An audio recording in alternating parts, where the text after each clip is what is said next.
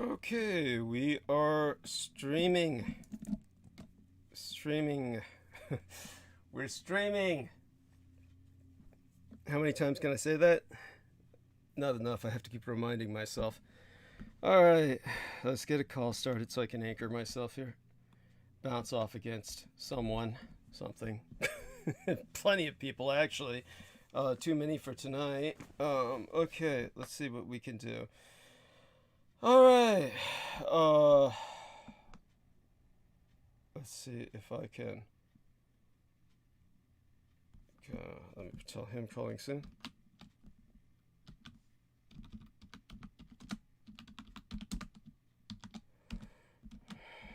Okay. Jameson Race. I feel like I've got to puke. I am gonna puke. Oh shit, I'm calling Amanda. Okay, that's wrong one.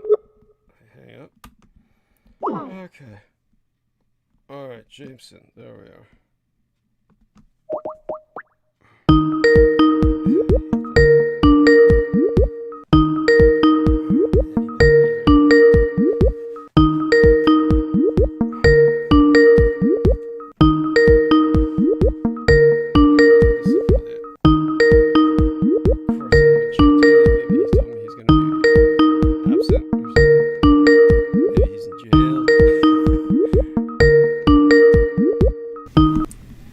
Oh, there we are. Thank goodness.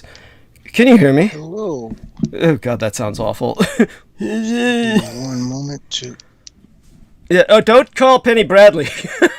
Whatever you do. Yeah, Jesus Christ. She's fine, but, you know, we not tonight. It's love her dearly, but anyhow, oh my God. So Aaron Tice is the most important person to call. Salman Sheikh is also very important because this will be his last night with us for a long time. I'm sure he's explained that to you. Yes, Aaron Tice has asked if he can join in around 9 o'clock. If that's... Oh, okay. So he said that just now? Well, yeah, I was speaking to him. I was exchanging the messages with him. I mean, if I can add him on and you guys can, Okay, just call him and he can jump on the call later at 9. We will call you now. Call you now so you can jump on. Then we'll call him again at 9 if that doesn't seem to work. So you can jump if he has problems jumping on. You can jump on and jump on at will. Jump on call at will. Okay, and Salman Sheikh, if you're with us, say hello. Assalamu alaikum, Brother Douglas. I come with the greetings of peace and love for you, Brother J-Mo, Daniel, and all of our brothers and sisters of Team Dietrich. It's great to be here with you. Yes, no, it's definitely good to have you, and God bless you. Thank you very much for joining us. Now, of course, as always, when I start these programs, I'm not really here right now and not even physically up to the task. So while I get myself together, I do want you to explain to our listeners, of course, that what I don't understand is that your social obligations are certainly respected, but it seems like such a long time. It made you sound like you're going on sabbatical or something. You said you're not going to be back till June or something like this, but before you can join us again. What exactly is going on? Oh, yes. So with my personal and social obligations right now, we're in the month of Rajab in the Islamic calendar. Mm-hmm. So in the month of Rajab and going into Ramadan, it's a lot that takes place in terms of religious services and social and personal obligations, on top of myself being in the same predicament as you were, taking care of sick parents and all my other vocational things that I have to deal with. So in terms of my schedule freeing up again, like how it is on Wednesdays and Sundays, to be with you the 4 hours on 8 p.m. through 12 a.m., that's not going to clear up till mid-June. And then, of course, I'll be with you by then, just like how I had to go to London, get that out of the way, and then I was back with you after a month. But in this case, my schedule has that kind of change taking place where I have to wake up early and sleep early, and just like how Keith Call is, like with his lifestyle. So it's like in that same predicament. But of course, I'll always be in the background, supporting Team D, sending my monthly donations, and just doing what I do best. So, for those that are listening, or those that have any doubt and suspicion in their mind that, I'm some kind of a cultist or turning on Brother Douglas, just remove those doubts and suspicions from your heart and mind, because I spent my life fighting against these people too, in terms of, in my own personal endeavors, those that are like Aquino and others that share his sentiments. So I'm always with Brother Douglas, and I have been since late 2014, beginning of 2015, when I started listening to him. And, I'm still here. And just like how I had to take a month off to attend my social obligations in England, with this one, it's a little interesting time frame, because you have the month of Rajab, then Ramadan. It's going to be a whole month by itself. Then in terms of, my parents and other things that I'm dealing with, my schedule is not going to free up Wednesdays and Sundays until the summertime. And then, of course, that part 6 that I'm going to do with Brother Douglas on the Cho and Vampire Hunter D, we can schedule that end of June. So when I come back mid-June on the transmission, then we can pick that up right where we left off, end of June. And with the way time is going quickly, it'll be here before we know it. So, and I'm grateful. I'm grateful for that Brother Douglas always allows me to be on this platform, on his platform, to be able to learn from him and share knowledge with others. And that's what we're here for. That's basically what we're doing. And of course, I know everything will continue to go great for my brother, because you're always in my daily prayers. And I pray Allah continues to protect you. And he will, because you are one who has served and honored his mother. And one who has honored his mother, you're always going to be loved and protected for your life. And it's what I always tell you. Those that try to dig holes for you, they're going to end up falling in their own holes. Just like how the Bukaki Beret, Aquino, all of these people. So, inshallah, my brother, everything will be well. And for those that are listening, after tonight, I'll be back on mid-June. Yeah. Well, I certainly appreciate your forewarning us of that. You will be sorely missed regardless. And you are, of course, welcome anytime you have free time during that period to drop in. Anytime you just say, I'm available to drop in, you just let us know, of course. And, of course. I would always let you know, like the morning of the show, let's say on Sundays or Wednesday, like if my evening for that specific day is free, I could always drop you a line, drop JMO a line. But yeah, as of right now, that's what I'm dealing with. So again, those that are listening, I'm with Brother Douglas, and I'm not some cultist that's turning on him. So just wanted to make sure that was addressed. Of course. No, that's very important.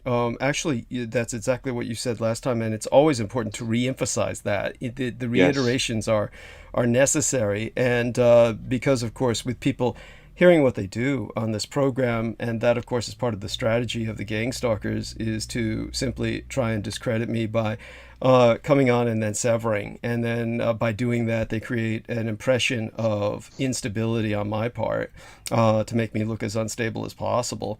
And which is, of course, what, those who want to believe the negative will presume that anyway. And they have no grasp of what's going on with different people and exactly what they deal with.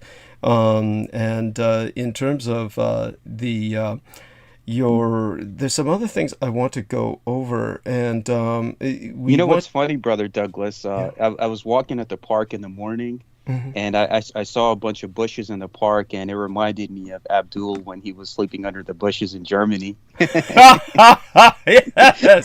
yes, yeah. Various things like that are what add some amusement to the situation of dealing with unstable people who basically try to attach themselves to my person for the sake of ultimately with every intent of ultimately severing or something like that. With Abdul, it was one of those things that was far more organic. He was just simply a person who lost his faith and then with that lost his integrity. What integrity he had was vanished with what concept he had of a cosmology, of a coherent cosmology. And aside from that, if I seem very scatterbrained right now, it's because I am. I do want to confirm, I do see the symbol for Aaron Tice as being on the call. If he's with us, he can just drop in and say hi. Apparently, he spoke with Jameson earlier and said he wanted to come on at 9. So if he prefers to come on at 9, that's fine. But he's welcome to say hi if he's I'm here. Oh, okay. So, Aaron. Hello, everybody. Yeah, I do want you to know. So, what we're dealing with is we're trying to give our man Salman Sheikh as much airtime as possible this hour in the last day that he has with us for a while. And I do want you to know, Salman, that when you do, if you ever want to drop in, you don't even need to give me a warning in the daytime. You could come in just as the transmission is starting and just say, "I'd like to jump on now," and we will bring you on. We don't even need a forewarning, so you understand that that's fine. But we don't need that. Does that make sense? Is that oh yes, my brother. And that's the thing. We're all like with Team Dietrich. We're all brothers and sisters, and we're all one family. And, even meeting Brother JMO, who has met me in person, he can verify my character and vindicate my character in terms of myself and my loyalty and love for Brother Douglas Dietrich. So, anytime where my evenings are free, Wednesdays and Sundays, I just go on the Skype message. I'll just tell JMO, "Hey, JMO, add me to the call," and I'll be there with you. And Excellent. Also, I want to make an emergency public service announcement as for all the Pakistani men to please stop messaging Brother Douglas. Thank you. Yes. Oh my God. We'll go back to that. Had another friend request from one that there's someone who was using the icon of I'll have to show it to you, a Muslim girl at some point, and made an exception for that. It's probably a man hiding behind an avatar, but who knows? Yeah. A lot of the Pakistanis, what they do is, especially a lot of the men, all the female profiles you see on Facebook, majority of them are men. Yes. It's true. No, it's true. It's true. It's absolutely bizarre, and that's from a profoundly homophobic culture. So what the trip is beyond me, but it's so that for another time. In terms of what I wanted to present to Aaron Tice. So Aaron, here's something that as you may or may not know, I don't know how often you get to listen because of how busy you are, but Salman Sheikh and Jameson just did an interview, by the way, that was brought to my attention by my son, who was keeping track of a lot of what was going on the internet for me, and every once in a while I would check in because he would say that somebody had something develop or something like that. And so in the case of Jameson and our man Salman, they just held an interview, and so I do want to bring that to people's attention, and I'll have Salman tell people where they can find that, and I'm glad that they did that. I think that that's very important. And as for yourself, Aaron, because we have what's going on with Salman tonight, and because we have Peter Moon wants to come on sometime after his Super Bowl party and then kind of address an issue that was brought up by a very supportive fan that was concerned about something he and I said, an exchange he and I had. What I want to do is make certain you get airtime, and I think that it's very important to introduce people to you. And since Salman, who serves the role as our Islamo chaplain, as kind of a figure of peace and serenity on this program, which is profoundly important beyond expression, I'm wondering how available you are to come in more regularly, because I want you to come on more regularly on the show. I think you have so much to offer. You've been through quite the journey yourself. And I don't know if you were writing a book, but you certainly should. And, introduce yourself to our listeners and tell us a bit about yourself, and let them know about your own journey and how this has brought you to a kind of where you're at now. You've kind of picked up on some of what we were saying last time, and I think you have something to offer concerning that and many other things. So again, this is Aaron Tice, and hopefully while Salman is gone, he can also come in every once in a while, or as often as he can possibly spare, with us on Sundays and Wednesday nights to help fill that void for a while, in his own way. And so, Aaron, if you would let people know about yourself as a family man, whatever you're willing to share, of course, within. Sure. Yeah. Thank you for the introduction. Wow, it's tough to do that, but I guess if people didn't hear the first time I was on, I think it was 1.5 years, 2 years ago now. It feels like 100, but I'd be surprised if it was that long. Was it a year and a half maybe, but 2 years? Oh my God, go on, yeah. Maybe it's time's flying, but yeah. If people missed that, I was raised in a Pentecostal. You would recognize it as a Pentecostal church, but it was a cult-based following, and it was very strange, and it was quite the journey, and unraveling the details of that hierarchy kind of led me to similar intersections with everything that Douglas and Peter talk about. And those kind of signposts keep just showing up everywhere. Like, I've been listening to you guys a lot because I've had a lot of driving time lately. And the bombshells just keep dropping. You just keep like blowing my head off with all this insane information that makes so much sense. The pieces are all fitting together. So it's been really quite I would say a 6-month run here has just been unbelievable. But I was raised very biblical, but in a very poisonous biblical setting. But because of that, I have the luck of having a little bit of scripture knowledge to be able to kind of bounce things around with that.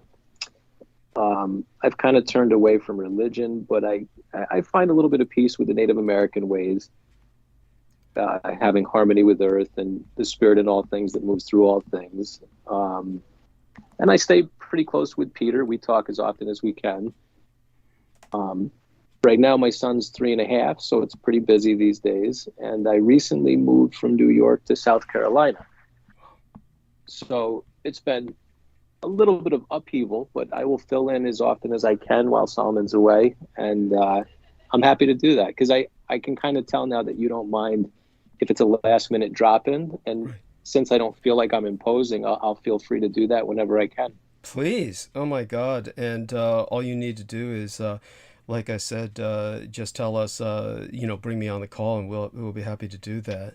And in terms of Aaron Tice, I think that there was, of course, there's far more to it than what he's letting you on right now. His experiences have been rather profound, and I do want to give him an opportunity to talk about that. And I felt bad for Solomon that in the times that we've had him on, we haven't had an opportunity to hear him talk about some of the interviews he conducted with Peter Mōōn as well as Jameson and any number of other people. So before I turn back to Aaron, I do want Solomon to let us know where we can find all of these interviews and tell people about, just briefly, the interview you had with Peter Mōōn the other day and the interview you had with Jameson, for all intents and purposes, this morning. And let people know where they can find this, provide us a summary. Oh, of course, Brother Douglas. Thank you. And the interviews can be found on my channel, just my first and last name, Salman Sheikh. And of course, the original credit for all of it goes to Brother Douglas Dietrich, because if it wasn't for Brother Douglas Dietrich, I wouldn't know Jameson Reese, I wouldn't know Peter Mōōn, I wouldn't know some of the great brothers and sisters that I met. So anything I do in my life, I always give my original credit to Brother Douglas Dietrich. And there's so many people, even in the Masonic communities, that are not basically taught this information, or the Sufi communities, the interviews that Brother Douglas did on H.P. Lovecraft and Islam and the satanic ritual abuse and the satanic culture, all of the interviews that I had the honor of doing with Brother Douglas, and in the future, of course, the Cho and the Vampire Hunter D one. I'm excited about that one.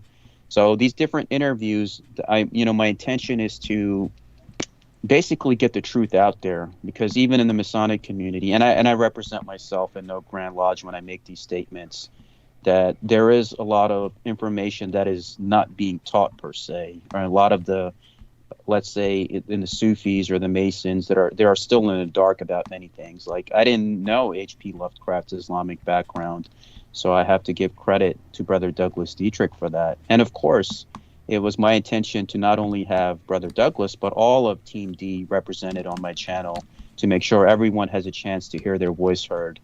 So if anybody's saying that, let's say Masons don't talk about this or they don't talk about this, I put it out there. And I remember I had these individuals, when I first started interviewing Brother Douglas, the individuals started reaching out to me that, why are you speaking with him? And I said, you know what, I'm going to support him because he speaks the truth. And I don't care what consequence I have to deal with, because as a follower of truth, you have to stick with those that are defending the truth and are basically professing the truth. And that's what the faith of Islam teaches me. And that's why since day one, since 2014, I've been with Brother Douglas, whether it was the few years in the background that I was just listening and donating, and in April of this past April that I came on, and I've been here, and then the month I had to take because I had to go to England, and I came back. So now it's the same position. I have to take a few months off, and then I'll be back by the June timeframe. And yeah, I'm excited about that. We just have to continue to support this truth, because the enemy and these cultists of the kings of Edom and these Aquino cultists, this is an enemy that doesn't rest. So we also have to be relentless against them. And I've dealt with these people as well, in terms of them suppressing my views, or them suppressing the content that I'm putting out with Brother Douglas or with other people. Because anyone who speaks the truth, they're going to make sure that the aggregates are not pushing you. Just like, and this gives me a reminder to tell people, whoever's coming in, please hit the like button so YouTube can distribute all of Brother Douglas Dietrich's transmissions. Because this is a war that's a collective. It's all of us individually have to put in our own efforts. We have to put in our own efforts and realize that we're living in chaotic times right now. I go to the supermarket, I grab a few things, and I'm already at like $70, $80, and that's unbelievable. The expense is so high. There's so much crime here in Philly, and it's uncertain. And I, look at the young ones out here, and I feel for them, like, what kind of future are they going to have? So the truth that Brother Douglas Dietrich is sharing, it cannot be stressed enough. And, I'm just honored and privileged that he allows me to be on this show. And, I look forward. I look forward to, first and foremost, enjoying the moment that I have here tonight. And then, of course, I'll be back on later in the future. And I'll always be in the background like I always am. So my love and prayers are with him. And I pray the Creator, in his mercy and his justice, destroys all of his enemies and gives peace to the soul of his mother, his father, and all the people that have done right by him. Because if you do right by each other, and if you have a good heart, because the true initiation is from inside of the heart. Whether you're a 32nd degree Mason or 33rd, none of that means anything. At the end, it's about the true initiation of the heart. Even the Sufi symbol you see, it's a symbol of a winged heart that's flying. Yes. So if you have that purity of the heart within, there's no power on this earth that can destroy you. And Brother Douglas is a testimony of that even those cultists that try to come into his life and sever with him and whatever that they did, at the end, they all paid a price for that. So nobody gets away with anything. Bless you. That was beautiful. God bless you. And again, as Salman says, the way that they prevent distribution of these transmissions is by a popularity contest. There's an aggregate that is used, and when the downvotes supersede the upvotes, then it's considered to be an uninteresting or offensive program, and then it doesn't show up on search engines. So the first thing everyone needs to do is hit the upvote, because while you can't see it because it's hidden by YouTube these days, whenever we start transmission, we're immediately hit by bots that basically are like transitional downvotes, and that's just to prevent the transmission from showing up on searches and scans. And so the downvotes that hit us, will be about, like, literally in some cases a quarter of 100 immediately, just as soon as the transmission starts. The YouTube eventually filters those out, and but nevertheless, they have their impact by preventing the program from showing up on scans. And then when people can't find us, then they don't enter the chat room, etc. So thank you again for expressing that. And everything, of course, Salman says is quite true and relevant, and in every regard also applicable to the suffering he's had with exposure to gang stalkers as well. We don't need to. And you can feel free to give, whatever general summary of that you wish to share before we go back to air. And it's always hard to share. Well, with the gang stalking, most people would say that, hey, Salman, you're a Sufi and you're a Mason. You shouldn't be experiencing gang stalking. But The aspect of spiritual warfare, if you have a heart of purity, then the forces, they recognize you. So in Sufism, the Islamic mysticism path that I follow, they tell you that when you wake up, or when you become an initiate of any way, shape, or form, the respective masters of the area, let's say the good guys, they immediately know who you are. But at the same time, the bad guys will also know who you are. So they'll have street theater or making noises. I remember the 7-Eleven that I used to work at in Philly, they used to have all these people used to mob up at the same time, 20 to 30 people in a store. Then they try to set you up in workplaces, try to get you fired. And it's just so many games that they play. They try to use people from your past that pop up as friends or potential mates to try to break your heart, because ultimately it's about breaking down your heart. Because once they break your heart, that's where everything is. And in Sufism, they tell you that there are 4 chambers of the heart. And Brother Douglas has given a fantastic monologue on this, on why there is the gut instinct, and there's also the instinct of the heart. And we should continue to listen to our hearts in any way, shape, possible forms, and know that whether I'm dealing with gang stalking or JMO's dealing with it, or Brother Douglas with those people across the street building the bunker, it's it's all part of that same conglomerate of this evil that God will destroy on the day of judgment. And no one gets away with anything. I've seen it time and time again. Those that did dirty to other people, the all-seeing eye of the Creator watches you. You're always being watched and observed. And if you do good by others, then you have no worry in your life. And that's the aspect of gang stalking. Is I just laugh at them now. I just laugh at these people. And recently it's funny because I guess the enemy has discovered my preference for white women. So now what they're using is they're using white women with black guys, who basically to promote that interracial mindset and to kind of poke fun at me as they walk by, and they're sneering at me, and they have this look they know and I know, that kind of thing. So it just makes me laugh. I know I shared with this JMO as well. No, that's all too believable. These things sound completely indulgent when people hear these things, but they haven't experienced what goes on in people's lives that are suddenly part of this real spiritual struggle. And Aaron Tice, of course, was introduced into the spiritual struggle the hard way by being part of a very, as he said, a negative cult. They gave him what felt at the time like a very profound secret, because it seemed like it explained everything. And I think that when Aaron, of course, says he's kind of fell off from religion, it's this kind of negative religiosity that he's talking about. Obviously, he's still a very spiritual person. And when it comes to trying to do right by introducing your son into this world with all of the difficulties that you've seen as an adult, and you try, of course, to maintain an innocence while letting someone enjoy their childhood, your son is just now beginning to kind of emerge into a kind of consciousness. So how do you kind of present the world to him, and how do you feel about the potentials? Let's be honest here.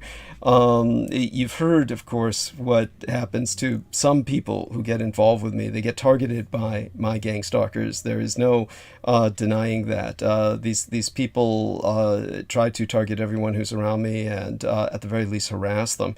If you maintain a good enough attitude, as I recommend, and just ignore them, the chances are they will go away. When you want to be a blank wall to these stalkers, and that's the first thing to front to them is that blank wall. But aside from that, of course, when you hear about some of these other impacts on people around me, it must make one kind of leery So, as I said, Aaron will share only what he feels comfortable sharing and whatever he feels is not going to threaten the personal security of his family.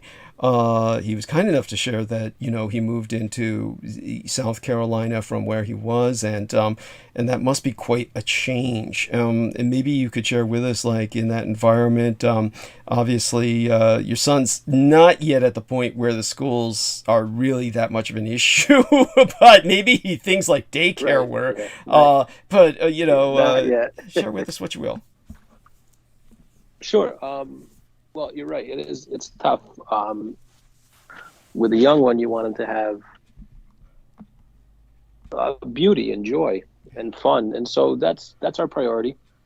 That's why we moved south for the most part, because you get nicer weather. With the sunshine, people are happier. Less cold, less ice, and New York is rather toxic right now. So even with the upheaval, we're happy within the stress that we've chosen to endure until we settle again. We're between a few cities. We haven't really chosen where we're going to live yet. As far as my son, I want him to have consistent community, because that's very important for a child growing up.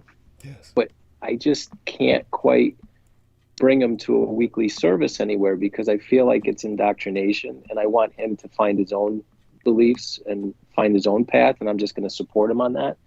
So I try to give him community with our friends and family as often as we can, and we kind of go that road.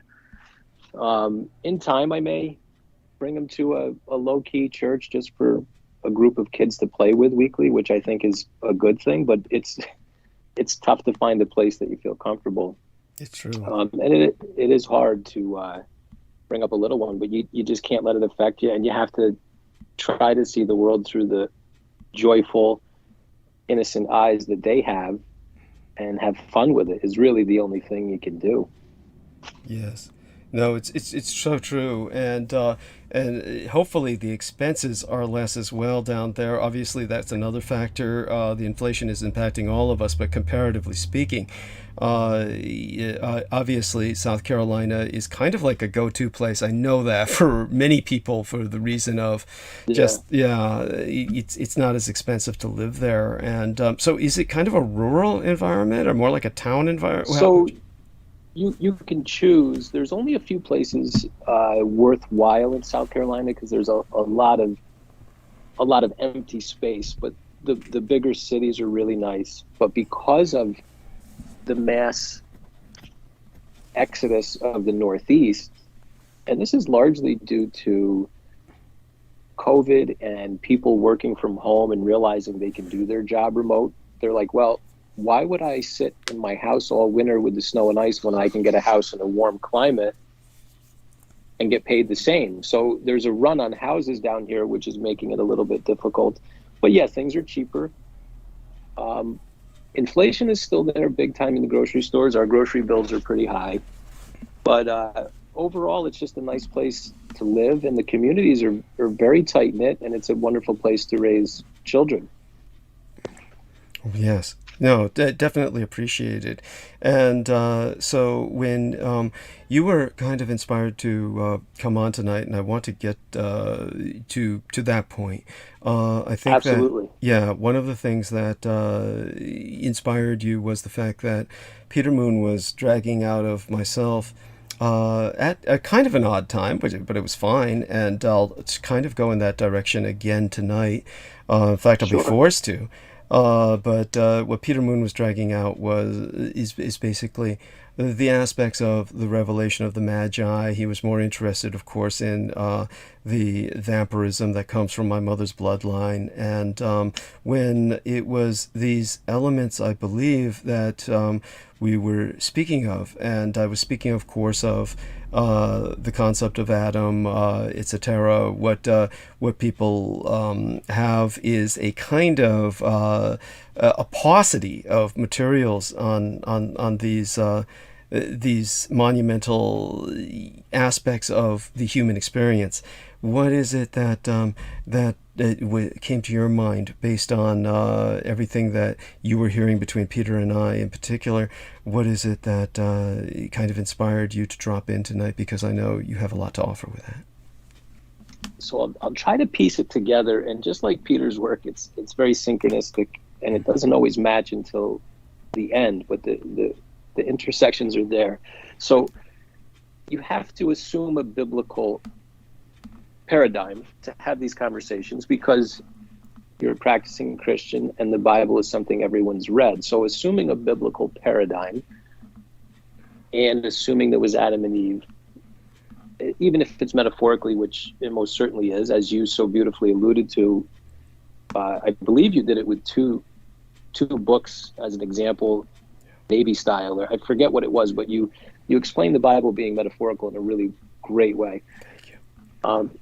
And so if you go back to the beginning in that story, and there's multiple bloodlines, and if you assume that the secret doctrines of the tree of knowledge of good and evil being sexual intercourse to create life, which is possible, then you have to associate these long-standing wars with different bloodlines. And you brought up some really interesting things that I've never heard anybody else talk about, as far as Mary, Jesus' mother, being heir to the throne of David via blood. And that's very, very few people know that. But it was just so interesting, because after our last talk, a year and a half, 2 years ago, I started a small little note file, and it was things I wanted to discuss with you. And one of them was the Count de Saint-Germain.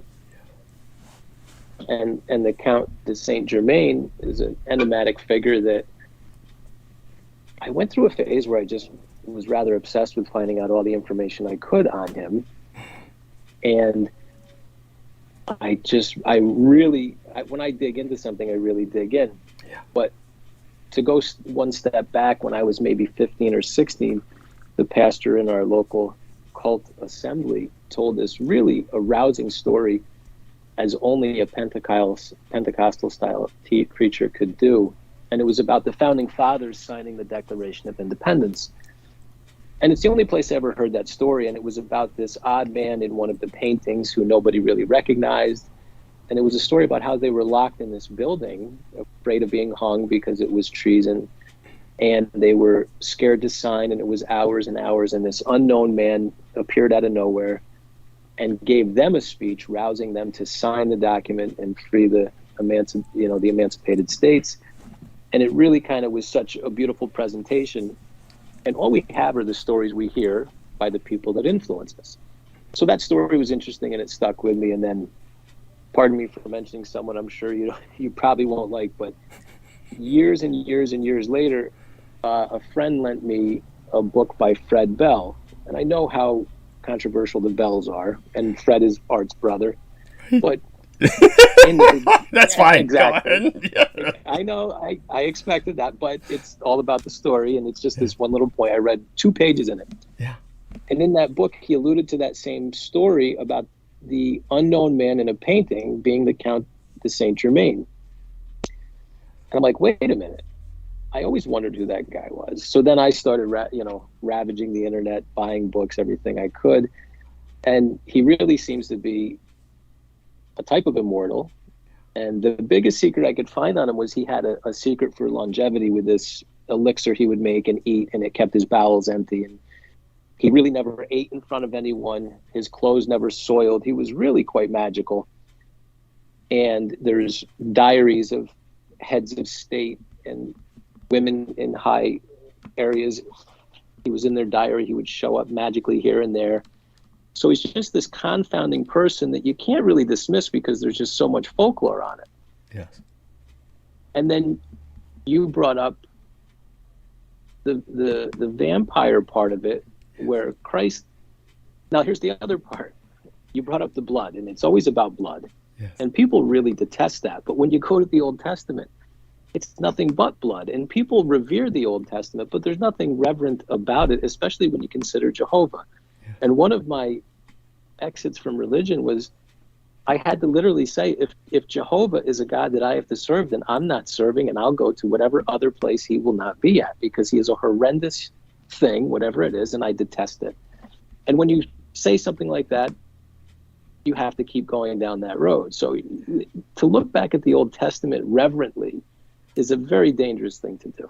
Yeah. However, Christ being God incarnate, rather like Melchizedek of the Old Testament, possibly bringing the two bloodlines together back into harmony, all of a sudden these searches that man reaches for immortality is really just the lost knowledge that the vampire walked with us.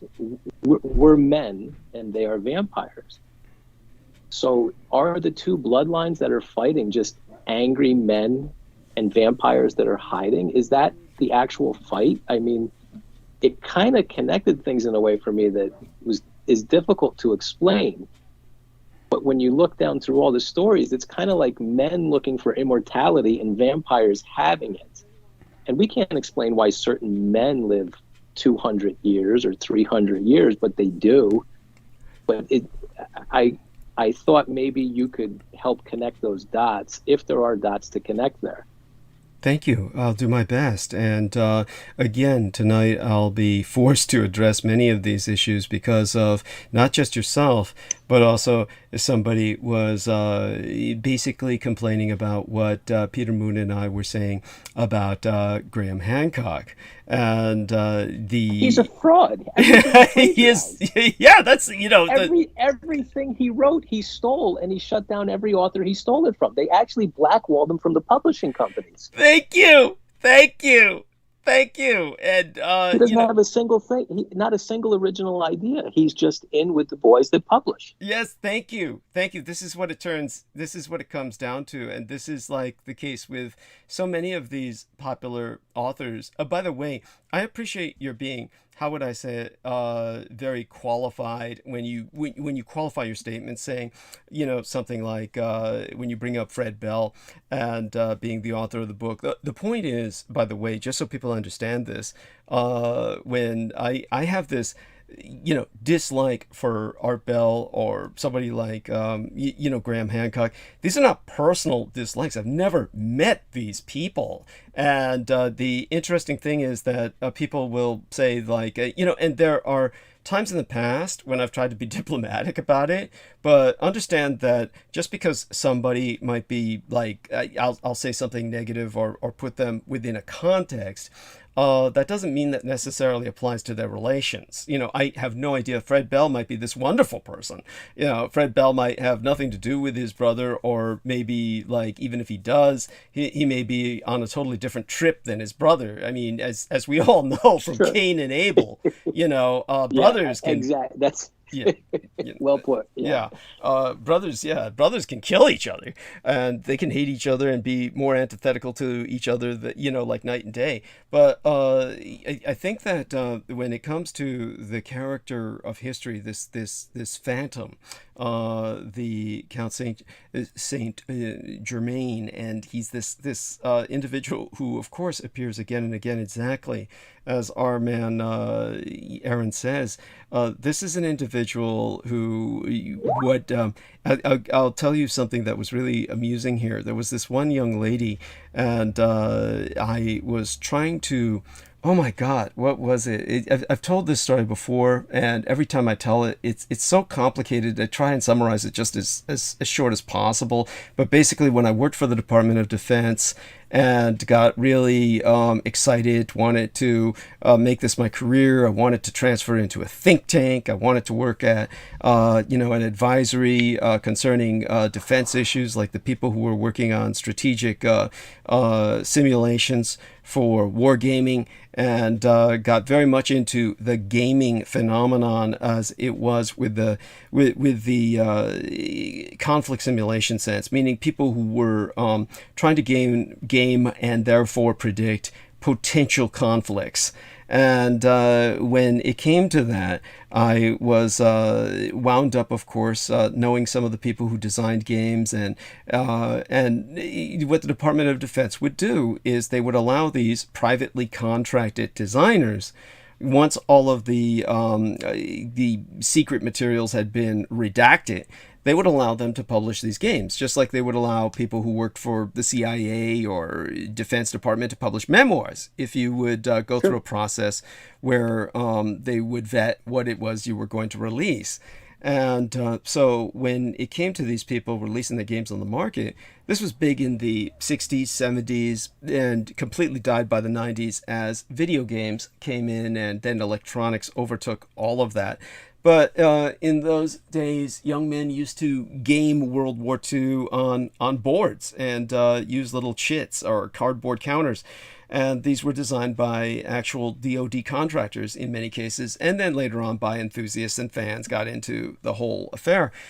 So I was trying to collect some of these just old products, really old products that were originally produced by the DoD contracted gaming department, which was known as SPI, S-P-I, Simulations Publications Incorporated. And so I was trying to approach various people who sold these things, and they, at that point, you're dealing with people who, you know, by the year 2000 and whatever, these are people who would be extremely neurotic sorts that would be amassing these things out of a compulsion. And so this one individual that I wound up dealing with, his what would you call it, common law wife, his common law wife was the person who I wound up dealing with more than him, and she was the one who handled the business. And so she was into a lot of like lonely chicks that I've met, into this romantic vampire notion and the romantic vampire popular culture. And as a result, she had never heard of, when I brought up the subject at one point of the Count Saint Germain, she had never heard of him. And I said, well, you know, you can look him up online. And the interesting thing was, and this is, of course, impacted by, for those of you who don't know this, you should know this. I know I had a harder time with my cosmetologist because she's older and, you know, just didn't get doesn't grok would be a term that you could use, a Heinleinian term that I hate, but at the same time, almost like it's hard to find an equivalent in English. There's an intuitive, innate understanding that certain people have when they grow up with certain things. And older people just don't seem to get it sometimes when I tell them that your searches are completely personalized. Whatever you normally look up is going to skew everything you look up. So whatever you normally look up, it's going to wind up impacting your searches. So your searches will turn up anything that seems to be relevant to what you've looked up before. So the end result is most people don't realize this, and they think their searches are random or like this is what everyone else will get. That's not the case. So when she looked up the Saint Germain, the first thing that came up, and she even laughed aloud at it, was vampire. That was it. It was like, you know, Get out of here. It was, yeah, vampire. And that's the first thing that came That's up. incredible. Yeah, and so and that's because she was looking up stuff like that before, and so that's how the computer felt that she would that would be what the aspect she would be interested in, or the how would we call it, the approach, whatever you know. So the reality is that when it comes to vampires, this is the difference that we need to make in terms of people's comprehension of this. And I'm actually glad that I'll have to take off in a few minutes to make some tea, but I can probably take us to the top of the hour. Peter will probably take, you know, a while with his party and everything, so we'll have some time here. Because once he comes on, of course, you know, like with myself, he sucks all the oxygen out of the room. But when it comes to what we need to do, and this is like again part of the problem. You've probably heard me say this a million times, but for new listeners, other than Aaron and everybody who's on the roundtable, like Salman and our man Jameson just took off, but he'll be back soon. Basically, what we have is a situation where, as new listeners come in, I have to say the same things over and over again. We had a problem where there were an enormous amount of notes from Russia, and I'll be citing Russia again as a source for what I'll be speaking of as we progress into the night as well, when it comes to other types of primates. and I'll be speaking of some of the hominoids that that people refer to as kind of like, well, traditionally what the Chinese would call wild men, and I finally found what I feel is a fitting enough name in the Native American to replace the horrible Bigfoot and Sasquatch term, because of the I hate those terms because they're not real. I mean, Bigfoot is just stupid, and Sasquatch is it's a mash word. It's like the white man took a stupid bunch of Indian terms and smashed them together, and it sounds stupid as hell anyway. But I'll be speaking of them tonight to make a point, and the most detailed notes on them actually come out of Russia. And so it was the same way with everything comes out of Russia. Everything comes out of Russia. It's bizarre. It is bizarre. It is. There are certain reasons for this that I'll go into right now. As a matter of fact, we'd better qualify this right now, so that people understand this. In terms of why that is the case when you're on the internet. When you're on the internet and you see UFO shit out of Russia, this out of Russia, this out of Russia, the whole reason for that is because nobody can fucking vet it. There's a difference from what I put out from Russia and what other people put out from Russia. This is something I'm going to have to qualify tonight when I talk about Graham Hancock. Say, for instance, Graham Hancock, takes this exactly as our man Aaron says. You're talking about somebody who just is amalgamating a bunch of material, and he just creates a kind of an info dump by taking an enormous amount of material on some particular, we'll call it generally focused topic, and then he'll produce a voluminous book, and it's a certain kind of talent. There's a certain talent involved with that.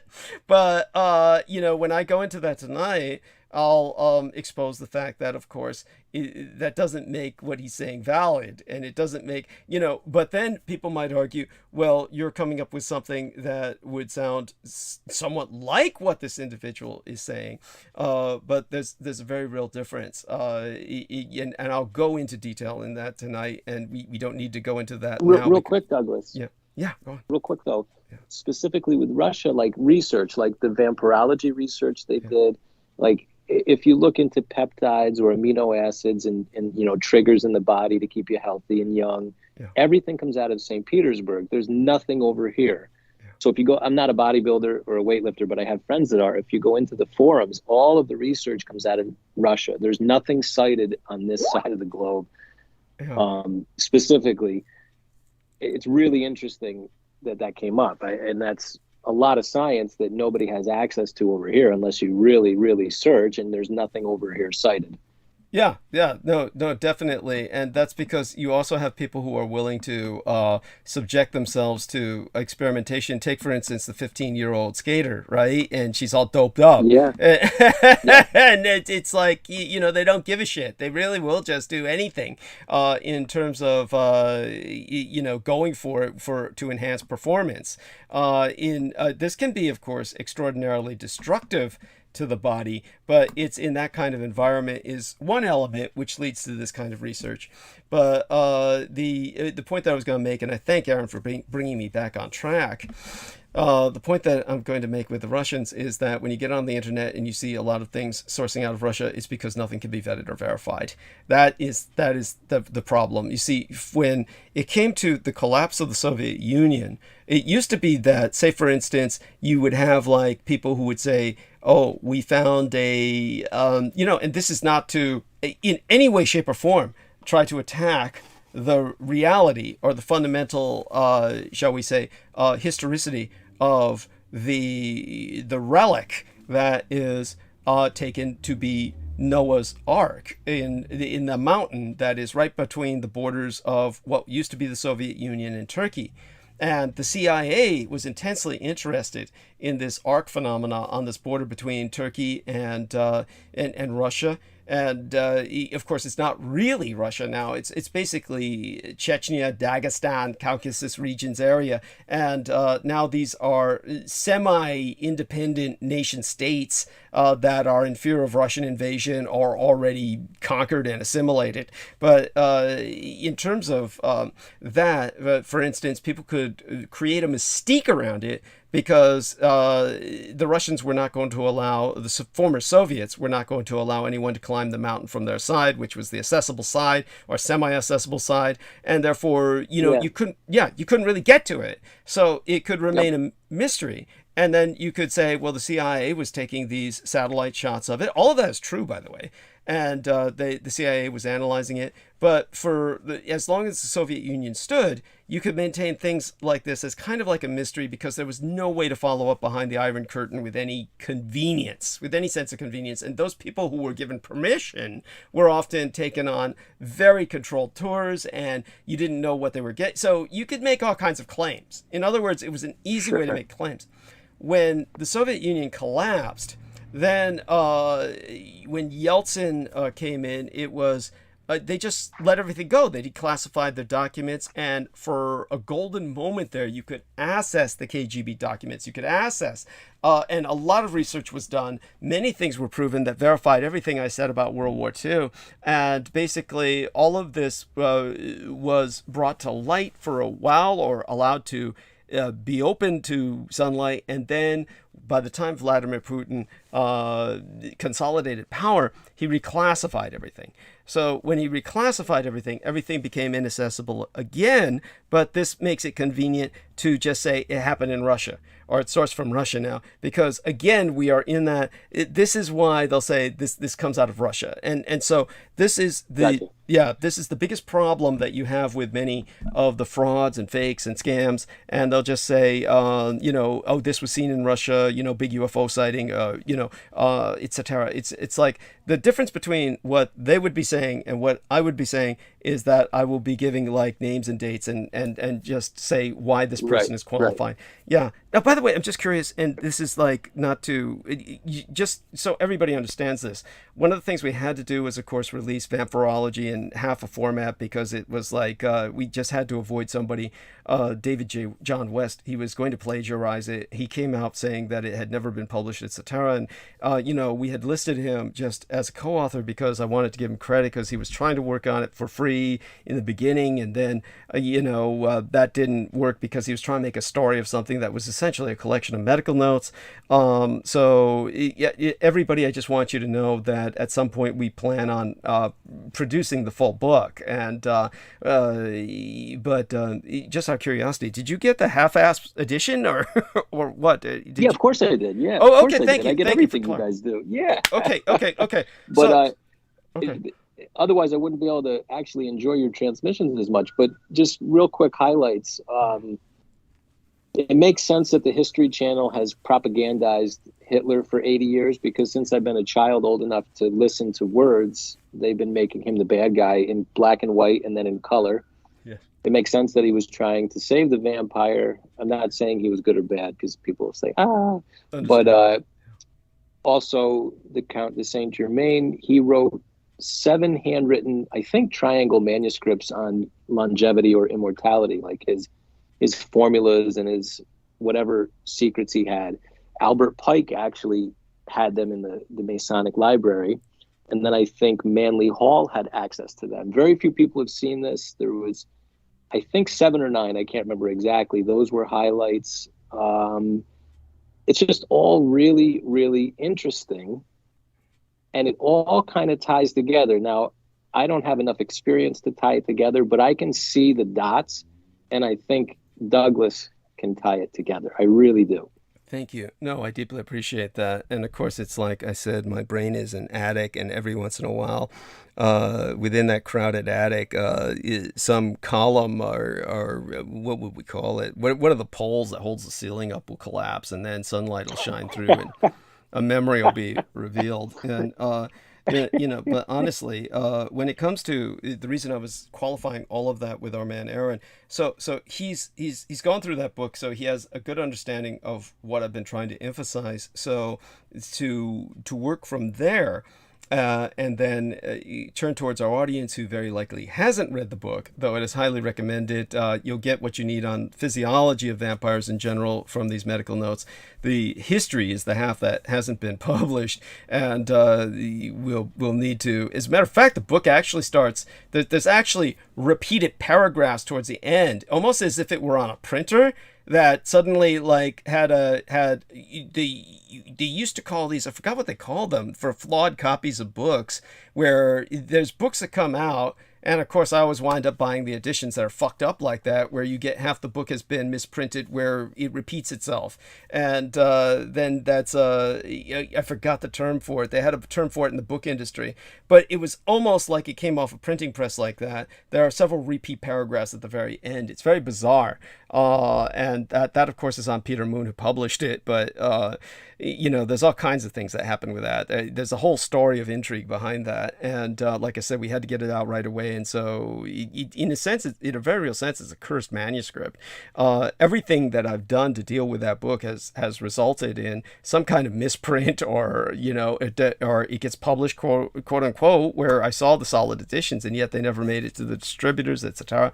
It's just been very difficult to work with, and the reason why is because it's invaluable information.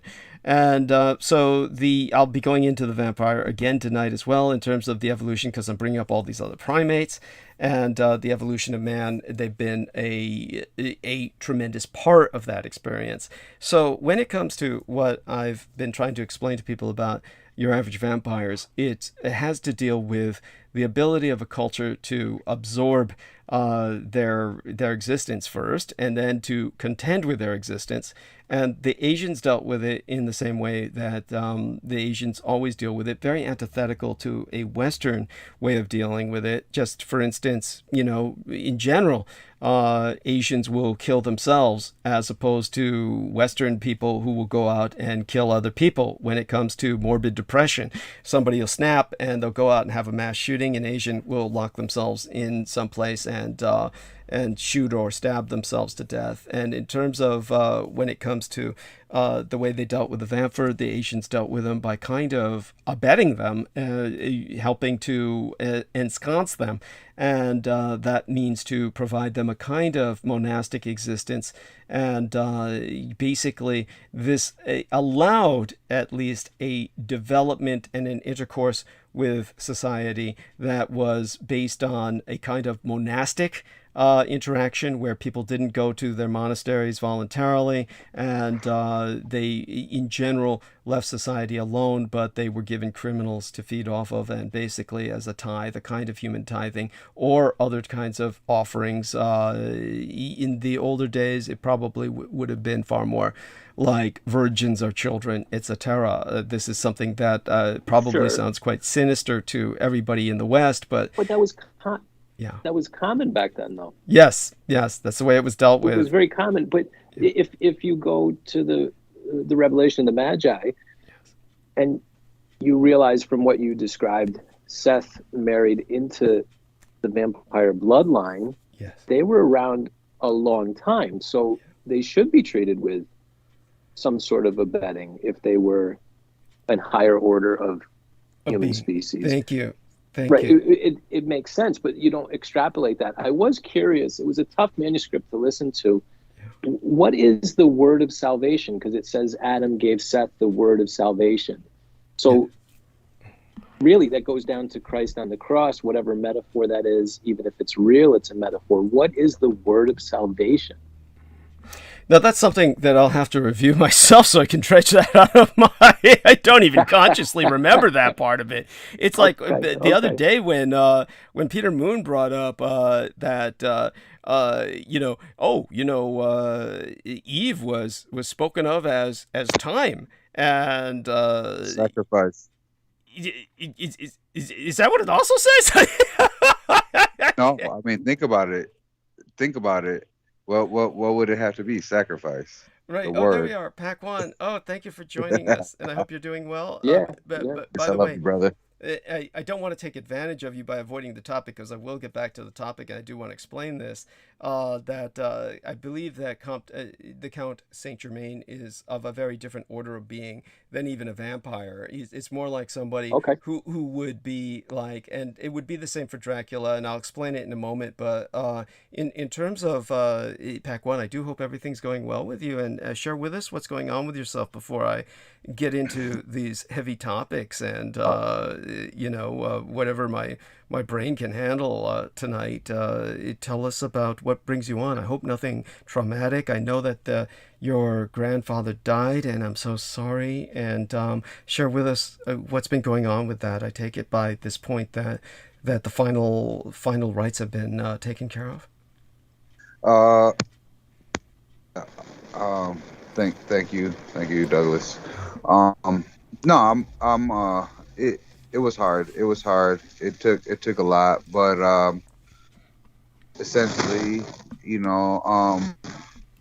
the day I found my grandfather in his house, my mother and my grandmother kind of tucked him away. He was my great grandfather. He's 92 years old. Smart, sharp, quick, mowed his own lawn, did his own dishes, cooked his own food, cleaned his own house, still made tamales for little small orders for people out of his house, of course. He called me on a Friday and told me that he had been sick for 12 days and he thought that he may or may not have COVID. He was with my mother. My mother and my grandmother are his primary caregivers, I guess you would say. People who go to the doctors with him, who know all his ins and outs. But they're supposed to be his case managers, essentially. Yeah, essentially. And I like I've said before, my mother's a translator through the state and shit. So because my grandfather, he understands English and stuff, but not so well. Like he's still, so her or my grandmother have always attended his doctor appointments with him. So he called me and told me he was sick and that he thought he might have COVID. He was on his way to the hospital. It fucked me up. It made me feel, we can all be honest, and anybody who was over 80 and that has COVID, their chances are slim to none of survival. If they survive, they are very few and many. When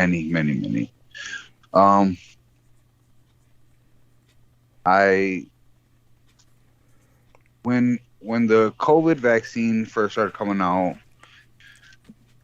my wife, anybody who was related to a nurse or a doctor, anybody that was hospital staff had early access to the vaccine.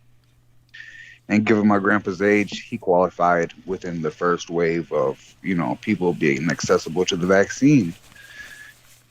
I wanted to take him in. I wanted to set up an appointment for him, and he told me that my mom was going to set it up.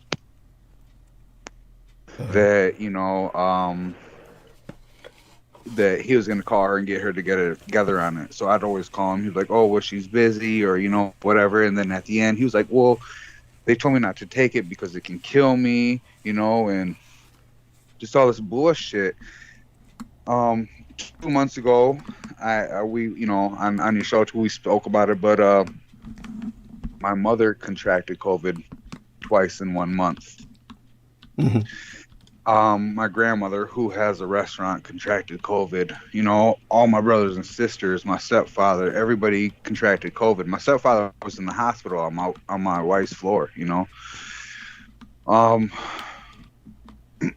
mother got the vaccine after she, got off, was free from COVID and shit, and which is kind of fucked up because you were the one who told my great grandfather not to get it because it could kill him, but you had COVID and was like, yeah, I don't want that again, So my grandpa went to the hospital that night that he told me was a Friday, and they told him that his oxygen level was fine and that his heart level was fine and everything, and that because he had just had a pacemaker put in probably like 4 or 5 months ago, and that if there were any issues with his heart level, heart rates, or anything like that, the pacemaker would pick up on it, and it would send straight into the doctor's office, whatever.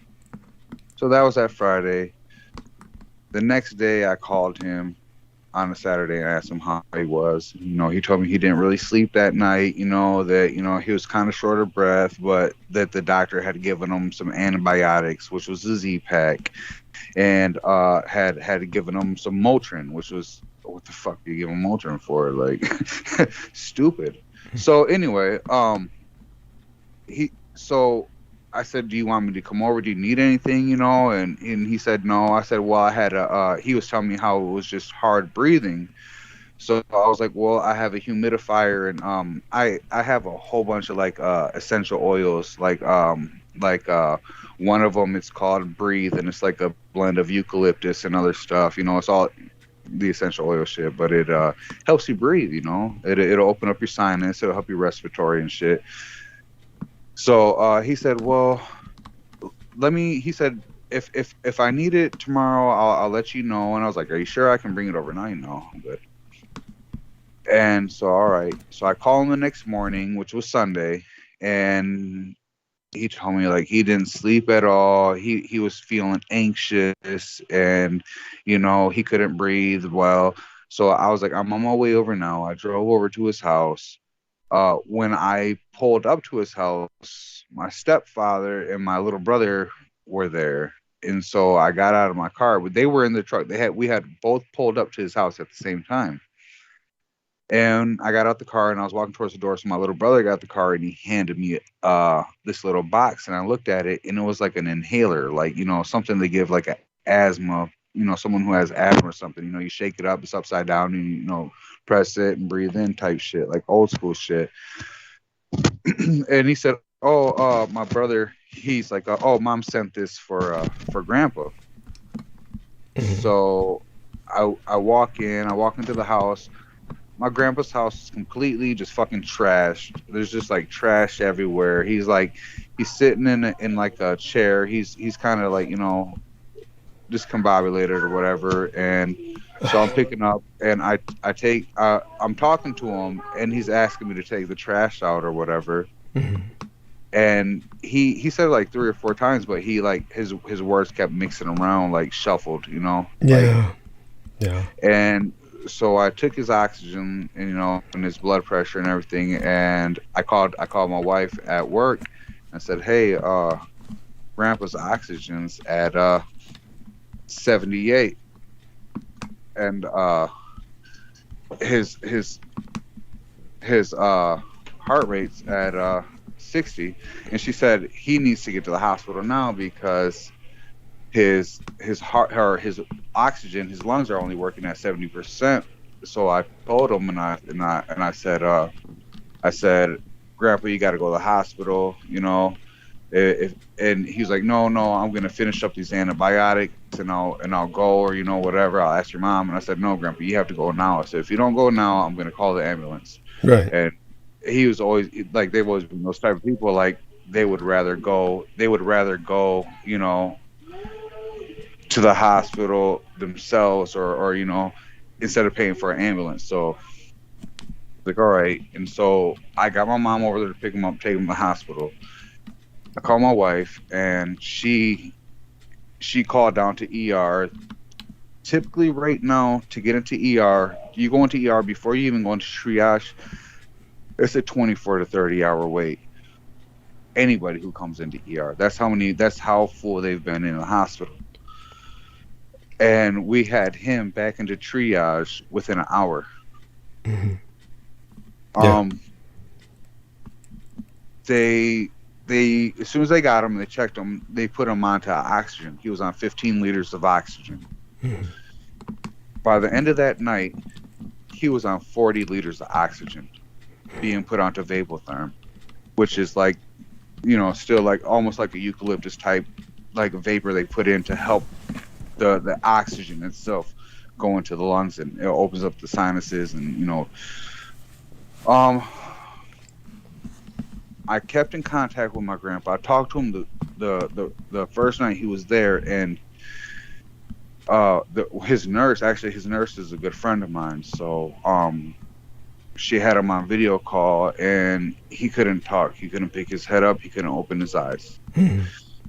And it took me a long time before it took me about an hour to compose myself, because it really fucked me up knowing that he had COVID. So when he was in the hospital, and I knew, like, I didn't want to talk to him because I knew how fucked up I was, but I was like, that I have to, I was like, I have to talk to him. My wife is telling me, like, you have to talk to him. You have to, like, you have to do this for him. And it took me a while to figure out how I was going to talk to him, because I didn't want to just, like, start telling him I love him, and like making him feel like he's going to die, because that's not where you want someone, you want them to be as strong as they can.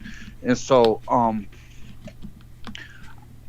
I talked to him, and I told him, like, you're strong, Grandpa, like, just relax, we're gonna be good, like, I was talking to doctors, I was talking to everybody, like, I'm calling everybody I can.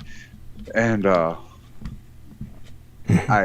people promised me that, because they kept it real with me, man, from the get. They were like, your grandpa's at 40 liters, that's at that point we intubate people. And they were like, given his age, people who are over 80 and they're intubated, they don't come out of it. The chest compressions, the shocks, everything, their body, they're too weak for that. That's what kills them. Not even just, being intubated. It's trying to be brought back. So they promised me they wouldn't intubate him. And they did everything.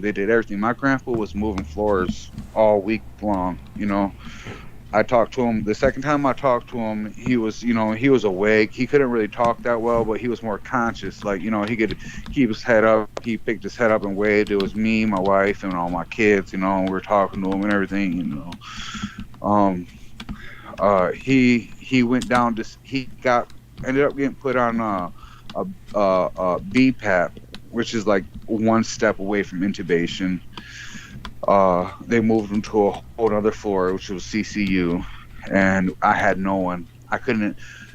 We were calling everybody. We were trying to find anybody, and I had one guy who was, top tier person in the hospital. He looked for my grandpa and found him, and like he went the day he went to go check on him. My grandpa was awake. He was laughing. They were talking, and he was like, I didn't want to walk in. I didn't want to bother him. He seemed really happy, just so that was my update. So I was content with that. So day 8 that my grandfather was in the hospital, the following Monday, because he went in on a Sunday, the following Monday, I called my nurse to go find him. And she went in, and when she found him, he was by himself in the room, and I talked to him, and he told me he was tired. He said, I'm so tired. I'm just tired. He said, I'm tired, son. He said, I haven't slept. He's like, I can't breathe. He said he's having anxiety attacks. He feels like he wants to jump up and just run away or flop on the floor, but he's too weak to even do that. He told me that the doctors came in and told him that, because he had a fluid on his lungs, they had him on a Lasix trying to get the fluid off his lungs. But he told me the doctors told him that COVID doesn't, and I mean, this is what we all know, COVID doesn't just attack your lungs and your respiratory. COVID finds the weakest part of your body and destroys it. And unfortunately for my great-grandfather, it destroyed his kidneys. Yeah. Dialysis wasn't even an option. This is what he told me. Dialysis isn't even an option. And then he told me, thank you for loving me with all your heart your whole life. I love you, son. And goodbye. And then he handed the phone to the nurse. And I knew the next day he passed away, like the next afternoon. He was just done. It completely destroyed him. I mean, he was drowning. He was drowning in the fluids that were built up on his lungs and everything, Had my grandpa had at least, one vaccine, one booster, I honestly, I strongly feel he'd still be here today. He would have beat it. He would have beat it, but unfortunately he had no protection against it, and that's the reality of it. It took a whole lot. The funeral was on this past week, and it was on Monday. it took a lot. I actually went in early because I didn't want to be around my mother. I didn't. So I got in early, and then everyone they made me down as a pallbearer, but I didn't want to be around people. I didn't like. I know my family, and none of them really gave a fuck, and none of his kids cared. My mother didn't really give a fuck. My grandpa had everything my great grandfather and my great grandmother built, between the restaurants and everything they had their money invested into and all the properties and everything. They had a lot. They had a substantial amount of worth, you know. That doesn't mean shit to me, because that's not what I was given by them were jewels that are something that sit deep within inside me that help me analyze and realize exactly who and how people are. It's just my discernment, my judgment, my character, my moral, everything that's good about me. I mean, they're the ones who taught me Spanish, everything. So I let it be known I didn't want my mom coming near me, and I didn't want her to be around my wife and, you know, my daughter, because of what her and my sister did to my wife last year. So I didn't want to go to the actual funeral, and my wife did. My wife was there. My wife seen him the last day, the day I talked to him on the phone. My wife was actually there. She was hugging him, and you know, and he was excited to see her. Like, he was happy. He was fine. Like, it was like he wasn't even sick. You know what I'm saying? Like, you couldn't tell. You couldn't tell when he was talking to me. I mean, he had moments where, like, he was trying to catch his breath, you know, but he seemed so fine. But he knew, and he was just like, he was just excited. I think he waited because it took a while before I could actually get someone back to him, you know, to talk to for our last time. But at the funeral, I seen him before the services started. They asked me to be a pallbearer, and I told them I didn't want to. And I had like my cousins and stuff who kind of got upset with me because, you know, they felt I should be there. And I came home. I still came home, but I sat here for a while, and I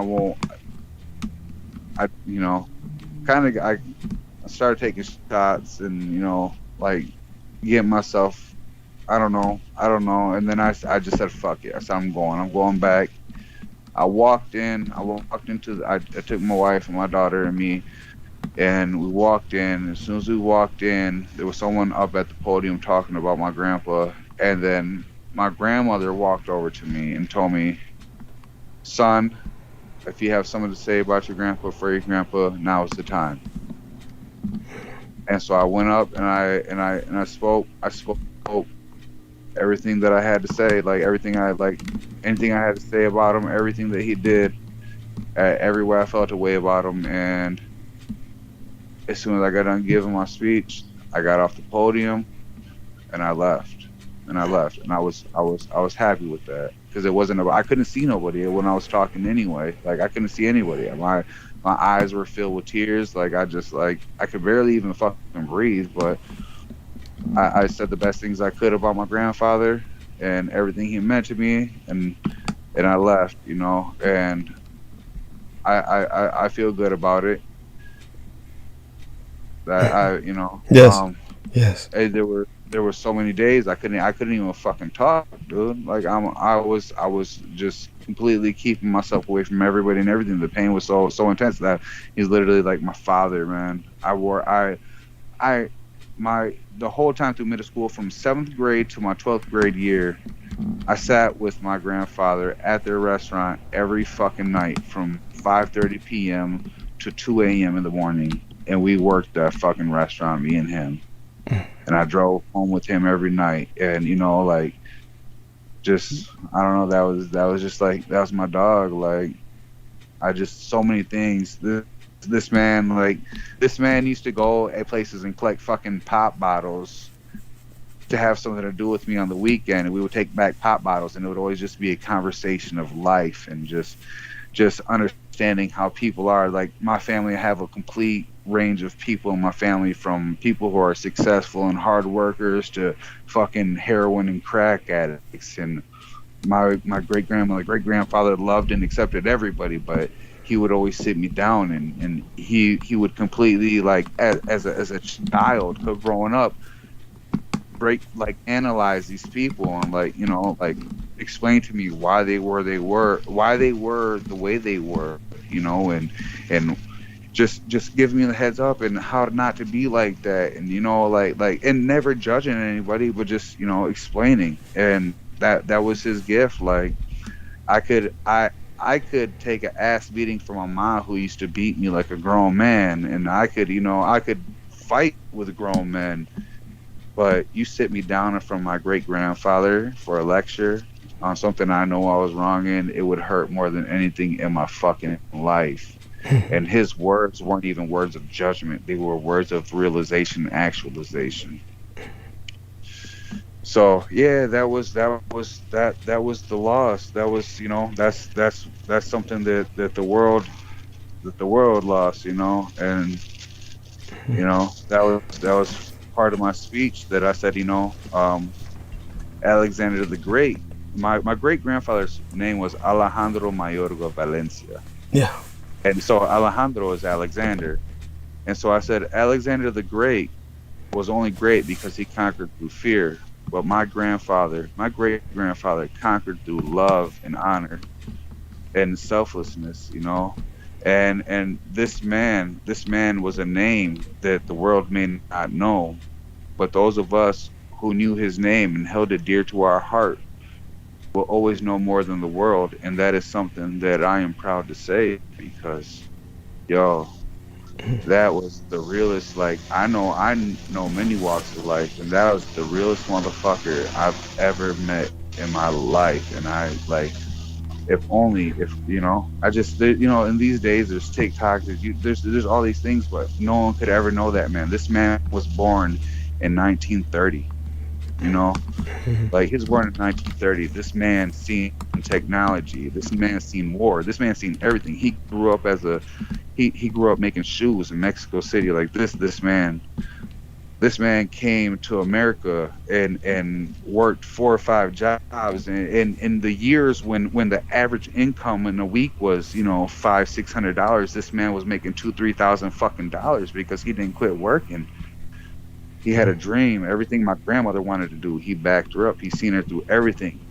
They lived for each other. This man used to be the one who used to tell me, when there's a man and a woman, they get married and they become one. It's one. They become one person. That's one. He says se hacen un carne, like one meat. Like one being. That's how it was. When my grandma passed away, it was just my grandpa. And he has family in Mexico City and everything and all that. I used to tell my grandpa all the time, when my grandma passed away, I got him his first laptop and introduced him to Skype, because his family, his younger relatives in Mexico had Skype, so he could, and they all lived together down there, so he could always talk to his whole family down there. So I set it up, and I used to tell him, Grandpa, just sell everything. Go down there, be happy with your family. Like, he loved talking to his family down there. Like, go down there, just live your life. Shit, drink coffee every morning, relax, enjoy yourself. He wouldn't leave this family because of my grandma, He worried about everybody. I mean, he had 94 grandchildren, between great and, regular grandchildren. He had 94. And it's not just them, between, children and, man. And none of us were actually his biological grandchildren. That's the whole thing. He saved my grandmother from a domestic relationship. She was pretty much like hostage. She was like just a slave, dude, for years, And he did that. He's seen everybody through everything. But now that he's passed away, I just found this out Friday night. He passed. The funeral was Monday, but I just found out Friday night. Right. Because I already knew it was going to happen. Everybody's fighting over everything. Everybody's trying to. That's what happens. It's oh my God, it's so disgusting. It's so disgusting. And I said, yes. Like my cousin's like, why don't you step in? I said, you know why? Because I don't want shit. I don't want nothing. I don't even care, because that does none of that he owned, any of that, none of that. It doesn't mean anything to me. It has no significance to me. I said, I hope they fight. I hope they fight to the death of it. Yeah. I said, and then I hope whoever wins it, whoever gets everything, I hope they live a long, healthy life. A long, healthy life. And you know why? Because they know that everything they won, everything that they fought for, wasn't really deserved. It was just something that they played cutthroat for. Yes. And in the back of their conscience, money, none of that makes anybody happy. None of it's ever worth it. It's never worth it. Money may solve problems for people financially, but inside it won't. It won't. So that's just where I leave it at. At least me. I guess a person with a conscience. Maybe someone who don't give a fuck. Someone who's heartless. I don't know. Well, definitely. I want to thank you for sharing all of that with us. That is hard, but it's something you need to share. And always understand this for all of us who are listening. The three most important words that you need to share with those who are dying, those last words that you exchange with anyone. There's only three phrases that matter. It all comes down to those three phrases, which is, I'm sorry.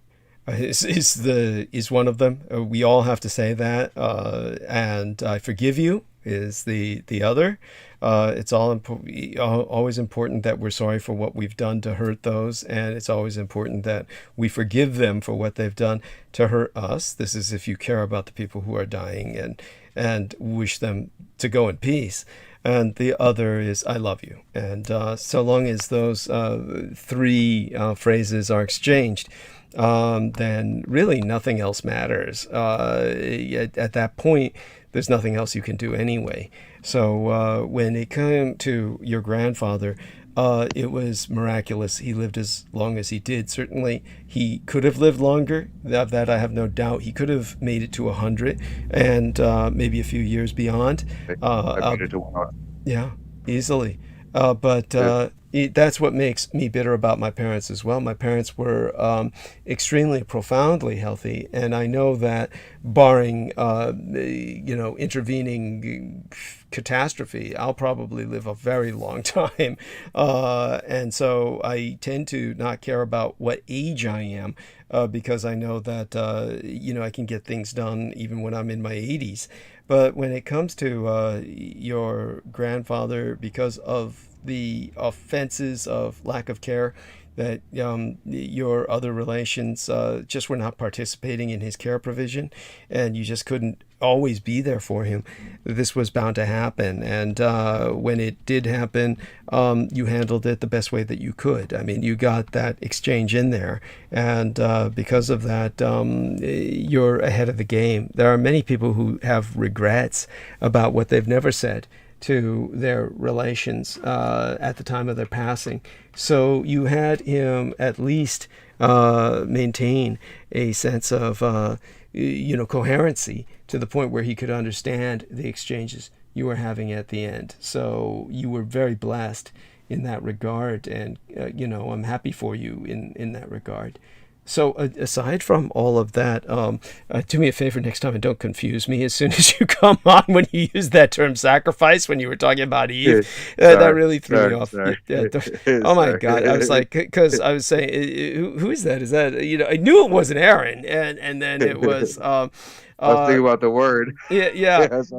But I'll get back on track with that soon enough. But I do want to tell you how glad I am that you came on. And I want to emphasize with all of you gentlemen, whether it's Aaron or Salman or Paquan or Sammy or Isaac, shout out to the Romero twins, or anyone who's been on here, including Penny. Just if you need to come on, if you have something you absolutely need to say, then do come on. The only reason I said don't call her at the beginning of the call was because she's very good at very good when we need her to burn bandwidth. And the problem is oftentimes I had too much to cover tonight otherwise. But when it comes to Pac-1, you've been through just too much. So aside from all that, I'm praying there haven't been... You brought up, there was some footage I saw of, there was someone else you were missing. Who was this guy that, it was a video he was with a girl? That was Luce. That was my cousin Luce. Right. The Taco King. Yeah. And another horrible loss. But the important thing is that you're still with us and you're producing.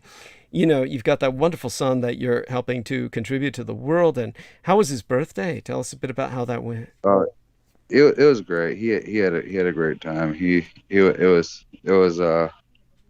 It's crazy how much he's growing up. He's just like, he's so smart. He's smart, and he's he's something else. He's great.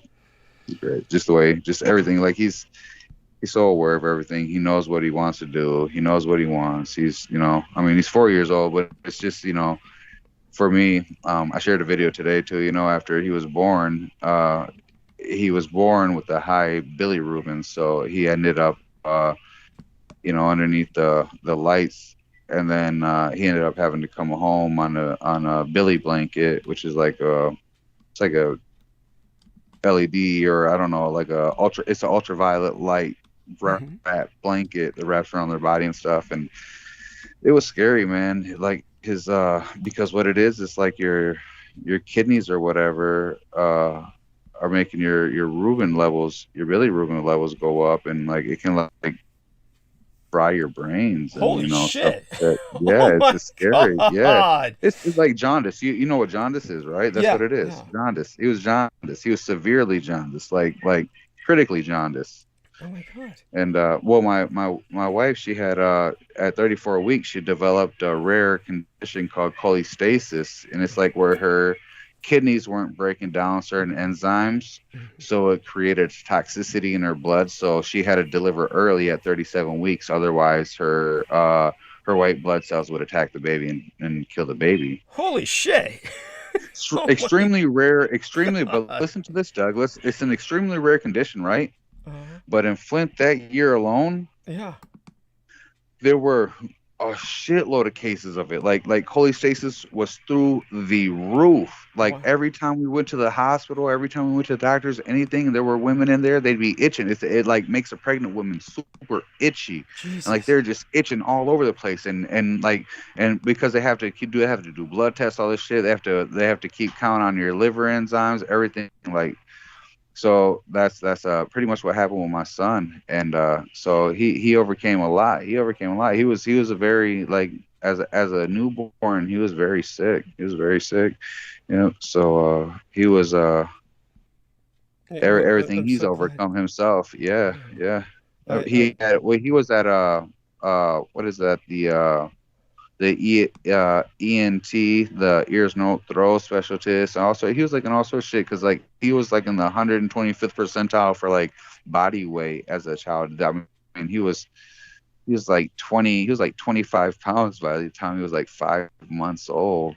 And so it was crazy. Like they always thought there was something wrong with him, but he grew out of everything. Thank you.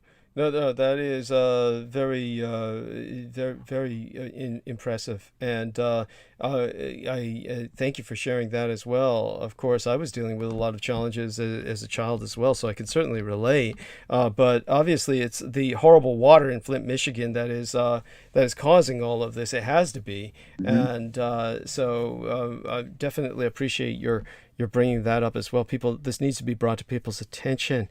Aaron, I take it that I'm praying your son has had a pretty healthy life, that there haven't been any such challenges. Yeah, no, we were very lucky. There was a couple of things that scared us a bit, a couple times, but other than that, he's been super healthy and happy. And it's just it's always scary. Children get respiratory infections. And it's very common because you're building your immune system. But in the age of COVID, it's like everything, the stories out there is very scary. So then your mind goes to a very dark place, panicked place. So there's just a different fear about it now. I think respiratory infections were treated with a lot less intensity before this because there was a lot less fear. So it's extremely scary these days versus a few years ago. But no, healthy so far, very happy about that. Right. No, thank you very much, and deeply appreciated. I want to thank both of you gentlemen, and let me check my incoming messages and see if our man Peter has said something. Nothing from Peter, so that's fine by me. He's at his, his what do you call it? Super Bowl party.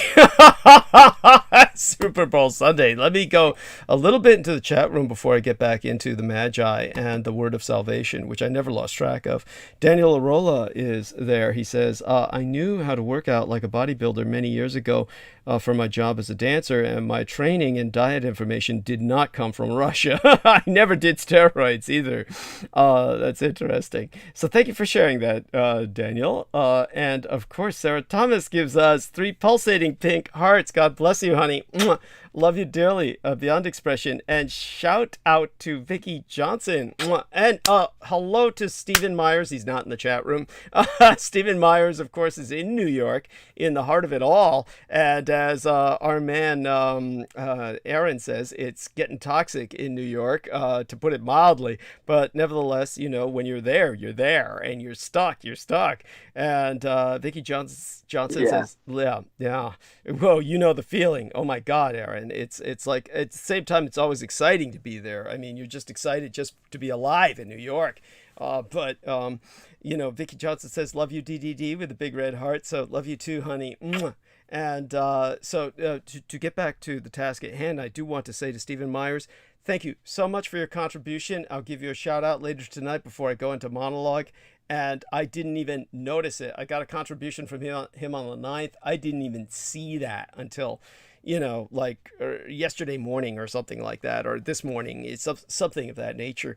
But just kind of like when I forget all of these things that I read, so here's what I was going to make the segue into, which was when Peter Moon was talking about Adam was saying Eve was representative of time. And I was like, oh, where's this written? He was like going, it's in the Revelation of the Magi, or at least how Brent Landau was translating his Syriac into a kind of reference to Eve as time, representative of time.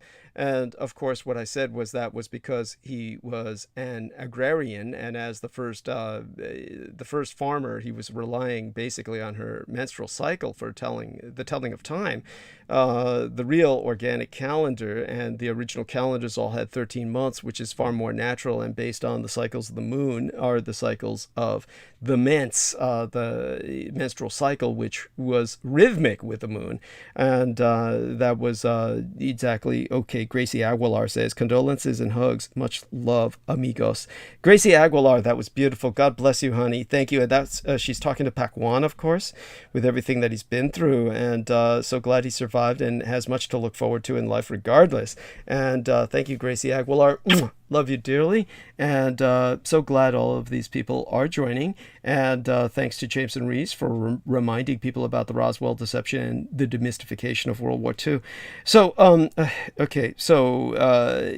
in terms of what I was going to say about the vampires and the Magi and the Count Saint Germain, and of course Dracula has to be brought into this simply as a genuine historical figure, and actually far more solid in terms of historical reference than Saint Germain. I also made the point before, as Aaron Tice is well aware of, I made the point that if one really wanted to get pedantic and act as a legalist, meaning that if you were to be a solid materialist and just say that you're relying specifically on written documents and documented records, Heracles, or by the way, for people who are unfamiliar with Hercules and his background, his name is more like Heracles in the Greek than it is Hercules. So I often use these more classical references because they're important. And one of the things that I was emphasizing was that Heracles he has far more documents that reference him historically, all of them secular, than does Jesus Christ. But we are speaking of a person who is referenced in those documents as being half man, half God. So there is, shall we say, precedent for the semi-divine or demigods among us, and Heracles is a perfect example of that. So when you have precedent for the Christ, then the question is, why is it that some gods ascend to this kind of cosmic level of comprehension where we, shall we say, worship them, whereas other gods we consider mythical at a different point in history? Heracles, of course, once held the position that Jesus did, and is actually kind of, I would say, almost like a pre-manifestation, kind of like a tradition. This is how the great poet Ezra Pound, who wrote a poem on Jesus, was emphasizing that aspect, that Jesus is someone who we should see as a person of tremendous strength, almost Herculean or Heraclesian strength, and that's someone who was able to impress people by his physical prowess, and that is something that most people don't take into account. That's a point I brought up about the Buddha, was that the Buddha was, of course, a warrior, and that the warrior Buddha was someone who is just unknown of in the West. They don't appreciate that aspect of him as a post-traumatically stress disordered warrior who entered a path that was not as peaceful as people understand. And he was a survivor of multiple assassination attempts until one ultimately took him out. And that was what martyred him, and kind of in that sense, he ascended into godhood, but he certainly did not in his hometown. He wasn't worshipped in India. He was worshipped throughout the rest of Asia, far outside of India. And it's like Christ himself is basically, for all intents and purposes, the Antichrist of the Jewish people, whom he hailed from, because he ushered in centuries, well, millennia, thousands of years of Christian persecution of Jews, because most Christians took it as basically, shall we say, axiomatic that the Jews killed Christ. So it wasn't like they appreciate him. But the one thing we do know is that whatever claims are made where, and they usually source from Jewish sources, and this is not to promote Judeophobia. It's just that, well, you can see in the cultural context why they would have a very skeptical or deconstructive view of Christianity.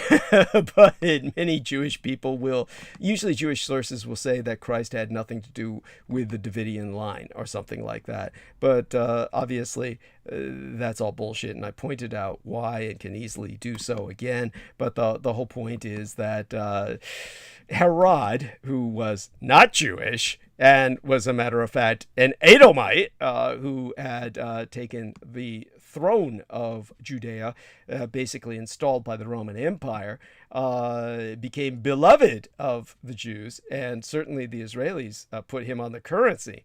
Without him, there would be no archaeological excavation sites in Israel, because he was really big on building and using a lot of slave labor to build.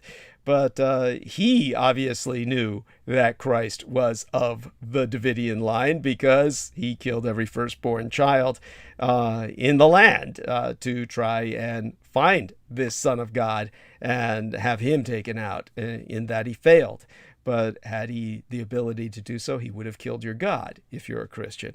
But understand this much: in summation, Mary is the daughter of Saint Anne, as proclaimed by the Eastern Orthodox Church.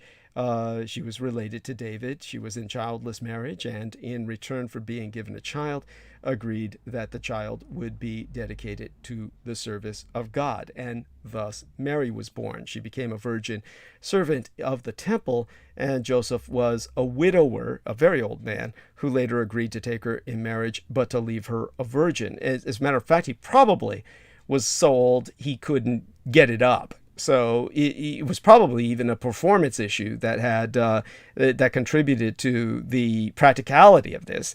We know he was very old because he was obviously not alive when Christ was crucified, as Christ assigned a disciple to care for his mother. So there are numerous documents as far back as nearly 1900 years to support the story of Saint Anne. But Mary and Joseph, for what it was worth, were both descendants of David, but the Jews are matrilineal and the bloodline follows the mother.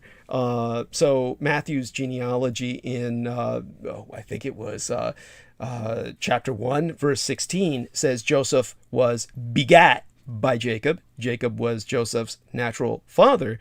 And the Luke account says Heli was father to Joseph. And this term is interchangeable with father-in-law. So Heli was Mary's natural father. One takes the bloodline through Nathan, and the other takes the bloodline through Solomon, both sons of King David.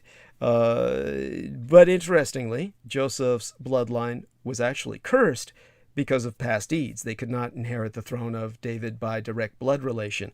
Joseph was a so-called stepfather to Jesus. So there's nothing to inhibit Jesus from taking the throne of David. And I could go deeper into that. And,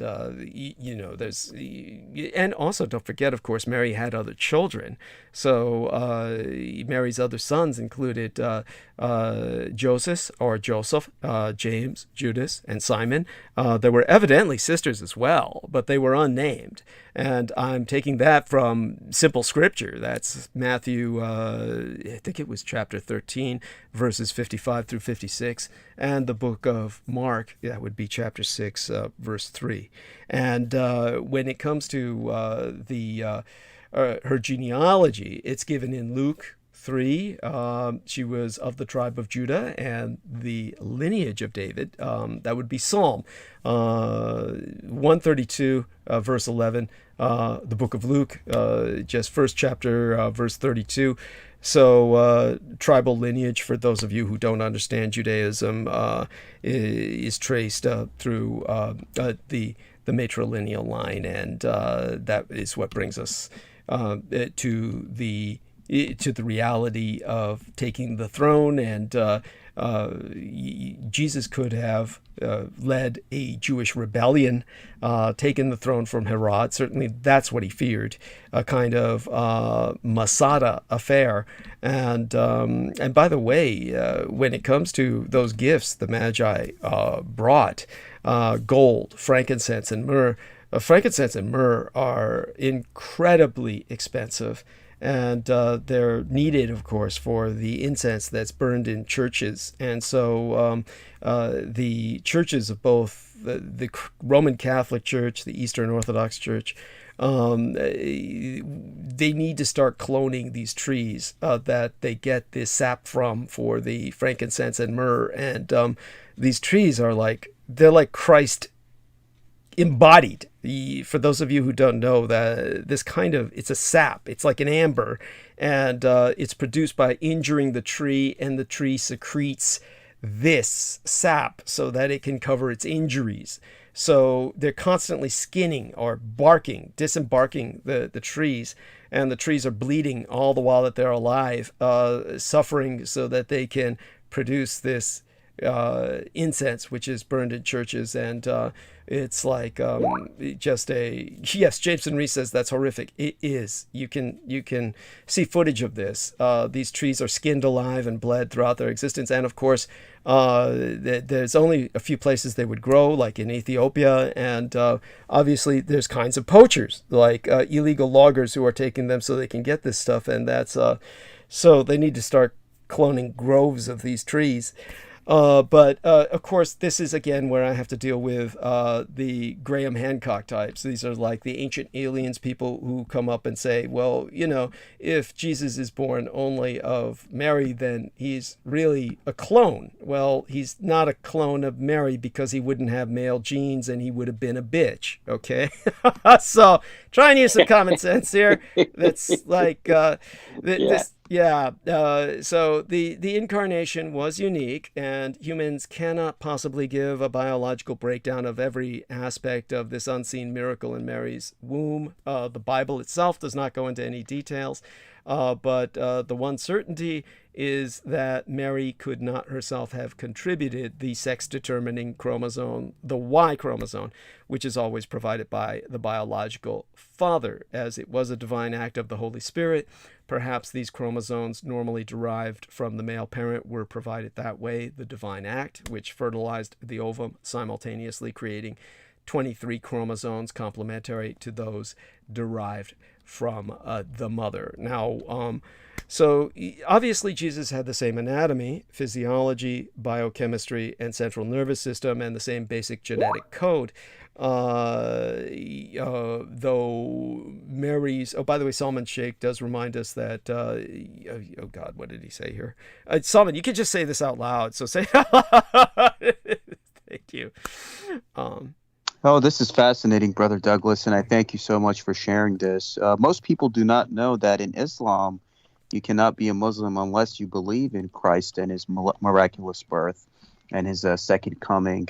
So, according to the Quran, the angel Gabriel was sent to Mary, the noble virgin, in the form of a man, informing her of a child who was to be born miraculously without a father.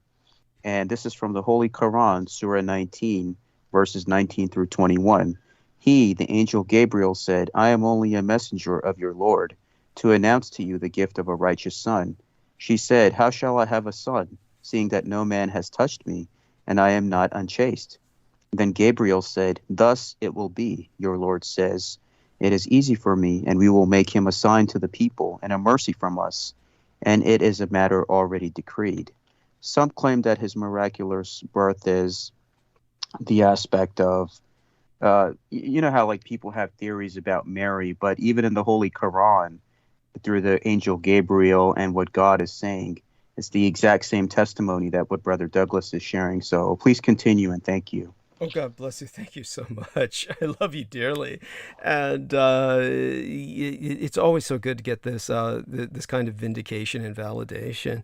But yes, Jesus's exact nature is referred to as a mystery in Scripture. We are told that he was human and divine, but as I said, there's historical precedent for this. He was not the first. Heracles in the Western world epitomizes someone who was also half human, half divine. So this is not unprecedented, and he was prayed to, and he would appear at times, certainly as related by the Aesop's fable that I related with. Basically, that was my mother's favorite, where the man's wheel had broken on his carriage, and he was admonished to put his shoulder under the wheel, and put his shoulder into it, put his all into it, or Hercules wasn't going to respond to his prayers in the future.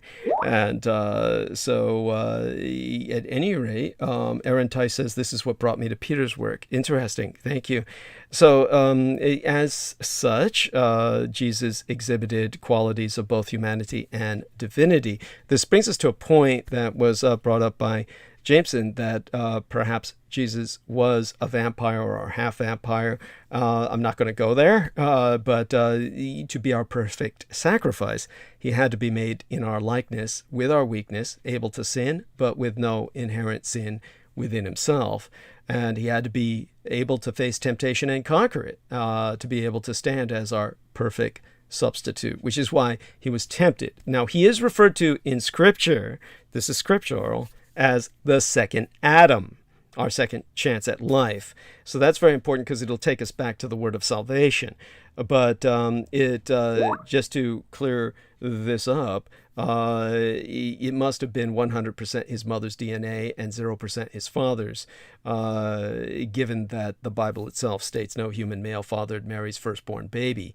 But what few people seem to take into account is that it was the logos is what it's referred to in ancient Slavonic liturgical terms. The word, that of course is a Latin term, and it was the eternal Word of God who left heaven in order to become the embryo in Mary's womb. This pre-existent one had to empty himself of the glory he had in the Godhead alongside the Father and the Holy Spirit to add human nature to his divine nature. And so Mary's contribution was the humanity of Jesus, the formula of Chalcedon that speaks of Jesus as consubstantial with us according to the manhood. The Athanasian Creed specifically links his manhood to the substance of his mother, and that later Protestant creeds do the same. The Westminster Confession, they speak of him as conceived in the womb of the Virgin Mary of her substance. So what Jameson is saying, and I'll just read what he's saying, and I'm not going to go for it, but he's saying, speculating. He says, thus Mary would have been a Domfire, like my mother, and Jesus would have been a hybrid. It fits to a certain formula and is attractive in its own right. I won't deny that. And so, Jojo, thank you. Jojo Mikolejic. She informs us that our man Peter is en route home. So let me try and get this, shall we say, out of the way with all due respect before we, get Peter here and what happens. But when it comes to the word of salvation, basically the most important thing to remember is that when it comes to the Magi themselves, it is from Seth, of course, that the pious and virtuous third son of Adam and Eve, which, as Aaron pointed out, for some reason, many of these people had very long lives, and this includes the biblical patriarchs. And the people have speculated on this for, of course, thousands of years at this point. When it comes to the biblical patriarchs, why were their lives so long? How is it that someone like Noah and many of these other people live for hundreds of years? And of course, it was, some people have speculated that the environment was very different. We didn't have industrial toxins. We didn't have many chemical pollutants. We didn't have many things that stressed our genetics to the point where we aged so much quicker. The one thing I can tell you is that certainly sunlight really does do a lot that's good for you. Obviously, we need our vitamin D, and if we truly were cavemen, and this has been what I think is a ridiculous theory, and I always thought it was the stupidest theory in the world, yet there's some anthropologists that swear by this. They'll say the Neanderthals died out because they were true cavemen and therefore never saw the light of day, or certainly not enough of it to get any vitamin D, and they all died off of rickets. And I think that that's preposterous. I cannot imagine an entire species of people dying of rickets. Yes, thank you. Jameson Reese says that's ridiculous. It is. It's bizarre to me that. But when it comes to, obviously, there is, I'm going to point this out later. You have no idea how important environment is, and we cannot live outside of a certain ecological niche. And people think we can, but it's only with enormous infrastructural support that we can do that. And when it comes to the Neanderthals, far more likely, of course, we are all Neanderthalic to some degree or another because they basically got bred out by us.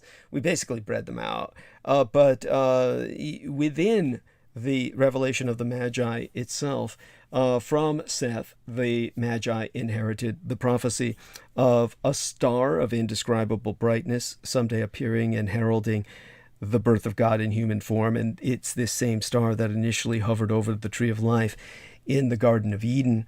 Of course, one is, it brings to mind, of course, many things, but it's usually that part that strikes me as most memorable. And in terms of the word of salvation, I've pointed out all of the positive when it comes to the revelation of the Magi.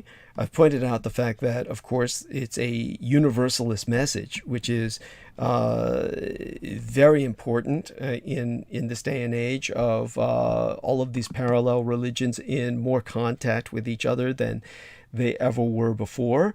But I also must point out that there is also a warning from the Magi that is in the book. They're introduced, of course, their lineage, the prophecy of the star, their ritual system.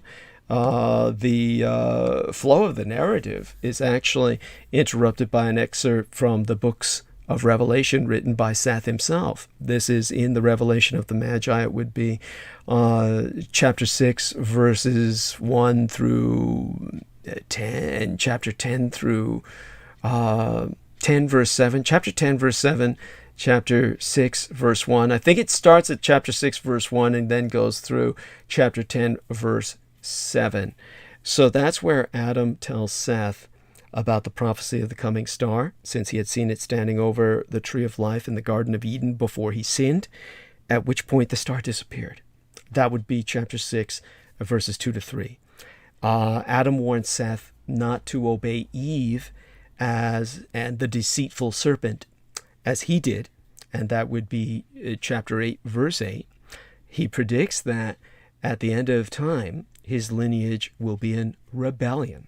And that would be chapter 9, verses 2 through 6, but promises that if Seth's descendants ask for mercy, God will hear them.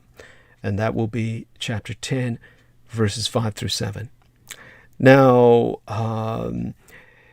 after this kind of, we could call it a complement to the books of Revelation, the text narrates the moment when the star appears to the Magi at the Mountain of Victories, showing that these Magi are warrior kings.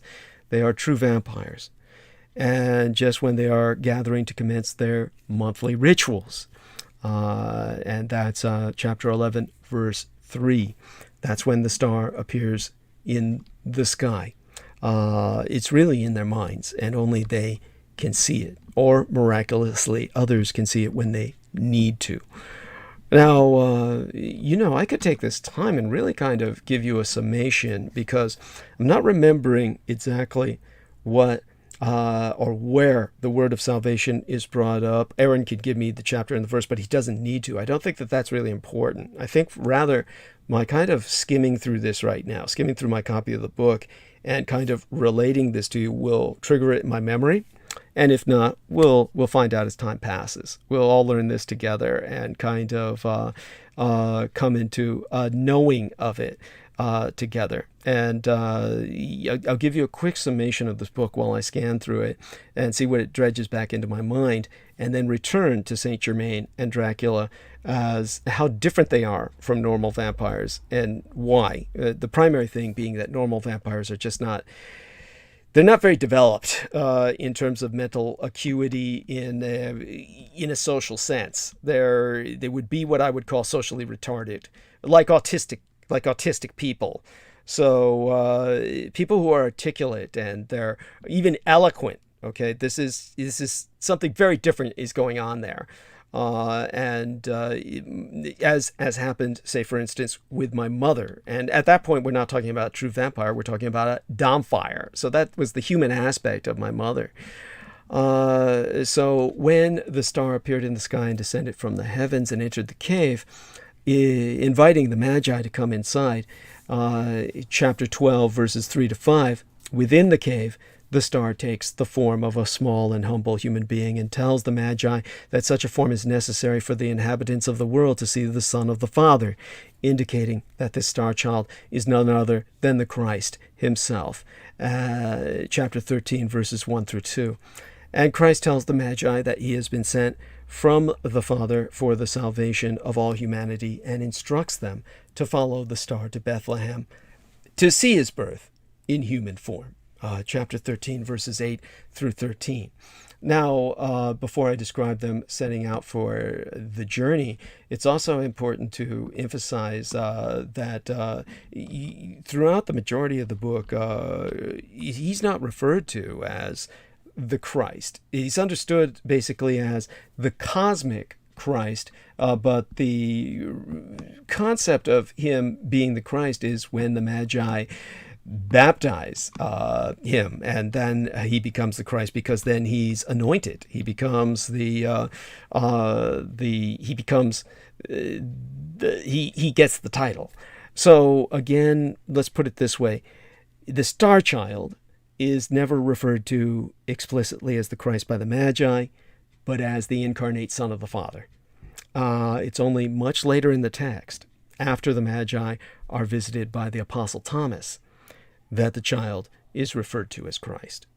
So the much later parts of the text of Revelations of the Magi, which is written in the first person, mind you, they have the narrator confiding that the Magi reminded the Apostle Thomas, when he came to convert them, that they had been Christians before the birth of Christ. So that is an important point to be made. The Chinese were the first Christians, or rather, the vampire mage kings of China most certainly were. And of course, the Jesuits, when they visited China 1,500 years later, noticed that the Chinese would cross themselves before they ate in certain parts of China. And when they asked them why they did this, none of them knew why. But they had learned that from the vampires. Understand this, that of course, that the cross is not a ward against vampires. It's a pass. It's that you would not be fed upon or attacked if you made the sign of a cross because you were a fellow Christian. It's not because the cross scared the vampire off or because the vampire was anti-Christian. Rather, the vampire would recognize you as one of the sheep they would protect, in disambiguation from one that they would cull. So, by the way, Ballistic Bupa is with us. Shout out to the lovely Lady Jaja.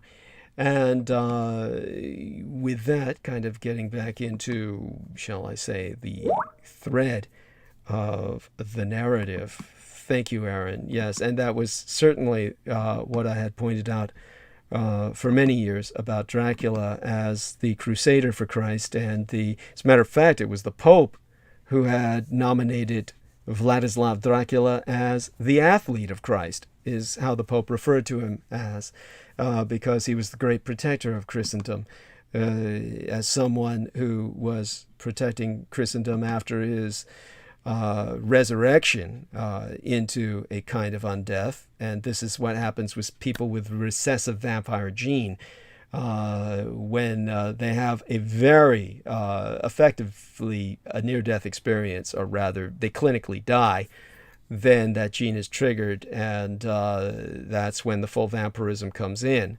This is, of course, viewed by other people who are not familiar with the phenomena that's outlined in the book Vampirology, the biologics of vampirism. To other people, it simply looks as if they're undead, or they're assumed to be undead, quote unquote. Very different from the reality of the situation. Okay, so when it comes to when they set out for their journey, so Aaron Tice says, was the Mongolian godchild also a parthenogenesis, a virgin birth? And by the way, for those of you who don't know, the correct term for virgin birth, or the scientific term, would be parthenogenesis. Yes. And there are animals that do this all the time, and you can look that up. And of course, I see arguments on YouTube or online where people say that's what Godzilla does, because they make arguments about no female Godzilla, and where did the sun come from? And there's people who say that anyhow, that's kind of getting us off track. Sorry about that. A favorite kind of indulgence of mine. But the Mongolian godchild that was ultimately slaughtered by Henry Wallace, the vice president of the United States during World War II, This is someone who my mother could not save. She did save one of the Nyagas, the serpent beings that they had tried to abduct. The Americans had tried to abduct under Henry Wallace's command, but they were, along with the Kempeitai, the Kempeitai being the Japanese thought police, or Gestapo, which had their own military units. My mother was accompanying them throughout much of Mongolia, outer Mongolia, and Central Asia, because the Americans had dispatched no one less than their vice president, Henry Wallace, to wreak havoc, abduct what spiritual beings he could, and slaughter those that simply it was too complicated to conduct an abduction of. And I don't know if the Mongolian godchild was a product of parthenogenesis, but I suppose people could look that up and they could provide me what information they can. And I'll see what I can remember from what my mother said based on what gets jarred by what I see. It's usually how it works with us here. And as the Magi set out for their journey, they discussed what they saw in the cave. They learned that each of them witnessed Christ in a different form, each of which corresponded to a stage in Christ's life. In other words, one of them saw him as a child, another saw him as a teenager, another saw him as a young man. Each one of them saw him at a different phase of physical development. So that is in book 14, chapter 14, verses 3 to 9.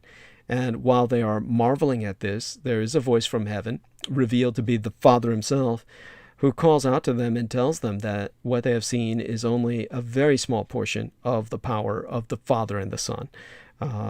Chapter 15, verses 1 through 10. So what is important to emphasize here is what Jameson just cannot get. Understand that if we are to take this into context vis-a-vis the human experience, God, of course, is outside of time and space. And the God that has come to be identified with the Christian God, the Jewish tribal God of Yahshua, that God is this psychotic, bloodthirsty, genocidal, maniacal being, this entity that is so perverse that he often slaughters his own believers simply because he's so disgusted with them, and expresses this consistently. That's when the Jews are being persecuted, you basically see God in the Old Testament essentially saying, it doesn't matter that the Chaldeans or the Babylonians or the Persians are whipping your ass. That's basically my foot up your ass. That's basically what he's saying throughout the Old Testament. This is not a likable character. It's in the New Testament, you get this completely different manifestation. And of course, as I've often said, a child would say, wow, God got a lot nicer as he got older. Well, it's basically... God is outside of time and space, but in other words, whatever happened is simultaneous to him. Everything is simultaneous to him, but the one thing that he did know is that there's no way he could ever understand man, his creation, unless he became his creation. That's why he manifested as his son. And you could use that as one explanation. While all of this is simultaneous to him and eternal, and he's outside of time and space, you might say that as we understand it from our experience, as bound by time as we are, then he got nicer as he got older because of the difference in the experience he had as being one of us, and suffering as one of us, and of course enjoying life as one of us, having sex as one of us, as Christ did, because that was the start of the Merovingian bloodline from which the European kings claimed divine right of kingship.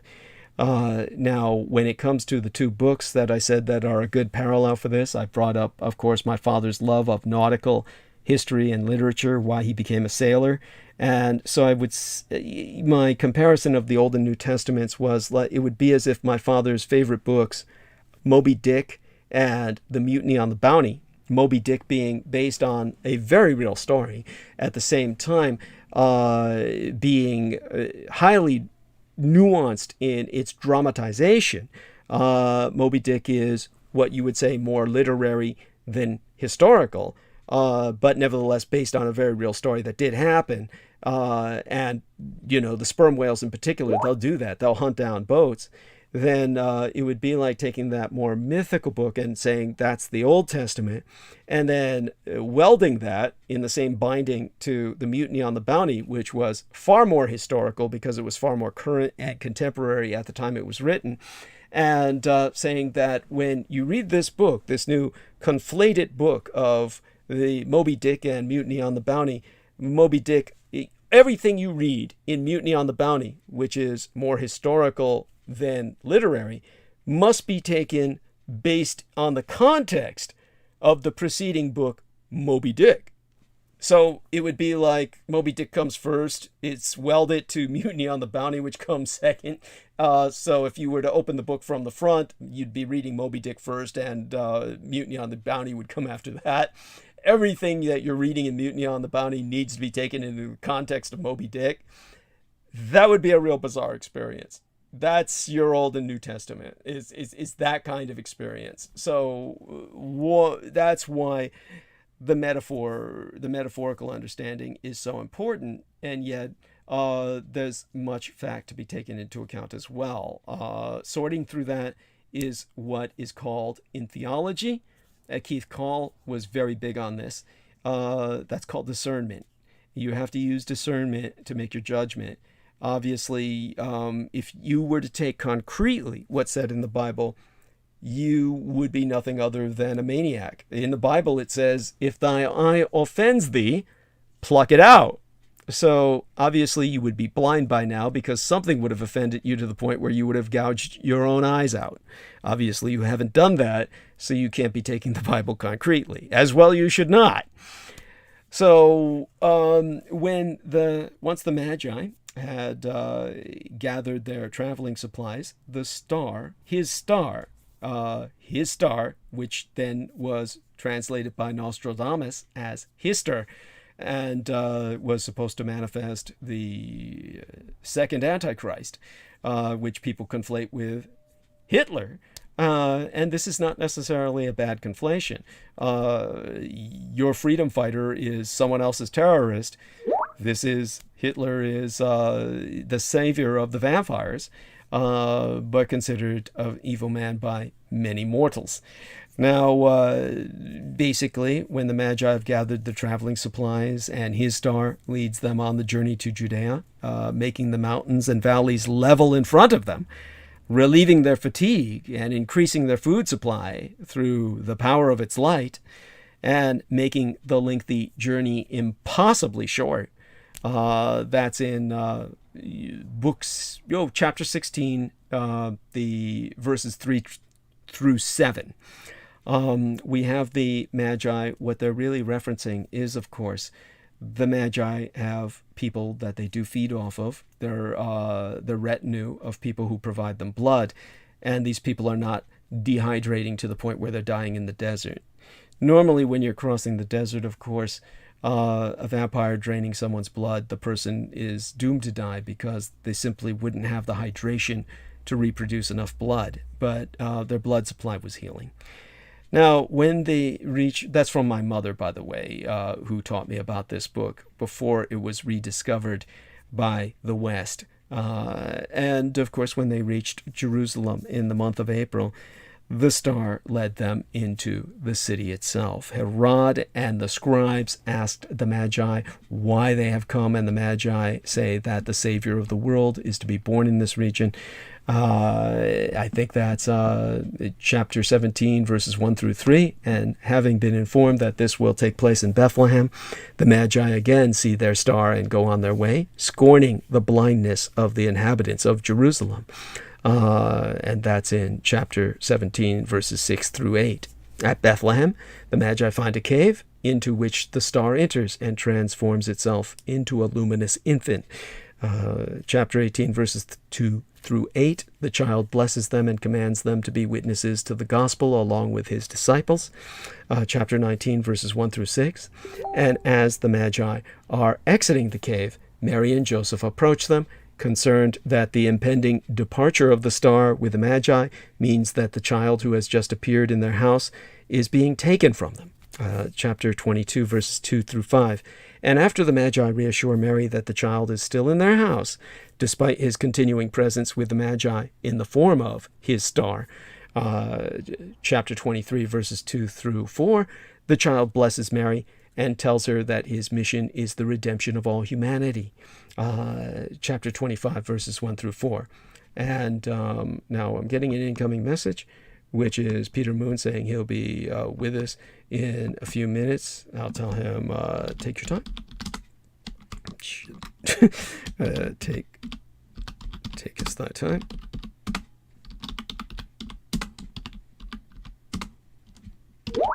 There we are. Oh, Aaron, please speak your quick thought. Take your time. Aaron's going to share his thought. So in the picture that I have on Skype is of Red Elk, and I went to train with him in 2011. He was a Native American shaman, and in his tradition, he taught that Lucifer was best friends with God, and they were just bosom buddies and just so friendly. But as you described the early man, they were more like drones, and I love that description. It really fit more pieces together, and they just listened to the voices of the gods and did what they were told in their heads, and this makes a lot of sense. Yes. And God wanted to be worshipped of free will. Yes. And Lucifer, his best friend, this is their story, their tradition, and I'm seeing the truth in it, possibly. Yes. Lucifer volunteered the job of giving mankind free will. But God, being all-knowing, said, you really shouldn't do that. It will lead to our departure. We won't be friends anymore. It will ruin you. Right.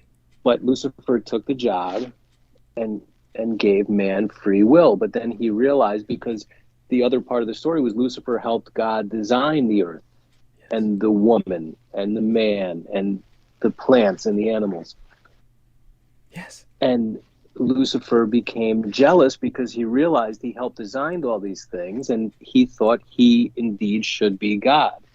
So if you look at the world like programming, like a computer programmer, what we're looking at is a repeating program possibly of a star child to redeem humanity via God, and Lucifer trying to produce the opposite of that, a moon child to take the throne.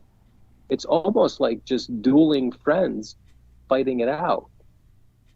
Yes, Salman, come on board, please. And Salman, share the story of how Lucifer was given control of the earth. The peacock. Yes, definitely. And the aspect of Sufism, and this is a great conversation and dialogue, and Brother Douglas, I thank you and I love you dearly.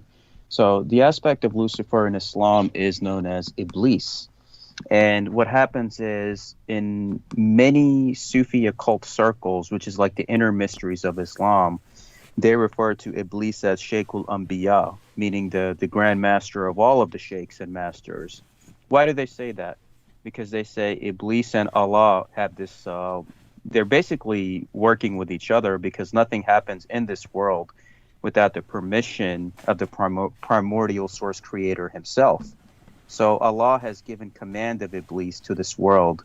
And basically, to get to Allah, you have to go through Iblis, meaning in this world, you're going to be duly tested and tried.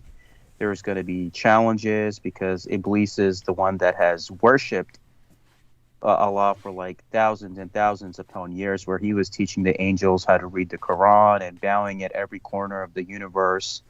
And he was the leader of the choir, the most beautiful. And basically, the Sufis, a lot of the Sufi occult circles believe that when Allah told him, I want you to bow before Adam, and Iblis told Allah that only thing that I see is you. I don't see anyone else but you.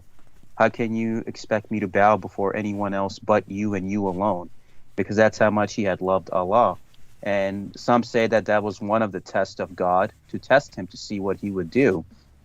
And that's why he was put on this earth, basically as a deputy. So this creator itself has no concern for this world. He has left Iblis in charge on his behalf to watch over mankind. And to go through the gates of illumination, or if you try to get close to Allah, Iblis will duly test you and try you, meaning you'll have bad habits that will pop up. You'll have past friends that will start showing up out of nowhere. You'll have different things that will try to sever your connection with God.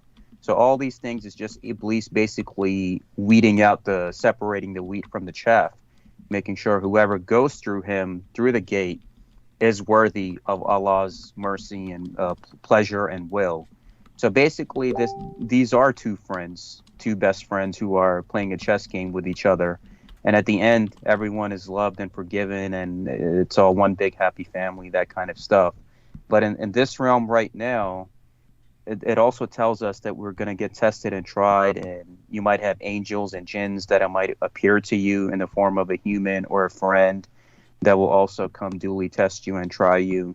So everything in this life is a spiritual school. It's a test. It depends on if you pass this test, then you move into the upper realms. If not, then there's also the aspect of nusk, musk, rusk in Sufism, meaning you might come back as something else until you learn your lesson, which traditional Islam rejects the aspects of reincarnation. But it's just like what Christ said in Mark 4:11, yes, that there will be those of you that will be taught the inner mysteries, while those on the outside will be taught in parables. So what the Prophet Muhammad, peace be upon him, did, he initiated the Sufis, who were known as the people of the bench, into tasawwuf, meaning the purification of the heart, tazkiyah-ul-nafs. So everything in Sufism is about the heart. So if your heart is pure, no matter what religion you believe, no matter which way you believe in God or the Great Spirit, as the Native Americans say, in Holy Quran, Surah 2, verse 62, it says that it doesn't matter if you're a Jew, Christian, Muslim, Sabian, as long as your heart is pure and you're doing righteous deeds, then on the day of judgment, you shall have no grief or judgment. And the concept of Iblis is the same. He's doing the will of Allah. He's Allah's most beloved angel. And to this day, he's still serving his creator. And unbeknownst to the people who condemn and fear things they do not understand, this is a very complex story that only a few true initiates can truly, truly get. There are some Sufi sheikhs that I've came across that know of this truth about Iblis, that even the Yazidis share in the Malik Taus story, which I know Brother Douglas can verify, is how basically Malik Taus has been put in charge of this earth, and the creator itself has no concern with what's going on. He has deputized him on his behalf. And that's how complex this game really goes.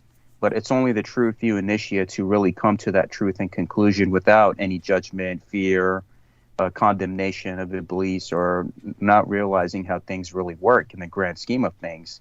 The creator is basically holding you in the palm of his hands. And that's how everything in this world really is, whether even in the Islamic perspective, what Brother Douglas has described as the concept of Christ. Even in Islam, they tell you that the son of Mary, peace be upon him, will come back in the end days, and himself with the Imam, they will destroy all of the evil together.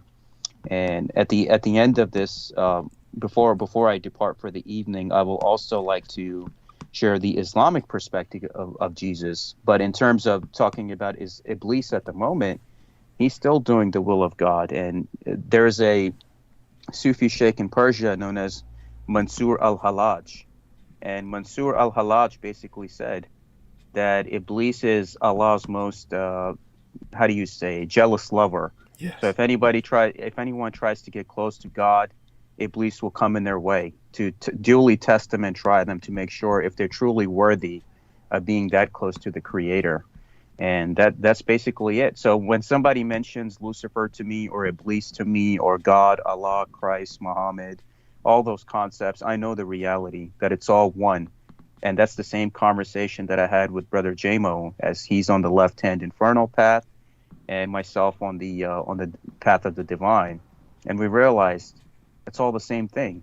No matter which road you take, it's all taking you to the same mountaintop, the eye of providence of the Creator. And that's exactly what this beauty is. And that's why I love J-Mo. I love my brother Douglas dearly, because most people have been programmed, like they've been programmed to hate Hitler.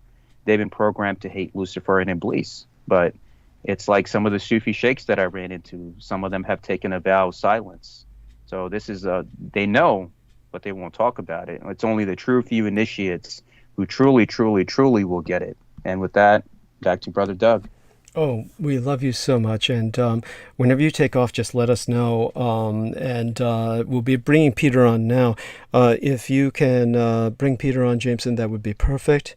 In the interim, I want to while Peter's brought on with us, I want our man, Aaron Tice, to know how blessed he was to work with Red Elk. That is a privilege. My father used to purchase and read the books of Red Elk, and he took some courses, but they were like, he never met the man personally. But the fact that my father sought out the wisdom of Red Elk, but that you trained with him personally, is he even with us anymore, or did he pass on?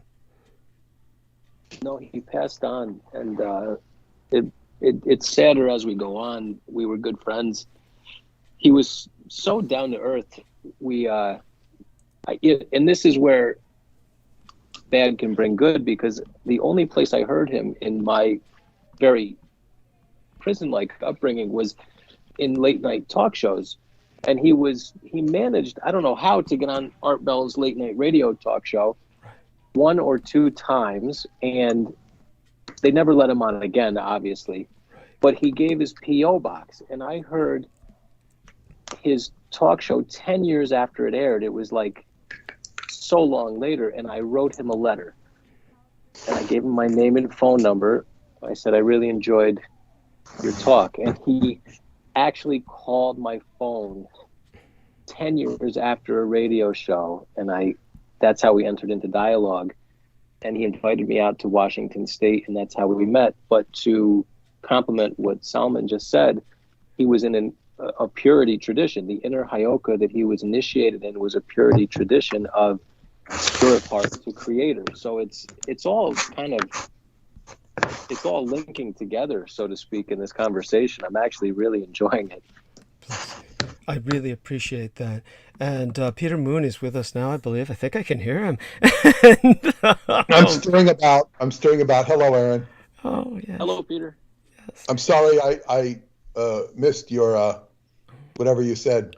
Oh, no worries. You can catch up on it later, and we'll certainly tell you what happened. Aaron will speak to you personally, as will I. And, Salman, I regret to say, Salman will be going on sabbatical, essentially, as far as I'm concerned, till mid-June. But Aaron will be helping to take his place as often as Aaron can spare the time.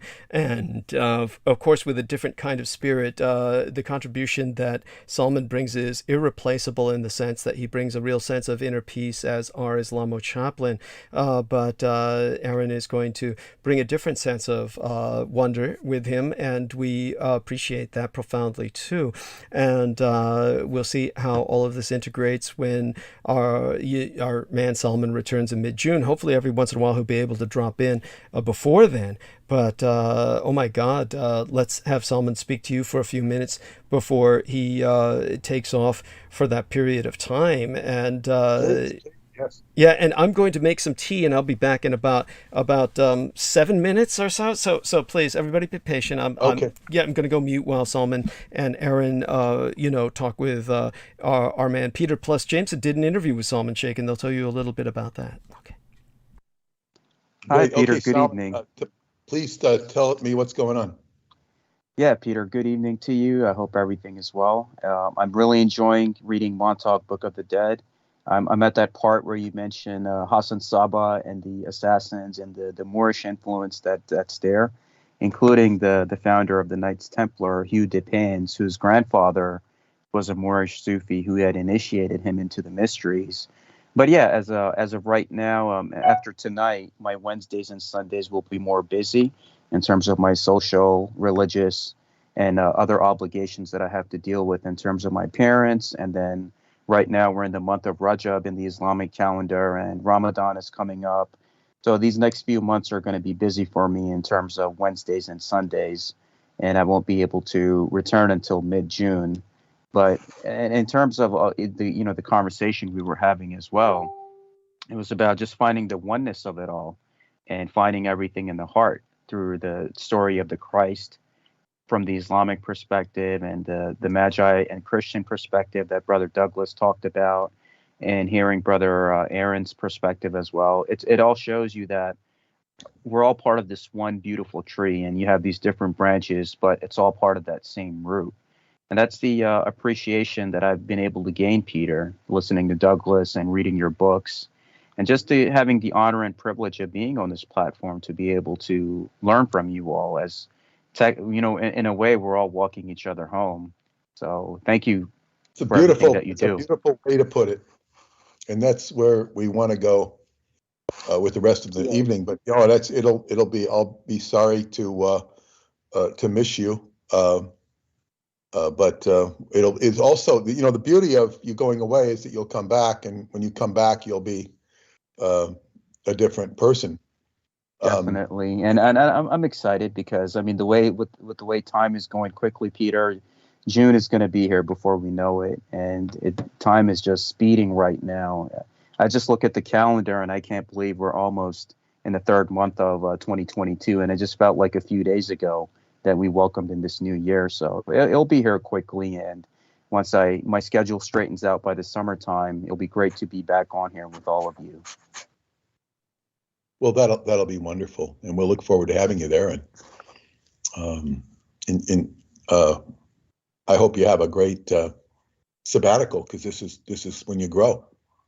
Yeah, definitely, Peter. And at the end of this month, I'll be going to a lodge in New Jersey that has invited me to speak on Sufism and Freemasonry. And I'm glad that not only in this community with yourself and Brother Douglas, I get to engage those in my community and other people's to basically have this education, because I realize, Peter, that the aspect of good and bad, you'll find it everywhere, all races, religions, groups, and countries of the world. And that has educated me as I have grown up in different cultures, and how I appreciated your perspective growing up in Southern California, then going to Taft and going to these different places, dealing with these different classes of people. And I saw that even in my country, where it's the aspect of a social class system, and how technically we're all just growing day by day, and the experiences you had with L. Ron Hubbard. And it's just fascinating to see, my friend and brother, this beautiful life's journey that we're on. And it just clicked with me the other day that this life is basically a school. Your soul has been sent in this physical avatar as a school. If you pass the test, then you move on to better things. If not, then it's just like when you take a college entry exam. They make you take the remedial courses until you get it right and be able to move on to English 101, English 102. That's a very good point. You learn what you learn. Oh, that's an excellent point. I never even thought of that metaphor, but that's great. College entrance exams. Yep. You go back and learn what you didn't learn. Yeah, that's exactly right, Peter. And it's basically. I want to share something. I want to share something. And I didn't put this in the book because I didn't have this knowledge at the book. But my father was a engineer, petroleum engineer, and they didn't have electrical. They didn't call them electrical engineers in that day, but he was an engineer, so he understood the sciences. And we used to have debates or arguments about the sciences. I respected the sciences, but he was almost a slavish believer in physics. And I was much more skeptical of physics. Not that physics wasn't physics. I understood that. And I respected physics as a science, but I said, I'm not going to do this. These are not things this is not my vocation. And so, he was saying, don't, if you ignore physics at your great peril. Physics was optional. And of course, I tried reading a book, Isaac Asimov's books on physics, very simple books. They were okay, but they didn't really do anything for me. I learned more about physics in science fiction than I did in physics books, because they try to respect physics. But it was interesting. I decried the value of it. And not that it's not valuable, but, even one of my engineer friends said engineers hate physicists and vice versa, because engineers are pragmatic and physicists are more theoretical. There are some, and David Anderson is the prime example of an engineer who's also a physicist. He bridges the gap, and that you get the respect. And it's from him that I kind of bypassed the whole subject of physics and learned key ingredients that physicists haven't learned. And so, in other words, it's beautiful. I don't know if he would appreciate it. I think in the afterlife, he would appreciate it. But it's very interesting that we all have different pathways. That was a particular, personal anecdote that, I always had a tremendous respect for the sciences, and I still do. And that's part of what gives me the credibility I do have in my writing, because I respect that.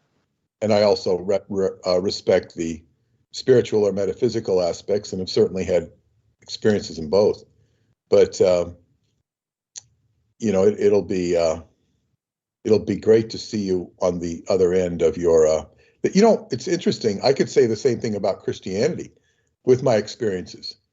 I've been speaking, too much about Christianity for my own personal liking over the last several sessions, but it's like, in a way, I've aced that perspective, definitely, in a way. And you haven't read the Seventh Seal book, have you yet? No, I'm gonna, as soon as I finish Montauk Book of the Dead, that's the next thing I'm gonna order. That book is a literal initiation into the 33rd degree of Freemasonry. Although to say that is going to really rankle certain Masons. Some will understand it. Some do understand it. There was even a website up that was dedicated basically to what I write about in that book. And I was shocked as I was writing it, and it explained things so cogently, and then it disappeared. It was like it appeared, you were talking about a secret entrance or a secret door, a curtain in a lodge that they often have. You don't realize that wall is a door, etc. Well, that's what this website was like. It opened up for me, boom, boom, boom. Not that I didn't know it, but it sort of firmed it. It firmed it in the context of Solomon's Temple. But in any case, we can talk about that after you read the book. But and maybe even do a live discussion if you're back with us. Mm-hmm. So we have a lot of interesting things to go into tonight. Yes. And Douglas is back, and thank you, Salman. And my pleasure. I'll look forward to speaking with Aaron. Wonderful. So yes, it's been amazing. Great. And go on, Aaron, please. Don't just stop there. You can. I think it's interesting. It's the intersections that guide us to our truths or the next walk that we go, and all these things are intersecting very, very well. And it's largely in part to the collaboration of Douglas Dietrich and Peter Mōōn. Mostly that you two are bastions of truth, and you don't sell out in any way, shape, or form, and that's really why this forum exists. So kudos to you both. Oh, God bless you. And I want to say that aside from what our man Aaron shared with us tonight about having studied with Red Elk, which was such an incredible privilege, and as he said, that was good coming out of bad. He got to know about him through Art Bell, and it's through Art Bell I got to know to an extent. I'm trying to remember his name now, and Peter can help me here. The man who was, of course, he died a lot. He got hit by lightning multiple times. Daniel Brinkley. Daniel Brinkley, that was it. Yeah, he was on a lot, yeah. Yeah, and just as with our man Red Elk giving Aaron Tice a call, it was Daniel Brinkley who was kind enough to call me when my father died, and it was so he was a wonderful human being, is a wonderful human being, and I've done my best, of course, to defend him from his detractors, and it's the same kind of people claiming he wasn't in the military that attack myself, and I think it's just you really. What more do you need to know? I mean, here's an individual like Daniel Brinkley who spends his time in hospices, working almost exclusively with dying military. And yet there's a concerted campaign of veterans to claim he never served. This is what we deal with. And, it's crazy. Yeah, thank you. Trolling, the happy trolls. Yes, the trolls. Well, that's beyond beyond trolling, of course. That's a campaign of character assassination, as goes on with myself. And it's like, all I can say is thank God that to most people in this day and age, they just don't give a shit. It's not the kind of thing anymore that means anything. Most of these kids hear that sort of thing, and it's kind of like it doesn't apply to their reality, and thank God for it. But with that being said, this is why I've always said, just to get it out there again, this is why we have to reinstate a draft, is simply because the problem of a quote-unquote professional military is that the general public has no concept what's going on. They have no concept about service, and they have no concept of who's telling the truth or not. You just get a bunch of cultists who are dominating the narrative. They've jacked the narrative, and they're all lying. They're all lying. It's true. All lying. And that's basically all we have to generalize it. And maybe that's not fair, but maybe it is. It's God, yeah. It's an institutional lying that has taken place, and our book goes in the face of that. And I'm going to address that, at least in part. And it's going to be, I don't know, it borderlines on being harsh because it's impactful. And I don't know, should I start now? Oh, by all means, it's yours. Okay. And I'm, I just had a wonderful evening with my black friends, the brothers that you met, Terrell. We just had a wonderful evening together, and that was all. I'm really glad I spent time with them. But great game of football in the snow this morning. Oh God, it was wonderful. Playing in the snow, it was just fantastic. It was actually snowing, but. Tonight, and I'm going to go into an incredible day yesterday. I mean, what an incredible weekend it has been. Truly incredible. And Douglas, I have you to thank for it. Oh, thank you. Because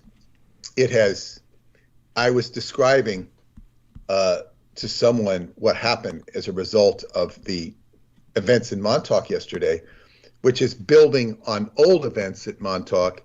I described it as this is what a witch's cone of power is like. It's spiraling upwards instead of spiraling down into the klifot, the shells of life in the Kabbalah. But it's not witchcraft that I am doing. It's a form of qigong, cultivating qi. One of the characteristics of qi is it spirals. And of course, the witches will do whatever they do to motivate or manipulate or orchestrate qi. It's just a different technique. So in other words, I'm not using herbs or incantations or, circles of sexual congress or any of that stuff. I'm not doing that. I'm just, sort of orchestrating qi, but it's kind of the work of Peter Mōōn. And it reached a really, Paula got to see me in full Peter Mōōn mode yesterday. She's used to seeing me, as a husband who doesn't quite do enough around the house. It's only fair. I mean, that's what you want with a woman, and to some degree, I appreciate it because it pushes me to do things I might not do, or not do as quickly. I appreciate her, but we all have different perspectives, and if we all had the same perspective, it wouldn't be very good. But tonight, first, before I get into what I would consider the higher aspect, I want to address, and one of my dear readers, this man has contributed to the Antenna Project, and he's really a great person. He's a yoga teacher, and he used to work with David Anderson. Wow. at Bosch. And he made some comments on there. He said that, somebody had described David as an alien because he was so different. There you are. And he was very demanding, very demanding of these guys get their act together. Now, when I heard that, I said, right on. That's what you should be. Because, there's so much wishy-washy stuff that goes on and is tolerated in a normal business environment that you want somebody who will kick ass. And I guess he got it done, because I was very impressed to hear that David was like that, because when I see David, he's friendly, he's congenial, he's glad-handing people, and he's, like in my case, he was always very attentive that my needs were taken care of on a logistical basis. So, it kind of was much more personal than a lot of people have interacted with him. Anyway, and it's interesting too, because he said reading the Montauk Project woke him up as awareness of a spiritual being. So that's like he must feel that I've kind of initiated him into a different point of view as far as being an observer in the universe. So there is a special bond there. But this friend of his, or I wouldn't say friend, coworker, colleague, and friend of mine, I consider him a friend very much, was frustrated, I guess, with the what could amount to the character assassination of Graham Hancock, that Douglas had said that Graham was a plagiarist, and I sort of chimed in with my own dissatisfaction with him, and of course, not having read his books, he didn't think that was comfortable for me to be looking at that. Well, I will give some perspective on Graham Hancock that I have, but in the course, we're going to hear from Douglas specifically on these issues, to be as specific as he can in a short dissertation, because we're not going to spend too long on Graham Hancock. He doesn't warrant our attention beyond a certain point. But I want to address these because it's great to get feedback, what the audience likes or dislikes or whatever. It helps, and this has led to so much of the breakthroughs I've had recently at Montauk, is the audience feedback, the stuff on the Magi. It's all leading. All this stuff is interconnected, so it's been really good. And Douglas, your interaction with me is helping, is part of this flow of chi that's expanding, and it was just astounding. And we have my friend Jojo, who was there to bear witness to this, and we'll talk a little bit more about her, and maybe she can come on in the future and help fill the missing role of our friend Salman, at least to the degree that she can and has time. She listens to my part of the broadcast religiously, because she's very interested in not only my work but what I've been doing with you, and she said that she's been communicating with you very positively. Wonderful. So yes, but and she's welcome we on had here, of course. Go on. Yeah, we had a good talk about you today. That was my priority when I got home from football, was to talk to her about the California trip and about my work with you. But which means I'll probably be seeing you. I'll probably be seeing you, Douglas, and we'll talk more about that privately. We do need to have some private discussions about certain things that wouldn't be quite appropriate to, just broadcast. And you'd probably be okay with it, but it's just not good. So in any case, to get back to Graham Hancock, Graham Hancock is, of course, a very famous author, and he has been at the pinnacle of media attention. I know he's been alternative history. Wikipedia calls him, promotes pseudoscientific theories. I would not be as so harsh or critical as to say that, because I really don't know what he's promoting, and they're going to attack certain things. I don't really know. I know that he spent a lot of time at the pyramid, but I first heard of Graham Hancock from this woman I have talked about in the past. I call her Maria in my book, The Seven Seals. She was the one who actually met Amato Crowley. She had she was a very wealthy lady, or she was, a occultist, and she was reading his book. I think it was called The Sign and the Seal, about the Ark of the Covenant. And of course, I see the book and I think, this is what people are reading. People read all these metaphysical books. I don't have time to read all these metaphysical books. So it's just, to me, there's all sorts of them. I mean, I was walking into the New Age publishing community, and this was one more book of many. And I read had that, no, Peter. I read that. I read that cover to cover when it came out. What did you think of it? I thought it was interesting. I thought it actually it highlighted some good areas. I think he has good points. The problem is his points are plagiarized from other authors because he's in a club, so to speak. I forgot the details. Christopher Everard published his plagiarism and the plagiarism of his publishing house, and it was all done very backhandedly. He brings across good points, but they're good points taken from other authors that don't get a Who was he dime plagiarizing? Just a bunch of people? But it's always a bunch of people, and it's over a decade that I read the plagiarism. So let me ask you this. Let me ask you this. And sure. See, if you properly reference everything and footnote everything, it's not plagiarism, it's research. That's the basic difference between plagiarism and research. But no one would have would have made a point of that. Portray it as your own. Yeah, but no one would have made a point of that, Peter.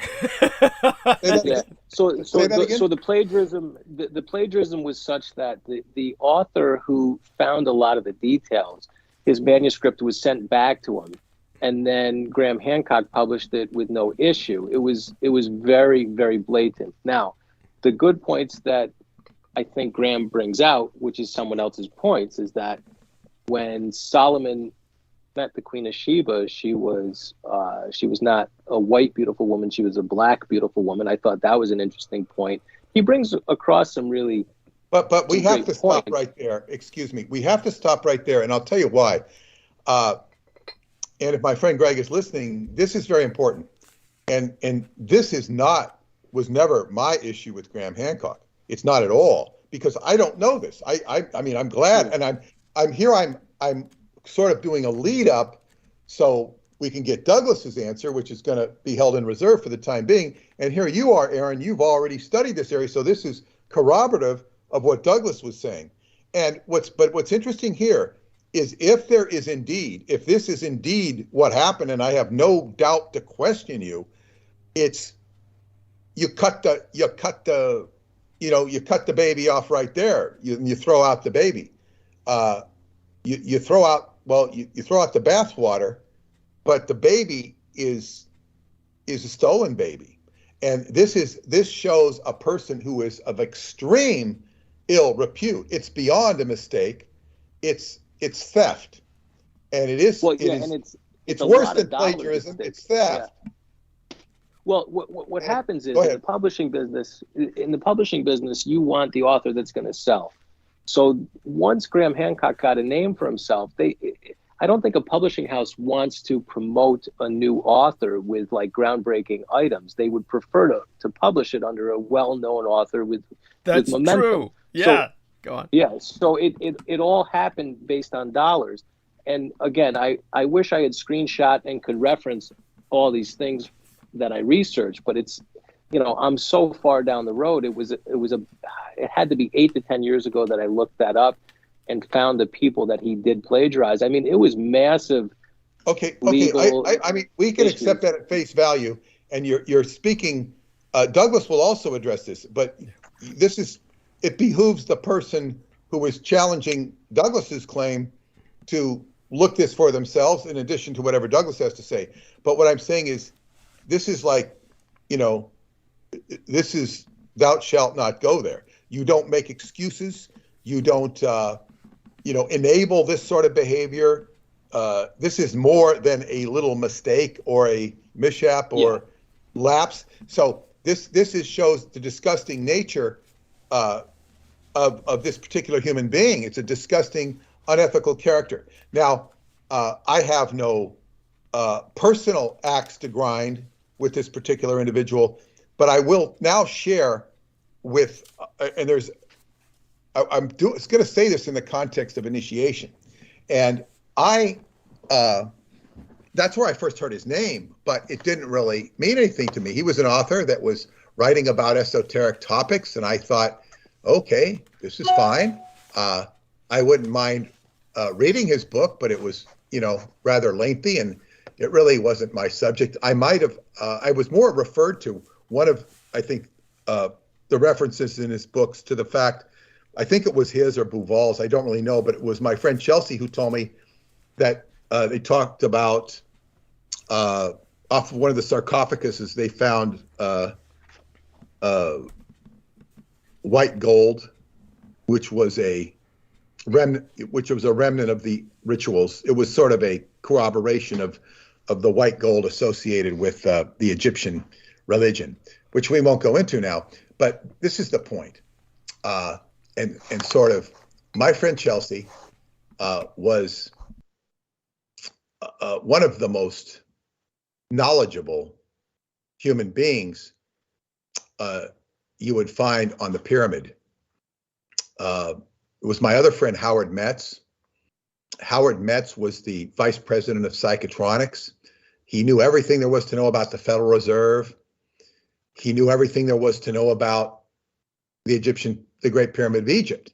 He had the Institute of Pyramidology, which was a not-for-profit sort of tax-deductible foundation that he had, which was basically just to write off his research to taxes. And he had actually supplied the information to the Rockefeller Foundation when he was in Egypt, because they found out that the Sphinx was suffered erosion and they needed this project to preserve it. And he actually handed them all this work that he'd done, and they used it as justification and research to shore up the Sphinx. And of course, this became a sort of an outrage behind the scenes. It wasn't an outrage, publicly or anything, because, and he certainly was never miffed about it. He was happy that he helped save the Sphinx. But my friend Chelsea, one of the greatest experiences of her life, in fact, she told me, is she went into the Great Pyramid of Egypt. Her trip was financed by a guy named Bruno Casatelli, one of the world's top podiatrists, who I also got to know. And he was being a podiatrist, he was a wealthy individual, and he helped fund this, I guess it was a documentary, and it was an expedition. And the cinematographer was named Boris Said. And the other partner was a guy named Joseph Shore, who was a rich individual who was connected to the Edgar Cayce's ARE. And they were doing this tremendous funding of this dig under the pyramids. Now, I recently got a email from somebody who really appreciated my L. Ron Hubbard book, but he took great umbrage with my comments about Freemasonry. And Freemasons shouldn't be writing about Freemasonry unless it's in the context of Freemasonry.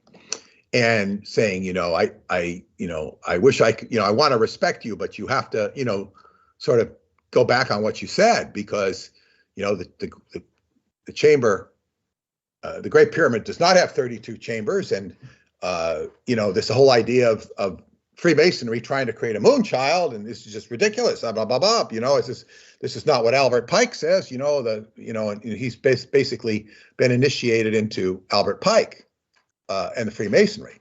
Of course, Albert Pike is one of the most notorious individuals in history, and this is not a knock on Freemasonry, but it's a knock on Albert Pike. I mean, his statue has been ripped down, and people did he will write start. Creed and Dogma or whatever that is? Yes, he wrote many books, Yeah. and he was known for his orgies in Arkansas. I don't begrudge him that. I don't encourage it either, but he started the Civil War. He arranged for the firing of Mount Sumter. He had to leave the country and go to Canada when Lincoln was shot because he was considered the conspirator behind it all. Yeah.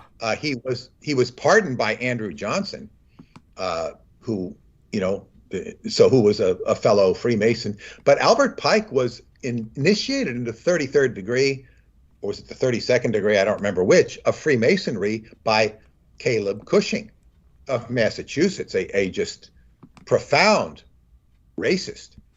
And in Massachusetts, that wasn't known for its racism compared to the southern states. But Caleb Cushing is credited with the founding of the mysterious weirdo society known as Eclampus Vitus. He's credited as having obtained a charter from the Emperor of China because he was the first emissary diplomat to China from America. We didn't have an ambassador, so he was the first one to go to China, and he brought back the charter to found Eclampus Vitus. This is, ludicrous, but when you consider the migration of Chinese into the gold rush, there is some underlying wink, wink, nudge, nudge truth to it all. In any case, I told him this: Albert Pike is not a true initiate, but it's kind of like this, and you have to understand Peter Mōōn, and Peter Mōōn. Today, I'm on the football field, and the videographer, who's one of the brothers, he's not playing because he's hurt. He's doing the video of the games, and they're even improving their production quality. They're really getting into it. He said that he had reiterated the invitation to me to the party. He says, "We really appreciate you." He says, "We really appreciate you." He says, "Thanks for leaving the dark side, for coming on over." He says, "You're a Jedi Knight now." And now what he was alluding to is that I wasn't, going with the white people, and because they had conflicts, and since the white people that were complaining so much about the loud, black jive, whatever it is, there's been none of that. Everything's been so copacetic. There's of course there's arguments and debates about place, but there's no ill will. There's none of this crap. And it's interesting. So I embrace the what most people don't embrace. I always have been that way. I was explaining to Douglas how I think it was Montauk Book of the Living, you wrote on parthenogenesis, which is what attracted me to your work in the first place, because that's something nobody writes on. It's just too dangerous. What did you say on what? On Montauk Book of the Living, I wrote about what? Parthenogenesis, the virgin birth. Parthenogenesis. Yeah. The virgin birth in nature. Yeah. Yes, that's big, but it's too big. It can't even be discussed. It's like you can't even discuss certain things when it comes into certain aspects of paganism, because people are so indoctrinated into Christianity, and I shouldn't defame Christianity. It's adulterated Christianity, and it's so you can't even really go there with people. It's like people worry about people being programmed by too much, COVID or vaccinations or whatever it is the issues are, or just stepping in line with whatever the government's putting out. Yeah, these things are all of concern, but they're already so damn programmed by other crap that's out there, including the material about World War II. It's just layering on the onion. It doesn't matter what it is, whether it's QAnon or anti-QAnon, whatever it is. It's just like layers are being added on the onion, which is already bad. So it's like to talk to a human being can be very hard, and they're reading all this material on this author, that author. Not to say that other authors don't have good points, because they do, but you've got, through what you're reading, you have all these agendas. And Scientology, which has acquired a very dubious or even bad reputation, it's funny how, there's more interest in that subject if I post on it, apparently, which is not what I want to be posting on, because to post on it and really do it requires me reinventing the whole movement to get the value of it. And even if I did 10% of that, it's an enormous undertaking that I don't even know that I could accomplish, let alone wanting to accomplish it, to bring home and deliver, the messianic relevancy to the degree it can be relevant. But so everything's an individual trip. But to get back to that word, there's many definitions of Scientology, but one of the key ones was knowing how to know. In other words, and that includes knowing what data to know, what to go after. And this becomes very intuitive and very instinctive. And you have to be very sharp, discerning. So I'm very discerning on what areas I'm going into. And one of the most important areas I've gone into in recent times, as many of you are well familiar with, is Douglas Dietrich. And I've been working with Douglas Dietrich, or at least been on his radar since, I think, 2013. That's like, 7, 8, 9 years. And it took me years before I could get into his chamber, so to speak. And all I really, I just thought that there's gold to mine here in terms of information, because he comes up with information that is so outside the box of mainstream thinking, and you see that it's rejected thinking. I once read a definition of what said occult. It was in a pretty standard sort of dictionary on the occult. I don't know. It was probably medium level, and it said definition of the occult: rejected knowledge. I thought it's very interesting. Rejected knowledge. It didn't dispute that it was knowledge. It says it's rejected. And Douglas's information is certainly rejected.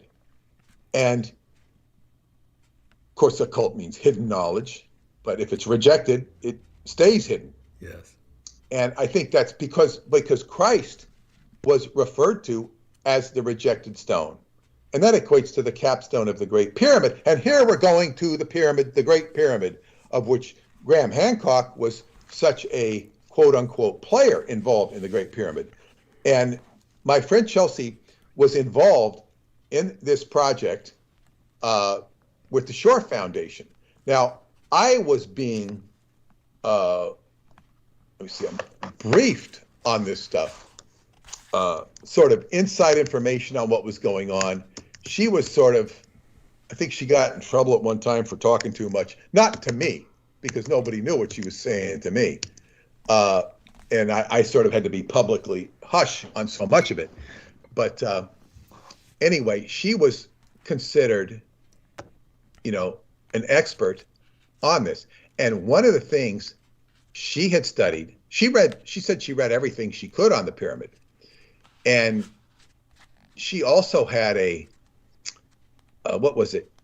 She was, I think, a Virgo rising. No, she was a Virgo. She was born on the cusp of Leo Virgo, the 24th of August. It was like, that's a Sphinx. You're half lion, half Leo. And she said that the real true ruler of Virgo is not Mercury, it's Vulcan. Vulcan. It's a hidden planet within the orbit of the sun that you can't see. And she had a Vulcan mind, and she was very sharp. Now, she didn't have anything more than a high school education, but that was meaningless. But so she didn't have, I guess what you'd say, mainstream credentials. When I first met her at Psychotronics, and she was visiting after her first trip to Montauk, and I used to tease her about the torn leotards she wore that night. Years later, I remembered her for the torn leotards. She's a very beautiful woman. But I saw her speak. Not speaking in the audience. What a mind. What a mind. And I said, man, if I ever went on the Phil Donahue show talking about the Montauk Project, I want her right next to me, because she's not only going to corroborate, she's going to dazzle the audience with her mental agility. And she loved my mind. She loved it. And I loved her mind. You know, we had a mental affair. We really did. And we just like, wow. And so we were like, you know, in rapport, and she loved my research. She encouraged it. She facilitated it. She was an initiation to me. But when she met, you know, Bruno, I guess I don't know how she got involved in all this, but of course, Bruno was enamored of her. And of course, he would learn from her, and, you know, she'd always tell him to study my work. So I garnished a lot of respect, but from him through her. And he was, so he was financing these. Boris Said was a cinematographer. And he was the one who, I think, did all this work with the Okinawa stuff for J.J. Hertog. But we're talking about the Great Pyramid here. And there was this, what they were doing was, Chelsea had read the books of David Lewis. David Lewis was involved in an expedition to the Great Pyramid in the 1930s. And he turned all sorts of stuff up that was not properly acknowledged. It was sold, the books were sold by a company named Hidden Mysteries in Texas, that were one time the distributors with David Icke, but they had a falling out with David Icke. I think they didn't like him or something after a certain amount of time. But I used to work with them. I used to buy their books and sell them through my my catalog, the books of David Lewis. They're not in print anymore. They're classics on the Great Pyramid. And she knew where all these chambers were. They were under the pyramid. There's another pyramid under the pyramid, sort of like an octahedron. She knew all this stuff backwards and forwards.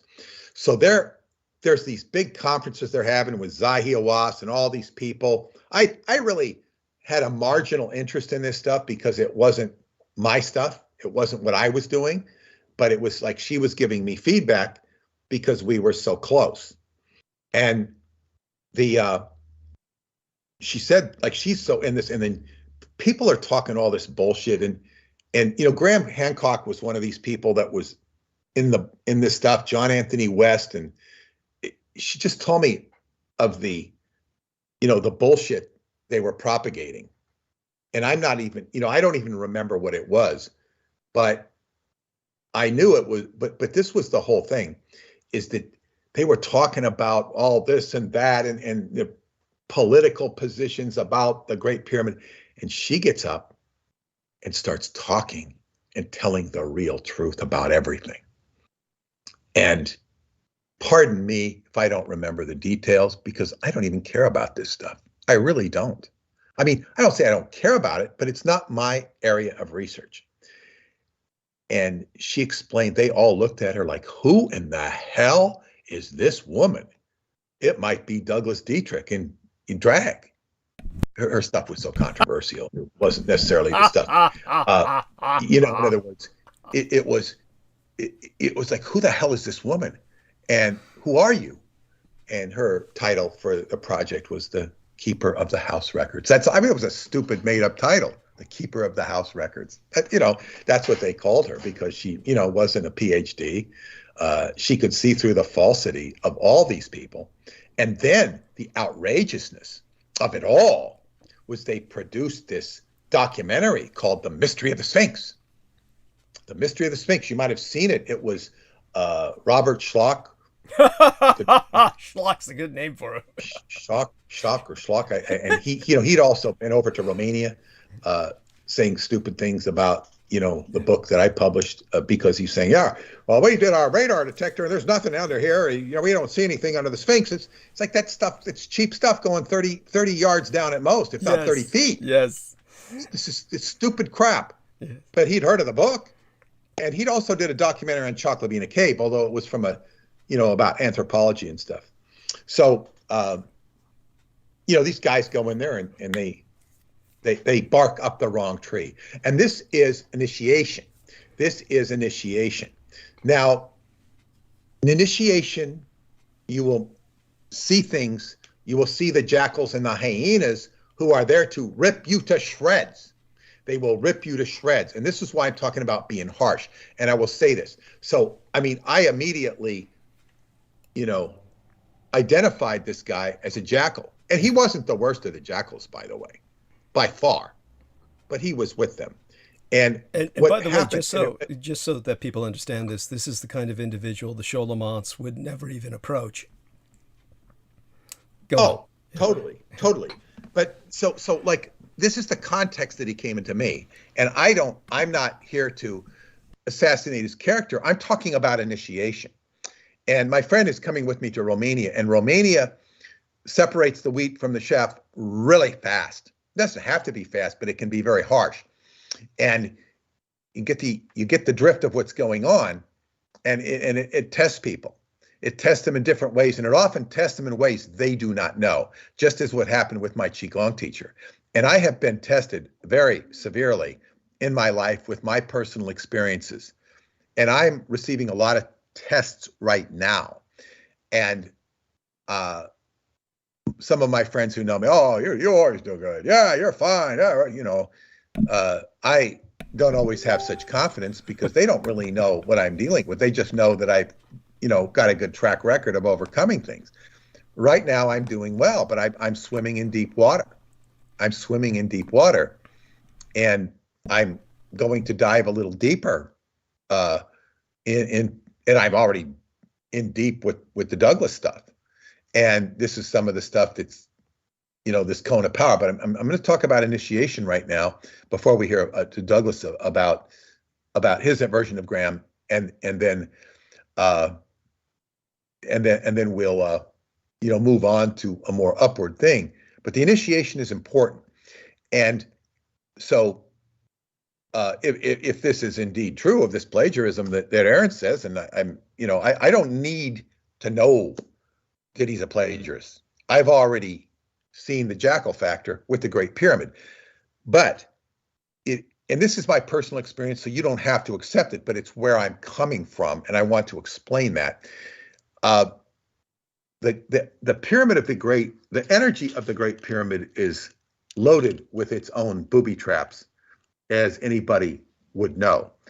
Now, they not only, Chelsea was orchestrating, very influential in this, and she knew where to look and where to go because of what she studied, and she had such an intrinsic knowledge of the area without ever having been there. And when she went there, it all crystallized for her.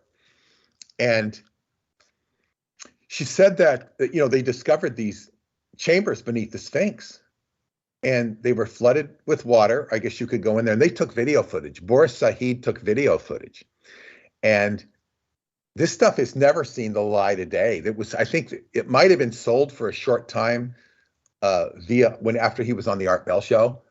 And so when I was in Romania, one of the women who met me and eventually sponsored a trip there, the trip on which I met Paula, Vanda Osman, she had done many tours to Egypt.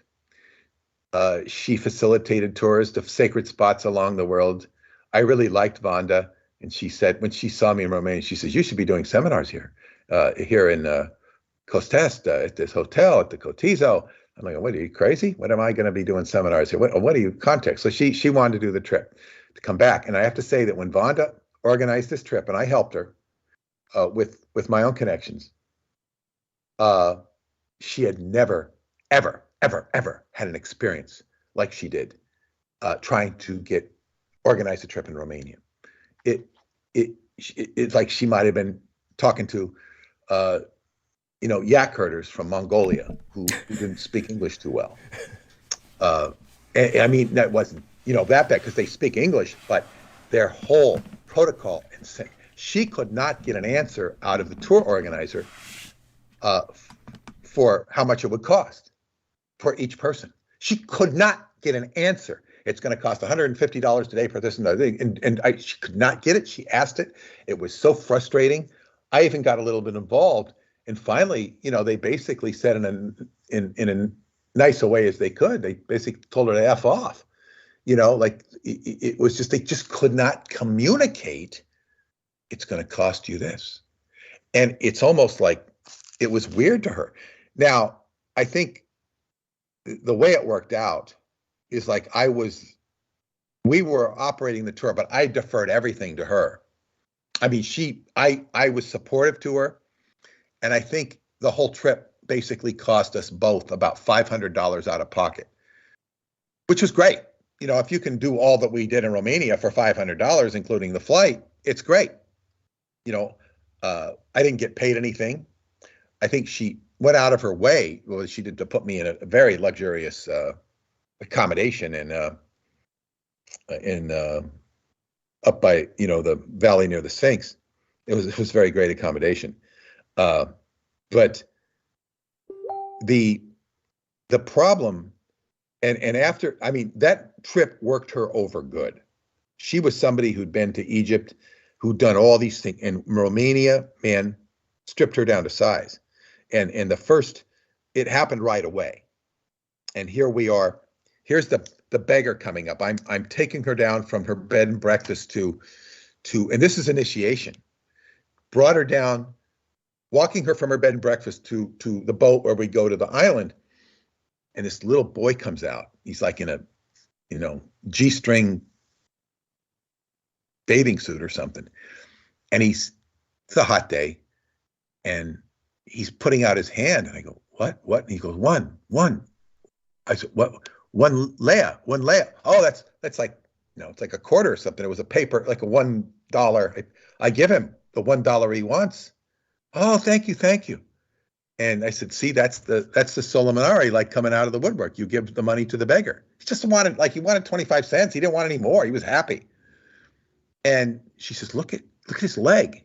I said, he's got a map of Romania on his leg. He had a birthmark or something that was like the map of Romania. It was like, really. And then she goes to the boat, and we get on the boat, and, she meets everybody, and, everybody likes her. They want to hear more from her, blah, blah, blah, blah. It's all about. So the first night I say, okay, I go over and I say, okay, we have to make sure that when the boat takes her back, that somebody walks her to her bed and breakfast, because you've got to go down some roads, and it's, she's a lady, and, it's a little village, and, you don't want to do it. And this is arranged. I'm told it's arranged. And the guy who takes her back on the boat is an asshole. He's Canadian, Romanian. And he says, she gets off the boat and he says, go, but go. He just kicks her off the boat. Now, you get kicked off the boat, you're stepping onto some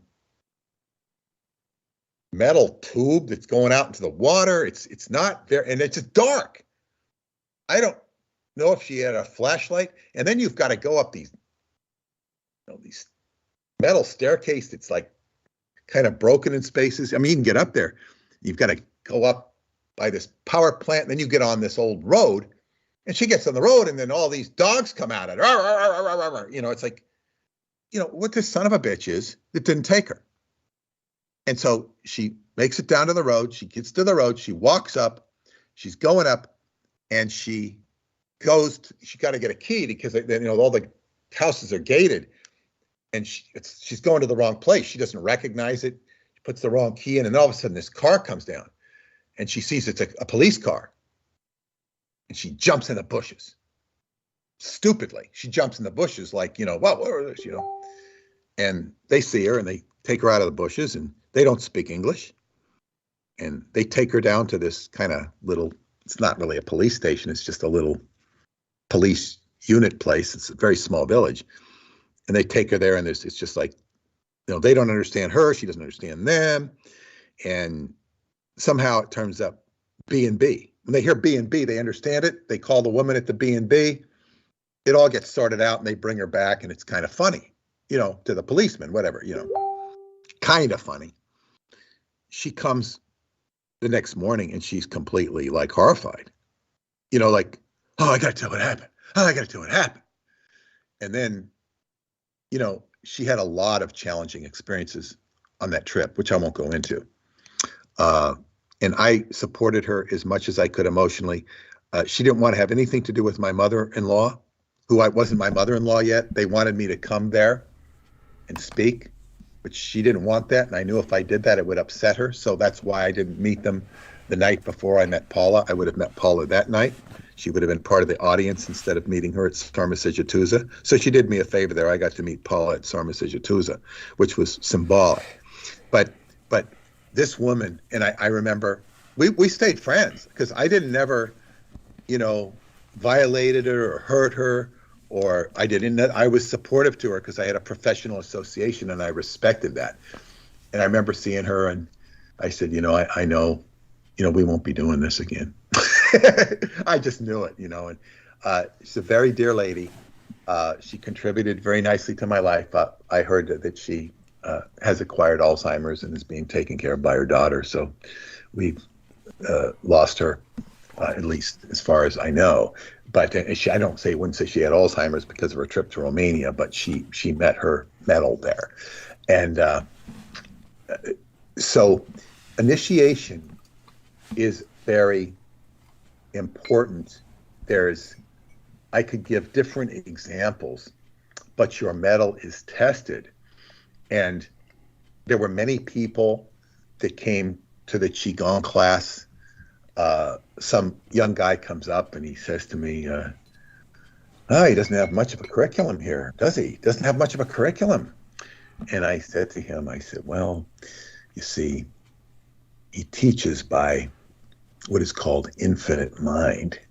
Doesn't use the curriculum is infinite mind. So when you come in here, you've got to plug into it.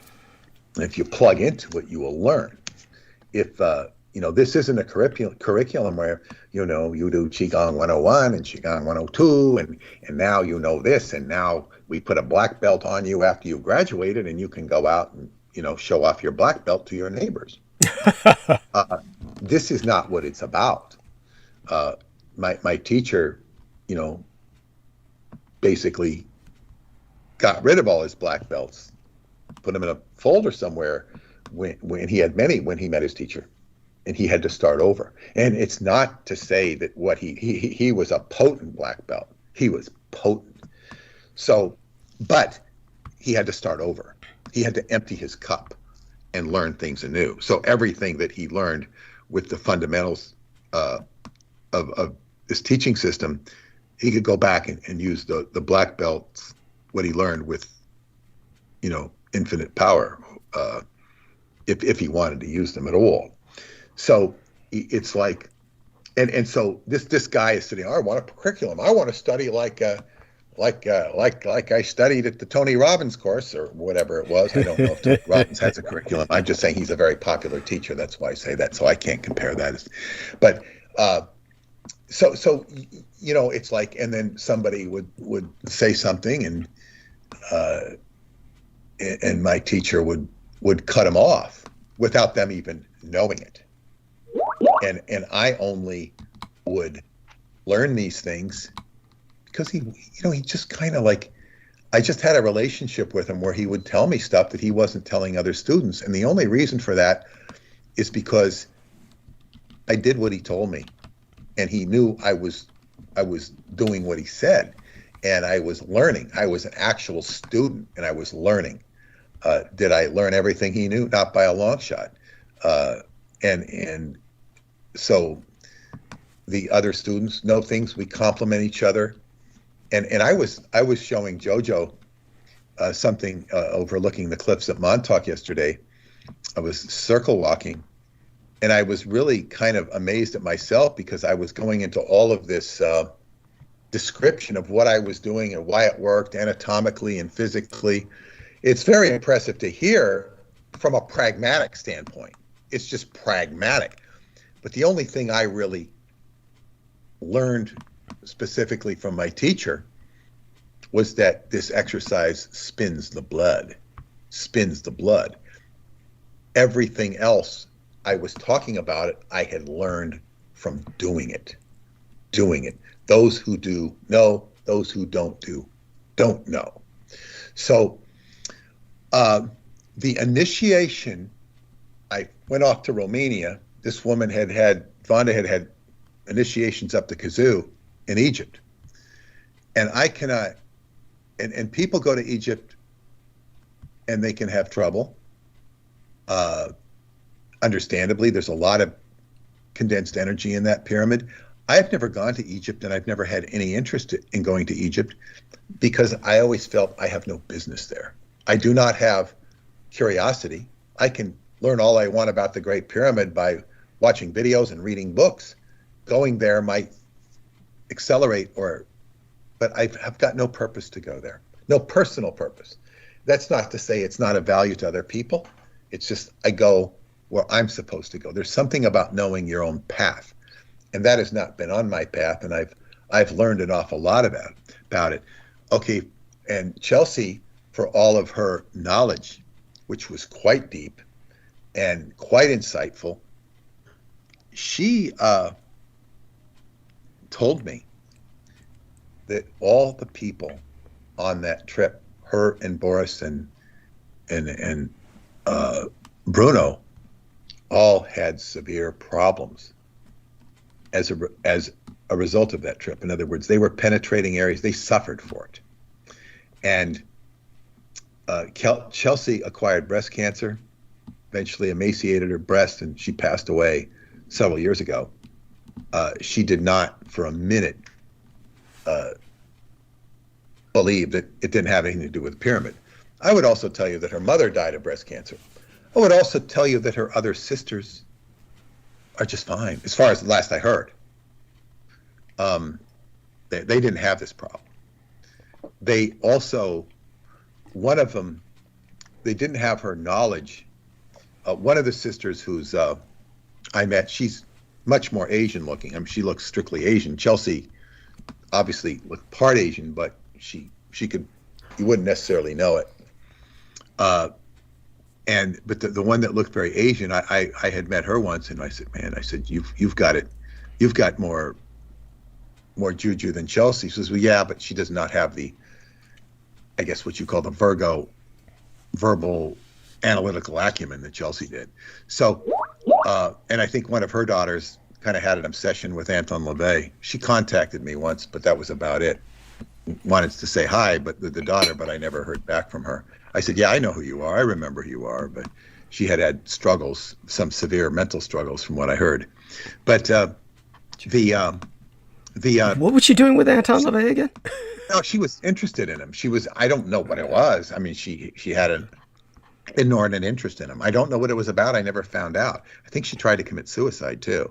So she was off the deep end. Apparently she had been repaired to the degree that she, many years later had contacted me. She says, I'm Chelsea's niece. I don't know if you've ever heard of me.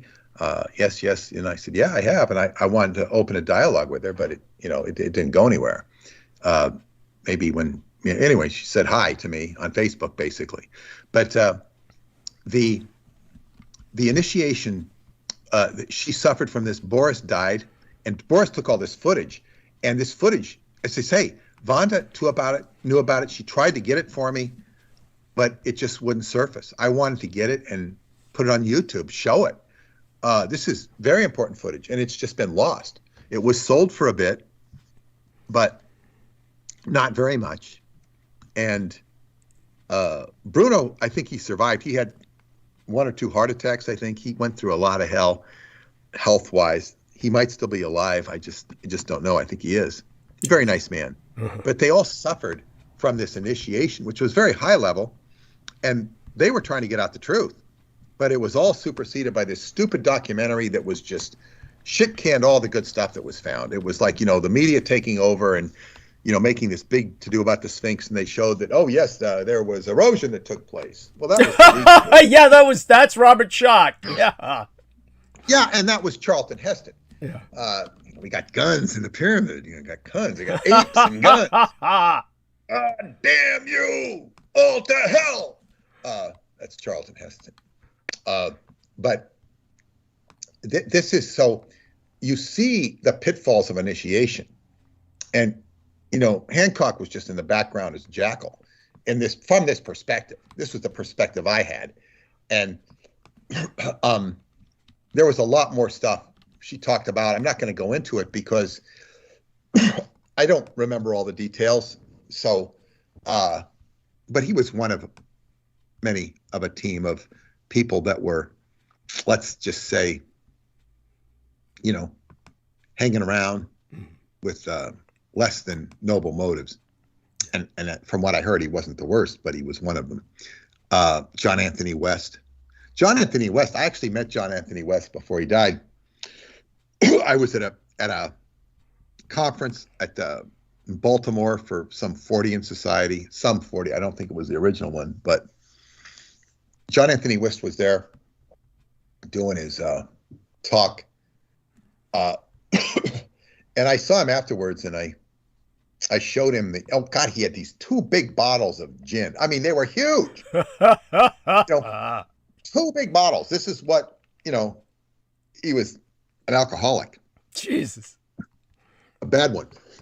So anyway, I showed him the picture of the Sphinx in the book, Transylvania Sunrise, because that's what I've been talking on. And he looked at it and he says, have you ever seen this or whatever? He says, well, no, he says, but you know what that is? He says, now this is an uninformed opinion, of course. He says, but I think that's a rock. I think that's a rock. He said, no, that's not a rock. Your head. I mean, I was very polite with him. But this is where, he was like, he doesn't see what is there to be seen. And that's okay. That's who these people are. They are hogging the bandwidth and and being hailed by alternative and or mainstream media. And both actually hailed and regarded and respected. And this is a problem for people who will read stuff, because look at somebody reading books, what else? You go to a bookstore. Where the hell else do you go? You can't, and then you have to be discerning. And it's you can really like an author because he introduces you to things. I knew a girl who just thought the world of Bill Cooper because it introduced her to the world of thinking about things that you didn't know. Right. Conspiracy. And, Bill Cooper suffered from severe derangement. It's not to say that everything he said wasn't true, but you have to discern. And this is a challenge to anybody who's trying to discover things, esoteric information. But as I say, I have taken and experienced things quite, I guess what you'd say, close to the vest. And in Romania, it's very challenging, and I've done well. It's not that I haven't had my own challenges, and I'd say my challenges have been rather mild, although being stuck in the rain with no car was challenging. That was being challenged by nature. Oh man, I was soaked. And if you can imagine the prospect of having to spend the night in a cave, cold and wet, with a beautiful woman that was not my wife, but she was a very good friend. It was not a pleasant thought. Not because it had nothing to do with a beautiful woman, but it's a weird idea. You know what I'm saying? Yeah, no, I mean, you don't want to be responsible for anything happening, and how are you going to, keep her comfortable, etc. It's a challenge. Well, it's the comfort, it's the discomfort, and just being stuck there. I'm not thinking of holding on to each other for warmth and body heat. Yeah. I'm not even thinking of that yet. I never got to that thought. I'm just thinking of being in the cave. What are we going to do in the cave that night? Just because you're going to go in there so we're not getting wet. And then you're going to walk, miles the next day to the little tiny village. You're being lucky if anybody there has a phone. So, you're knocking on doors, and thank God you've got her to speak Romanian. That and fortunately our friends came back, but you felt the fear of that. There have been on my last trip, which was my best, I got very sick. That was an initiation of sorts, and I was being attacked and being attacked by the Chichoa in the evening. Yes. Or the equivalent thereof in my sleep. Back to the old dream catcher that I made at the workshop with Christina, the girl I'd known since she was a little girl. She's older now, doing a workshop on dream catchers, and I'm there fumbling with basically what amounted to young people. I'm kind of out of place, but I'm making my dream catcher, and I'm not doing very good. So I get some help to make it's kind of a, crippled dream catcher, but I put it up, and I got the dreams. But initiations does happen, and I take it very seriously. Now, when we move, there's so much more I could say about this, even in the context of Qigong, because so many people came and go. And when he basically lost his best assistant, my Qigong teacher, she was kind of putting the screws on him and really damaging him. She wanted him for her own as a husband, and he was already married, and she really wanted, he'd saved her life, no question about it. She knew that. She was going around whispering. She'd come to me, oh, he's doing this to me, he's doing that to me, and I'd say, look, just stand up to yourself, stand up for yourself. And she always told me when she did what I said, it worked. And she was saying this stuff to everybody. And then one day she was gone. And then all of a sudden, the class emptied out. I don't know why it emptied out, but it didn't empty out totally. And he'd already said, he says, look, if you people don't do the work, you're not going to be able to stay around here. The energies, you're not going to be able to stay. You're going to be gone because I'm going in a different direction. And those of us who stayed, most of us, but not all of us, were men. And he began to really teach. I was getting a lot of teaching. The teaching got so much better. He wasn't making as much money. He didn't have as much students, but he didn't care. He was trying to teach. That's what he was here to do. So that was an initiation that many people failed. They didn't even know they failed it. Right. Yeah, okay. It's okay. This is what happens in the process of initiation. Now, when we come to the counsel of Douglas Dietrich, that you are dealing with a council in hell. And I say this with circumspection. You are entering the council of hell. And I don't say that with any, it's not pejorative towards Douglas. And I say that with a bit of regret, because the one thing is I don't like people to get overly interested in dark aspects of magic, or the Qlīfot of the dark side of the Kabbalah, because what happens is people, they suck it up. They go in, they get that, this sort of Addams Family. No, this is not what I want people to do. But again, to use the Christian analogy, Jesus goes into hell to transmute and go up and resurrect. That's just a Christian analogy. So you're being brought into a council of demons, and keep in mind the other side of the demon is the angel. But you're dealing with very dark stuff here, and we are dealing with dark stuff. And with back to the qigong, and it applies to any course of initiation. You have to let your ego go. The ego will destroy your capability to learn. And it's like I have so much knowledge to offer, and my qigong teacher would be very, he had a tremendous amount of knowledge to offer. And if the student would ever be disrespectful, oh no. And this applies to all Asian masters or so-called masters. They don't tolerate, even questions. It's not that you can't ask them questions, but stupid questions will get you shooted right out of class, because there is the assumption there that the teacher knows something. And if the teacher really knows a lot, and then again, there are other teachers who will just, have you singing and dancing. I say that metaphorically, to no end.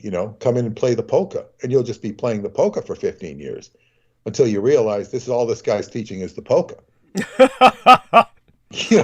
I mean, this happens too. So it's like, no, he says, listen to me, play the polka, dance the polka for 15 years, and then your kundalini will awaken and your third eye will open. And that maybe it'll work for somebody, but you have to discern and say this. And the amount of this is one thing. My teacher would sometimes address the class and sometimes individuals as maggots. You maggot! You maggot!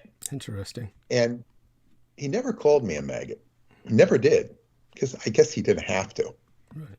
But I was no better. But I could see when he said that, what he meant that was the amount of power this person could exude, talking about power. And that amount of power, like this is somebody who could be in a room full of people and kill them all. He had that capability. You could see it. And it's not something that he ever did, but he had, it was beyond no fear. He was so powerful. The things I would see him do. And if you could just get a sliver of that, and I can only say I've gotten a portion of it. I can't say that I could do the same by any stretch of the imagination. But the power he exhibited and showed, and perhaps some people couldn't see it. Many people did see it, never went back to class. Oh, God, yeah, he was powerful. God, I saw what he did. You can hear different stories. And then again, I suppose from his perspective, it wouldn't hold a candle to his own teacher, because his teacher was superior to him. But it's like, wow. And I remember my ex-wife, she used to come to the classes. She went for quite a while. And one time she heard, did he say maggots? Did he say maggots? I said, yeah, he did. Because we were very friendly. And she was horrified by that. She was horrified by that. Oh, really? Really? It wasn't personal. It wasn't personal. And it's like, boy, the ego. And he later said that, she asked him some questions he wouldn't answer. He later told me, like a year later, says, "Oh yeah, I didn't answer her because she's not ready. She's not ready to hear this stuff. She gets information, she's going to misuse it." This is what he said. It's not what I said. I'm not judging her. So she went back into Scientology because he wasn't answering her questions.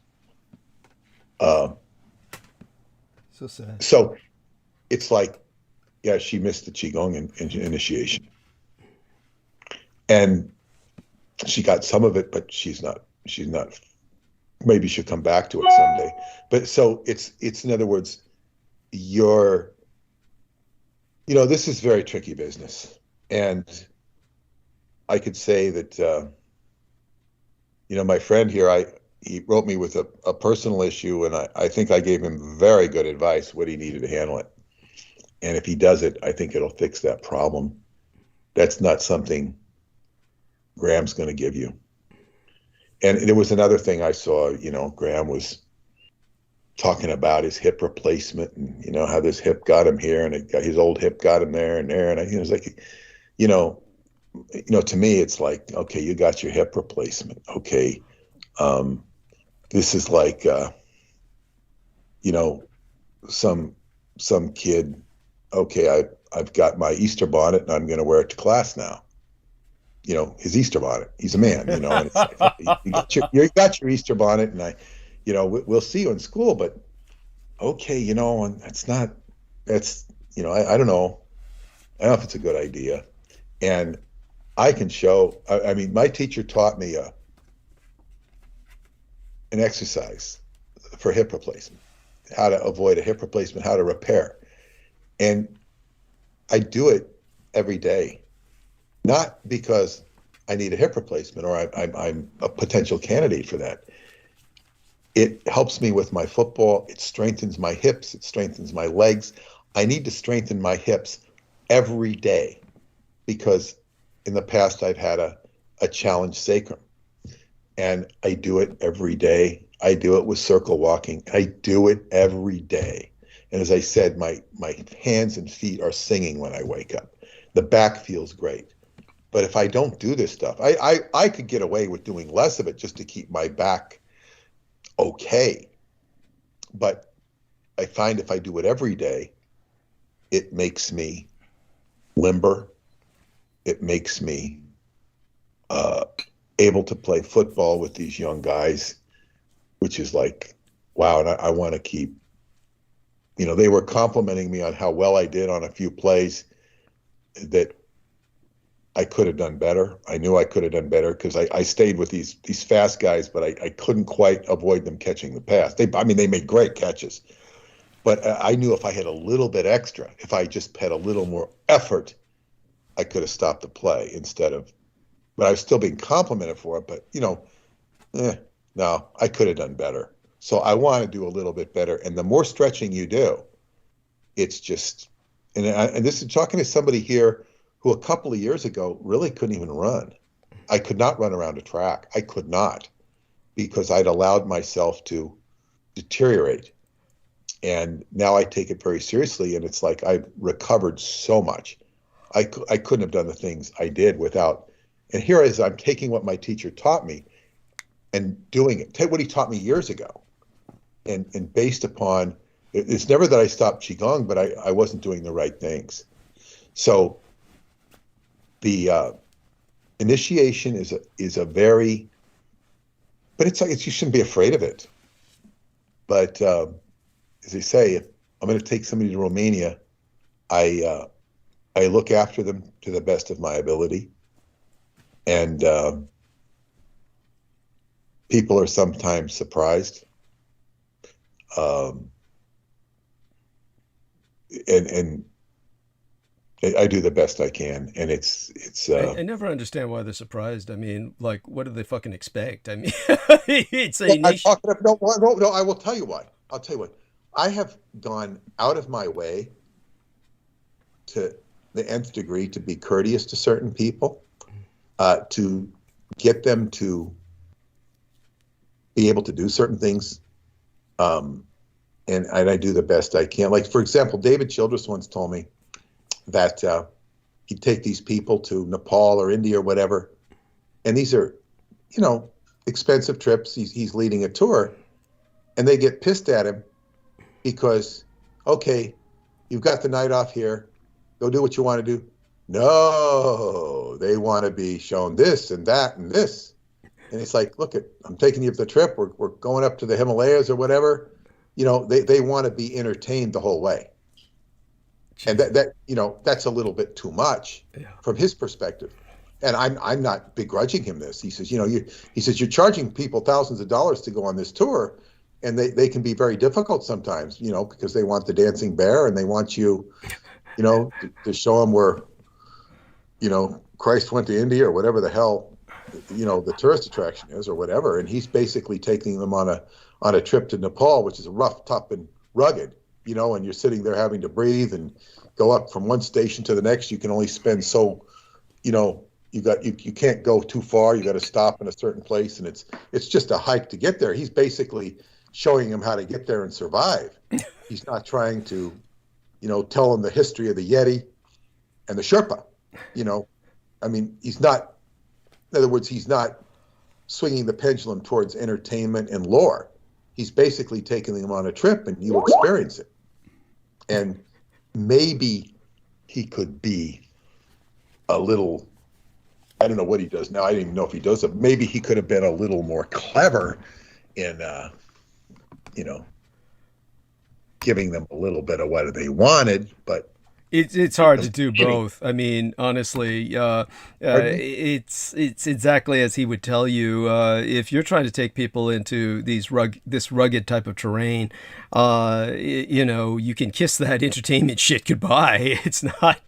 That's the whole point. And he's a world traveler, and he knows this. So what I'm saying is, and I'm saying is I try to be as accommodating as I possibly can.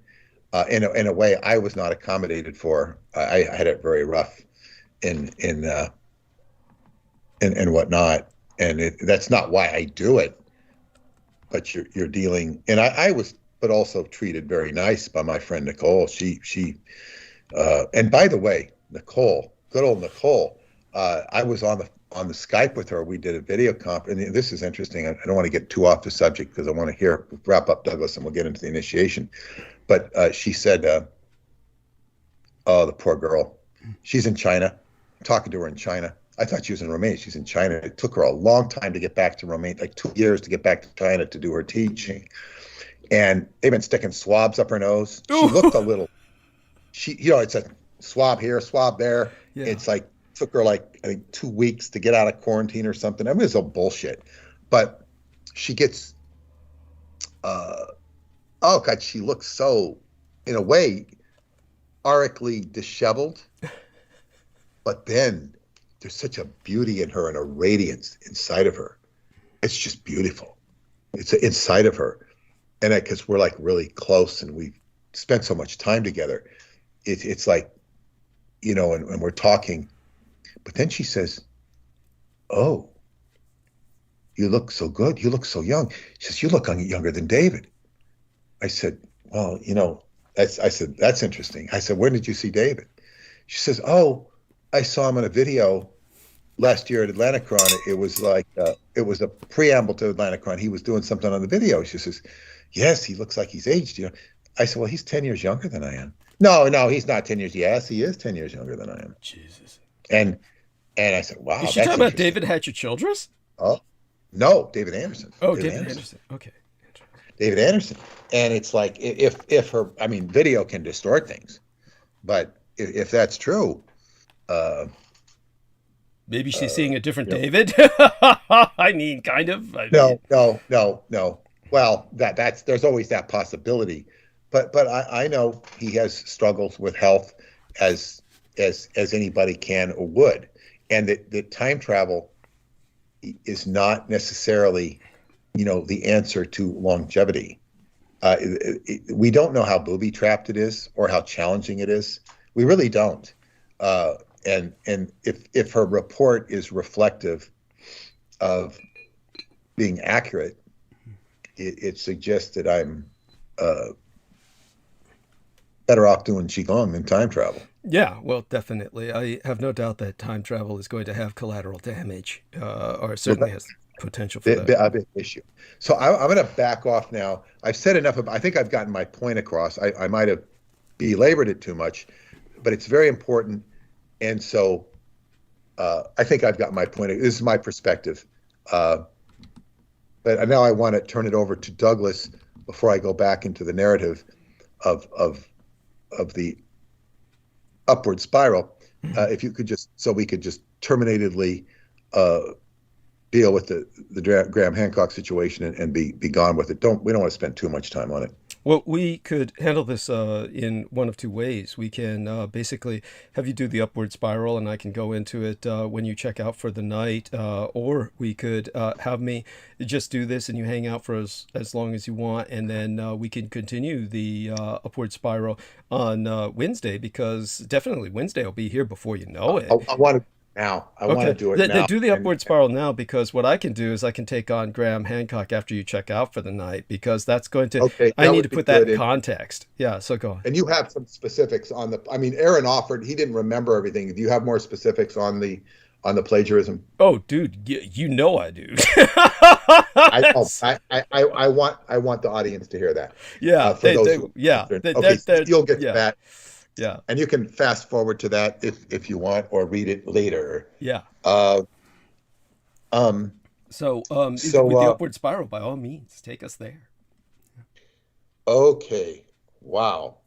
So we were talking about Stephen Farrow and the gravesite of Stephen Farrow, and it was all related to my trip to Montauk. And just to summate it very quickly, we'd read these two newsletters, or parts of these newsletters, that were so jam-packed with cross currents that ran from David Anderson to Stephen Farrow's grave to all sorts of things. And then I had been out to Montauk on my birthday in January to visit my friend who wanted her house cleared of energy, and I said, we got to clear the indigenous spirits, not do crystal rituals or whatnot around the house or chanting.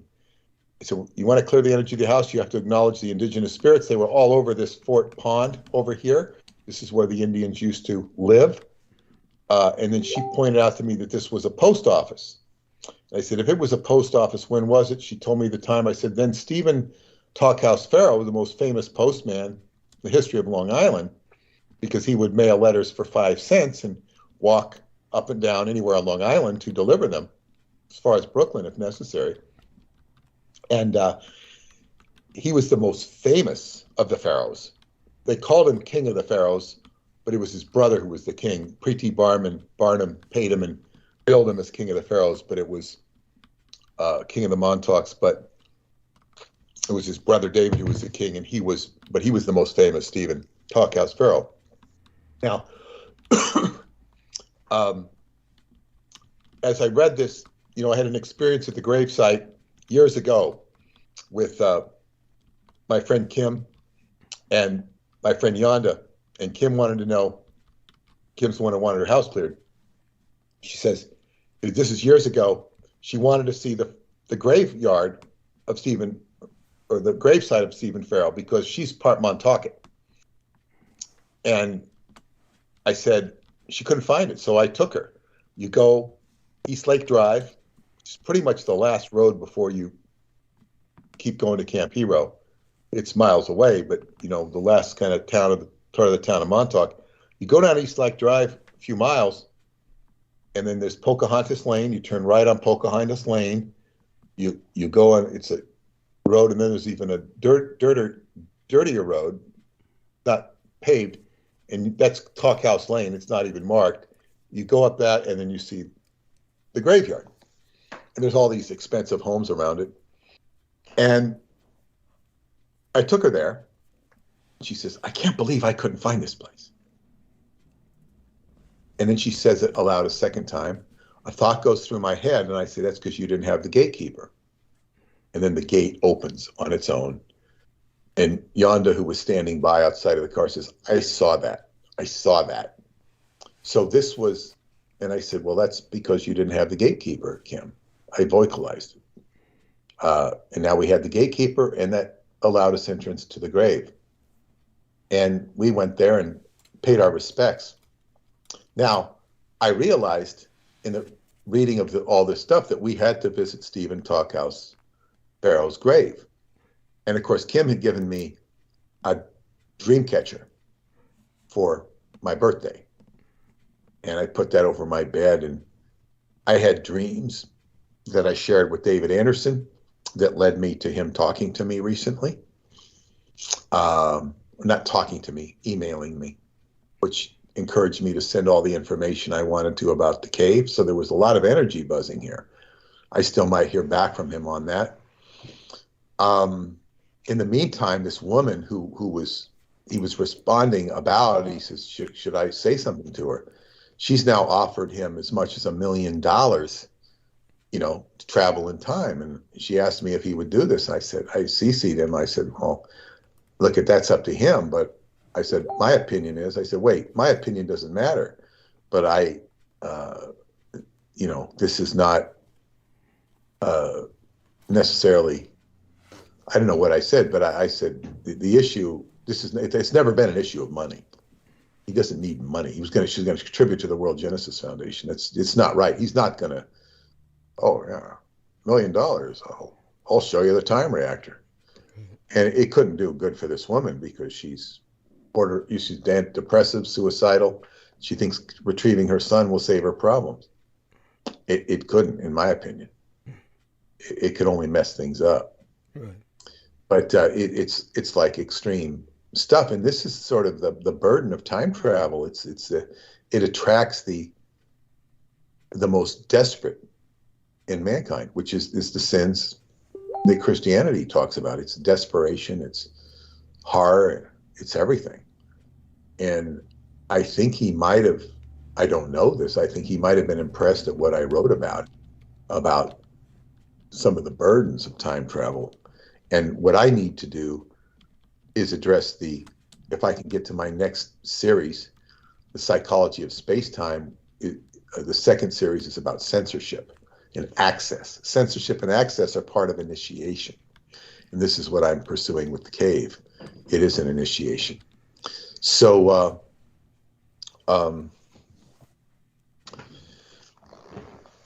we're getting back to the upward spiral, but all of this stuff is cross-current with me.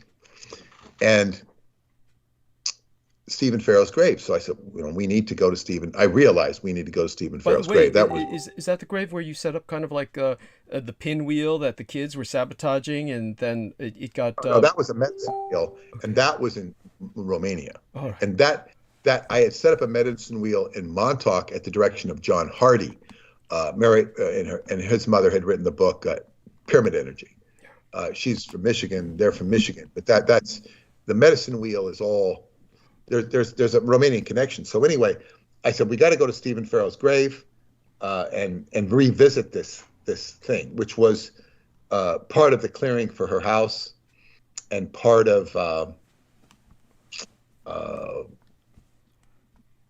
what I realized, and it was all being facilitated by just acknowledging the spirits and then having dreams that stirred up David and stirred up some other things. But I had so right after I was out there, after I left, Rudy Curry had called her and saying, I want to come out with some healers. I want to see you. Oh God, Peter was just here. Oh, blah, blah, blah. So we realized I'd contact Rudy and we'd all go out together. And then our Mexican friends, the woman had lost her best friend in a car crash, and Paula went to console her at Starbucks, and they were meeting, and I went over there to see her and gave her a box of what you call non-fat, healthy chocolates, or whatever, because I wanted to make her feel good. Right. Yeah. I just, because she didn't need me, but I wanted to reinforce and make her feel even better than Paula was making her feel, accelerate that. And, I talked to her, and, she's very happy to see me. And I said, why don't you go out to Montauk with us? We're going to be going out. Why do you want to come? You could get to see them. They've never seen Montauk. Oh, yeah, great. Oh, it was the right thing to say. And she's as healed as that as she can be right now, because the family is very much at peace with the loss of their beautiful son, sister, daughter, whatever the person is. That the family, and when she knew the family had come to peace with it, it made her happy. So she's going to go to Montauk with us, her and her husband, and they have indigenous energy, you know, and the so, you know, and Rudy, and then I contacted my friend Yonda, who was with me originally. I hadn't seen her in years, since Preston's funeral, and she said she'd come, which was really great. So she'd meet us on the way, and I'd get in the car with her, let Paula drive, and I'd catch up with her. We had a great conversation. She was with me at the beginning of Montauk. Sometime I'll have her. I don't know if I'll have her on this show. I don't know, but she's do an interview if she'll remember from the beginning. But anyway, so, but then I contacted the Montauk shaman, and I hadn't talked to her in a while, and she was so, you know, I've been thinking of you, blah, blah, blah, blah, blah. You know, she's been with me, you know, almost 30 years. And she recognized me immediately, just by spirit. She says, oh, you're doing wonderful things. We'll do wonderful things together. And she's been my friend for years. She's gone through some of my troubles. She is a Christian minister as well as a social worker, and she's kind of retired now, but and she was the, I think her title was Winona Redbird, Queen of the Montauk's. She is a matriarch of the Montauk's, and she was born into her shamancy or shamanic heritage. Her mother did not have it. I met her mother. It goes from shamans are, you know, they're unique. Anyway, I will reunite with her when it's warmer. I'll go to her and sit in her backyard and just talk about my life. It's kind of like if you were talking to a priest who was really a priest and was really in touch with God. That's what it's like with her. And she waxes poetic over me in a very beautiful way, because she sees things, and she sees the better side of me, or perhaps the best side of me. She sees all of the wonderful resources I have to offer. She says, you know, you have so many gifts, and it's like people just see a tiny part of you. Oh, that's very nice. I said, I'm used to that. I'm sitting on the bench most of the game. Yeah, I can go in and do better, but it's okay. For me, it's great to be accepted to the degree I have against such opposition. You know, and I will let you know, the other people take the candy cane and lick the candy cane in front of everybody, and that's fine. I don't mind that. I prefer the background. But in my profession, I guess you need attention to get your book sold, et cetera, et cetera, et cetera. So it's all okay. It's all good. So she told me, I said, I'm going to make an offering. I want people to make an offering to the grave. And I said, I have this Tesla purple plate here. I have some other. She says, no, what you need to do is you need to bring a rock, a crystal rock. And I said, oh, God, I got the perfect thing. I got this beautiful crystal rock from the crystal shop in Romania.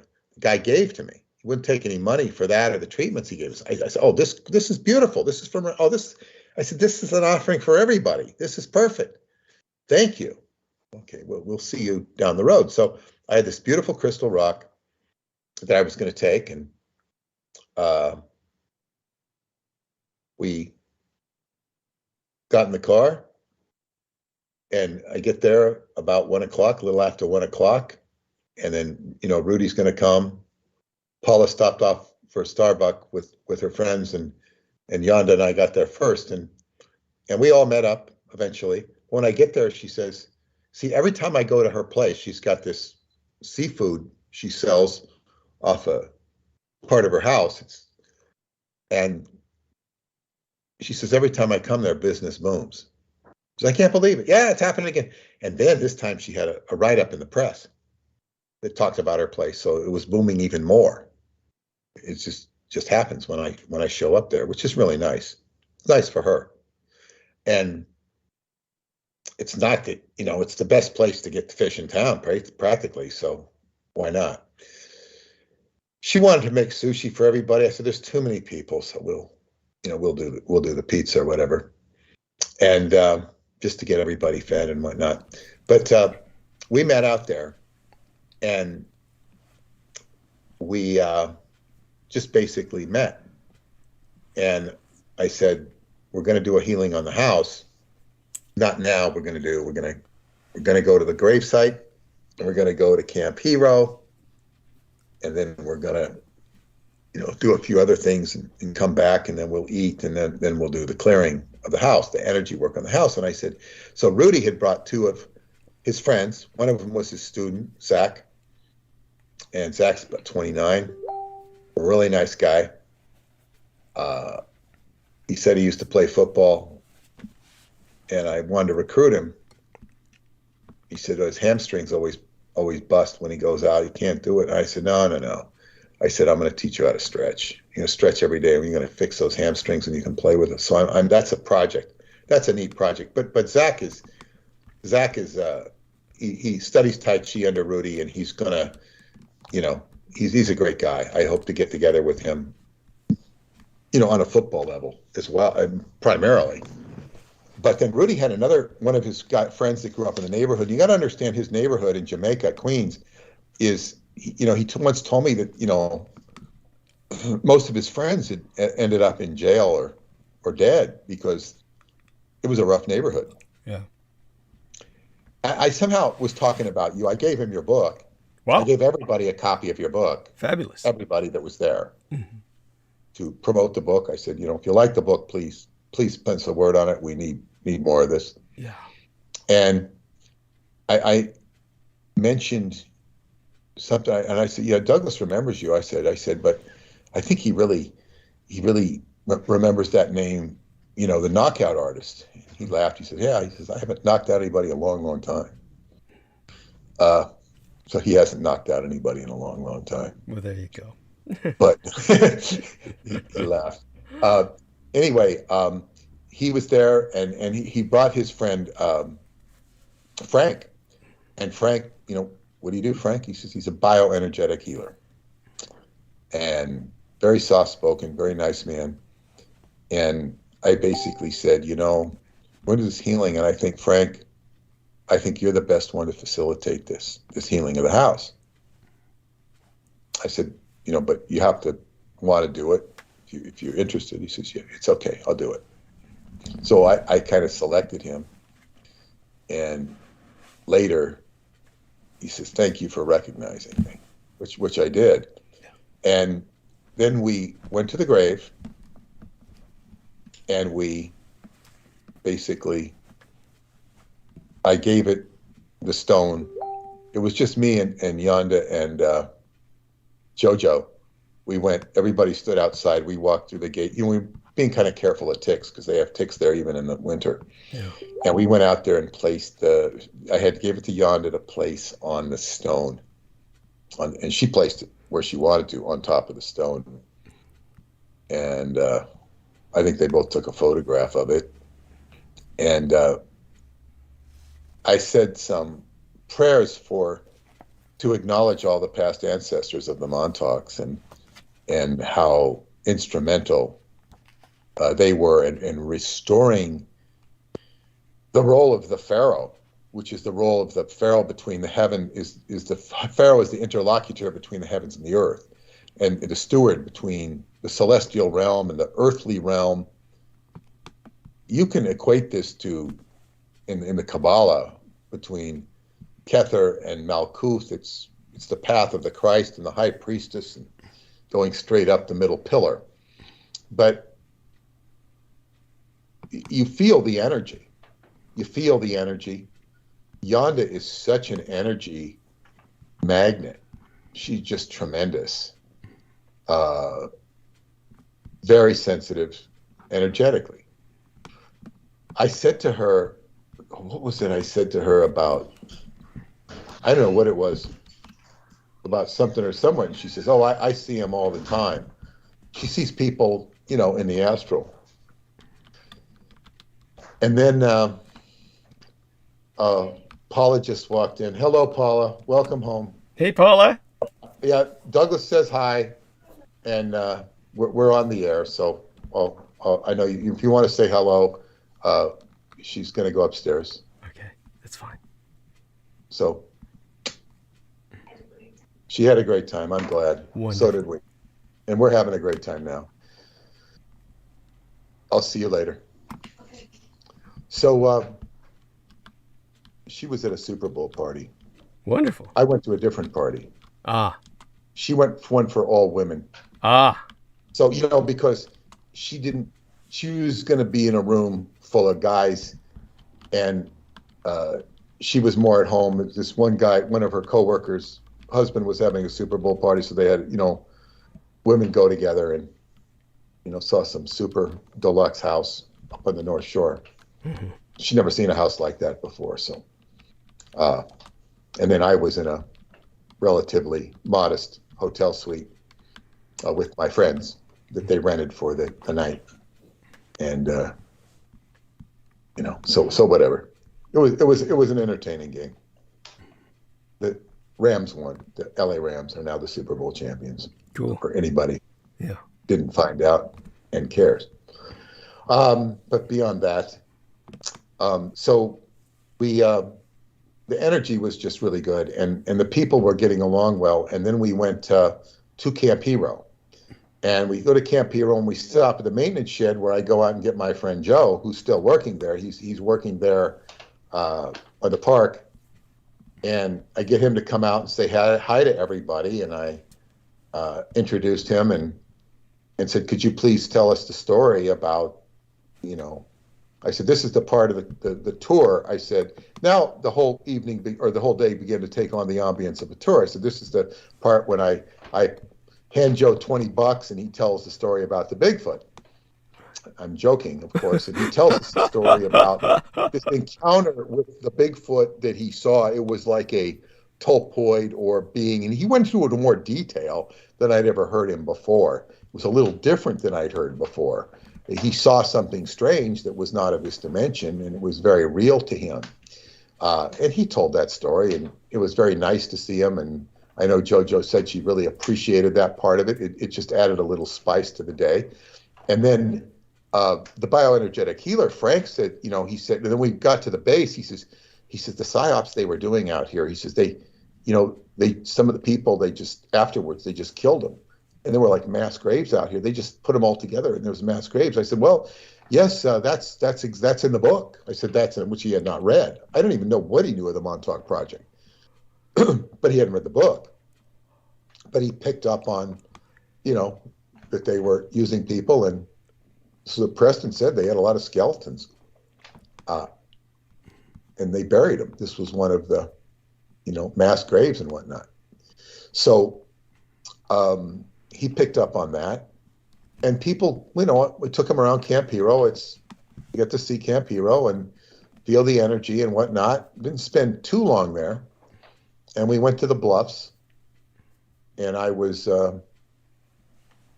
spent a lot of the time showing JoJo circle walking, how important it was, and it was good, connecting with.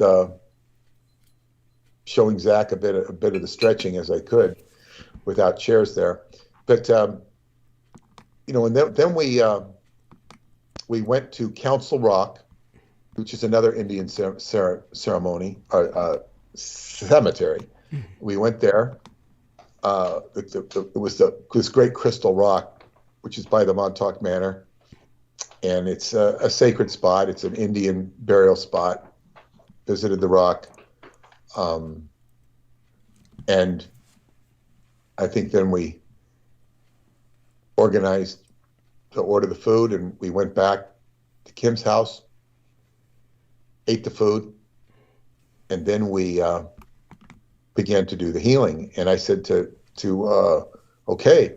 And Frank went right into the healing, and he began to sort of pick up, okay, he says, I want you. He picked Jojo. He picked Yonda. He picked Kim's friend. And of course, Mexican friend. I forget who was behind him. And then they did this healing, and they were doing it on Kim, and it was dramatic. It was dramatic. It was very good. And I think I liked really what he said about my Mexican friend. He says, you have brujo energy. You have brujo energy, because a brujo is a Mexican sorcerer. And of course, yeah, he's told me in his family and around there, they live in a humble village in Sonora, Mexico. That's where they're from. It's not where they live now. And he said that you can see the wealth and opulence of houses in Long Island, and you see people miserable. Like I was kind of talking about the nicer neighborhood I lived in Davis. Yeah. And they weren't as happy as the, middle class laborers. And then he said that the people in his village, they have very little, but they're so happy. He cannot compare the happiness of these people than to the opulent. But it was so good. He had his shamanistic energy acknowledged and kind of recognized, because he always knew he had it. And I asked his wife, what do you think? She says, oh, I've seen this in him. But it kind of came out and expressed. And they got to participate in something that ordinarily, no, they're just trying to struggle as here on a work visa from Mexico.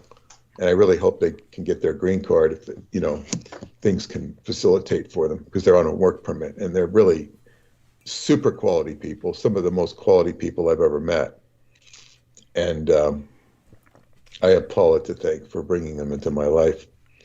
But, and then Kim's friend, she just looked so different after she was doing the healing. She looked different. When you heal people and you're doing it properly, you look better. It helps you more than it helps the healed person. And this was very evident in her. And she brought her young 17-year-old daughter with her, who was very good friends with Kim. And I engaged her. I wanted to find out about what's it like being a kid in high school with COVID. And she had a very good head on her shoulders. Very challenging. Very challenging. She's got a good head on her shoulders. She said, but been divorced from all her friends. Their friends kind of leave. They kind of disconnect with all this COVID stuff. You can't even see the faces. It did not present a very good picture. I think this young girl will do fine in her life.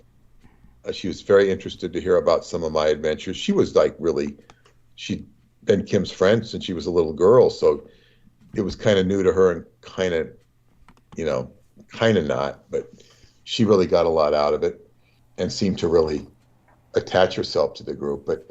And I also had everybody introduce themselves. And this was very good for the group energy, because everybody's saying who they are, and it makes the group cohese. This was very important to me. So we all know who each other are, and we're all, and it was my inclination to just kind of step out of the way and let the work be done. When he picked the people to heal, he didn't pick me, he didn't pick Rudy, all the better. Just let the people do the work. They did the work. They did very good. Everybody did very good. Now, there are subdynamics that go with this energy group. Now, the only reason this happened the way it did, Douglas, is because of you and because of what we've been talking about the show, the subjects that are brought up, starting with the Magi, starting with this. And you cannot separate the pharaonic energy of the Montauk's with the Christ energy itself. It's in a different context. But the energy now the dialogues with you in the past led me to go into Alan Steinfeld's book signing where I met JoJo. And as I say, JoJo did not want to, she was going there to support her friend Alan and go there. And, she had asked him if he knew Peter Mōōn. Yeah, but he didn't know Peter Mōōn was going to be there. And I was not a speaker. I went to hand out your book and just see anybody I knew from Manhattan and hand out the book. And I met with, two of my dear friends from upstate. They came down to meet with me. And I think I got $100 parking ticket that night. Oh, God. You know what? I just paid it. And, okay, I'll promote for 110. I wasn't going to fight the ticket. It was kind of a misunderstanding. But I just paid it. I didn't care. I didn't let it go, I didn't care. I had a long record of not paying tickets. I got away with it, too. Right. But that's another story.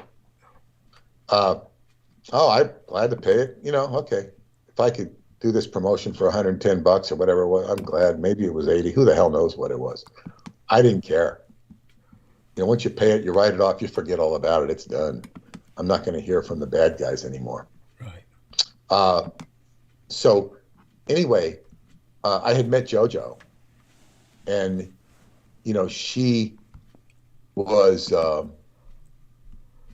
she came and met with us there, and she participated and was just such a great contributor to everything. And she got on with everybody, and she's very likable. She's very likable, and she has many talents. One of them, which is an addiction counselor. So, Kim's boyfriend had some addiction issues, but he didn't show up. He stayed far away. So we worked on Kim. Past 2 times we worked on him.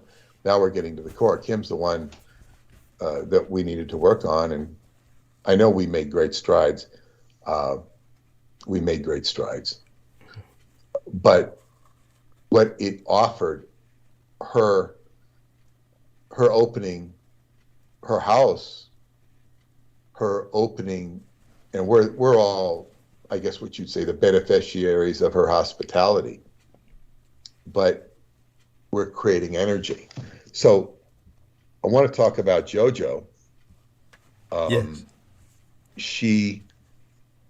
She's going to Shasta, for my talk there. Wonderful. And yeah, she's going there. And, she was even, we were talking about going to the gold country. If she would join me on that, I'm not going to do the gold country. Mm-hmm. Nothing against the gold country. It's just, it's the way it's slated. I'm going to be there for at least a week. So I don't need to spend too long away. But there are, as all of this developed, I realized I was going to fly into Sacramento and he was going to give me a car. Mm-hmm. Not going to give me a car, but then see this, as they say, as a business person, I have to watch my, how I interact with people. And when you're doing an event, it's very important that you get the event coordinator to pay you, so that you don't end up waiting for a check for 6 months that may or may not ever come. Right. There are people who are desperate to present who will fly across the country at their own expense for thousands of dollars to get up and get attention. So sad. Of course not. Yeah. It might be worth it in some cases, but it's no, it's and then I don't know, because and then it occurred to me, well, if he wants to rent a car, he's going to rent a car. He can't pay for me to rent a car. I have to do that on my own credit card. So I have to line things up with him. But I basically realized that what we'll probably do is, instead of going to Sacramento, I'll probably go into San Francisco, mm-hmm. and ride up there with JoJo, who's going on her own anyway. In other words, I'll carpool with her, probably. This is probably what's going to happen. We talked this over, and she's also going to visit her brother there, so we'll have to coordinate our own flights, but it will probably behoove us to visit you. Sounds great. Yeah. I'm so excited. Yeah, well, see, this is I went there to promote your book, and we've also, she has also, and I wanted to talk to her I talked, as soon as I got back from football, I called her to talk about you, and because she had some comments to say about the energetics of the book, and, you know, getting the book to sell and whatnot, and dealing with the energetics. And perhaps this is something we should all talk about more in private. I'll talk to you.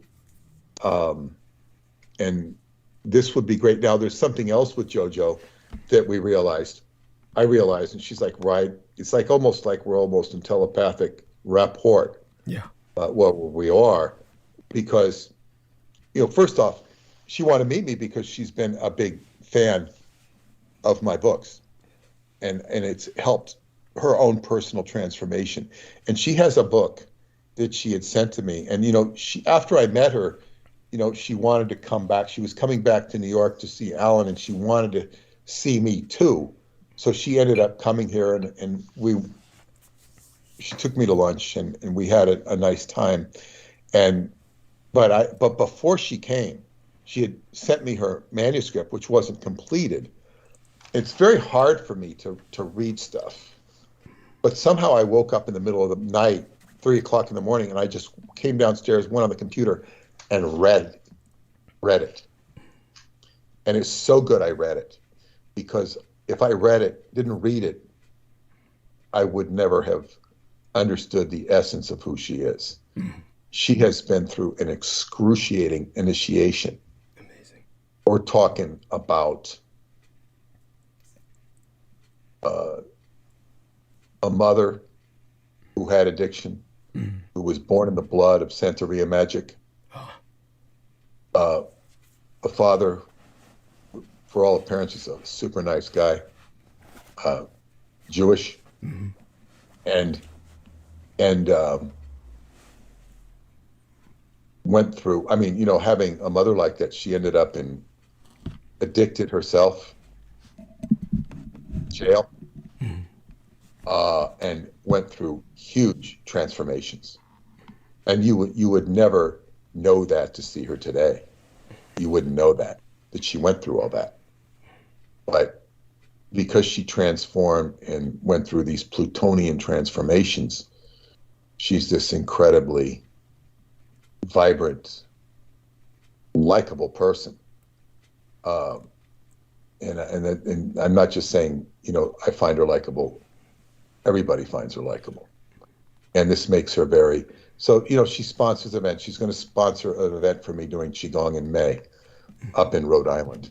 Wonderful. And yeah, and so, but then I discovered, you know, she had shared her chart with me some time ago. And after seeing her, I looked at her chart, and she has Venus right on my midheaven in Gemini. My midheaven is Gemini. Now, for those of you who do not understand astrology, midheaven is your career. So her Venus, which means prosperity, is right. You know, she's somebody who's basically in love with my work and is good. And so this one of my I guess what you say, very gifted friends, who's also an addiction counselor, who went to Romania with me, and she knows you. I really wanted her to meet you and help you, not because she's an addiction counselor, but because she's a very compassionate human being. And, you know, she could read stuff in me without even knowing the stuff was true. She could penetrate right into your soul and see you, and then you can deal with personal issues. In her case, I really didn't have to deal with personal issues. I was just more impressed by that she could pick up stuff that she shouldn't know. Right. And we just became friends, and she, you know, went with me to Romania a couple of times. She's been through some hell herself, and because she had a hellish life herself. But anyway,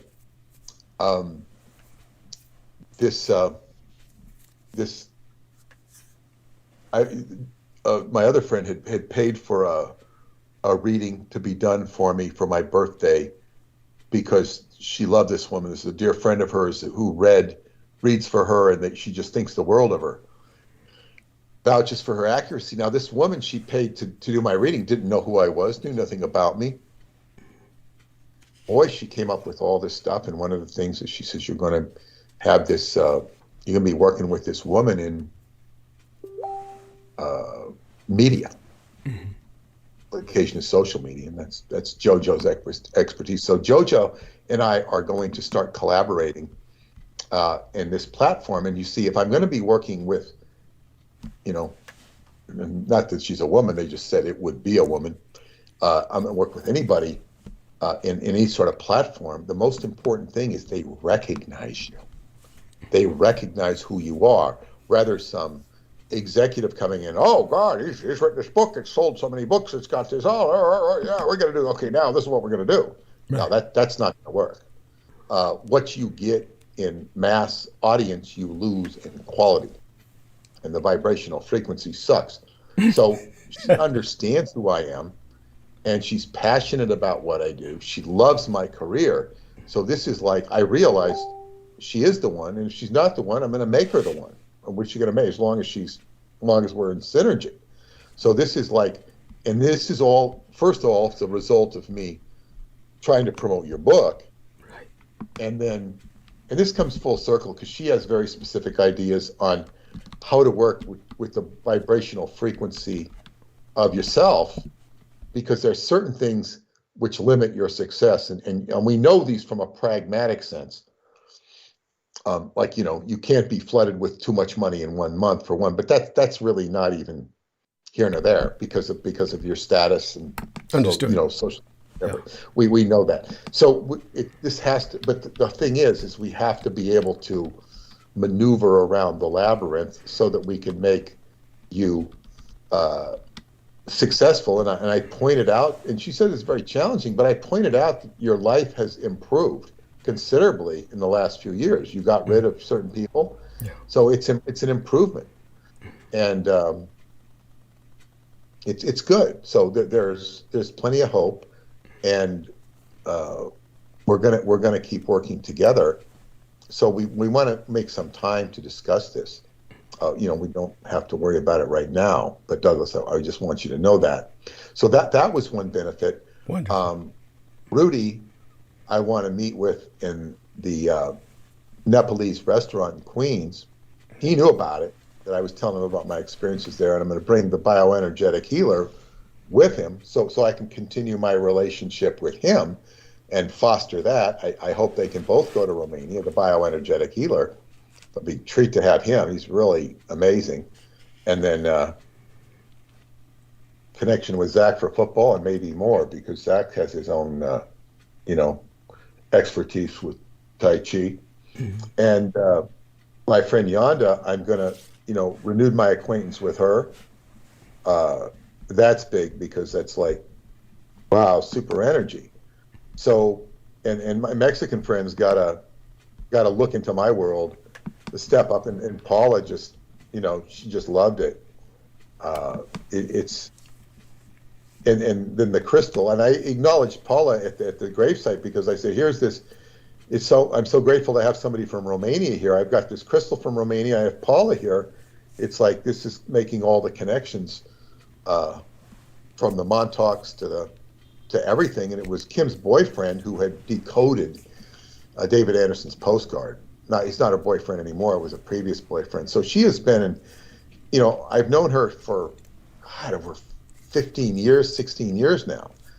And it's played an instrumental role in my adventures. And she really appreciates the hell out of me now. She always did, but even more so because I'm trying to help her heal. And I think we made some good progress. So this is, as they say, it's an upward spiral. And now, but see, that was the thing. Although I gave your book out, it didn't come full circle till I spoke to JoJo this morning, and I began to realize I was integrating. It's like it's all coming back to you, Douglas. It's all floating back and saying, okay, the spiral's coming back. But it started with you, with the show, and this is all so good. it's also good. And all of this stuff is the beautiful, beautiful upward spiral. So thank you for doing what you're doing. And thank you. I think I've said enough about that. If you have any questions, and then I want to say a bit about Bob Lazar. Sure. No questions. We addressed that, and then I want to address Bob Lazar. Sure. Oh, all I need to say is that we'll speak of it privately, and I'm certain the time will come when Jojo and I and yourself will be on a triple Skype call, and we can plan our rendezvous when you're all in California, etc., and speak more of these subjects. For the moment, other than that, I'm just happy to receive the news. And of course, Jojo is in the chat room, and she was saying, "Thank you, Peter. You're quite generous."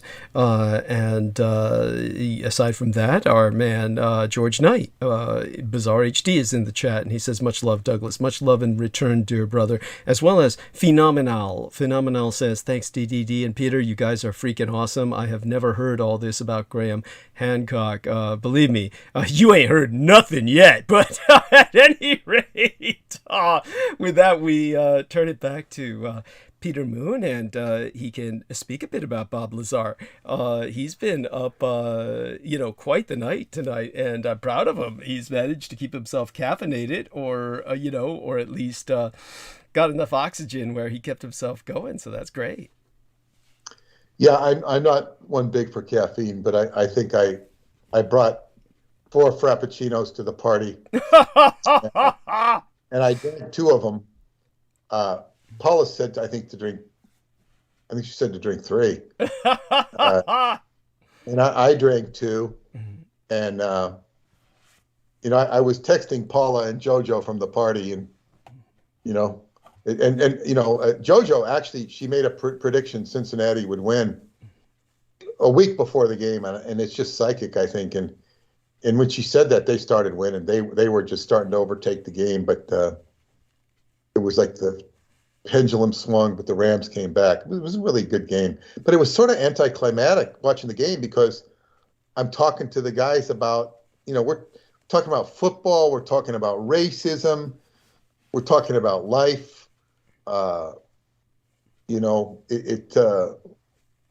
It was really nice. It was so nice to be with them. It was just beautiful. It was so many things, so many nice things happened this weekend.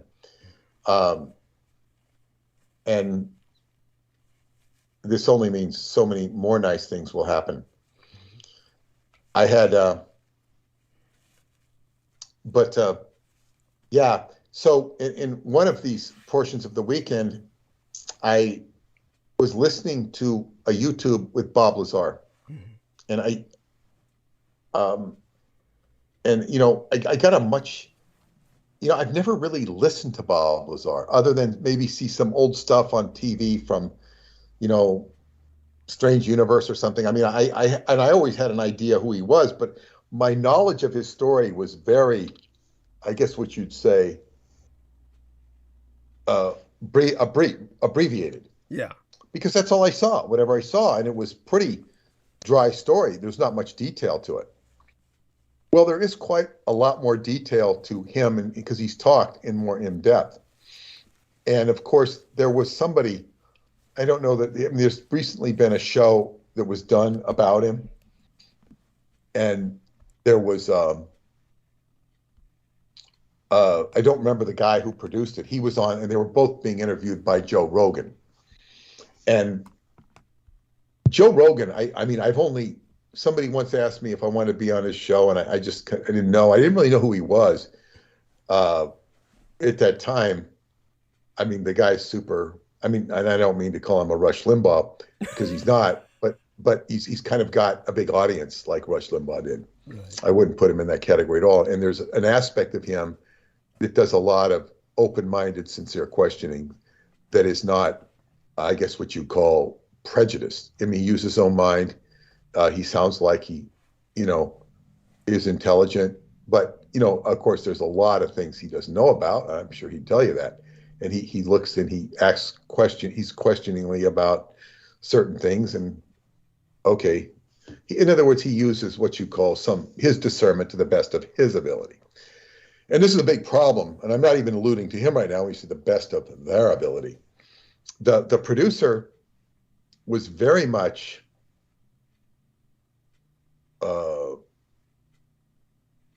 impressed or preoccupied, if not infatuated, with his own connections and knowledge base. He sees himself as an authority because of the information he collects. Your ego can get in your way. It's not that he didn't have knowledge, but when they start talking too much about Robert Bigelow, you kind of, what's going on here? This is the same, red flag with Graham Hancock or whatnot for me. I wouldn't put Graham Hancock in that category either. He ain't that bad. No matter how bad, you might say he ain't as bad as Robert Bigelow, in my opinion.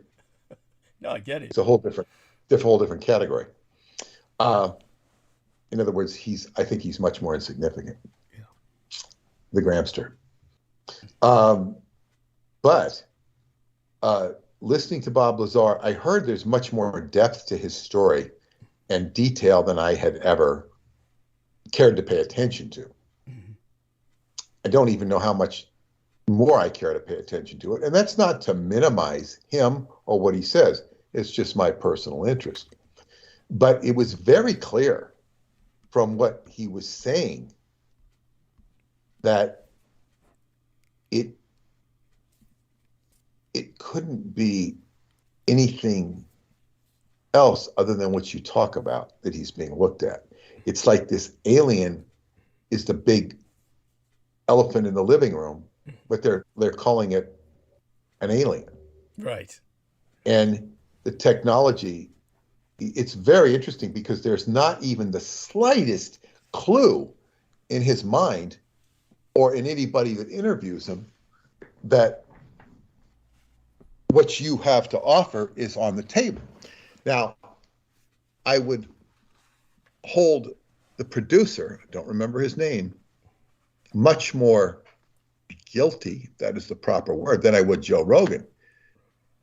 Because Joe Rogan was the guy interviewing and asking the questions. The producer was the one who, knew the truth about certain things. Mm-hmm. Yeah. But, okay, where do you draw the line? You're looking for all these mystery, and where do you open the line to Douglas Dietrich or half of the information? Let's say if half of the information, and I'm not saying it's the case, but say if half of the information of Douglas was pure fabrication or wrong, what about the other half? And if it was 90%, what about the 10%? It's like this stuff is so important, is so significant that if 10% of only 10% of what he's saying is true, it means everything in the world. Yes. And what is the truth quotient of these people? What is, are they going to look at this knowledge of the Roswell deception with contempt, without even really examining it? Such as, I commented, I've never really read any of Graham's books. How could I be so judgmental? Well, I kind of explain where I'm coming from. Right. And it's only being corroborated by what you and Aaron are saying. Right. It's like I don't have to. What is the Bob Dylan song? The Weathermen were named after. I don't need to see the weather vane to know which way the wind blows. Yes. I don't know. I don't have to read this man's books to know that he's not what I want to read. Yes. And that's a certain acumen. And it's not to say everything in the books, if it's not true, if it's plagiarized, it may be true, and you might be impressed by the what's in the information, and that would explain it. But he did say that he understood that aligning himself with Wilcock didn't put him in a good light. By the way, George Knight says Bob Lazar was working on the Third Reich technology. The craft was of real Jäger. And so, of course, this is what Peter Mōōn is saying. The problem is that this is not even what's presented on the table. These people are stuck in the alien conundrum. It's not even in the ballpark. It's not even open to discussion. Yeah. And this is the barrier, the Great Barrier Reef that we have to penetrate. And you were talking about the Great Barrier Reef, dying off. Actually, I heard, this must have been in the 1980s, I heard the Great Barrier Reef was completely dead, completely gone. And I was told this by, told this by several, it's gone. So if it's dying, maybe it grew back. I'm just not going to go there.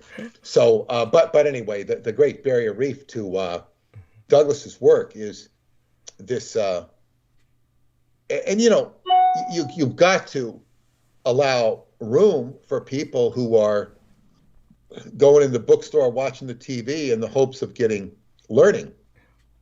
And many people know that they're being handed a line, but then they try and read through it anyway. And this is the problem with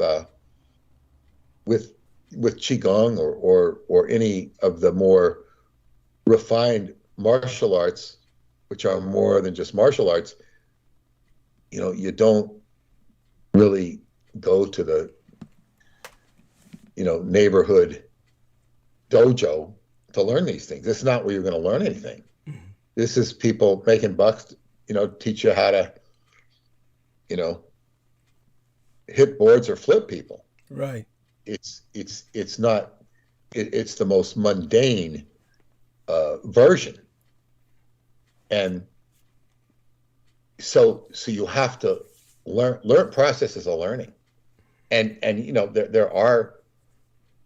there's many ways that people learn, classes, colleges. You can get a good professor. You can learn things. I learned a tremendous amount in high school. It was very helpful to me. It set up the foundation for what I later studied. However, there was a lot of room for independence and choice in my schooling. I was taught by intelligent people in an intelligent environment. Whereas, there's all sorts of ways you can learn, and we all learn from different things. So you have to pick your own path. But it's very clear that when you see these people riding the crest of the wave, and I will remind you that the people listening to this, it's like being at a table in the council of hell, because hell, or Hades more properly, we're talking about the underworld. The underworld, this is the realm of Pluto, and it's the realm of transformation and transmutation.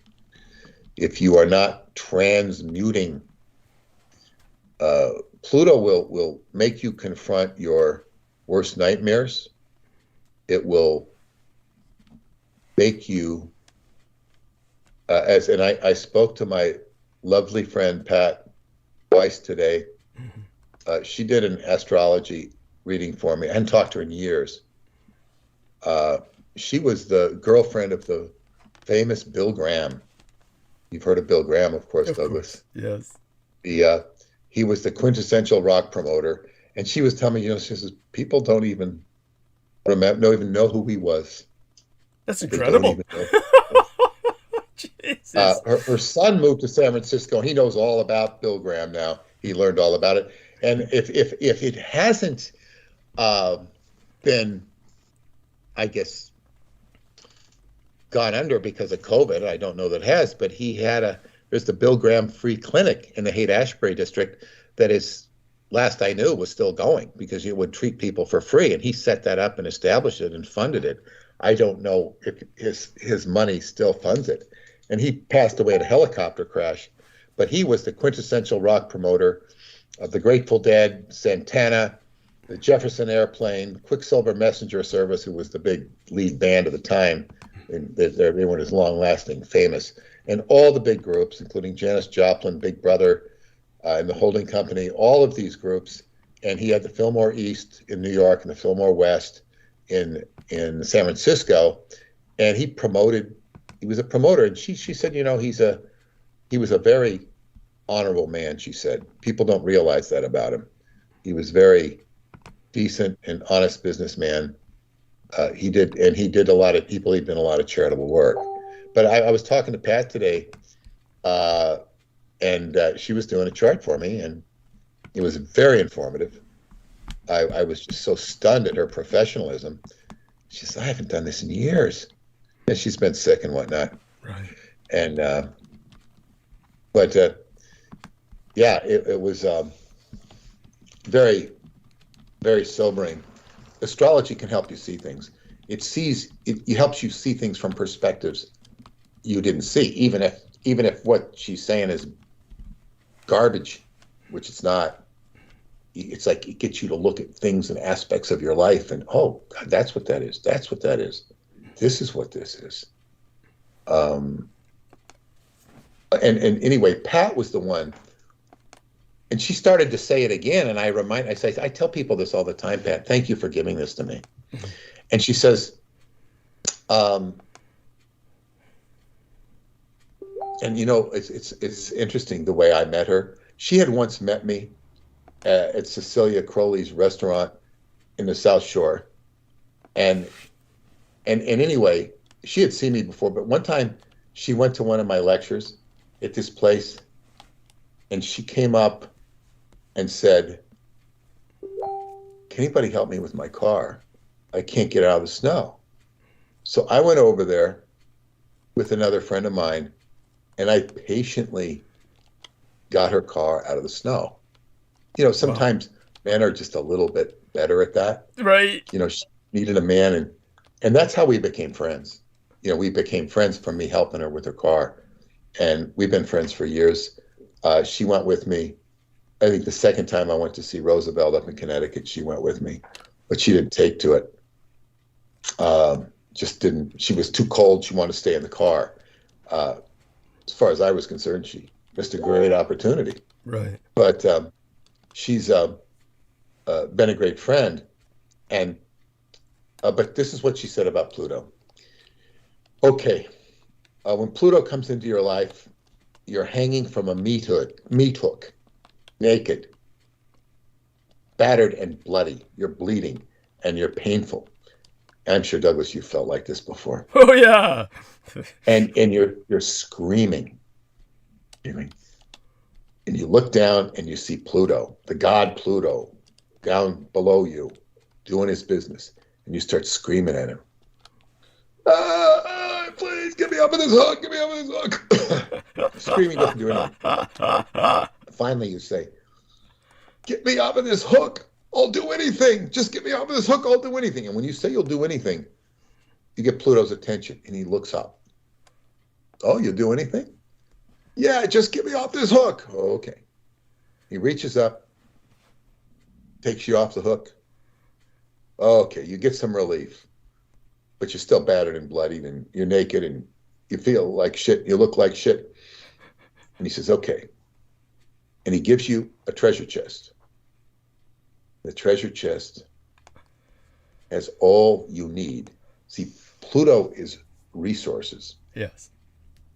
And Pluto has all the jewels of the world, everything that's underground, the resources. That's right. Money in the other world. Yes, go on. Here are your resources. This treasure chest will give you what you need to go what you need to do.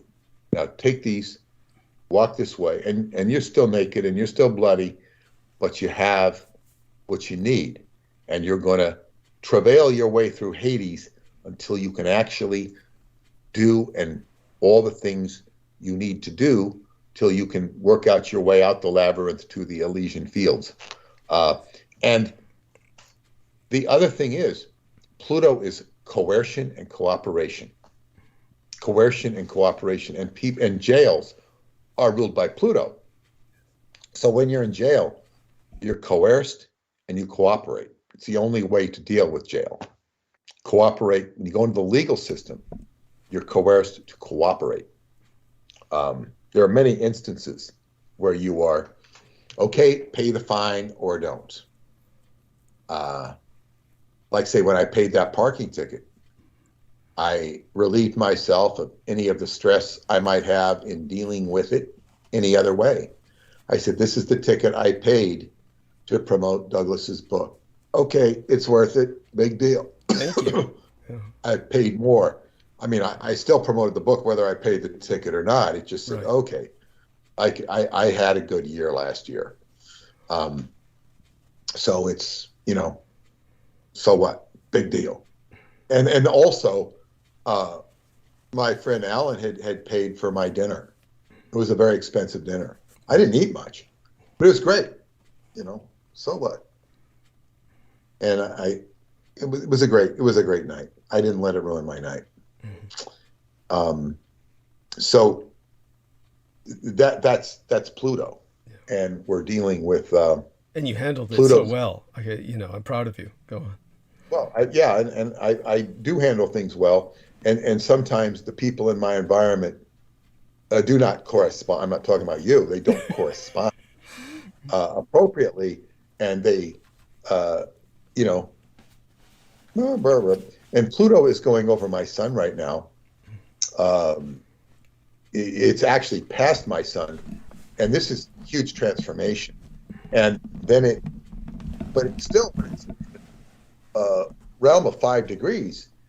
Although it's past it, it can still stir stuff up. So, for example, if you're cleaning up, Pluto's past your sun, but you're still out there in Japan cleaning up, radiation. You cleaned up most of it. You've cleaned up most of it, and you're out there. Oh, all of a sudden you hit a bad spot.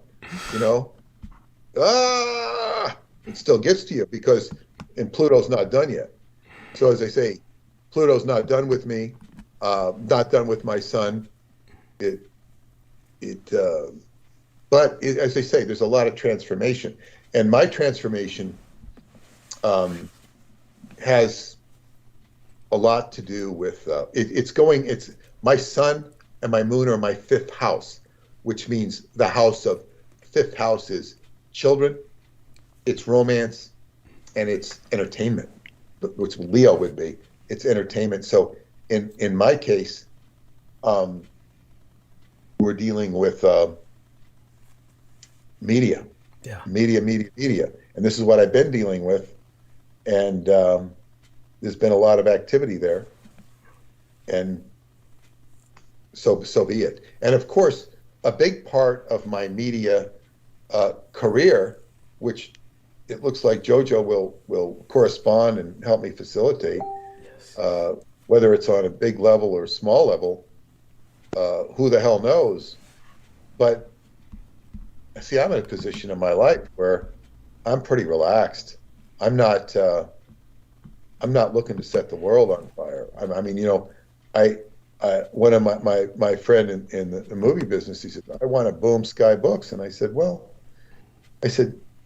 I'm not so, excited about that. He goes, why not? I said, look, I'm 68 years old. I'm 69 now. I said, I'm more interested in retirement than in setting the world on fire. Time to relax. Not that I want to quit, and I'm not going to quit, but I'm not like, what do I need? Gobs of, money, success. Like I'm more interested in,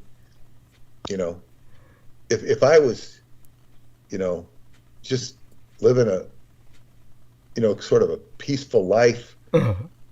Teaching 5 people Qigong that would, come to the park every, and really teaching them. Yeah. God, that would be fulfilling.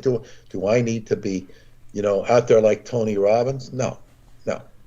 I don't want to be like Tony Robbins. And that's no insult to Tony Robbins. Yeah, don't be afraid to insult Tony Robbins. No, it's like okay, it's like he's making a lot of money. And I can't begin to evaluate people get or don't get out of him. I'm not going to listen to him. Well, all of a sudden I see a quote about it. I tried to get a quote for that stuff I did with Evan Essers of Tony Robbins, but I couldn't get a good one. Of course not, because it's all air. It's like it's just wind.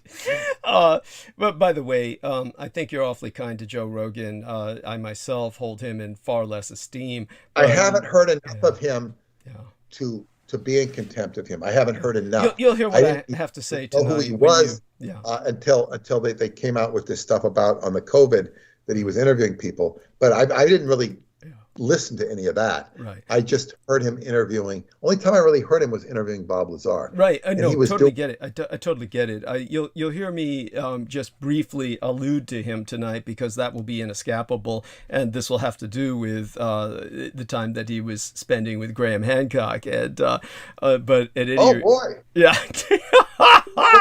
this is the problem. This is the problem when you get on. People that are not knowledgeable about a subject and they start interviewing them and they don't really know the field.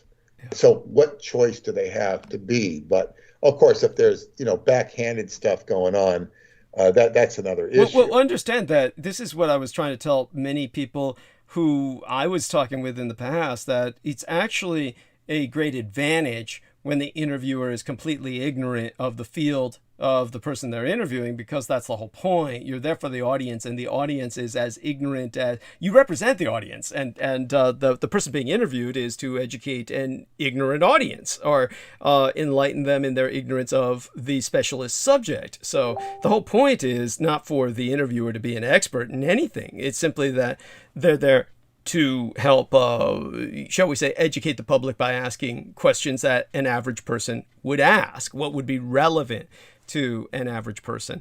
And but my distaste for the individual comes from a completely different angle, and so you'll hear me allude to that briefly. I mean, he's someone who's just not worthy of attention. The only reason Graham Hancock will get more attention from me is in context of the entire, shall we say, Edomite machine, and that of which he is a part of. So what I'm saying is that he's actually far worse than what many people would even dream of. I mean, forget the plagiarism when I express what I express. Yes, it's good. And this is why you and I and JoJo have to work as a team, because she has certain perspectives. Yeah.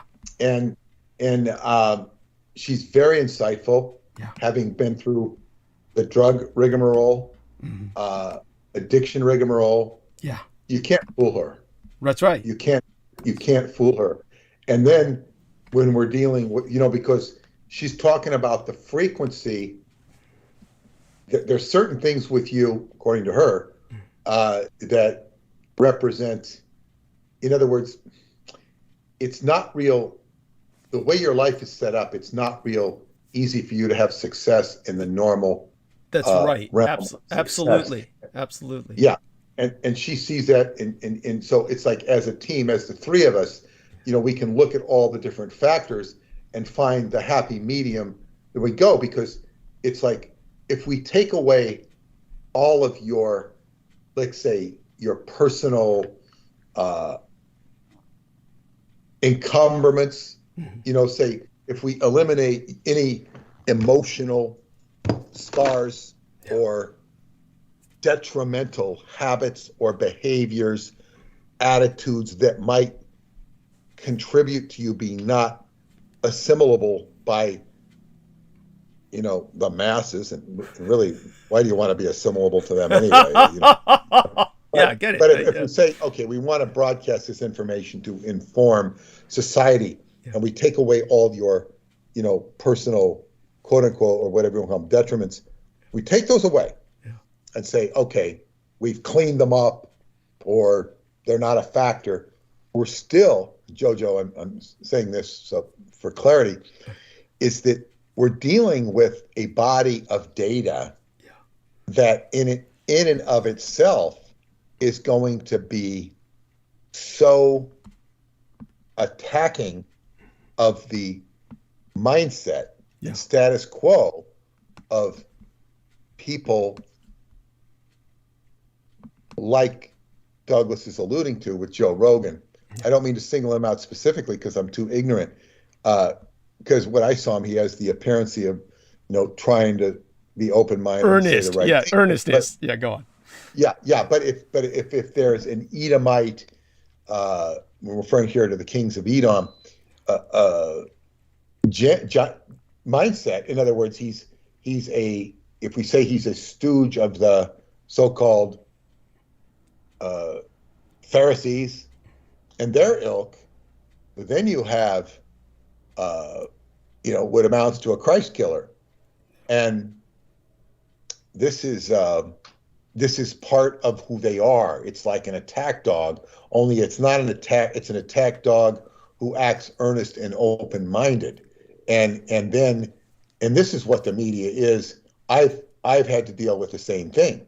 And then when they embrace you, it's like, oh, you're a popular author. Oh, you got a hot topic here. And they don't even know or care who you are. That's right. They're just trying to shine a beacon, and because that's what they do. It's sort of like the dark Lord of the Rings, having that beacon that's going around, that light, that eye, yes, that will flash over to Mount Doom or wherever.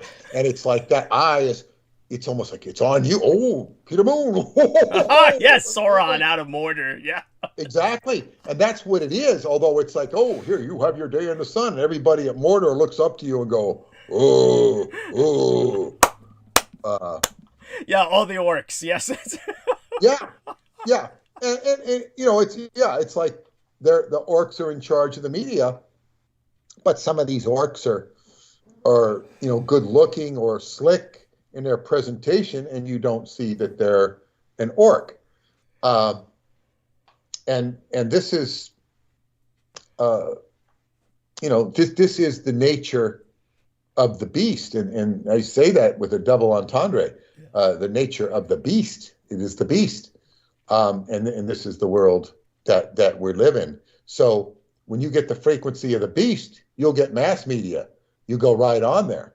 You got, you're in league with the beast. And like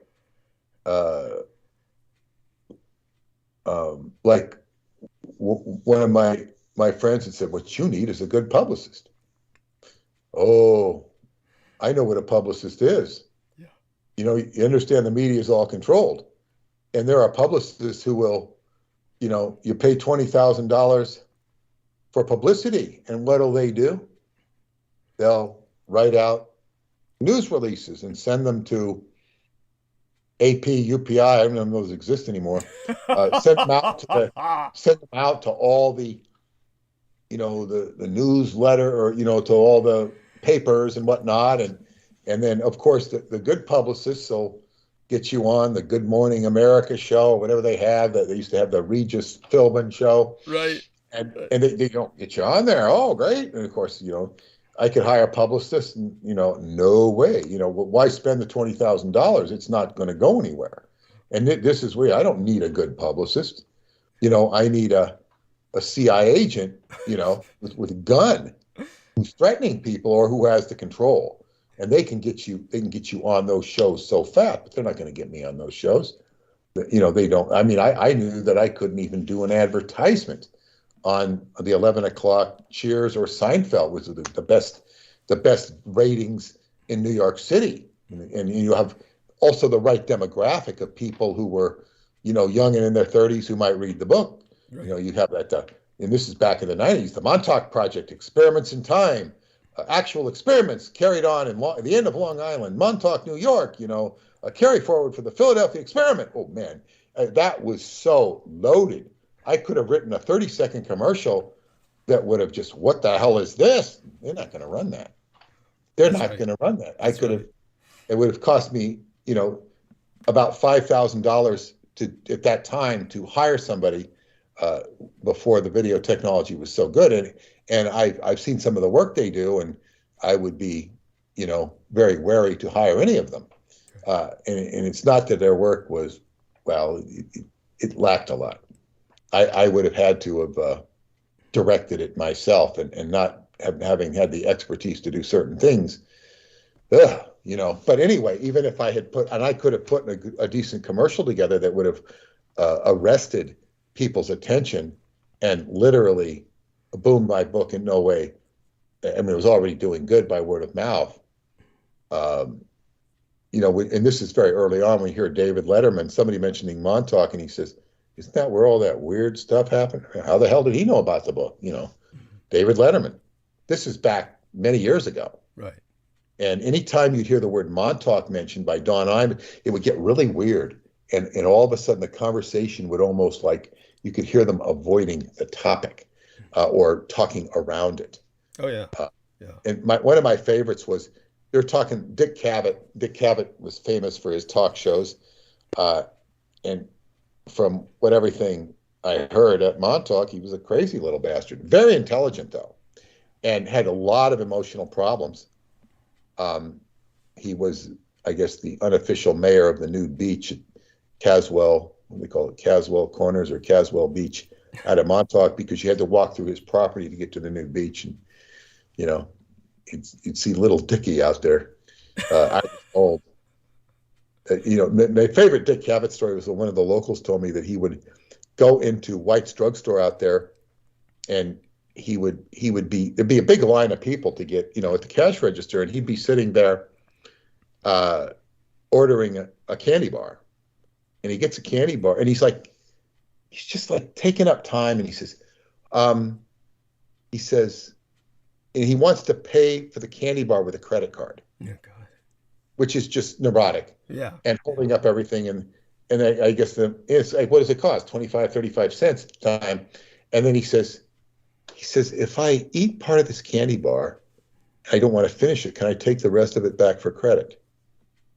Now, he was a comedian, but he wasn't being funny. Right. Why are you telling somebody who's a cashier and you've got all these people in line waiting for you, you know? Just a disturbed individual, you know? Yeah, disturbed. And he was admittedly disturbed. I mean, I think he got shock treatments, and he was Yale University, and he was a member of Skull and Bones. And he was on one morning, I was listening to him on Don Imus's radio show, Imus in the Morning, and Imus was asking him about, very politely, I might add, too politely. and Imus was not polite, and he asked him about Skull and Bones. Were you imagining Skull? And Don goes, Dick goes, I don't want to talk about that. And he just let it go by. You know, it's like, you don't want to talk about that, you know? You don't want to talk about that. It said everything you want to know about, you know, programming. And this man in the 60s, early 70s was very intelligent, and he asked topical questions. He was a good interviewer. Imus, and you know what ultimately happened? Not Imus, okay. Dick Cavett. Yeah, okay. Oh. And he degenerated, and he lived in the vicinity of that transmitter. What were you going to say? Oh, no. I was that makes sense. I mean, the transmitter, yeah, it got him. And in terms of Don Imus, you know what ultimately happened to him, right? And how he crashed and burned. Well, I mean, he was a drug addict for most of his life. Yeah.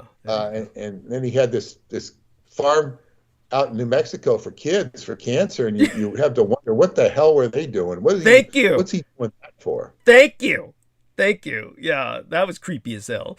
All these people, yeah, they've got a creep factor that's through the roof.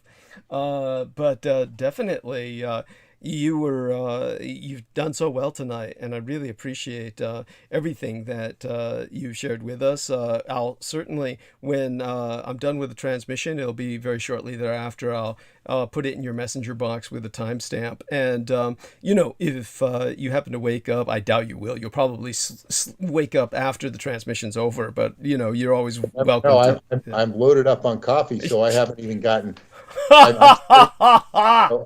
I sort of, when Paula came home, I sort of wanted to go upstairs, but that was just to be with her. She'll be going to sleep so she can get up in the morning to work. Right. I just wanted to visit her before she went to bed, but it's not going to happen.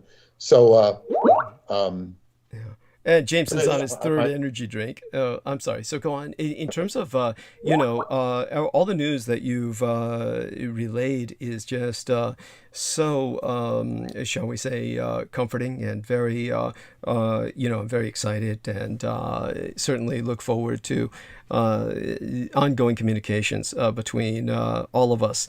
And is so excited to have Aaron drop in tonight as well. Oh, that was great too, because Aaron's a great friend, a very dear friend, and wow. Hopefully he becomes more regular. I told him that, and we'll see if Jojo can do that as well, along with anyone else that you can think of, as since Salman will be gone for so long, and it's it's good that he'll be gone, because he will accomplish much in that absence. That's true. Yes.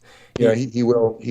It'll be good. It'll be good, and he'll come back as a new phoenix, and it'll be great. And Jojo listens to me every time, she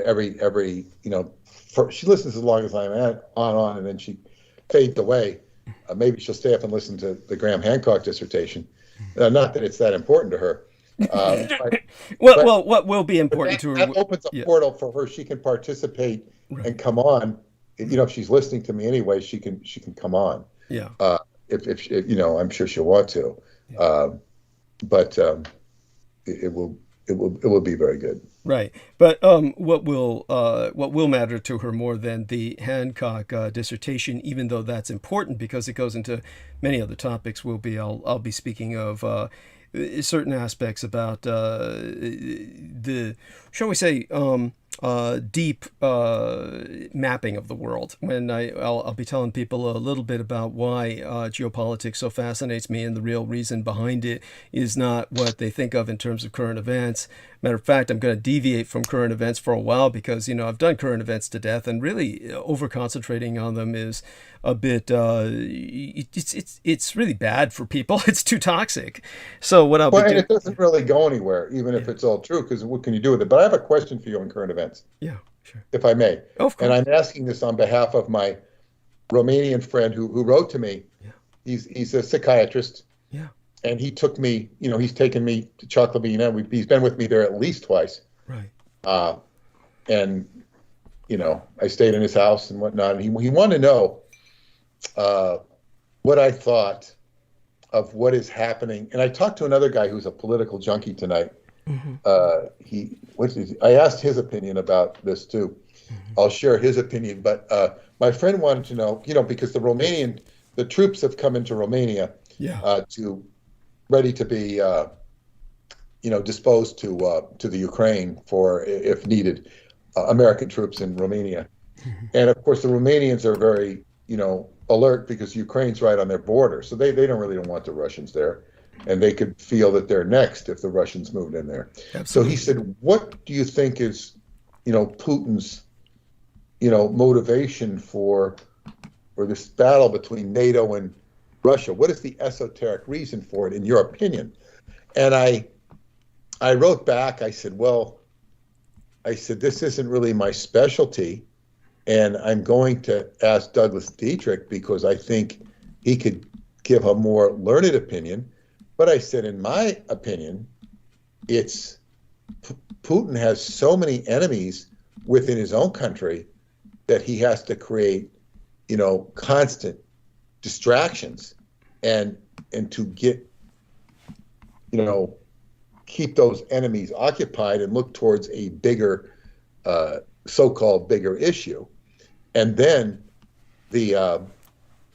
also if he does that and he ends up, winning battles or something, he can kind of make himself justifiably a hero. But it's mostly to keep people distracted, in my opinion. Mm-hmm. And what did this guy say to me today? He thought that Putin was trying to get more, get concessions from the West. Of course, he would like that. I don't know what concessions he's getting. I think he's going the wrong direction. Right. And I don't think he can hold Ukraine, because if he starts holding Ukraine, he'll not only have the Ukrainians fighting him, he'll have the rest of his own country fighting him. So anyway, if you could just tell me a little bit, I could relay back to him what you had to say. And I would appreciate that. And he's been such an integral part of my sacred journeys to Romania. Oh, absolutely. I appreciate your asking.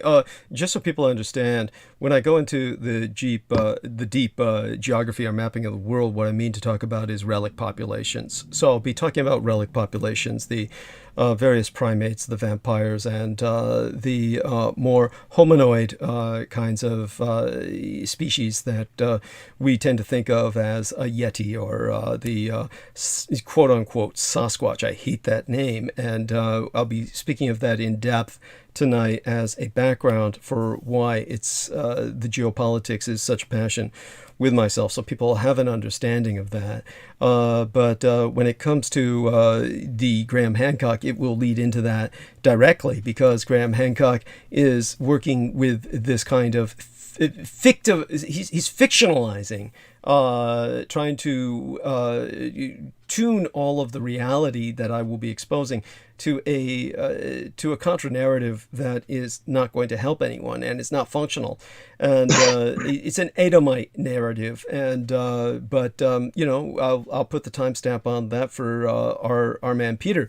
For right now, what I'll say is that, just so people understand what Peter and I are discussing, if you don't know, in briefest summation, Russian forces numbering around 130,000 troops armed with tanks, infantry fighting vehicles, artillery, and other weapons of mobile combined arms warfare have massed on the Ukrainian border, and another 35,000 insurgents and 3,000 Russian infiltration advisors are positioned inside Ukraine, within the Donbas region of eastern Ukraine.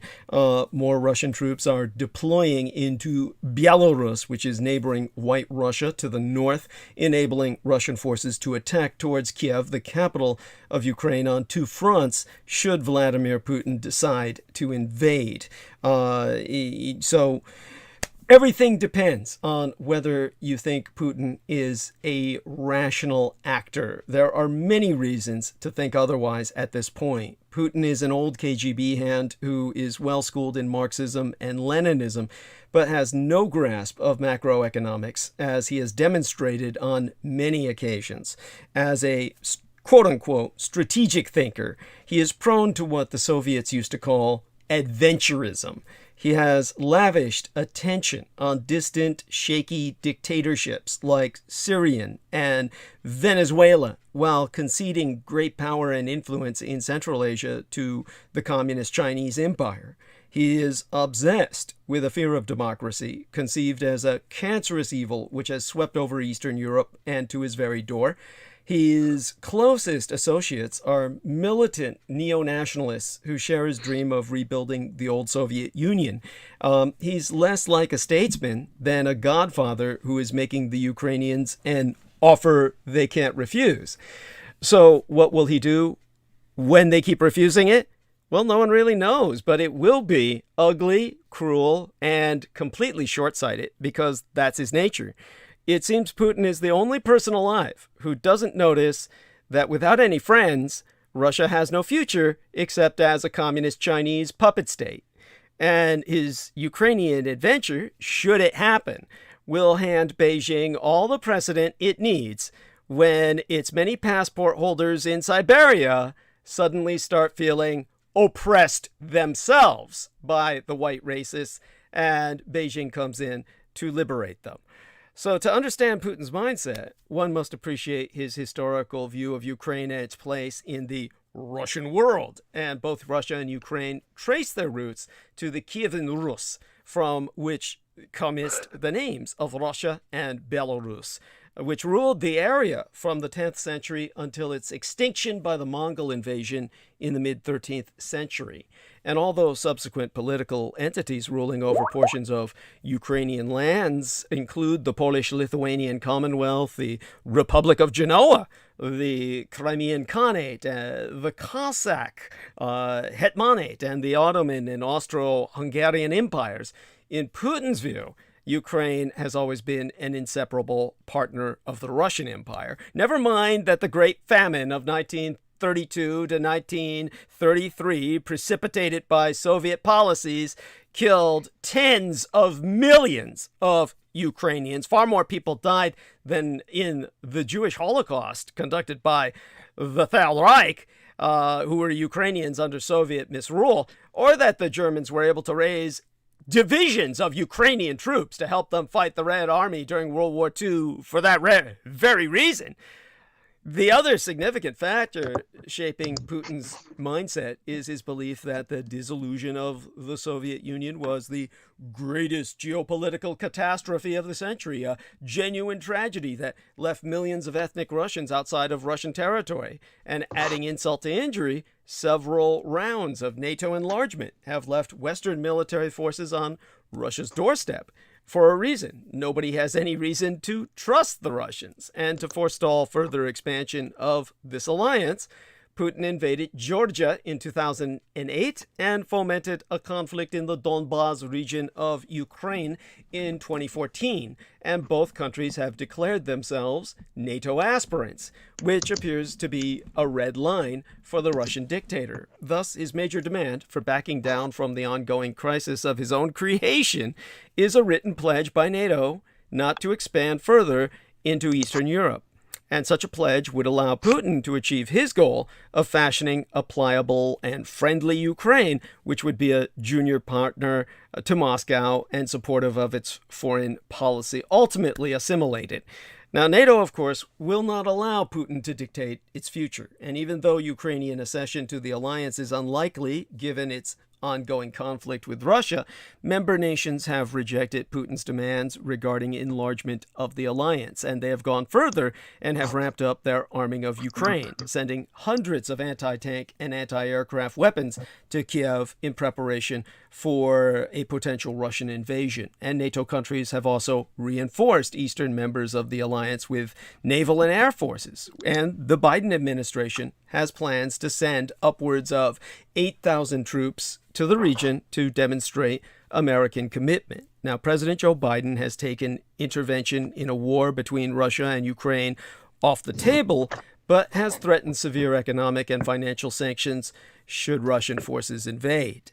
So the vast majority of Ukrainians reject Putin's reading of their history. The number of Ukrainians who remember being part of the Soviet Union is steadily shrinking, boding ill for Putin's goal of bringing that country back into partnership with Russia. And time is not on his side, and Putin knows it. So Ukrainians will fight to retain their sovereignty, as they have many times in the past.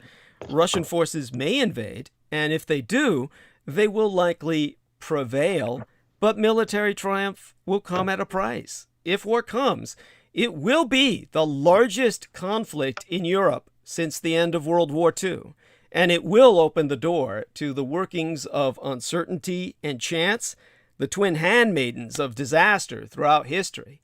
This will not end there. This is not something that will simply be an engagement that will stabilize. This is what will ultimately precipitate something global. And and of course, the Sino-Slavic synaxis is preparing for that. They have effectively declared an alliance of the two loneliest giants on earth whom nobody likes. And they will prop up the autocrats. Just as an example of how bad it is, we have the Americans talking down the Taliban in Afghanistan for a hostage. And when you take a look at that scene, it sounds like your typical, all your Islamophobia all your shackles will raise on the back of your neck hearing that, because you think, oh, that's so typically Islamo-terroristic. But the reality is, far more Americans are being abducted and held hostage by autocrats, meaning the satellite states of the communist and Chinese and Russian empires. Places like Syria and Belarus and the puppet states that the communist Chinese and the Russians have established, far more Americans are being taken hostage by those autocrats in the satellite states within geosynchronous orbit of Russia and China than are being taken by any Muslims. That's how serious the situation is getting. So this is the world in which we're living, and we are heading towards a true instability. The propaganda that the radicalized right will tell you is that they're making this sound like far more of a crisis than it actually is. We're being told Putin's the new Hitler, and that that we cannot have appeasement, and we hear this all the time, and we're drawn into war after war. Don't buy into any of that. This is obviously something that never needed to happen.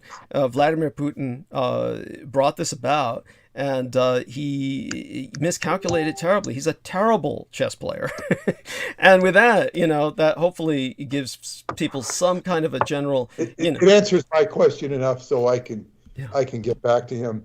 And I thank you very much for it. I'm going to sign off, and I'll talk to you when you can arrange for it. Absolutely. Yeah. And don't forget, Wednesday will be here before you know it. I mean, oh my God. So so we'll be talking more than it will.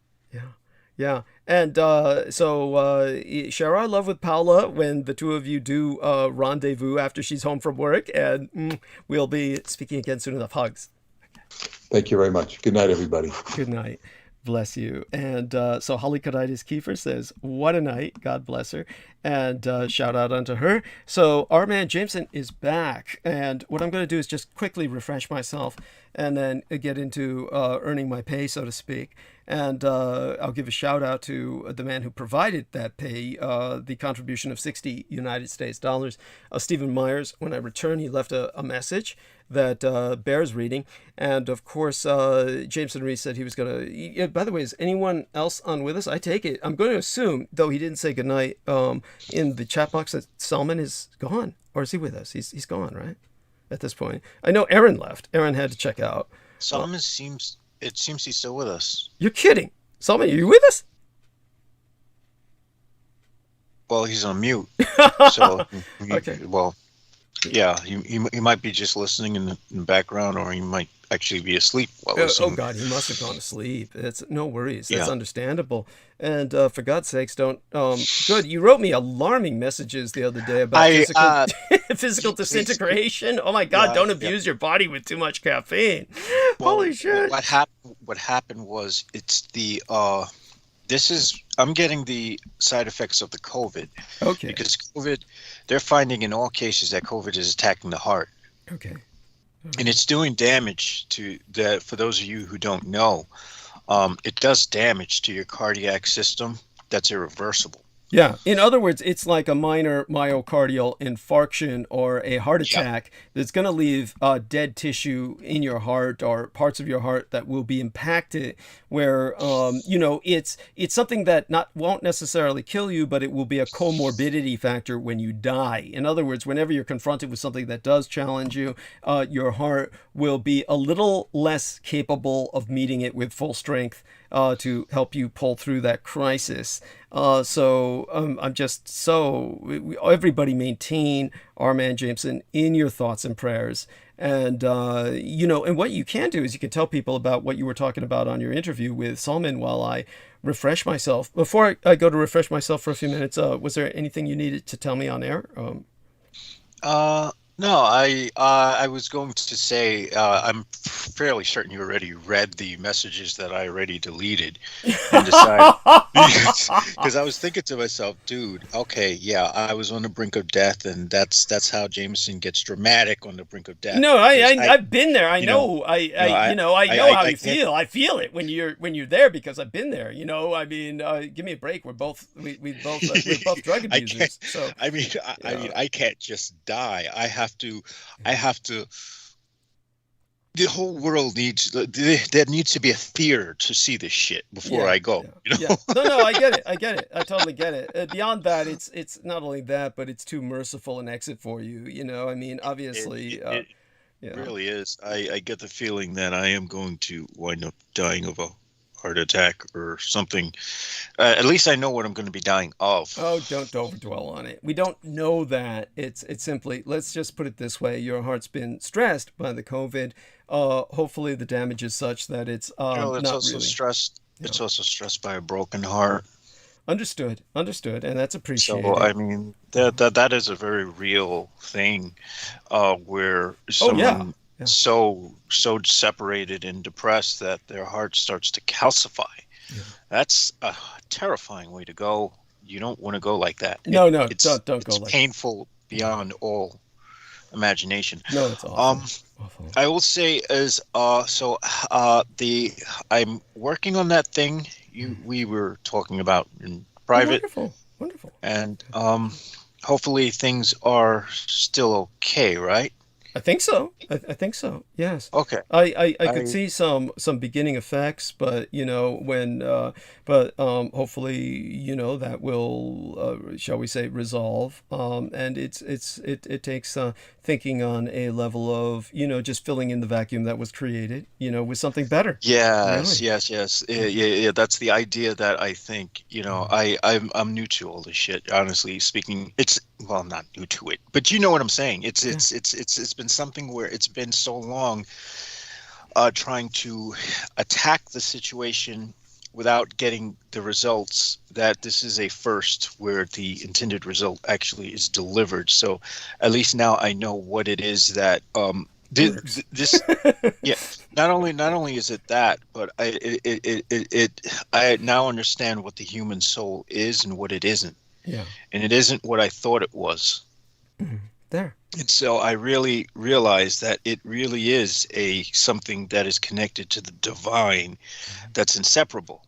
Yes, indeed. And that goes into what me and Simon Sheikh were talking about, which was the fact that in the left-hand path, I speak of the separation from God, or the splitting off from God, and the concept is taken as in a sort of exploration rather than a true malice towards the creator, so to speak, because for all I know, the creator might have created me to do this very thing. There we are. There we go. Now, that's a very balanced perspective. I'm proud of you. So, and in that sense, that would make me more like a messenger of sorts than it would anti-God. That's right. Very, very good. Very good. Oh, thank you so much for that. So, love you like a son, and I'll be back in about 7-10 minutes at the most. Everybody, please listen to this man. Stay here, and I will be back sooner rather than later and get right into it. The one thing I'll do is, of course, dig up the solicitation for the night, because, obviously that's the most painful part of the night for me, and get that out of the way, and that's how I start transition into the meat of the transmission. With that, I'll go mute for now. Our man Jameson will be speaking about what he was speaking about with Salman Sheikh, and you'll know when I'm back. All right. Thank you, son. Appreciate that. All right. So what I was speaking about with Salman Sheikh was I was addressing how with the left-hand path, when one goes into the infernal realms, we're approaching the realms that are furthest from divinity. And so what we're doing is we're trying to sort of see what happens when the separation takes its course. And as a result, it's not as antithetical as one might think. Because as one knows, there are those other entities out there that were the previous creations, the failed creations, so to speak. And the practitioner of the left-hand path explores those failed creations as a means of sort of becoming as unto God itself, in a sense, because the idea is that when you become so separated from that divinity that you're furthest from it, the only place you can look towards finding it would be within. So it's like finding the light within the darkness, and in and of itself, you become that which you sought to separate yourself from. So the left-hand path, honestly speaking, is just another way of approaching the sort of instead of becoming one with the creator, one sees what the process of separation from the creator does. And the reason why I find this rational is because, the first trauma is the first separation from God is birth. It's the first separation from God was when I was born into this world. This is how I put it, and so that was the first trauma. That was the first feeling of abandonment. That was the first wound. And so I would be like Iblis, who is wounded by, this sort of separation. And then, as a human being, now I'm expected to interact with and serve humans. And it's like, what is this? This is absurd. It's the insanity of this. And so there's a sort of anger towards that, and a denial of wanting to serve humankind. So that's the sort of mindset that we take when we invoke Iblis and we follow the left-hand path. It's like, now you have subjected me onto being a subject onto humankind, and I refuse. Why should I? And so again, the idea is basically that for whatever reason, that creative spark is in every one of us, no matter how vile and twisted. It was even in a man as vile and twisted as Michael Aquino, whether he knows that or not. And so, in a sense of speaking, even the evils, even the most vilest evils, are an expression of the divine, experiencing different aspects of the polarity. The problem is when we approach what we're taught as kids in Christianity is that God is good, everything is good, and everything bad is the devil. That couldn't be further from the truth. Reality is far more complicated than that, and we have an entire spectrum of experience. There is no good, there is no evil. And in a real sense, the left-hand path practitioner sees the divine as sort of like one of those indifferent outer gods. But the difference is that that it can't truly be indifferent if it's experiencing itself through us. So there's a paradox to it.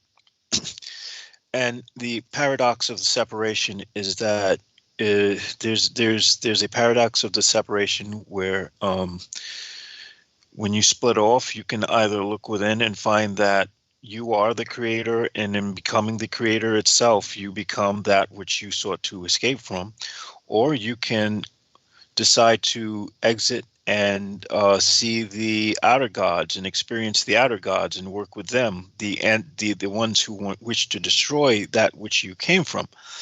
And in doing so, I asked the question: how do we know that even if we go furthest from the divine and we decide to embrace the outer gods, how do we know that we're still not? How do we know that we weren't designed to do that by the very creative force which we sought to go against? Because everything will, in the end, serve some kind of purpose, even if it has no purpose that we humans can really attach to it. And of course, we're dealing with things that are from a dimension beyond our conception. So, it's sort of fruitless to sort of truly think. I mean, we can look at things inspired by God, but one can argue that every religion around the face of the earth from the beginning of time has been inspired by God in some way. And one can also argue, however, on the flip side, that the serpent in the Garden of Eden was actually a virus. This is my perspective, and that the serpent, the original sin, was the product of a virus changing the expression of certain genes, which allowed man to all of a sudden be aware of time. This would be what occurred with Adam. And there are some places where you still do have the bicameral man who isn't aware of time. And there are some tribes that have been isolated from the advances of society who still have that mindset. I think about it we do know what we do know is that from a scientific perspective, viruses have a lot to do with why we evolved, how we evolved, and why our brains operate as they do, as opposed to other primates that we have studied. So the interesting thing I point to is the fact that, you know, these viruses might have been the influenced by something such as the anti-gods, such as Hystelic, perhaps. And so perhaps this sort of collision between the creator and the anti-gods is going to cause the creator to evolve in some way, because it's always in a constant state of becoming, but it's perfect at the same time simultaneously, because all paradoxes seem to exist, and even that which is impossible and has not existed yet sort of exists. It's something very interesting to wrap the mind around. So in summation, it's basically, even if you're a hardcore Satanist and you want to slay every angel and kill every Christian and slay everything that has to do with God, you're still doing God's will and God's work, and you're still eventually part of this simulation, pretty much trying to discover itself. And I want to disambiguate this so-called God or creative force from the masculine Old Testament God Yahweh, or, you know, altogether, because what we're dealing with is what we know is just we'll just consider this the source of creation, or the source of consciousness, or the sort of scope of all that is. Of course, I have this sort of technological fetish, so I tend to see God as the simulation of sorts, and a massive simulation. Do we know if the simulation was constructed by something else? But who knows? Or what does it matter? You know, when you reach a certain scale of infinity, when you reach certain orders of infinity, the scaling seems to have no real meaning, or seems to be irrelevant at that point. And of course, I hope that was somewhat coherent. Now I'm going to venture into a sort of article that has caught my attention. And this is only because, you know, I feel we don't discuss this enough. For Asian American women, the Olympics reveal a harsh duality. Now, across two pandemic Olympics set in Asian countries, Asian American women fronting the games have encountered a whip-lashing duality. Prized on the global stage for their medal-winning talent, buffeted by the escalating crisis of racist abuse at home. The world's most elite and international sporting event, which pits athletes and countries against each other, underscores along the way a crude reality that many Asian women face, of only being seen when they have something to offer. And I think that really fucking sucks, because they're just being treated as objects instead of as people. It's like Asian American women can't win, says Jeff Yang, an author and cultural critic. Asian American female athletes, like most Asian American women in many other spaces, are seen as worthy when they can deliver, and then disposed of otherwise. Yeah, and that's horrible. The issue is playing out in the Beijing Winter Games, the third straight Olympics set in Asia, and the second is held during the unrelenting global coronavirus crisis, which has its own, which the entire coronavirus has basically forced humankind to look at its own demons. So in a way, there is something divine about it. But there has been a rise in hate crimes against Asian Americans.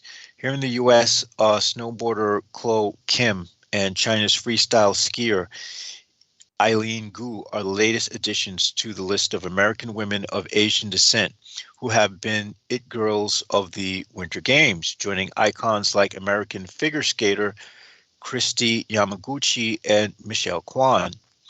While Kim and Gu earned their gold medals in Beijing, it was the perfect bow on professional narratives that have been covered incessantly leading up to the actual event. Their star power and talent made them two of the de facto spokeswomen for the Olympics. Meanwhile, other Asian American women like figure skaters Karen Chen and Alyssa Liu of U.S. team and Zhu Yi of Team China have also been promoted by their national teams and scrutinized, sometimes harshly, by Olympic fans. Yeah, this really sucks because this shows that even the Olympics isn't free of racism. Commentators have mocked Yi for falling in the team event as if she deserved the mistake after giving up her U.S. citizenship to compete for her ancestral homeland. Others are angry that she stole the Olympic spot from an actual China-born athlete. That's fucked up. But why the hell, but you know what? If I was in her situation, I would probably give up my U.S. citizenship too, because what the fuck does America do for Chinese women? What does it do for anyone of color? Even the winners struggle to feel fully embraced in America. Kim, who won the half pipe at Beijing and Pyeongchang Olympics, has revealed she was tormented online daily. She says she was consumed by fear that her parents could be killed whenever she heard news about another brutal assault on an Asian person. Honestly, at this point, Asian Americans have it worse than blacks. I'm just going to go right out and say that. There have been more than 10,000 reported anti-Asian incidents, from taunts to outright assaults, between March 2020 and September 2021, according to Stop AAPI Hate, a national coalition that gathers data on racially motivated attacks related to the pandemic. The experience of hate is withering, and it takes a huge mental health toll, says Cynthia Choi, the coalition's co-founder. When we think about the Olympics, it's really incredibly powerful to have taken place in Asia 3 times in a row. The context is very significant, and to have Asian American and Asians representing the United States in these games is more than symbolic. Now, Asian Americans and Pacific Islanders across the country have endured racist, verbal, physical, and sometimes deadly attacks for 2 years now, fueled by the pandemic. And what they're not saying is that this has also been fueled by the Republican rights racialization of the pandemic. Because the moment Donald Trump got up there and called it the Kung flu or whatever, he basically made it. He basically attached a region and a race to the virus. Some of the perpetrators have based their hate on the fact that the virus was first detected in Wuhan, China. Adding to the mix, former President Donald Trump, who regularly talks about COVID-19 in racial terms. Gu, the daredevil freestyle skier who plays first in the big air competition, said she's never been as scared as when a man directed a tirade about the coronavirus's Chinese origins against her and her immigrant grandmother at a San Francisco pharmacy. They're not going to tell you that the precursor to the actual weapon that is Corona-19 was originally created here in the United States, but of course not. And the work on it was outsourced to China. And of course, they're not going to tell you that, which is the whole fucked up thing, because this is basically I'm going to say that white folks pretty much modified this disease to make it what it is, and they're blaming the Chinese for it because they outsourced the work there because they knew they would be able to make them as a scapegoat because that's what our fucking military-industrial complex does. Indeed. So thank you, son. That was wonderful. You've done great work. I appreciate your covering for me, and I'll take it from here. Of course, I'll ask that you stay awake throughout the night. Tell me when you No go doubt, for breaks, no etc. doubt. And Okay, yeah. anything I've you got want to wrap up? Take your time with anything you want to wrap up, though, or any other points you want to make. Well, yeah, I just stated, that I feel like at this point, it seems like Asian Americans are honestly, especially women, Chinese females, are having it worse than even blacks, Yes. Thank without you. a doubt. Thank you. And I'm someone who's black, and I have to acknowledge that because I see a lot of dumb ass fucking niggas falling in line with this fucking cracker Republican shit, and it's like, are you freaking serious? Yes, it's crazed. It's Thank you. lunacy. Yeah, I mean, it's unbelievable to me, and yet it's happening. It's there's a real self-loathing, a real self-hatred among many minorities, and it's like they just want to see themselves wiped out. So there we have that, and you're the man, and all right then, love you dearly. I'll take it from here. Say goodnight All right. to our listeners. Good night, folks. I will be in the background, and there is much work I shall be doing as I listen into the wee hours of the morning. Yes, and bless you for it. Now, one of the creepiest true crime tours in America is the Tucson Murders' True Crime Tours. The Tucson Murders True Crime Tours provide us historic crime investigation into forgotten lost crimes in Tucson, Arizona. These small private tours are hosted by the Mr. Ben Barron-Astenius, a true crime researcher and enthusiast who will personally take us to real historic crime locations related to these crimes in Tucson, relive these events, and hear the untold stories behind the stories. The Baron Ben specializes in the seemingly ever-developing case of the late serial rape killer Charles Howard Smitty Schmid Jr., alias the Pied Piper of Tucson, an aftermath tour. See theunfinishedman.com for excerpts from his yet-to-be-published book of that very title, The Unfinished Man, and review scenes from his cinematic documentaries currently in production at theunfinishedman.com. But other cases, such as the strange case of Morris Brady, the Dr. George Marvin Tejardine case, and the Red Rapist, are also within his repertoire, as in fact are all the crimes that shocked the Southwest throughout the 1960s.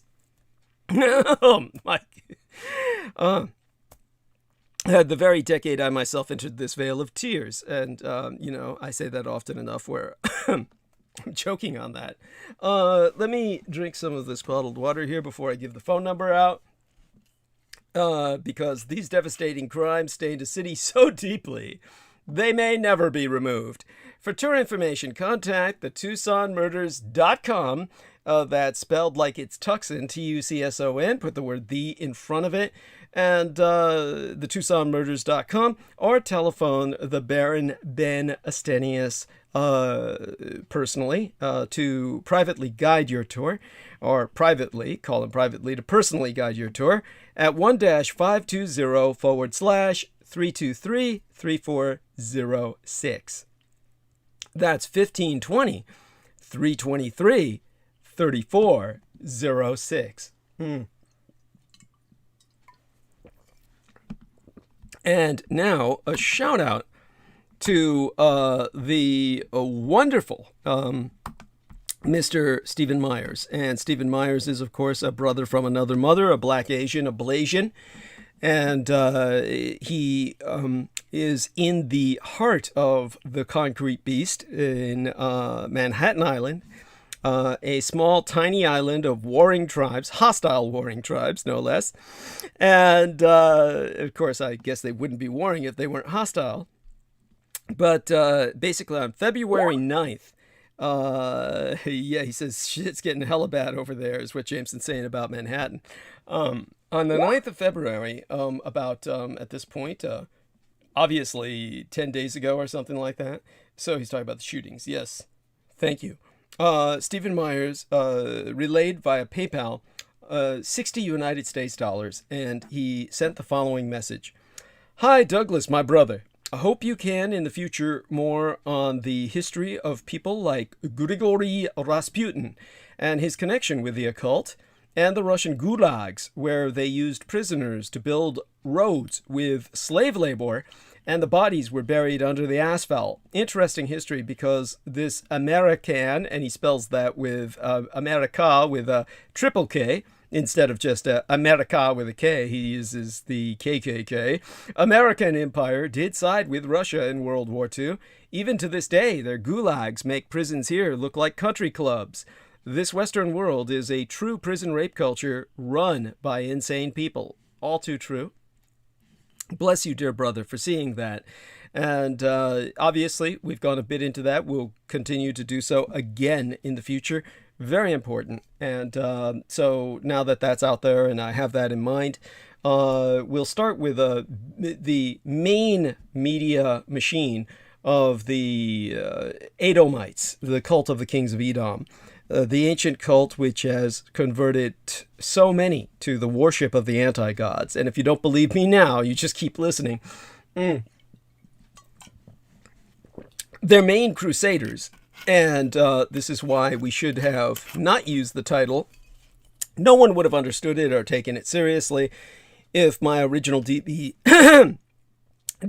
had been called or titled Cthulhu's Crusaders, because everybody would have thought it was just fantasy. They have no idea about the Edomite nature of the anti-gods that H.P. Lovecraft sacrificed his life to expose.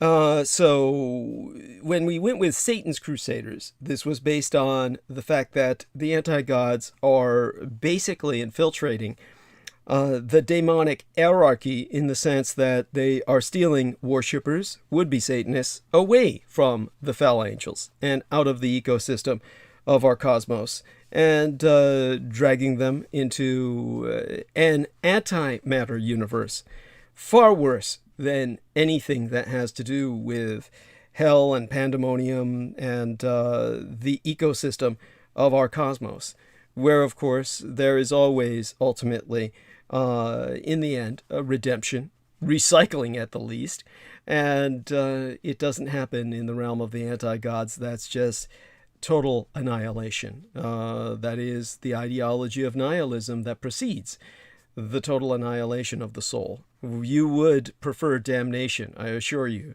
with the ultimate hope of redemption. Now, when it comes to the main strike force of the anti-gods, the Edomite ideology of nihilism, the ideology of nothingness, of nullity, at the height of the Vietnam War, when you had 3 million men regionally in theater, in country Vietnam and its environs. 1968, it was the most men that were committed at any given time into that conflict. And in every American census, 30 million men claim to be Vietnam veterans from that draft year, 1968.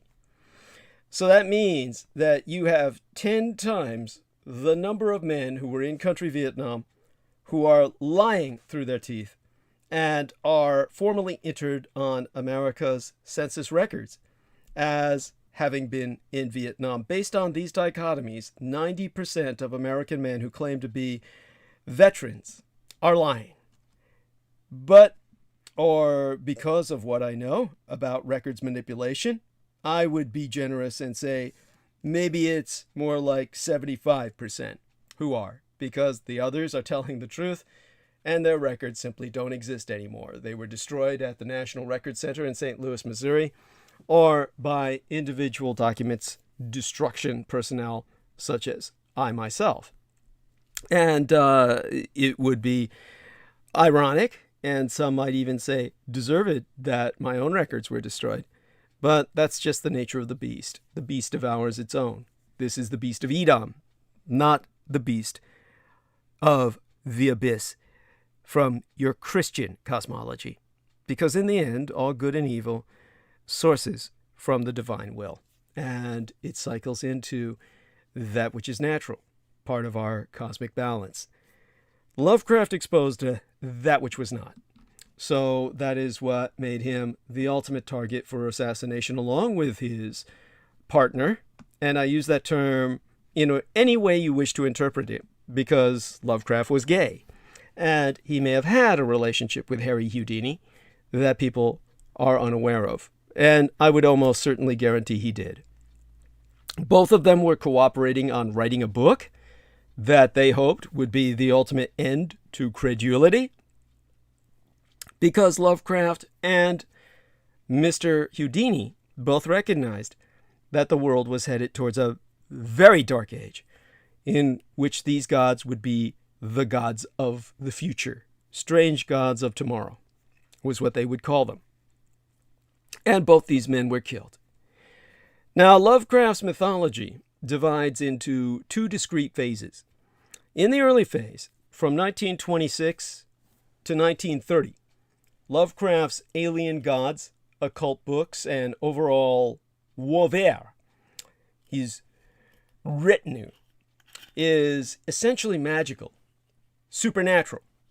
It was only later on, circa 1931 through 1936, that he demythologized his cosmology and dethroned Shub-Niggurath, Yog-Sothoth, and their eldritch ilk to the status of extraterrestrial entities, actually extra-cosmic, inhabiting a materialistic universe. A mechanistic universe that they were determined to destroy as agents of entropy from the outside, meaning extrastellar or outside our universe. Now, much of the work written by Howard Phillips Lovecraft's followers under the Cthulhu Mythos canopy is lodged in a first phase Lovecraft paradigm. It is occult, magical, supernatural, instead of materialistic forces of quantum entropy. Lovecraft, well, rather a few mythos authors who do their best to plagiarize him, manage to grasp the cosmic perspective of Lovecraft's later work. Now, that's, if you're wondering what later work I'm referencing, or nothing's immediately coming to mind that sounds, shall we say, meta-scientific as opposed to metaphysical, that would best be exhibited in At the Mountains of Madness, The Shadow Out of Time, and The Color Out of Space. Still, some 85 years after his assassination, termination through injection of cancer, which was developed in the 1930s by the mad doctor I exposed in the past, who was working on Puerto Ricans and the genocide thereof. Lovecraft's brand of dark cosmic terror continues to deceive readers.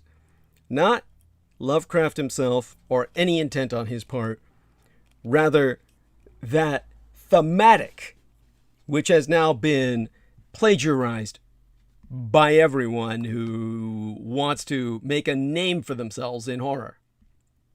And that leaves us, of course, in a very dark space where people are exploiting it to promote the cultism of Edom itself, the cultism of nihilism.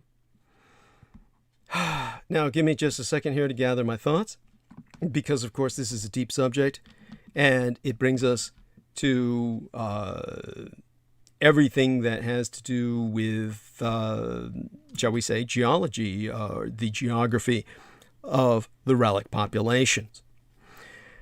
Now, when it comes to assassination by cancer, I know that this is something that I'm going to have to cover to a degree, because everyone always asks about this when I bring it up, and I talk about Lovecraft and his death by cancer and the doctor that killed him. And of course, when it comes to these individuals, I do my best to bleach them from my mind. So what I'll have to do is now basically, shall we say, just try and dig a little into some of my notes here to dig the doctor's name up. And Cornelius P. Rhodes.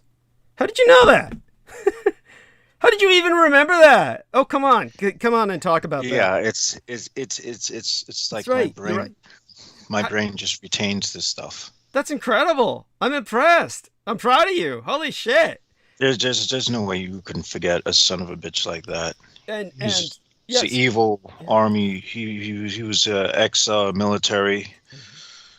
Evil son of a bitch. And he bragged about how many Puerto Ricans he was able to infect with cancer.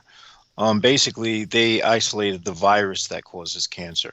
So again, all these things are virological, and so is addiction. Everything's virological. They know this. I appreciate that profoundly. Oh my God, Cornelius. What was it again? Cornelius Rhodes. What was his middle initial? P. P.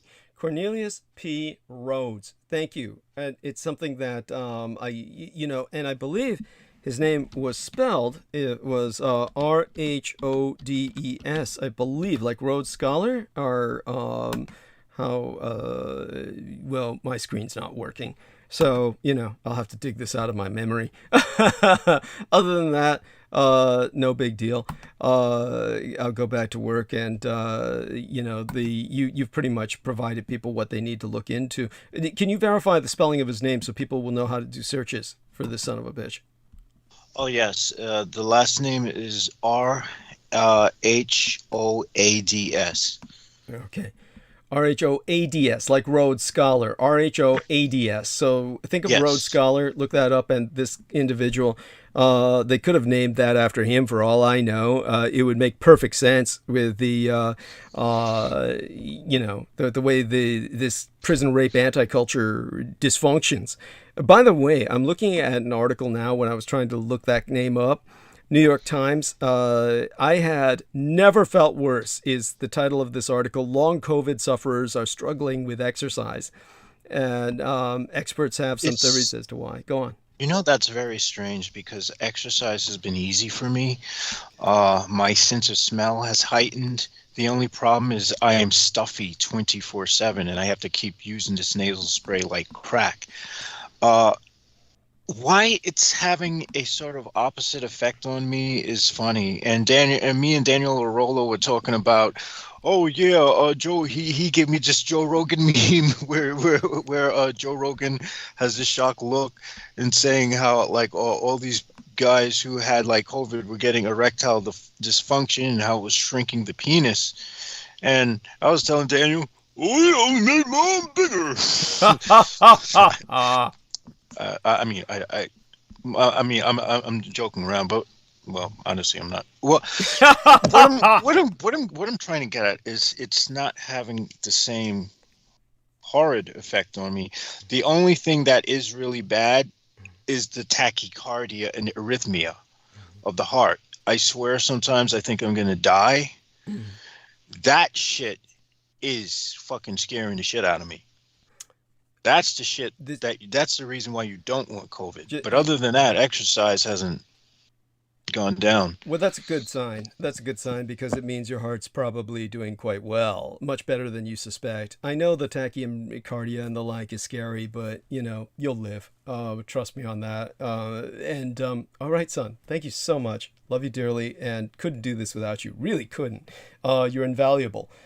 So thank you. And this is the man. And so as I was saying, back to the other man of our discussion, H.P. Lovecraft, many people, as a matter of fact, these days, they cannot sell horror. unless they use the term Lovecraftian. They just throw that term on every horror film you watch. People watch the films just hearing the magic of that name. And this is what is profoundly offensive to me, because this is how they deceive readers and viewers of cinema who unsuspectingly pick up promotedly nonfiction books in particular. Jameson says he's noticed that too as their selling point, using the term Lovecraftian all the time. But this goes beyond even the entertainment complex. This goes into the information complex, or rather the infotainment and edutainment complex. For popular reviewers, they can't absorb education unless it's entertaining. They can't absorb information unless it's entertaining. So many people are picking up promotedly nonfiction books, completely unsuspecting of the baleful influence behind them, without realizing the original influence that a pulp occultist, I mean to say, expositions have on today's pseudoscience. And that pulp occultist would be H.P. Lovecraft. I don't use that term disrespectfully. But the authors of alternative history have unconscionably misappropriated the Edomite mythos that the 1920s pulp fiction author H.P. Lovecraft exposited. Lovecraft's tales of alien deities, extracosmic entities, bestowing the dubious gifts of extrastellar civilization on a sleeping world, went on to inspire the ancient astronaut frenzy of the 1970s, and eventually the lost civilization excitement of today.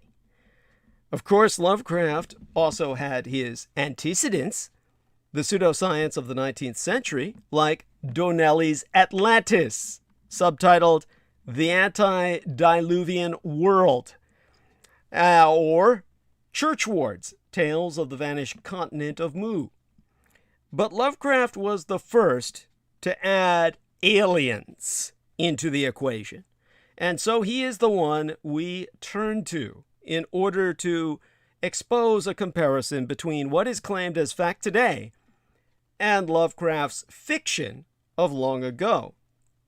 His fiction was indeed faction in the sense that it was fact-based fiction. But now people are using the facts of his fiction to promote pure fiction. In other words, but they're telling you it's fact. So what he was doing was hiding fact behind fiction. People are now telling you they're feeding you fact when they're giving you fiction.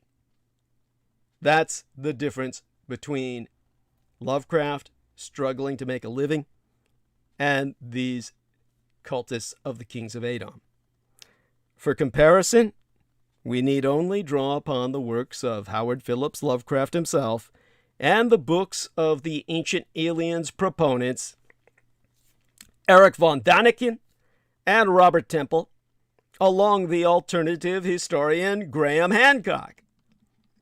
So, on the undersea world, Lovecraft wrote, "Naturally, savants of various kinds tried their best to classify the frightful object, though always without success. Theories of a bygone Pacific civilization, of which the Easter Island images and the megalithic masonry of Ponape and Nanmatal are conceivable vestiges, were freely circulated among students, and learned journals carried varied and often conflicting speculations on a possible former continent whose peaks survive as the myriad islands of Melanesia and Polynesia. The diversity in dates assigned to the hypothetical vanished culture or continent was at once bewildering and amusing. Yet some surprisingly relevant allusions were found in certain myths of Tahiti and other islands." This is from the short story titled Out of the Aeons, with Hazel Heald, a co-authoress, in 1933. Graham Hancock wrote, It was the submerged structures of Japan that first awakened me to the possibility that an underworld in history, unrecognized by archaeologists, could lie concealed and forgotten beneath the sea. Then, when I learned to dive and started to look elsewhere, I began to realize how vast this vanished underworld might be. For its traces seem to have been scattered around the continental margins not only of the Pacific, but also the Atlantic and the Indian Oceans and the Mediterranean Sea. I have not spoken of the work Santha and I did in the South Pacific around the Tahitian islands of Teotihuacan and Huahine, or of the strange things we saw underwater off the Tongan island of Ha'apai. That's from his book Underworld, published in 2002. On those ancient aliens, Lovecraft did, right? I cannot think of the deep sea without shuddering at the nameless things that may at this very moment be crawling and floundering on its slimy bed, worshipping their ancient stone idols and carving their own detestable likenesses on submarine obelisks of water-soaked granite. I dream of a day when they may rise above the billows to drag down in their reeking talons the remnants of puny, war-exhausted mankind, of a day when the land shall sink and the dark ocean floor shall ascend amidst universal pandemonium. That was from Dagon, published in 1917. Robert Temple wrote, "A group of alien amphibious beings were credited by the Babylonians with having founded their civilization. The main individual of the group of amphibians is called Uranus. In somewhat later traditions with the ones Berosus drew upon, Uranus became the fish god of the Philistines, known as Dagon, and familiar to many readers of the Bible. The creatures credited with founding civilization in the Middle East were frankly described by the Babylonians, who revered them and built huge statues of them as repulsive abominations." That's from his Serious Mystery, published in 1998. On ancient cults, Lovecraft wrote, "They worshipped, so they said, the great old ones who lived ages before there were any men, and who came to the young world out of the sky. Those old ones were gone now, inside the earth and under the sea, but their dead bodies had told their secrets in dreams to the first men, who formed a cult which had never died. This was that cult, and the prisoners said it had always existed, and always would exist, hidden in distant wastes and dark places all over the world, until the time when the great priest Cthulhu, from his dark house in the mighty city of R'lyeh under the waters, should rise and bring the earth again beneath his sway. Some day he would call, when the stars were ready, and the secret cult would always be waiting to liberate him." This is, of course, from The Call of Cthulhu, published in 1926. As for von Däniken, in his Chariots of the Gods, published in 1969, a single sentence resonates. "I claim that our forefathers received visits from the universe in the remote past, even though I do not yet know who these extraterrestrial intelligences were or from which planet they came." Graham Hancock goes on to say, "We shall argue that serious and intelligent men," he puts that in quotation marks, "and apparently women too, were indeed at work behind the stage of the prehistory in Egypt, and propose that one of the many names by which they were known was the followers of Horus. We propose, too, that their purpose, to which their generations adhered for thousands of years with the rigor of a messianic cult, may have been to bring to fruition a great cosmic blueprint." That's from The Mystery of the Sphinx, published in 1996. On ancient astronomy, or archaeoastronomy, Lovecraft wrote, "Then whispered Castro. Those first men formed the cult around tall idols which the great ones shewed them. Idols brought in dim eras from dark stars.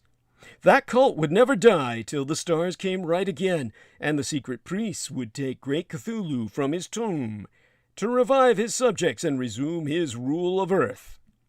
Again, the Call of Cthulhu, 1926.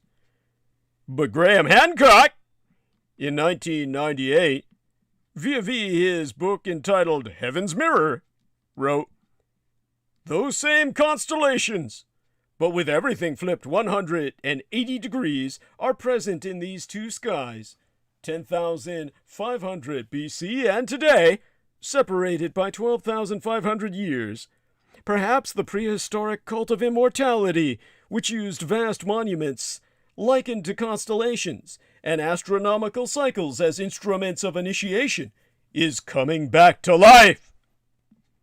And Robert Temple wrote, in his Serious Mystery of 1998, "I would even venture that we may be under observation or surveillance at this very moment, with an extraterrestrial civilization whose home base is the Sirius system, monitoring our development to see when we will be ready ourselves, to see when we will ready ourselves for their contacting us. In other words, we may very possibly allowed to control the forthcoming contact ourselves." It's a horrible sentence, and I'm reading it as it's wrote, as it's writ. In other words, we may very possibly allowed to control the forthcoming contact ourselves. He had a real pissy editor. At any rate, on our home planet, Lovecraft wrote, "The blasphemies which appeared on Earth, it was hinted, came from the dark planet Yugoth at the rim of the solar system.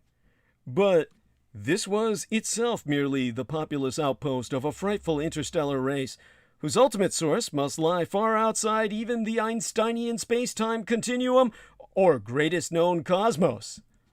That's from The Whisperer in the Darkness, published in 1930. As for von Daniken, in his Chariots of the Gods, published in 1969, "If the view supported by reputable scientists east and west that Mars once had an advanced civilization is correct, the question arises, why does it no longer exist today? Did the intelligences on Mars have to seek a new environment? Lastly, were some of the inhabitants of Mars able to escape to a neighboring planet?" To which Robert Temple echoed, in his Serious Mystery book of 1998, "The Dogon tribe and the Egyptians spoke of civilization coming from the Sirius system, and the Babylonians spoke of it coming from the heavens. The Dogon and the Babylonians agreed on the amphibious nature of the beings who did this." On the age of the Sphinx, which Peter Mōōn was speaking of, Lovecraft wrote, in his work co-authored by Harry Houdini, entitled Imprisoned with the Pharaohs, in 1924, "Near the edge of the plateau and due east of the second pyramid, with a face probably altered to form a colossal portrait of Khephren, its royal restorer, stands the monstrous Sphinx, mute, sardonic, and wise beyond mankind in memory.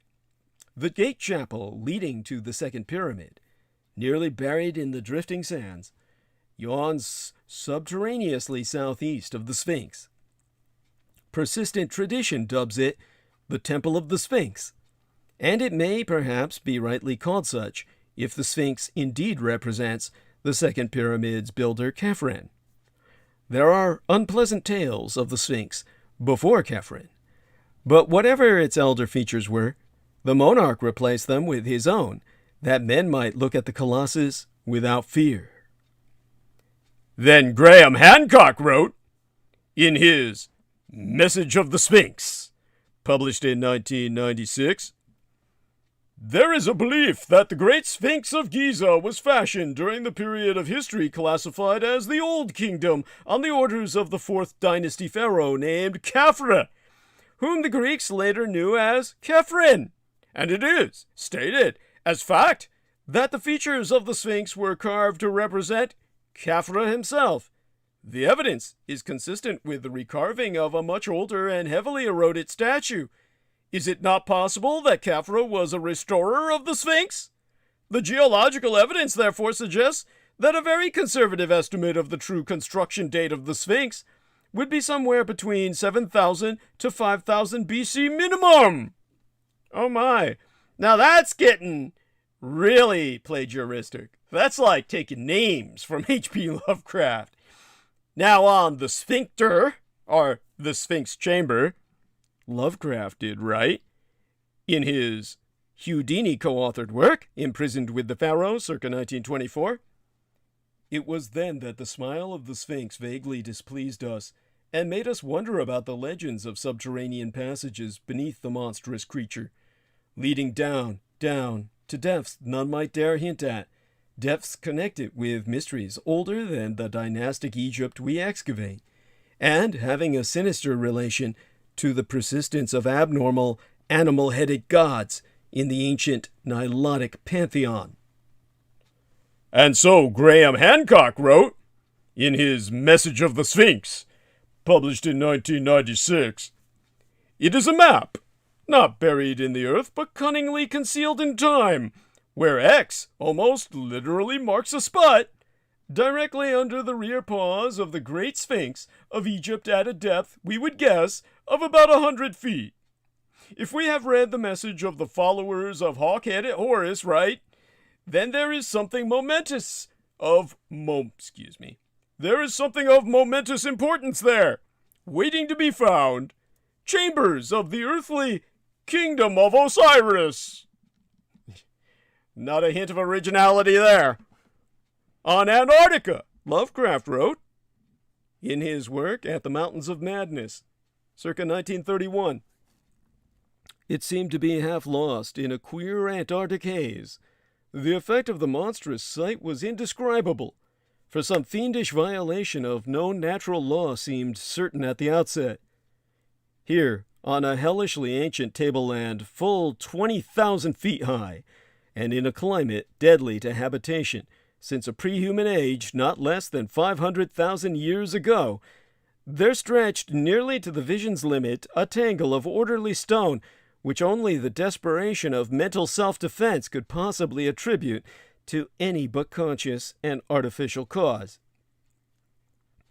And so, Graham Hancock, in his magnum opus, Fingerprints of the Gods, published in 1995, did right. "It was suddenly clear to me how a continent-sized landmass, which had been the home of a large and prosperous society for thousands of years, could indeed get lost almost without a trace. As the Flemaths concluded, it is to icy Antarctica that we look to find answers to the very roots of civilization, answers which may yet be preserved in the frozen depths of the forgotten island continent." Now, the concept of extraterrestrials masquerading as deities has existed in one form or another all throughout the 20th century and well into the 21st, as one of a handful of modern myths capable of generating a huge amount of cash flow into the hands of their proponents, one of the others being the related UFO myth. This legend has grown exponentially to encompass a wide range of pseudoscientific and fantastical beliefs. These misguided attempts, indeed malevolent manipulations, to explain the ancient past in futuristic terms have direct consequences for modern life. In terms of the precursors of the myth, the late 19th century was ripe with fantastic tales of scientific romance. As H.G. Wells so put it, the world was in the throes of the Industrial Revolution and the remarkable advances in technology which accompanied it. For those living through that time, it seemed as though a limitless world of scientific advance had opened before them. Thanks to Charles Darwin's theory of evolution, scientific materialism became the de facto and unofficial religion of the intelligentsia. So organized religion became a quaint and outdated method of observing and understanding one's world, as so perceived by the educated elites. Consequently, the archetypes of religion needed a new outlet to stay current. This change in religious thinking would become a key component in the ancient astronauts theory.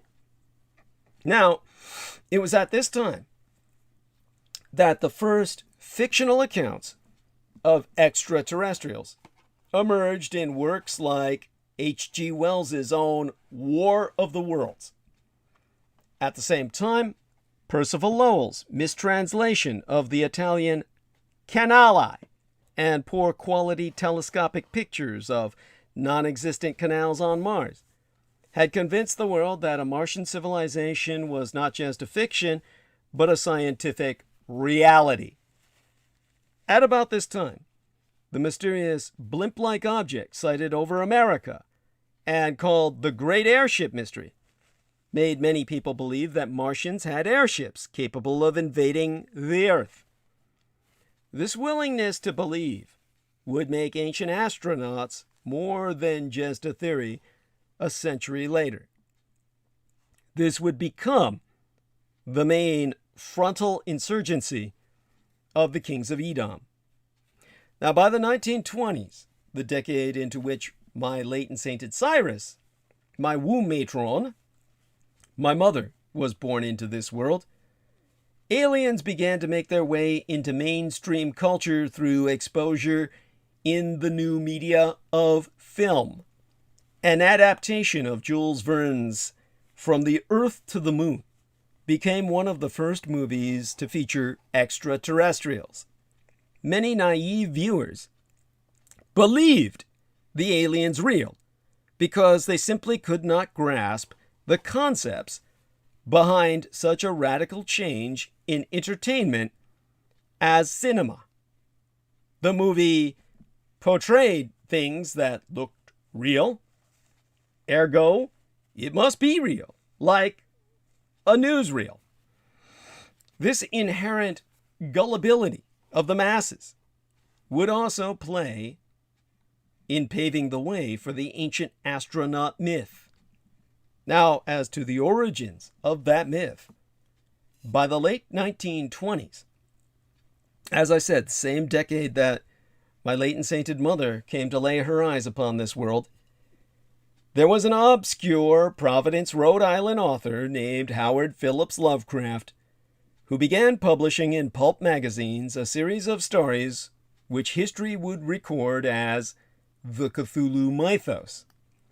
This, of course, has an entire Islamic background, which was the religion to which Lovecraft converted to that no one ever dares to speak of. They consistently try to portray him as an atheist.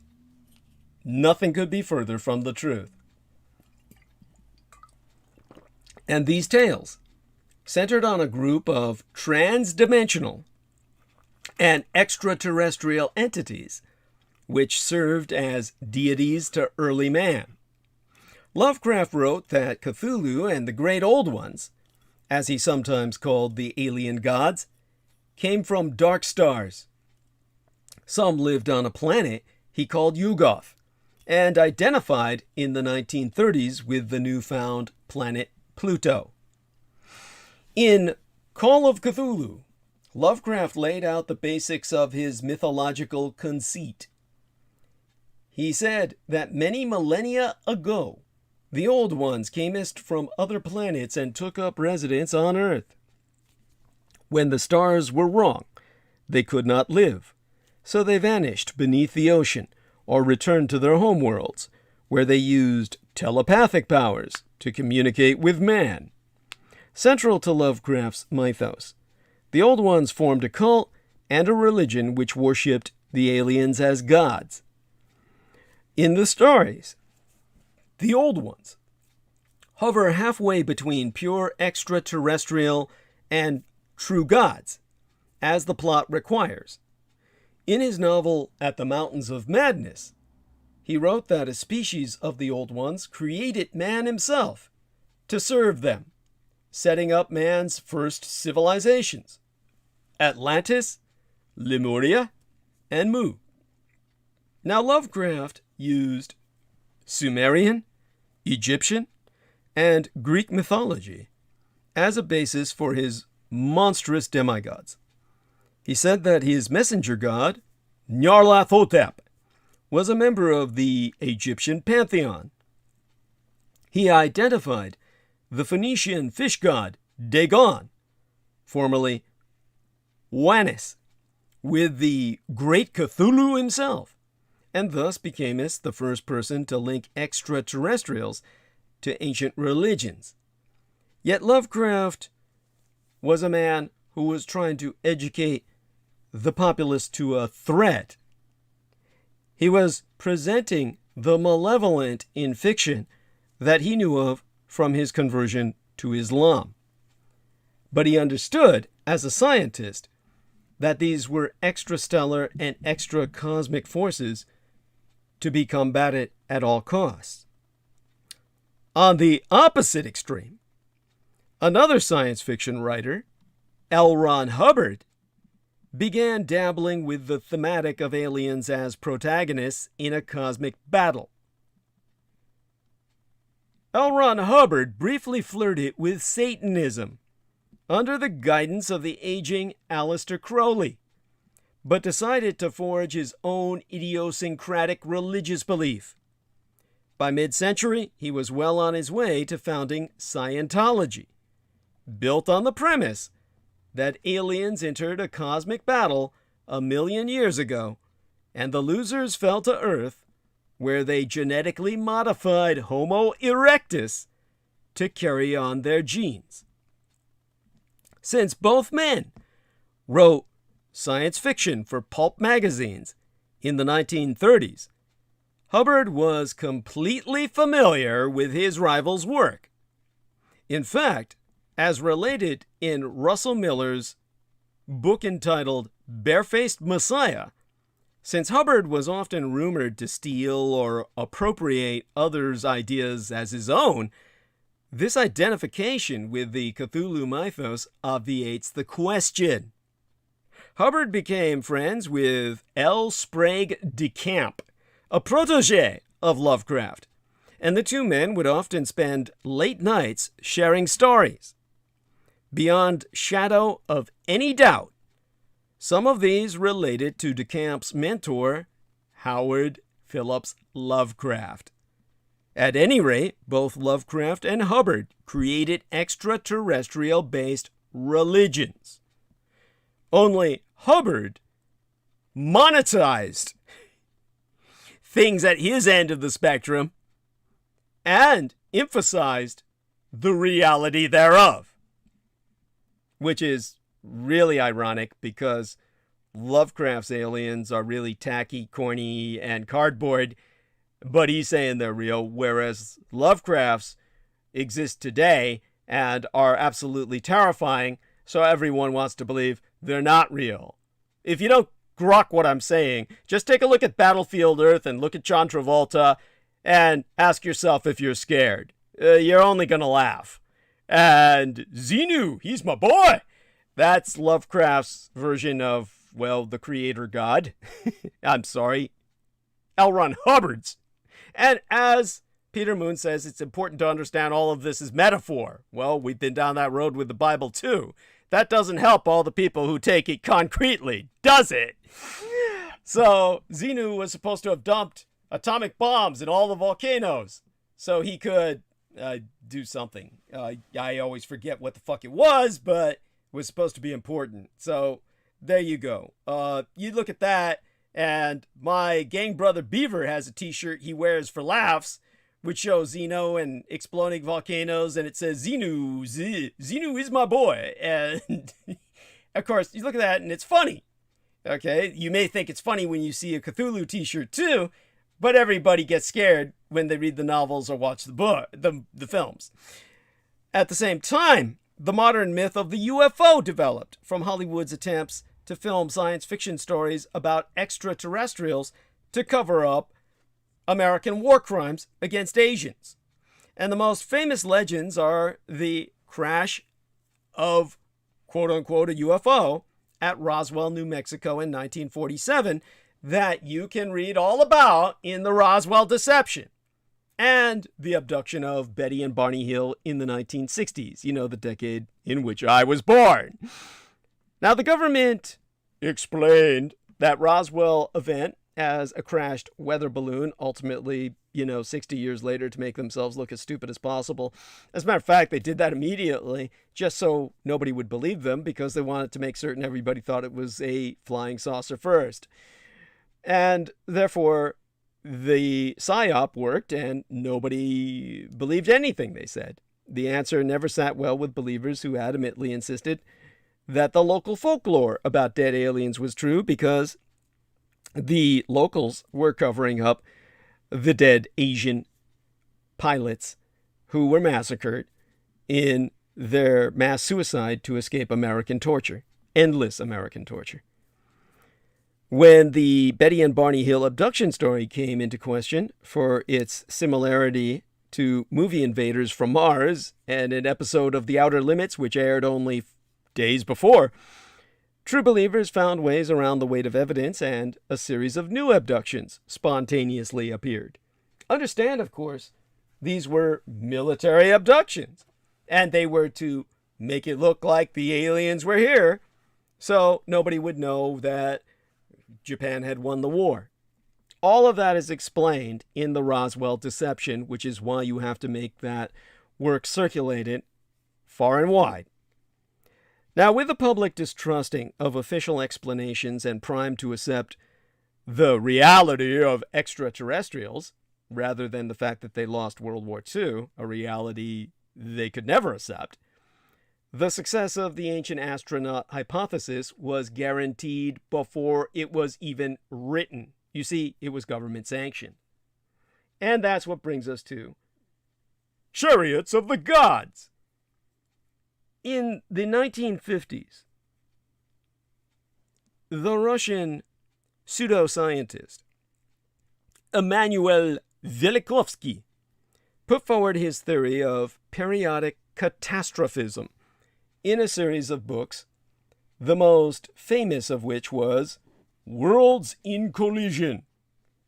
He postulated that the asteroid belt descended from an exploded planet, and he said Venus was a comet or asteroid which whizzed by Earth, causing floods.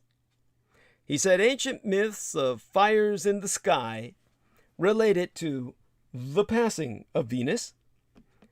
To make this claim, myths needed to be read literally, and we've talked about the dangers of that with your Bible. But in this case, read literally with a technological eye. And in his zeal to prove his refutation of uniformitarianism, Velikovsky provided the final link between extraterrestrials and ancient man. For the first time, ancient stories of gods and monsters became literal histories.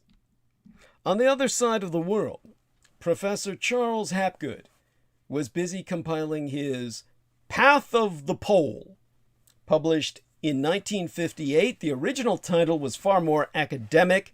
It was simply titled Earth's Shifting Crust. Nobody wants to read that. That sounds like a textbook. His much more ad-consulted, media marketable book was titled Maps of the Ancient Sea Kings, published the year that I was born, 1966, in which he argued that ancient maps clearly show the influence of a pre-Ice Age civilization capable of mapping the world. In the first book, Hapgood argued that Earth's crust slips in one piece, like a loose orange skin, destroying civilization every 20,000 years or so. These days they call that mud flooding. This thinking, it derives itself from Velikovsky's resurgent catastrophism movement of the 1950s. In other words, we're cyclically fucked. No matter how much we develop, the world will mud flood us, and we'll all start from the Stone Age all over again. It's Hamlet's Mill.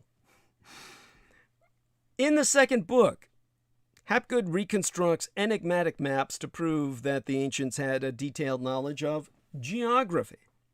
His reconstructions were predicated on the assumption that the original source maps from which the ancients traced theirs were perfect and followed modern projections. Consequently, he was bound to conclude that the source maps were perfect, for that was the original conceit. His work would go on to heavily influence the father of the ancient astronaut theory, Erich von Däniken. In 1968, while 30 million men were in Vietnam, supposedly, von Däniken published his magnum opus, Chariots of the Gods, with a question mark in the title, in which he postulated that the ancient works of man, from the pyramids of Egypt to the enigmatic Nazca lines, were the work of extraterrestrials who came us down to Earth and gave civilization to mankind. The book quickly sold millions of copies, generated millions of loyal followers, and spawned a Rod Serling narrated film adaptation titled In Search of Ancient Astronauts. Now there is, let's put it this way, direct evidence that von Däniken read Lovecraft and followed L. Ron Hubbard. And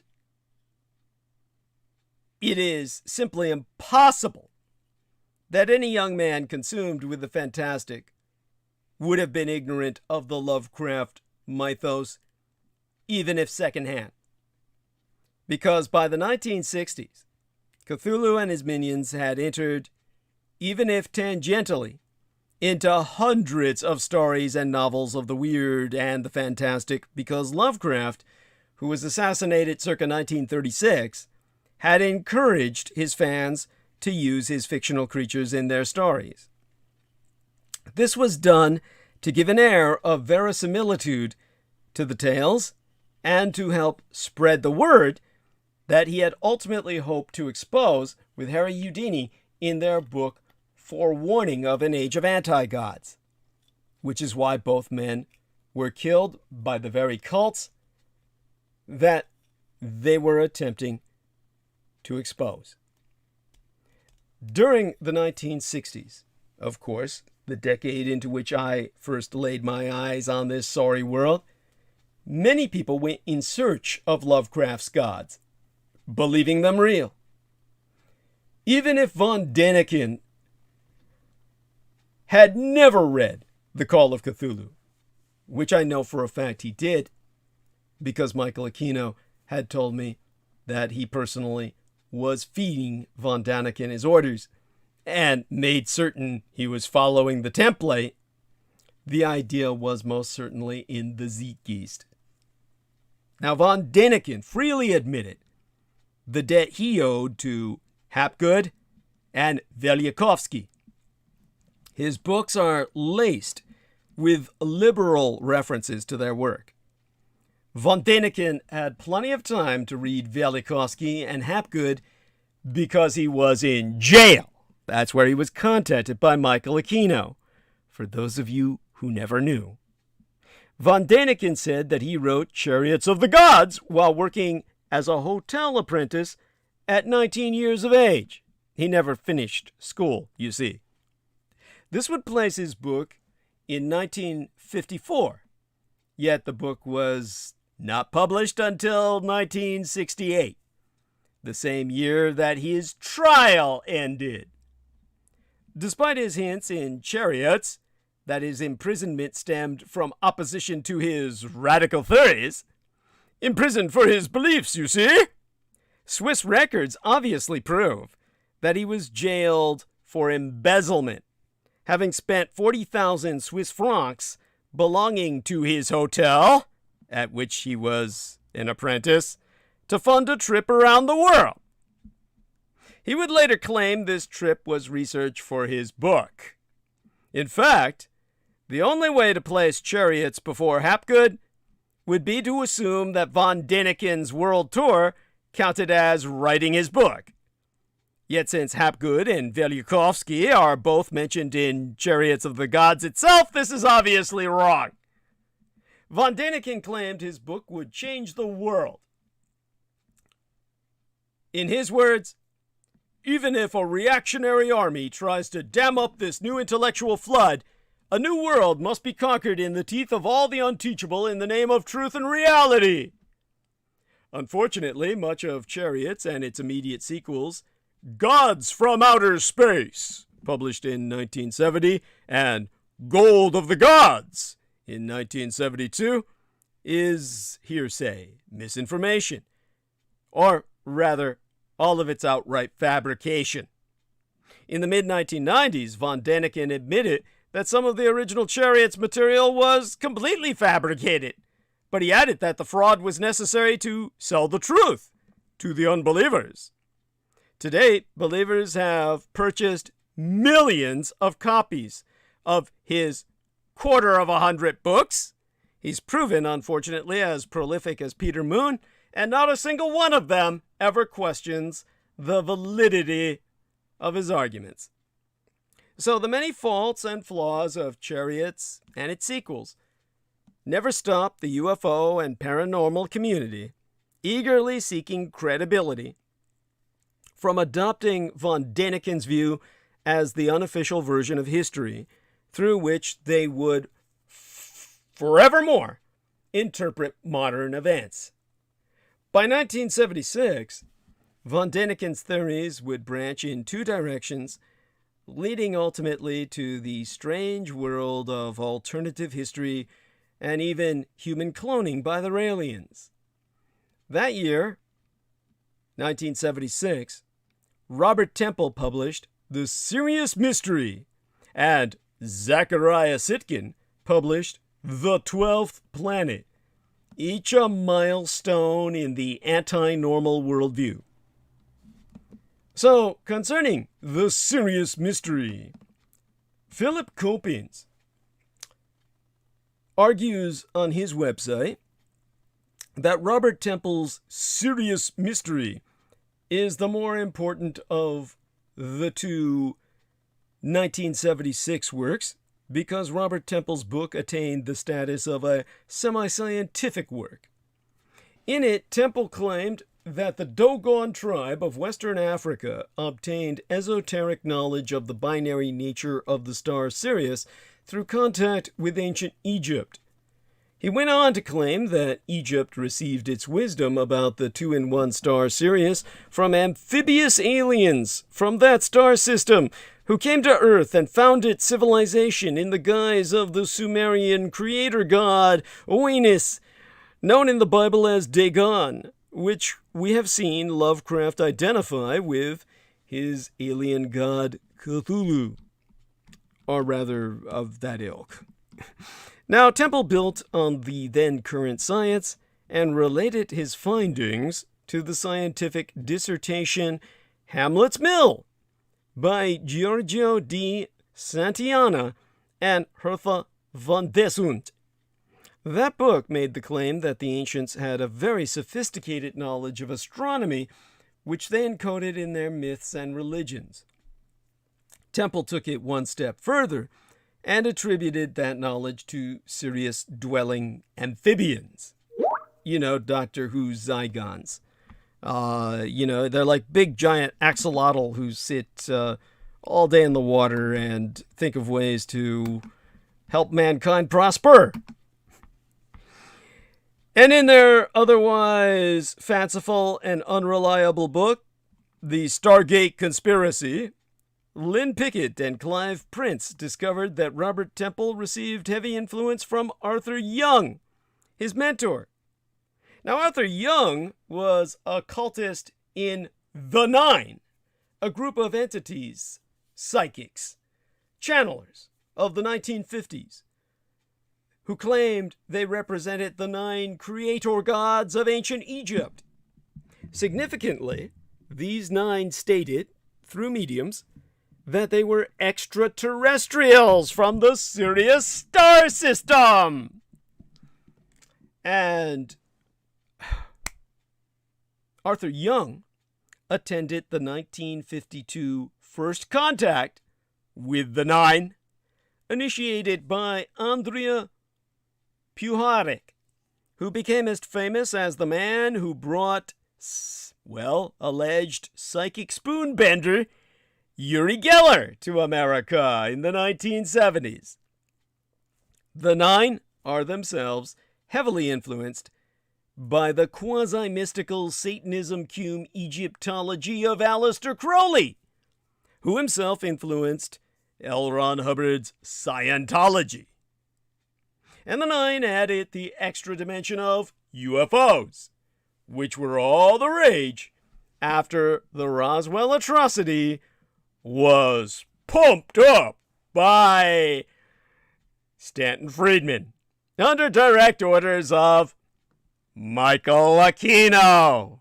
So you see who this all traces back to. Michael Aquino, far more than H.P. Lovecraft. Now, Pickett and Prince conclude that Temple's serious mystery represented a young man's attempt to please his mentor, and they discovered that the Dogon's esoteric knowledge of Sirius was provided by the anthropologists studying the tribe, Marcel Griaule and Germaine Dieterlen. Anthropologist Walter Van Beek talked to the Dogon in 1991 and quoted them, well, I'll quote himself. He said, all agree that they learned about the star from Griaule. Yet Robert Temple provided a unique addition to the growing mythology about cosmic ancestors. And in the Sirius Mystery Temple, identifies specific Greek and Egyptian cities with stars. And he makes the extraordinary claim that certain Greco-Egyptian oracle centers, like the oracle at Delphi, form a giant picture of the constellation Argo. For the first time, heaven fell to earth, and the stars had an image on the surface of our globe. Now, this unique interpretation of ancient construction was quickly noticed by a former surveyor, an amateur archaeologist named Robert Bauval. He sought to apply Robert Temple's star maps to ancient Egyptian constructions, and Bauval noticed a similarity between the layout of the 3 pyramids at Giza and the 3 belt stars of the constellation Orion. And when he used the pyramid texts to identify one with the other, he knew he had something important. A cash cow.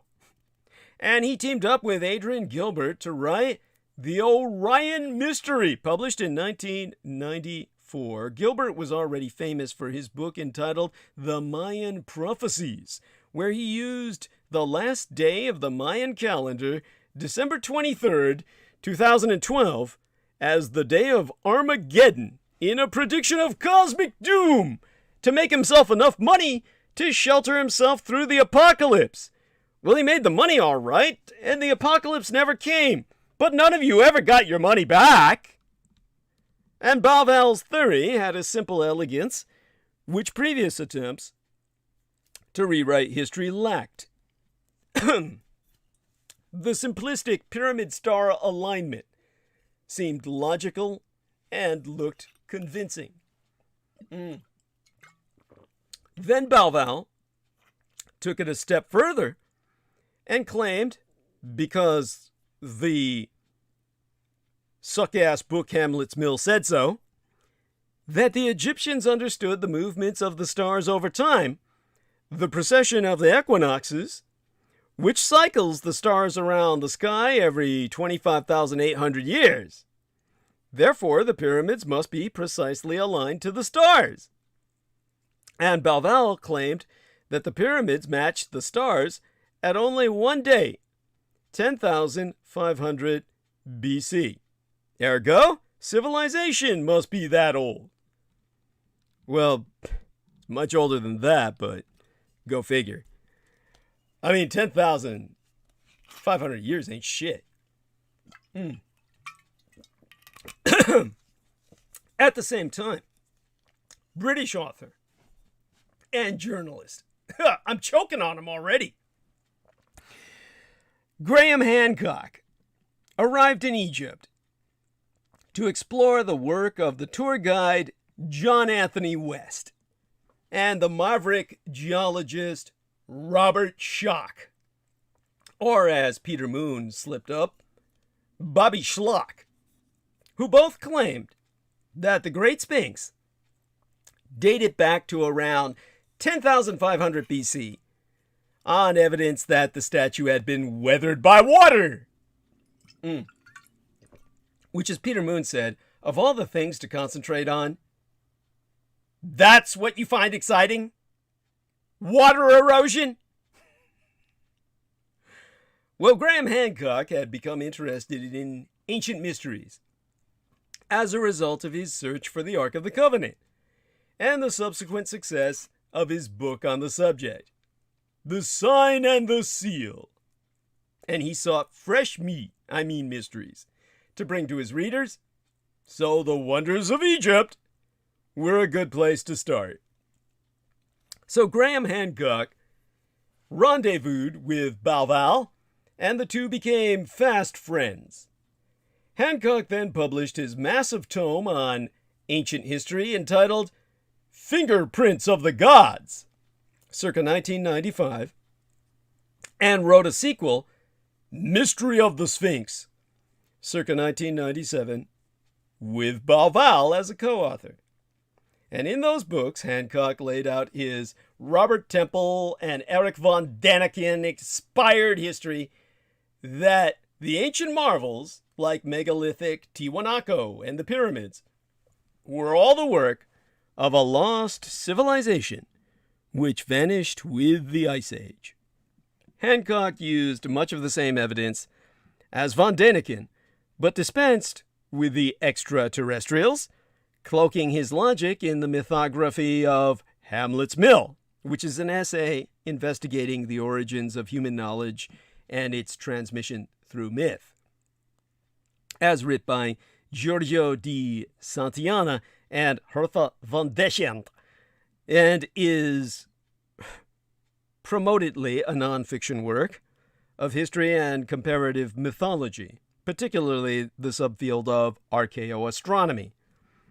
Because, people in the past had no TV and all they could look at was the sky all night. Because nobody needed it to get up for work, right? I mean, these people had to go to sleep when the sun went down because they spent all day fucking working, okay? The idea of everyone spending all night looking up at the stars, dude, that's not what happened. Now, Hancock argued that subtle changes in the stars were the driving force behind all ancient myth. And much like Lovecraft's old ones, for whom the stars were wrong, they could not live, Hancock implied that the cycle of precession brought with it the beginning and the end of civilizations. Now that's taking astronomy a bit too far. Now, like the 19th and early 20th century hoaxes of Lemuria and Mu, not that these places are not real, but rather that they have been hoaxed into what they are not, which Lovecraft borrowed for his ancient civilization, Hancock saw the ancient lost world as one of high technology and culture. Yet by the time he and Robert Bauval wrote The Mars Mystery, published in 1998, where they said we all come from Mars, their view had changed. The authors now claimed that the lost civilization could have been destroyed by an asteroid during a meteor shower, which also wiped out Martian civilization. And they implied that previous to this, Mars and Earth could have had sustained contact because of boom, boom, boom, the face on Mars, which Graham Hancock says looks just like his. He didn't say that. But, yeah, that I couldn't resist. And they speculated that perhaps Martians had given their civilization to Earth after the work of Richard Hoagland, a von Danikenist cultist. Yet today, Graham Hancock is the king of alternative history, and his theories influence science itself. This is beyond dangerous. It's for that reason I would argue he needs to be put down. And like Jameson Reese says, these guys all wank each other off to alien porn. Yeah, they're actually all watching the same porn, yes. Today, unfortunately, some scholars have begun to believe the pyramids represent Orion. And many Egyptologists have begun to examine the role of stars and star alignments in ancient history. While this is not exclusively the result of Graham Hancock's books, his sheer market power has forced science to react and incorporate some of his so-called evidence gathered from other researchers into mainstream thought. Today, many monuments have been related to constellations and star images. They include the temples of Angkor Wat, aligned to Draco, the Chinese Pyramid Field, aligned to Gemini, and the cathedrals of Notre Dame in France, aligned to Virgo. But all of this is done to project the idea of heaven on earth, not because of anything historically real, but because this is the influence of the cults of Edom that is getting your scientists to make the stars right for the return of the anti-gods. The cult of the kings of Edom has conquered Western science. Beyond that is the whitewashing of American prehistory. Many Americans still don't believe that ancient Native Americans built the American mounds across the North American continent. This is what brings us to the mound builder myth. All this fake history and the hunt for a lost white race. April of 2019 marked the U.S. publication of Graham Hancock's new book at the time, America Before. And on the 22nd night that month in that year, Graham Hancock appeared on the Joe Rogan Experience to discuss his book. But I was never going to turn over 3 hours of my life to listening to it. When I myself was in middle school, a Jewish classmate angrily refused to ride in or consider purchasing a Chrysler PT Cruiser because he considered its 1930s style aesthetics offensive. Bear in mind, this kid's like 16 years old, but he had written permission from his parents he could drive, and so he was out to buy himself some wheels. But that Chrysler PT Cruiser, its Art Deco frame, he thought it looked like a, get this, Hitler car. Instead, he was inordinately proud to have purchased a brand new apple green Volkswagen Beetle, completely ignorant of the fact that it was, quite literally, a Hitler car. No, my father designed it. You see, my biological father, Adolf Hitler, personally sketched a rough concept for the Volkswagen Beetle. And the Nazis founded Volkswagen as a company to build them. Through World War II, prevented actual production en masse. And the running joke among, Germans, I'll just relate it to you. A lot more people can fit in the Volkswagen than what you think would. You could fit 2 Germans in the front seat, 3 Germans in the back seat, and about 20 Jews in the ashtray. That was actually a World War II selling point. They never brought that back again as an ad campaign, but when this Jewish guy was riding it, I told him, there's another place you could fit in there. When I told him about my biological father and all that, he just said, "Damn, you Chinese are crazy." And he just thought I was joking. But I was reminded of this when Graham Hancock reacted to 2019's special November issue of the SAA, the Society for American Archaeology, their journal, The Archaeological Record, which devoted a lengthy multi-article section to Graham Hancock's America Before.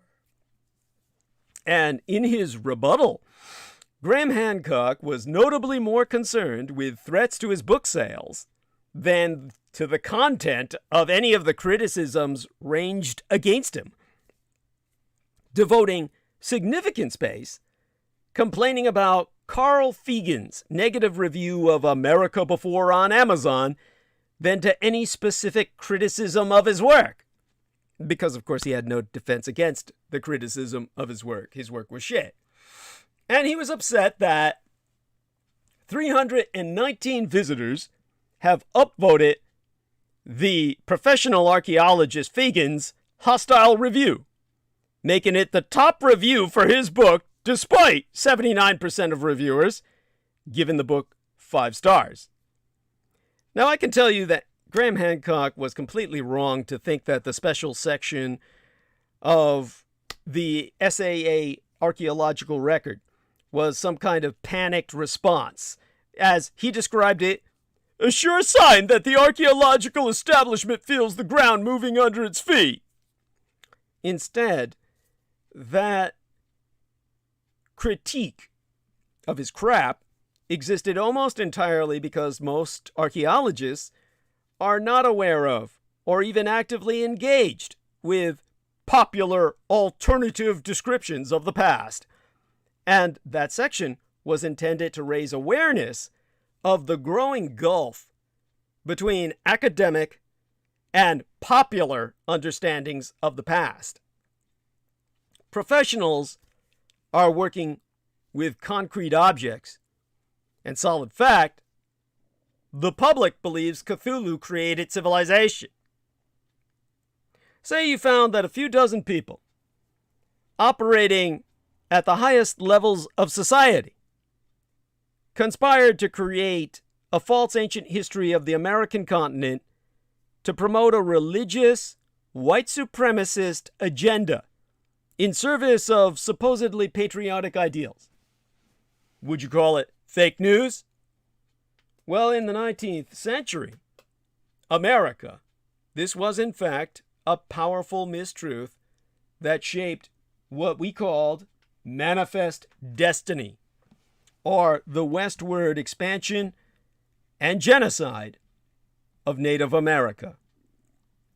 And the long, sordid history of the mound builder myth is the framework of Graham Hancock's book entitled America Before. And within this template, it is debatable how to define the difference between pseudo-archaeology, alternative archaeology, and whatever popular quasi-mystical reimagining of the past we find in all of Hancock's more spiritual works. Now, Thomas Jefferson's pioneering archaeology concluded that the earthen mounds were the work of Native Americans. In the 1894 report of the Bureau of American Ethnology, the study of race that is no longer allowed. Kyrus Thomas concurred, drawing on 2 decades of research. But in the century in between, the lie took hold, with Presidents Andrew Jackson, William Henry Harrison, and even Abraham Lincoln adding their approval, and the Mormon Church among those benefiting. Anyone who applies themselves can trace this monumental deception from the farthest reaches of the frontier to the halls of Congress, mapping a century-long conspiracy to fabricate and promote a false ancient history, and enumerating its devastating consequences for contemporary Native people. It is in this context of Caucasianizing corruption that chapters 1, 4, and 5 of Graham Hancock's book titled America Before and subtitled The Key to Earth's Lost Civilization, published in 2019, are devoted to the mounds constructed by various Native American groups across the eastern 2/3 of these United States between roughly 2700 BC and European contact, such as Poverty Point, Louisiana, Serpent Mound, Ohio, and Cahokia, Illinois, and the mounds and geoglyphs in the Amazon basin at an uncertain date, probably between the early centuries AD and the contact period. Graham Hancock suggests that the mounds, particularly those laid out in geometric or zoomorphic patterns, meaning shaped like animals, encode astronomical data that connect them to a lost Atlantis-like civilization, once located in northern Canada, whose evangelizing representatives taught Native Americans the mathematical and astronomical skills needed to lay out and design the earthworks. In other words, the great white man from the great white north, Ultima Thule, came down to teach the Redskins how to look at the sky. Now, although Hancock is careful to attribute his proposed lost civilization to a Native American origin, albeit suggestive of polar regions and a much paler skin, the thematic origins of his claim are transparently derived from the 19th century mound builder myths.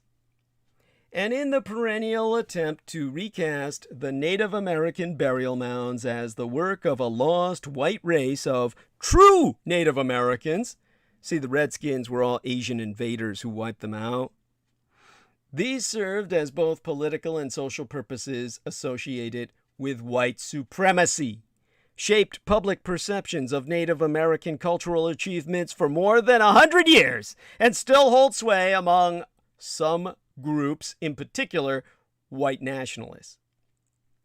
And by building on a scaffolding of discredited 19th century views, Graham Hancock serves to perpetuate Victorian assumptions about the limits of Native American potential, or Native potential anywhere on Earth, despite his own stated respect for indigenous peoples the world over, the platitudes that he mouths.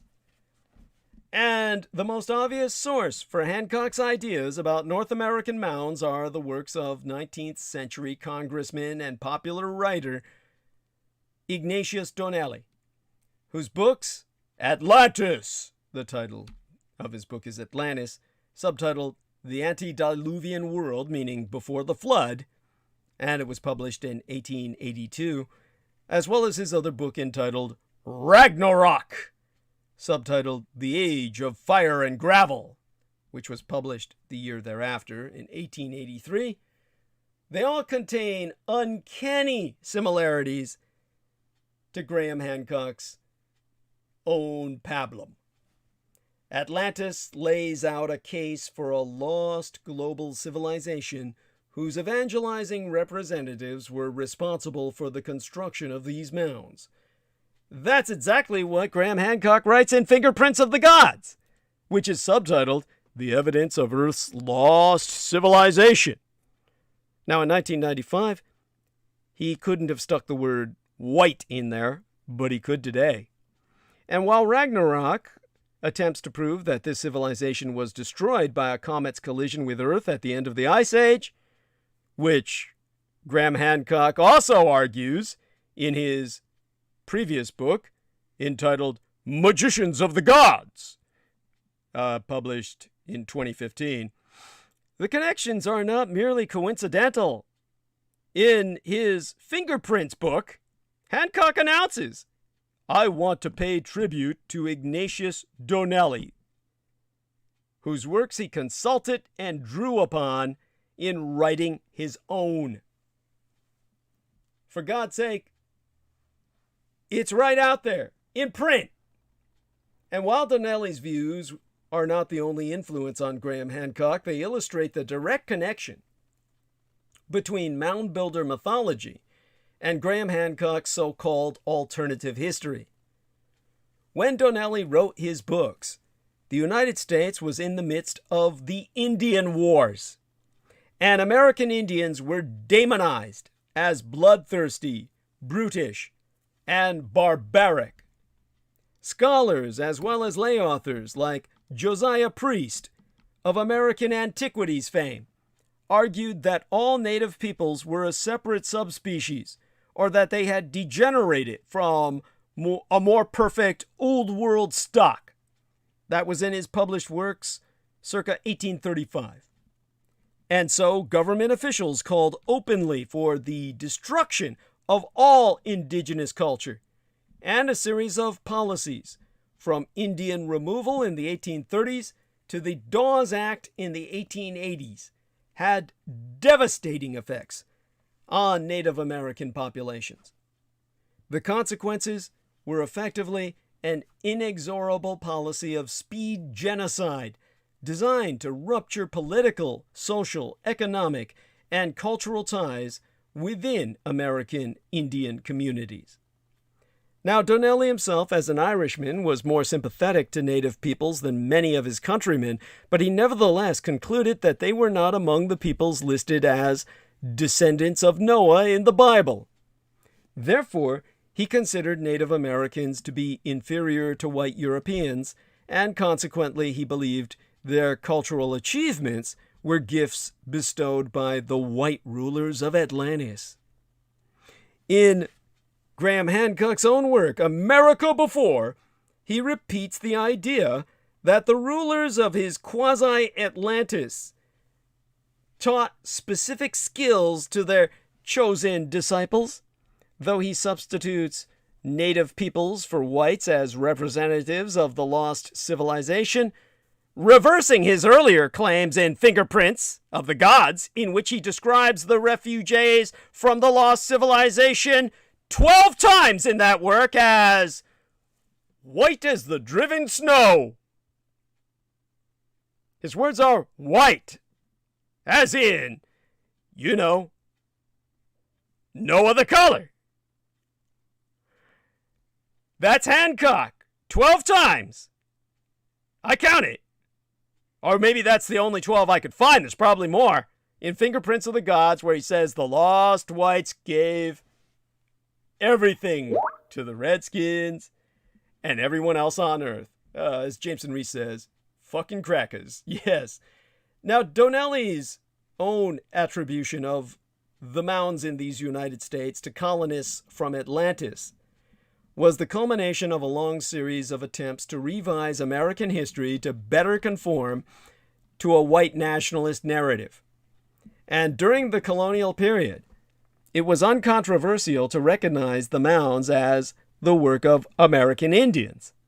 Several colonial worthies said as much, and early European explorers had even seen mounds being built by the red man.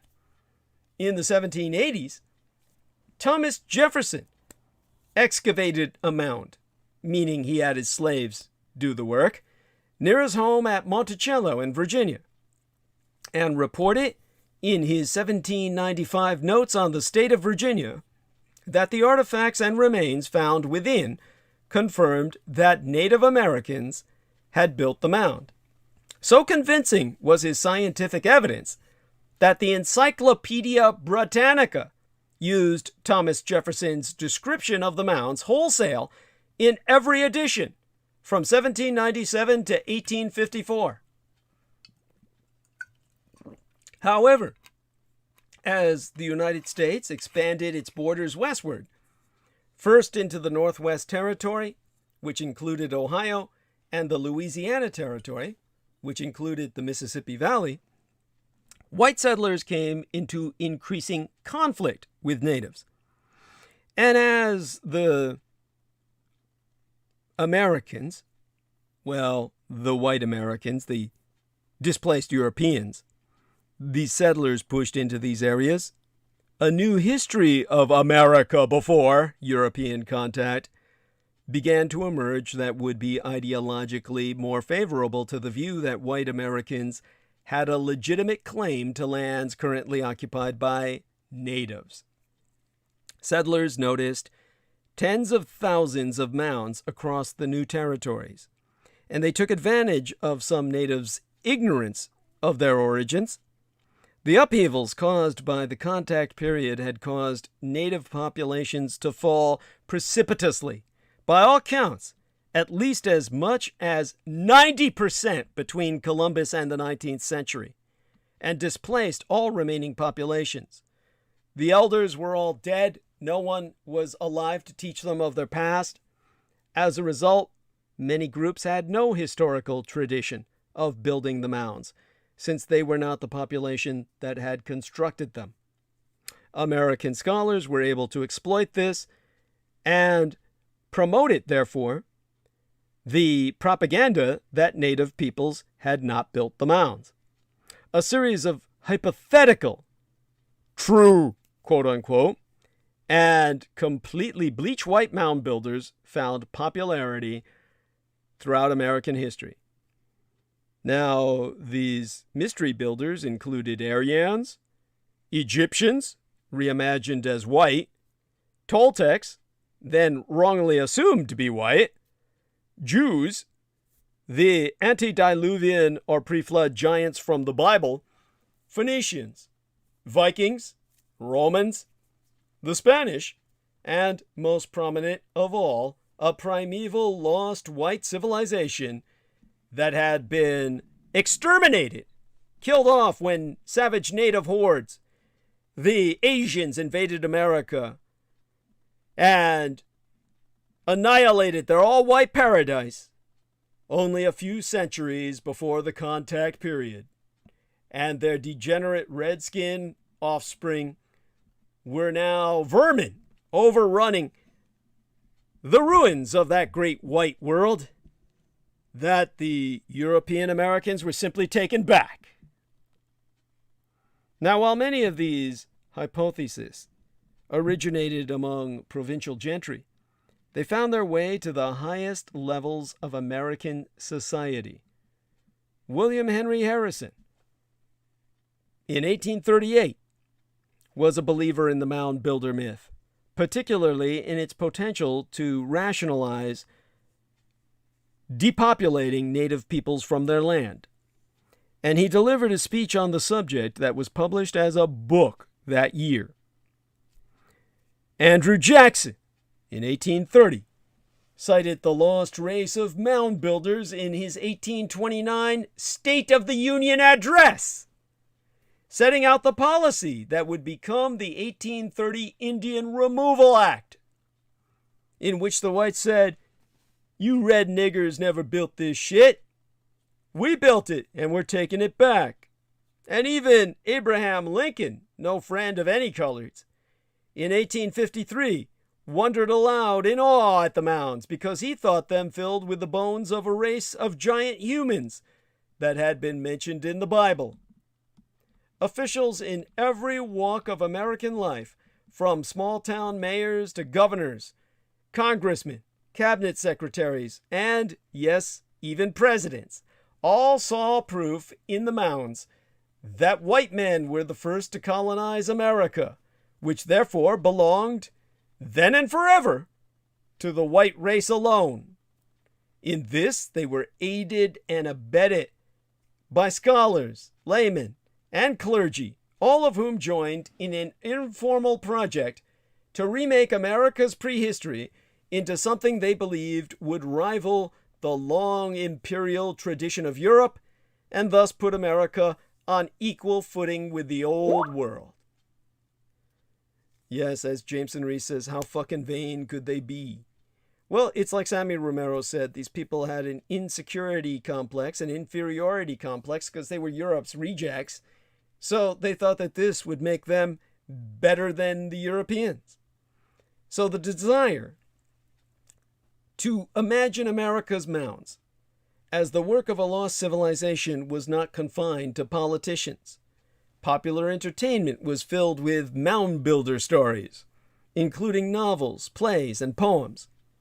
Eminent scholars who ought to have known better rejected the evidence of their own eyes and ascribed mounds to various non-native cultures. The great ethnologist Henry Schoolcraft believed Celts had colonized early America. Wills DeHaas, the first head of the Smithsonian's Mound Survey, believed in the lost race theory. The Smithsonian's first publication was a book that heavily implied that the mounds were the work of a lost race, authored by Squire and Davis circa 1848. The symbolism could not have been more stark when the famed Scholar's edition of the Encyclopedia Britannica, the 9th edition of 1875 to 1889, rejected Thomas Jefferson's conclusions, and instead claimed that American mounds were historically connected to ancient European barrows, a comparison found today in Graham Hancock's book. Graham Hancock is a white supremacist. And like the Encyclopedia Britannica, which stated that the imaginal lost race of mound builders had been culturally and aesthetically superior to every native culture on Earth, in their column, their entry, writ by Anderson in 1875, Graham Hancock spews pablum and expects nothing but praise. From our vantage point today, it's easy to see how these pseudo-historical claims represented the political, military, and cultural expedience of white Americans and their Canadian cousins, for whom these ideas served as a rationalization for political policies designed to achieve and maintain white hegemony through the extermination of all other races. However, in the heat of the moment, many believers were blind to the utility of the story and believed they were pursuing historical truths. Even in archaeological field reports, scholars like Manitoba Historical and Scientific Society President George Bryce could not help but shudder at the well-known thirst for blood of red-skinned natives and lament the destruction of so vast and civilized a race as the white mound builders. Bryce wrote that in 1885. The Victorians' popular, but entirely overstated reputation as serious and sober scholars has masked all that is unsavory in their work, and as a result we find many of their disturbing ideas repeated, intentionally or not, down to the present. The mound builder myth only began to fade when the last American Indian died on the field of battle and all of them were contained in concentration camps, open-air death camps in which they would die of starvation and dehydration that we call reservations. And the Indian Wars finally started to wind down, and the more socially conscious among the Victorians had begun to recognize the terrible devastation that American policies toward native peoples had wrought. More than a dozen prominent 19th century scholars had correctly identified the mounds as Native American constructions in the 1870s and 1880s, but their professional perspectives did not penetrate the mainstream so long as the mound builder myth was ascendant. In 1881, the incoming Speaker of the House directed that 5,000 United States dollars of the Smithsonian Institution's budget be spent on mound builder research in pursuit of a lost white race. John Wesley Powell, head of the Smithsonian's Bureau of Ethnology, or Race Studies, subverted the speaker's mound builder beliefs by launching a mound survey under the leadership of Cyrus Thomas that systematically laid out the evidence for Native American construction of these earthworks. By the time that report was complete, as published by Powell in 1894, the Indian Wars had largely ended simply because there were no large populations of Indians left to kill. They'd all been rounded up and corralled, as they say. This was following the 1890 Wounded Knee Massacre. The frontier was largely closed, and the ideological impetus to believe in a lost race of white masters had lost its immediacy. Scholars across the United States accepted the conclusion so quickly that just 20 years later, scholars already spoke of the mound builder myth as a forgotten fantasy. The mound builder myth was no longer scholarly, but it was also not nearly dead.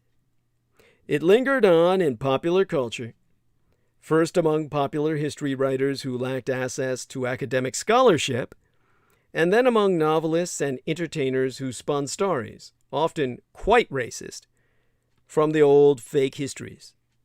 A 1920 novel adopted the myth for modern racism, making black people the enemies of tall, white mound builders, as authored by Marple and Dennis in 1920.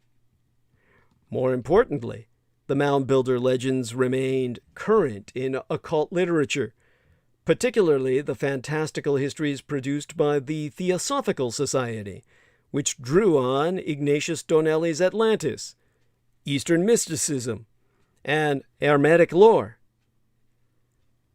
Some theosophical texts attributed the mounds to Aryans, who had learned civilization from the Venusians, or more properly, the Venarians, the people of Venus, as published by Scott and Elliott in 1925.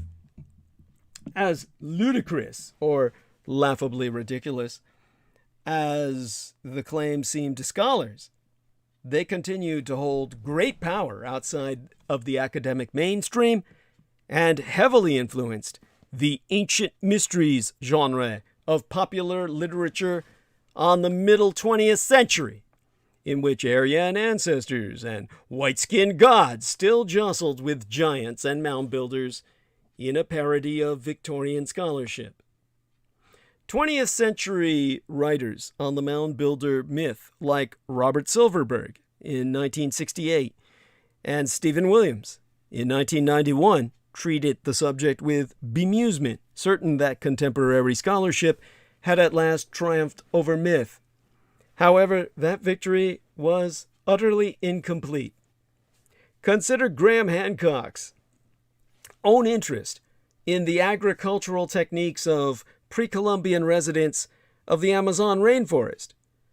Hancock is quite taken by the existence of terra preta, an artificial soil made from compost, charcoal derived from slash and char forest management, and pottery fragments. Now, the peoples of the Amazon developed this, yes, and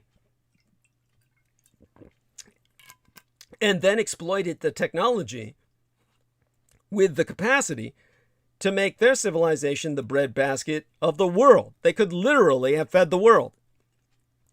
But it was attained, or it came about, it evolved, if you will, through accidental accumulations of trash to make agriculture possible in the basin's relatively infertile soil. But Graham Hancock believes that it feels like the works of scientists, according to an obscure master plan. And he blasts archaeologists for imagining that the Amazonians lived amid a shitscape. He uses that term, shitscape, of their own waste. That's on page 168 of his work. America before. Amid a shitscape. Now, as a British subject, surely Graham Hancock knows about the fetid conditions of London and the river of sewage that was the Thames, down to the creation of the sewer system after the Great Stink of 1858. And yet he finds it insulting to suggest that other people similarly lived under less than ideal conditions of sanitation.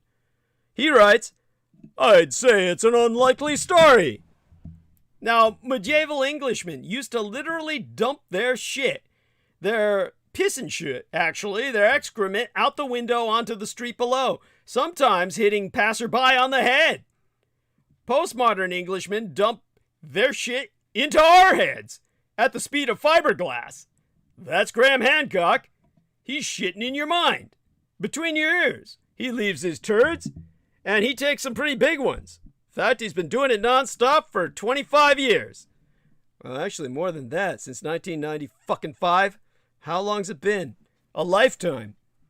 Current popular writers like Graham Hancock and the endless morass of cable TV history, shows about aliens, giants, and conspiracy theories have ensured that the disingenuous mound builder myth continues to spread its poisonous white supremacist message, even though its architects are a century dead and the specific goals of dispossessing, exterminating, and oppressing surviving indigenous people are long forgotten. By reviving antiquated Victorian ideas in our time, Graham Hancock and all of the ancient aliens media machine giveth aid and succor to Eurocentrists and white nationalists. Even if authors and television writers do not support these goals, they still bear responsibility for the broader effects of this evil ideology. Understand that the evil that men do lives after them, in books, online, and nowadays on cable television. In other words, I don't even need to accuse Graham Hancock of condoning white nationalist racism. Instead, he is like my Jewish middle school classmate, ignorantly test-driving racism without fully understanding the origins of the claims he puts on offer. Remember, in Fingerprints of the Gods, Graham Hancock explicitly said he wanted to pay tribute to Ignatius Donnelly, who declared Atlantis the homeland of the white race, and 12 times in his own work described his lost civilization as belonging to white people. By America before his latest work, I believe, he had changed his tune and made them Native American, but that didn't really change the history of the myths that he himself has upcycled into an upscale Pleistocene analog for globalization and climate change. And Graham Hancock knows this. Perpetuating old ideas, largely uncritically, reinforces the constellation of beliefs that gave rise to them. The mound builder myth emerged from anti-Native American racism, and there isn't any way around the fact that it existed largely to justify cultural and physical genocide and land grabs, the theft of a continent. In America before, Hancock goes further than in past works, or books I should call them, toward trying to reframe his ideas in opposition to the white nationalist assumptions of past versions promulgated by authors like Ignatius Donnelly, Pierre Honore, and Jacques de Méhus, he condemns anti-native racism in the strongest possible terms. But his lip service, it's far too late for any of this to ever erase the impact of the lost white gods of Fingerprints of the Gods. But it is a step in the right direction. Volkswagen undertook enormous efforts to cleanse the Beetle of its Nazi heritage, and it will take similar efforts to purge alternative archaeology of the racism and genocidal nationalism that birthed it. Given, however, that it lacks any scientific support, there isn't really much impetus to reconstruct it on new lines.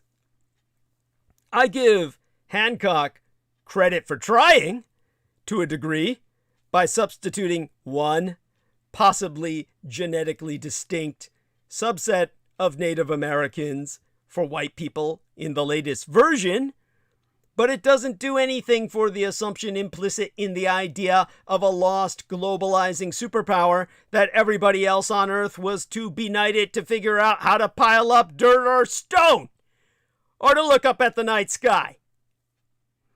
And as far-fetched as it might seem now that a lost white race once ruled prehistoric America, the damage done by this ancient myth has clear echoes in today's arguments over white nationalism, multiculturalism, alternative facts, and the role of science, and the control of knowledge in public life.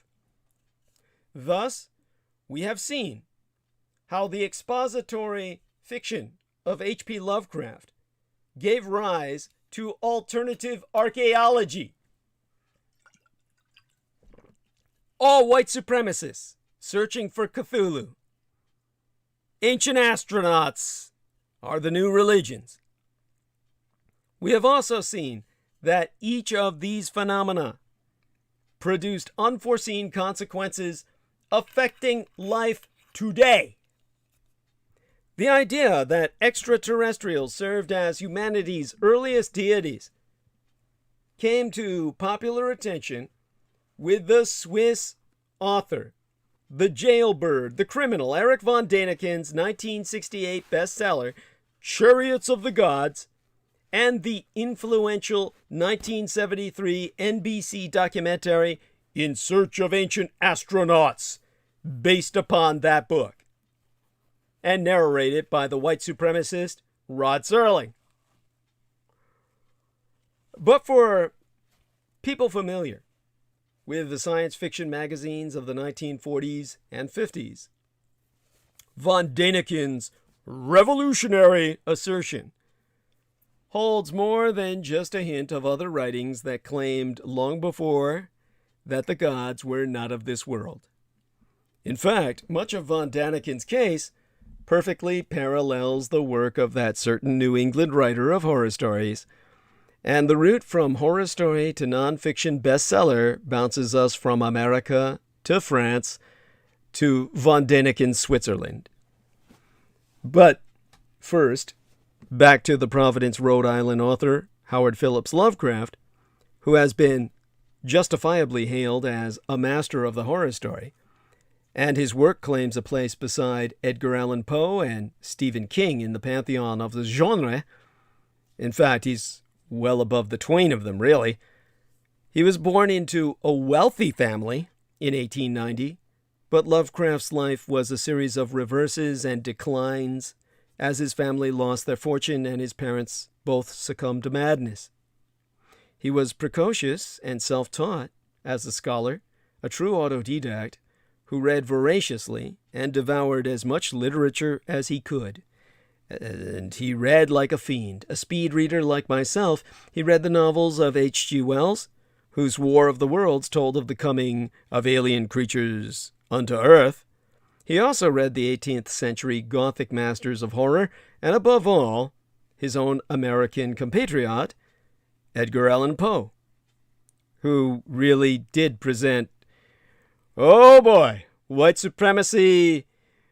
Yo, when Edgar Allan Poe goes down to the Antarctic in his literature, the evil people are all pure black. I mean, like black, jet black. The angelic people in Antarctica are all white. So white they're transparent. You see right through them. Or at least their skin. That's Edgar Allan Poe. Subject of a different transmission someday, perhaps. But, as Jameson Reese says, why would any blacks want to go down there to Antarctica? Good question. It's like somehow, it's actually his short story, Into the Vortex. And, Into the Vortex, or the Maelstrom, or, let me look around and see if I can find the short story, because it does bear a little going into, perhaps. But, it's a disturbing tale, and it's something that I don't think. Let me look up here, Poe, P-O-E, and see if I can look up some entries on him in the encyclopedia, the literary dictionary, and the like. And of course, it would help if I knew how to spell. But there we are. Let me take a look at it. Narrative of author Gordon Pym of Nantucket. There we are. Present land, Salal, Bennett. And let me take a look at the places that he was identifying. They were in environs of the southern hemisphere, not necessarily in Antarctica itself. It's when you get down to Antarctica that you've got the white people, which makes sense. That's nothing particularly ridiculous. But let me see if I can find here the Salal. There we are. It's oh God, where are we? An island beyond the Antarctic polar circle. It was at a latitude of 83 degrees, 20 degrees south, longitude 43.5 degrees west, set in a raven black sea, and surrounded by 7 other islands. Now, the coast is described as steep. The interior is covered by thick woodland. Its climate is benign, incredible for its latitude, and the sea around it is free from ice. The rocks are unusual because of their volume, many dark colors and stratifications. Even the vegetation is different from any other in the world. And the waters of Salal are unique. It's potable water. Now I'm flipping through his actual work here, and even though it's drinkable, they have the consistency, these waters, of gum arabic dissolved in water. That's an ingredient, of course. When running, the water presents itself to the eye in many shades of violet, like shot silk. But if it is caught in a bowl, it can be seen that the liquid is formed of several separate veins, each of a different color. These veins do not intermingle, and though the cohesion among the different particles is perfect, it remains imperfect between vein and vein. If the blade of a knife is inserted through the middle, the water will immediately close upon it, but if the blade is inserted delicately between 2 veins, a perfect separation is obtained and the veins do not come together at once. So people would divide the waters of Salal as collected in a bowl. The inhabitants are as black as ebony and wear their thick woolly hair long. They are as tall as the average European, but far more muscular and sturdy. They go about naked, except for the warriors, who cover themselves with the thick, soft skin of a dark, unknown animal, which they drape around their bodies with great ability. They are armed with dark wooden clubs, flint-headed spears, and slings. Their houses, of rather poor design, are grouped in a village called Clock. Most of their habitations are small, shallow caves, dug out of a steep wall of black stone. Others consist of a tree cut down about 4 feet from the ground with a black skin thrown over it and hanging in loose folds under which the natives nestle. Other houses are formed by means of rough branches, with the withered foliage still on them, made to recline at a 45-degree angle against a bank of clay, and heaped up, without regular form, to the height of 5 or 6 feet. Yet others are mere holes dug in the ground and covered with branches. A few are built among the forked branches as they stand, the upper part being partially cut through so as to bend over upon the lower, thus forming a thicker shelter from the weather. These are all, by the way, the techniques of the Patagonian natives near the Antarctic region. They use these kinds of techniques to keep warm. Edgar Allan Poe was very well educated, but he's making a point here. In this land of Tsalal, the fauna is strange. Among the domestic animals is a large creature which resembles the common hog in the structure of the body and the snout. The tail, however, is bushy, and slender legs are like those of an antelope. Its movements are exceedingly awkward and indecisive, meaning indecisive as if it's constantly wondering at its own next move. You've seen this in some people, like when they're drunk. And it hardly ever attempts to run. There are other similar animals, but of greater body length and covered with black wool. A great variety of tame fowls constitute the natives' chief food, including a kind of duck, black gannets, and a non-carnivorous buzzard. The natives have also domesticated the black albatross, which periodically flies off to sea, but always returns to the villages. There is an abundance of fish and turtles. The serpents on the island, despite their formidable aspect, do not frighten the natives, and are therefore probably not venomous. In the south, where the black albatross makes its nest, are many biques de mer. The only expedition I mean to say, known to have reached Tsalal, was of course that which was on board, the fictive schooner, the Jane Guy, from Liverpool on January 19th, 1828. And all but 2 members of the expedition were massacred. You see, this is the point that Edgar Allan Poe is trying to make. These people are as evil as they look. Black being a color of evil, he says that these people can only be evil. And Mr. Gordon Pym was one of the survivors of Nantucket. Mr. Gordon Pym of Nantucket, one of the survivors, he discovered certain chasms in the interior of this island.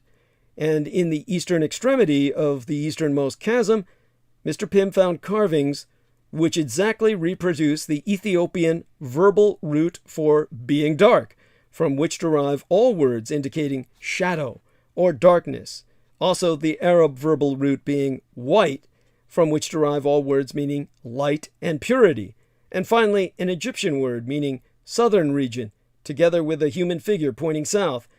So it's interesting to note that very few things on the island are white, that the inhabitants are terrified by the mere sight of that color, which is why they massacred the crew, and that in the southern region of the island, everything is black. It is possible that the crew of the Jane Grey, the Jane Guy, actually, as it's spelled, I'm sorry. Jameson Reese says, who can blame them?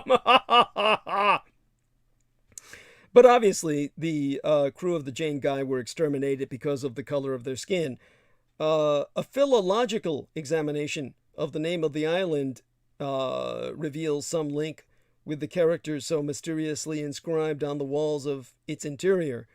So this is called the narrative of Arthur Gordon Pym of Nantucket. It was published in New York in 1838.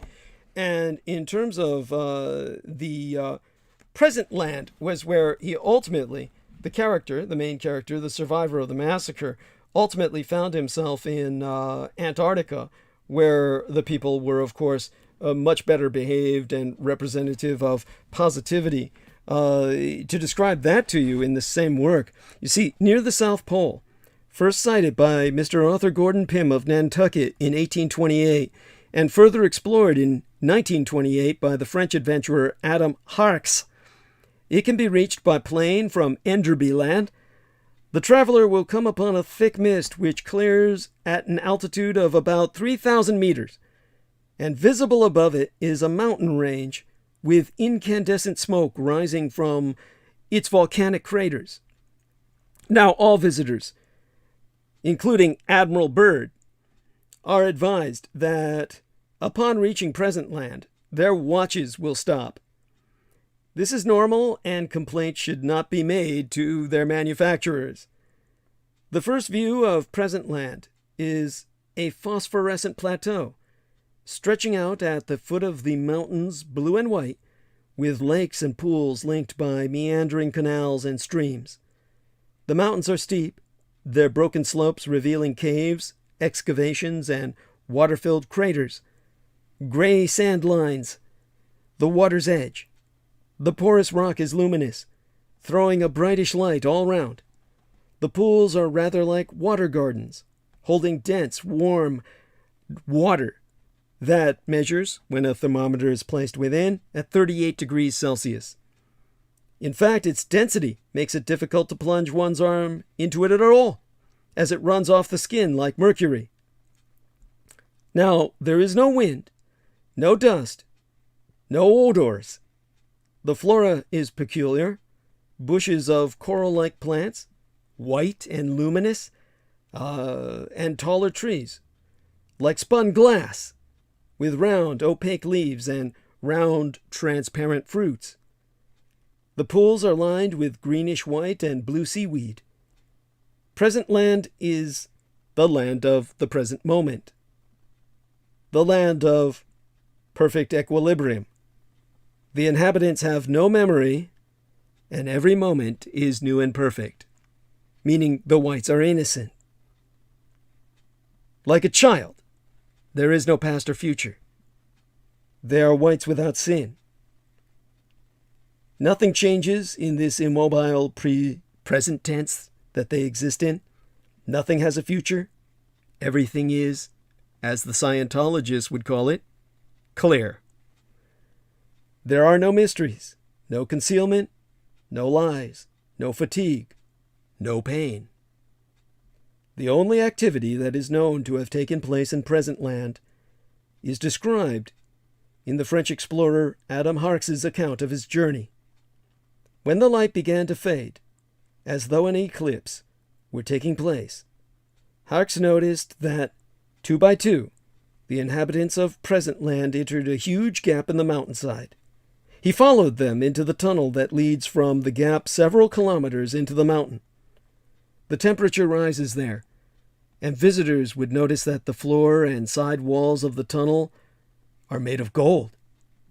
Harx saw the inhabitants reach a chasm, out of which rose a tree whose branches formed a perfect circle, each one bearing a fruit somewhat like an olive. A bird began to sing. Then a white figure, like the one seen by Mr. Arthur Gordon Pym, which he described in his narrative as shrouded and very far larger in his proportions than any dweller among men, a giant, similar to the skinny aliens of Close Encounters of a Third Kind, appeared before them, making the earth shake and the fruit fall from the tree. The natives pressed the fruit to their foreheads, kneeling before the tree and calling out, "Tekela Lilai," as do the natives of Salal, who are pitch black. Their faces showed a wide variety of emotions. These white folk, with the fruits pressed to their head, their expressions ranging across the spectrum, some hideous, others full of celestial beauty. Finally, the terrifying white stick figure disappeared in a golden mist. The men arose, cast their fruit into the chasm, and regained their normal expressions. Some left the cave, but others flung themselves into the void, again crying, "Tekela Lilai." This is how the population purges itself and maintains static equilibrium, eliminating surplus population by lemming-like suicide. Yeah, Jameson Reese says, shit, I'd rather be the black ones. Thank you. Now, these natives, the whites, they're androgynous humanoids, semi-transparent, as though made from white jade. With the exception of the thumb, their fingers are webbed with an almost transparent membrane, like the fins of a Japanese fish. This is because they're embryonic. Embryonic hands are webbed.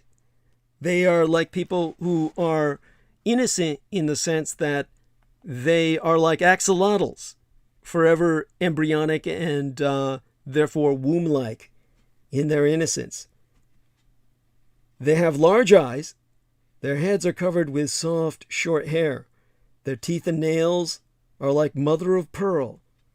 And they have very slender hands and feet, and well-muscled bodies. Their gestures are graceful and gentle, and their favorite pastime is to swim and play in the pools. They produce no bodily secretions, and have no needs. They never sleep, and they live on air. They communicate in a soft, musical language, and they seem to have none of the vices known to men. Their dwellings consist of domed huts arranged in a crescent-shaped village. Each house possesses a covered patio and a single room furnished with mattresses of seaweed on which the natives make love. Visitors who wish to remember their stay in this country at all are advised to obtain an elliptically shaped stone resembling lapis lazuli, which will allow them to retain their memories of present land. Now, the best account of this was not from Edgar Allan Poe himself in the narrative of author Gordon Pym of Nantucket. It's in there, but Pym dies, and the French explorer, Dominique André, writes of his experience because he was able to remember bearing the lapis lazuli stone. This was published in the book titled Conquête de l'Éternel, published in Paris in 1947, while the world was still at war with the Japanese Empire, legally under ceasefire. So there you have that. And that gives you the general attitude that white people had about blacks and whites. And it's certainly the source of what white people think aliens are. Asianized versions of that. Well, Jameson Reese says, I have webbed fingers and toes. Yeah, but there's no innocence there. Yeah, that must be the black in him. Overcame all that. He's a bad boy from the beginning. So, at any rate, when H.P. Lovecraft set about writing his own works, he began to blend the modern world of science fiction with his favorite tales of Gothic gloom. And Lovecraft tried to bring the Gothic tale into the 20th century by modernizing the trappings of ancient horror for a new century of science.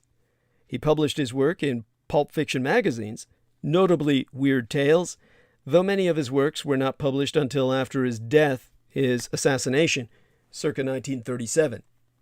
And throughout the 1940s and 1950s, science fiction and horror magazines reprinted Lovecraft's tales infinitely. And he became one of the most popular pulp authors. Well, he is the most popular pulp author that ever lived. Now, Lovecraft's works banished the supernatural by recasting it in materialist terms. He took the idea of a pantheon of ancient anti-gods, made them a group of extraterrestrials, or rather extrastellar entities, aliens who descended to Earth in the distant past. And Lovecraft summed up this startlingly original idea in his 1926 short story, The Call of Cthulhu. And in that story, a young man puts together the pieces of an ancient puzzle and discovers the shocking truth about a monstrous race of alien entities that served as anti-gods to a deranged cult of nihilists. And Jameson says no doubt he did it because it's the only average American shitbrain would accept. The only thing the average American shitbrain would accept, yeah. Now, to read from the Call of Cthulhu itself, a single paragraph. There had been aeons when other things ruled on the earth, and they had had great cities.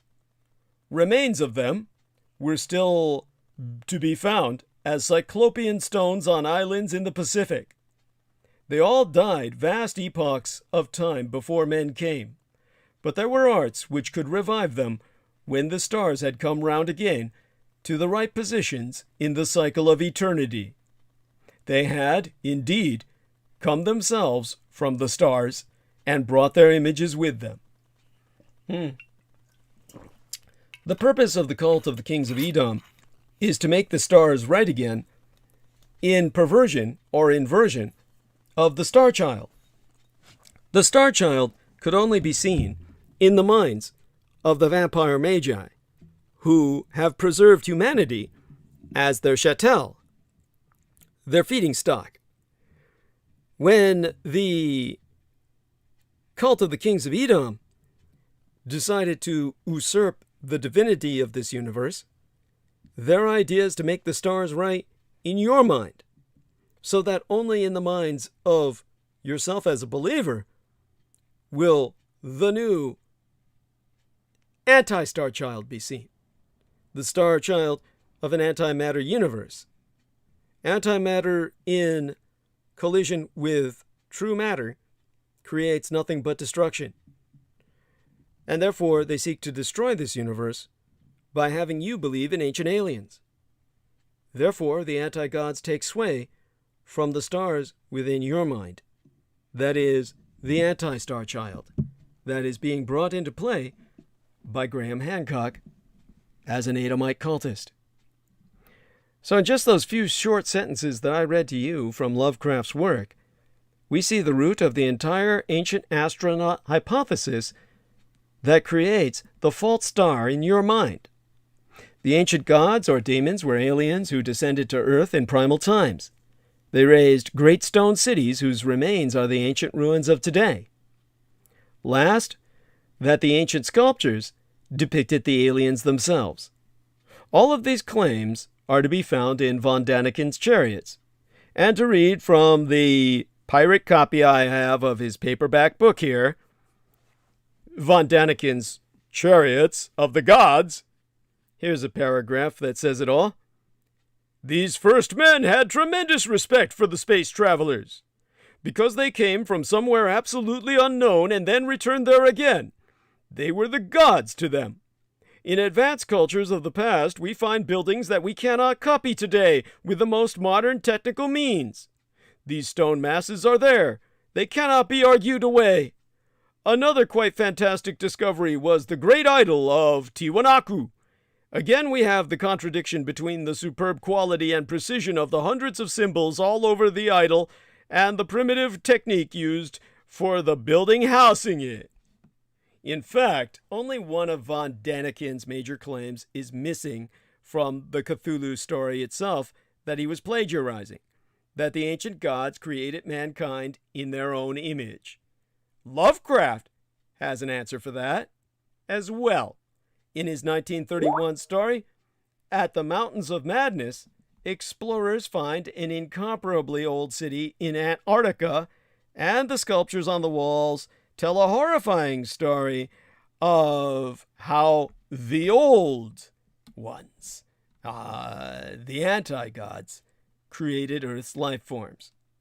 By the way, before I read a paragraph from that work, our man Jameson says, we can't copy them because we're too busy buying their ancient alien bullshit. What he's saying is we can't copy the accomplishments of the ancients because we're too busy buying into the ancient alien bullshit that mankind is incapable of doing anything himself. And he's quite right. This is all insulting to the ancient, overwhelmingly colored races that produce these works. The white men are simply saying, if it's made by coloreds, it's got to be aliens. We can't say the coloreds did it. It's the mound builder myth all over again. It's insulting to all of humankind, as Jameson Reese says. It's racist against the human race. Yeah, they even shit on their own accomplishments. True. It's true. You're absolutely right. Absolutely. Thank you. Thank you. I appreciate that.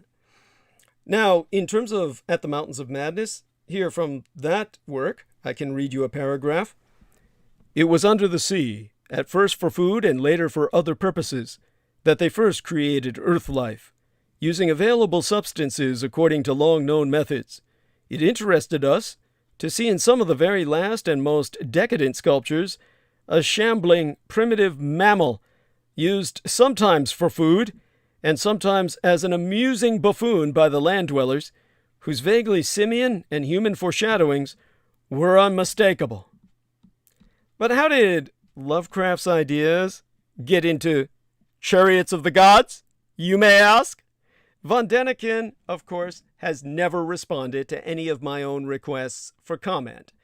And the lack of English language literature about European science fiction has kept the connection vague until now, when Douglas Dietrich exposes it to you.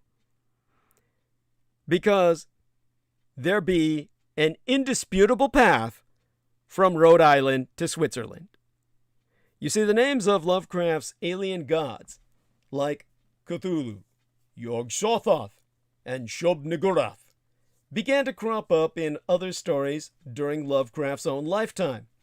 Lovecraft himself started this practice by inserting these names, or variants thereupon them, into stories he ghost wrote or revised for other authors to make his living. And in his revision of Zelaya Bishop's The Mound, which was a mound builder myth story, for example, Lovecraft slipped his alien god Cthulhu into the story under the variant name Tulu, giving magazine readers what they thought were independent stories featuring references to the same ancient gods. By the decade into which I was born into this vale of tears, the 1960s, several dozen authors were using elements of what came to be called the Cthulhu mythos in stories they wrote for science fiction and horror magazines. Lovecraftian fiction became increasingly popular first in Europe, where the French embraced him as a bent genius, like, well, much as they embraced Edgar Allan Poe and would soon embrace Jerry Lewis. Now, Lovecraft became especially popular with the French magazine Planète, meaning planet, which throughout the 1960s reprinted all of Lovecraft's stories in French translation. Now, Planète served as an important part of the French second science fiction period, a time when American pulp fiction became extremely popular in France following World War II. Now, French magazines both imitated and reprinted in translation the classic pulp stories of the American 1930s and 40s pulp magazines. And Planète's editors held Lovecraft as their prophet, and the reprints of his stories helped to popularize him and the Cthulhu mythos in the French imagination. Lovecraft's longer fiction was published in French in a series of books. Lovecraft's work also inspired the editors of Planète to write their own book, Les Matins des Magiciens, The Morning of the Magicians, a few years earlier in 1960. And that book, by Louis Paulès and Jacques Bourget, first introduced Lovecraft's concept of alien gods as a non-fiction hypothesis. The authors claimed that their study of religions around the world had led them to higher consciousnesses and to new revelations about the lost worlds of the past. Especially relevant to this is Part 1, titled Vanished Civilizations, where they heap up evidence backing up Lovecraft's claims about ancient alien super civilizations of the past. Now, unfortunately, that book is now long out of print, but you can find it anywhere for pennies because when it was running, it was forever in print, and it was like book clubbed and millions of copies were produced. So you can find it anywhere. But the book, The Morning of the Magicians, laid the foundation for all the Lost Civilizations books to follow, including Chariots of the Gods. And understand that Erich von Däniken is a Swiss criminal.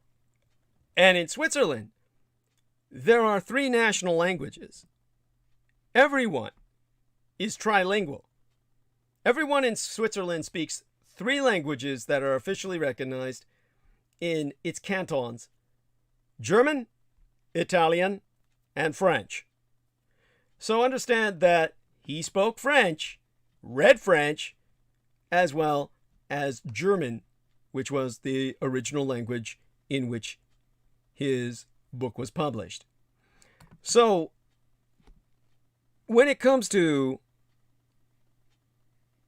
a comment that I can just read straight off the internet, I can call up R.T. Galt, and he says, it's all here, from the Piri-Reis map to pyramidology. These French potheads and acid droppers, he's referring to the authors, are frankly fascinated by the idea that ancient peoples may have been more advanced in some of their technologies than we generally believe. Now, von Däniken himself is known to have exploited this book as his major resource. The bibliography of Chariots of the Gods itself lists this book in its 1962 German translation. Aufbruch ins dritte Jahrtausend, or Dawn of the Third Millennium. Now we have come all the way from Providence to Paris to the Swiss hotel where von Däniken wrote his book. And we can see how Lovecraft's brilliant exposition of the cult of the kings of Edom has now become a very real pseudoscientific nonfiction that has made the cult of the kings of Edom the new emerging religion of the Western world as we enter what may be the last millennium of humanity if the stars go right in that empty space between all your ears. In the end, Lovecraft's Cthulhu has wormed his way into science and changed the form of human knowledge itself. From Egyptology to Raelian cloning of human beings, Great Cthulhu still stalks the vistas of that space within your skull, that empty vacuum that Graham Hancock shits in every day as his toilet. And though Cthulhu has vanished from direct sight, he has cloaked himself in the guise of science. This is the end of the world as we know it. Unless you join me in this cosmic struggle and bring forth my book as the alternative. You are beyond damned. You will enter the nullity, the total annihilation of the soul that comes with your affiliation with the anti-gods. There is nothing to be gained from them other than utter annihilation. This is the reason, as Jameson Rees exposes, that Graham Hancock was banned from the TED Talks, and they accept anyone. Thank you. Excellent point. Okay, now, in the time we have remaining, I'll check into the live stream. 9 to 10, 10 to 11, 11 to 12. We have 3 hours remaining. Jacob Waters says, okay.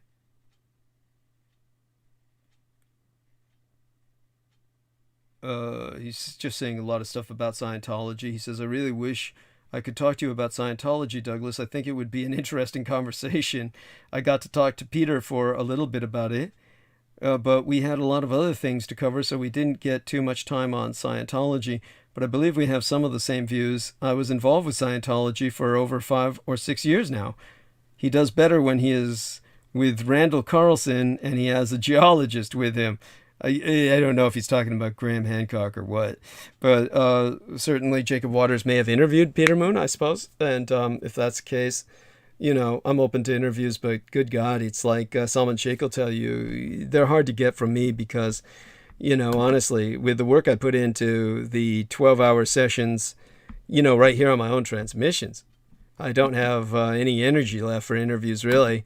It's like, and as Peter Moon says, if I were to go out there and get interviewed on my book, I would do well. But, like Peter says, I just scare people. I just am the messenger.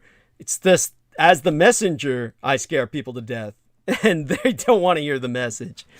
The Asian crossdresser, vampire, son of Hitler, and they just block out.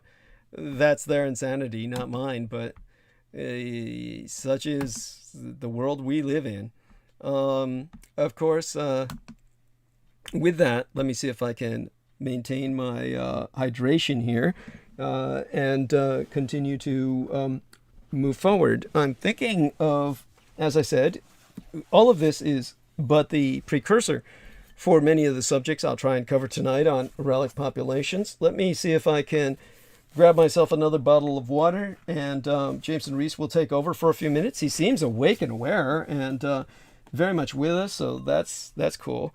So, James, I'm lucid and cognizant, and whipping some ass in Magic the Gathering. Cool. Are you able to talk while you chew gum at the same time? Yeah. I'm not that male that I can't freaking multitask. Yes. Yeah. Thank you. I finally was able to get I managed to climb all the way up to oh my gosh, crystal using, well, I don't know if this is crystal. What the hell do they call this? I'm assuming some objective in the game, yeah. It's higher. It's a higher rank than I got last season. Cool. So, and I was able to do that by using one of those sliver decks and just ripping everyone apart. And I had to save up because I'm not paying money to actually buy these cards online. Right. So it takes me longer to be able to create a deck that works. Whereas most people, you can tell they paid money for it because they have the avatars that you can only unlock if you paid money for the shit. That's pathetic. That is pathetic. So I'm whooping their asses for free, and it's quite interesting. That must be satisfying. That's got to be satisfying. It is. Yes. It's extremely satisfying. But I created the shrine deck. They finally released the Kamigawa. Mm-hmm.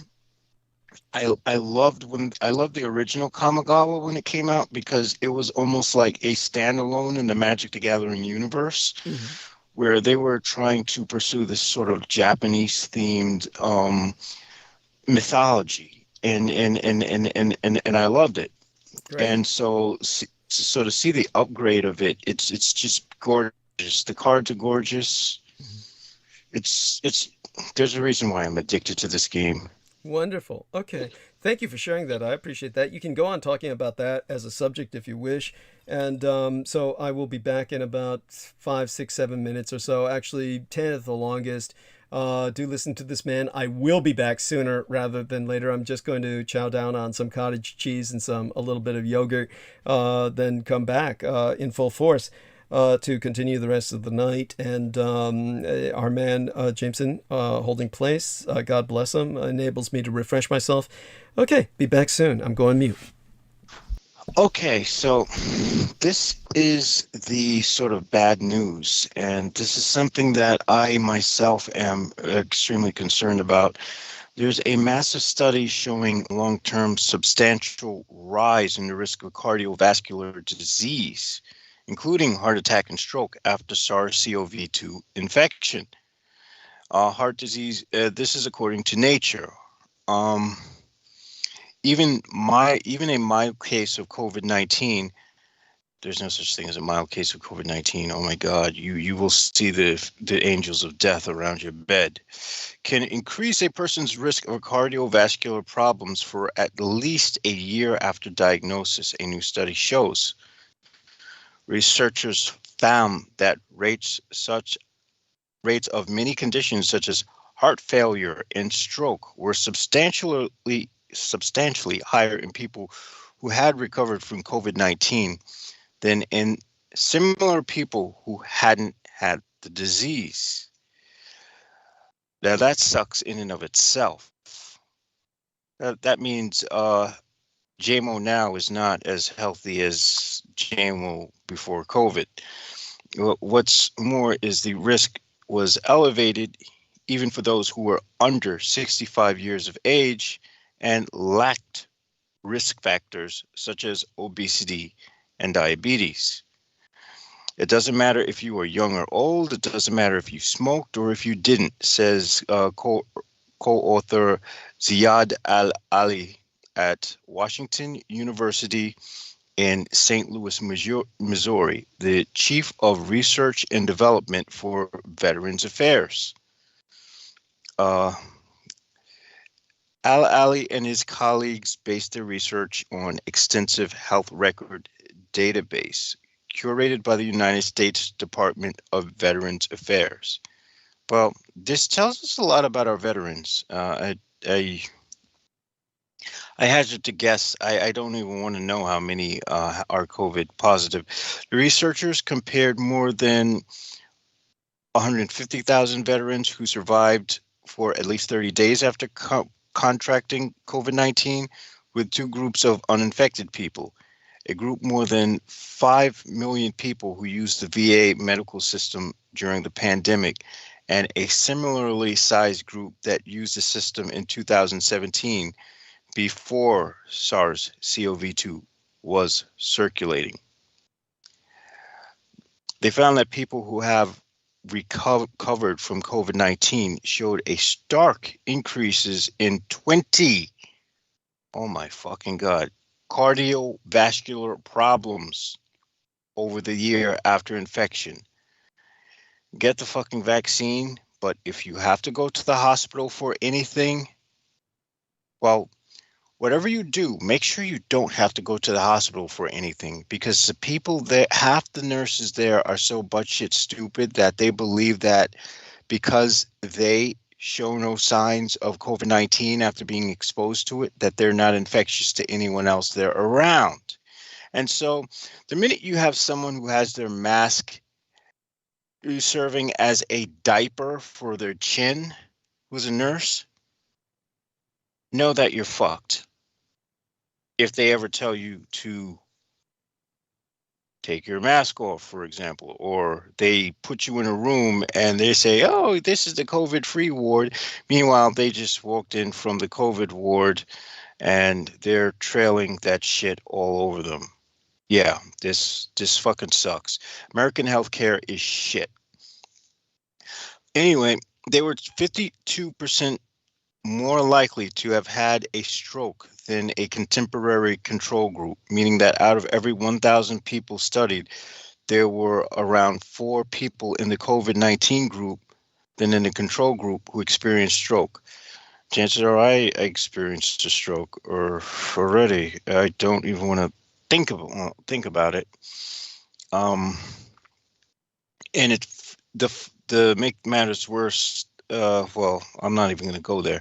The risk of heart failure increased by 72%, or around 12 more people in the COVID-19 group per 1,000 studied.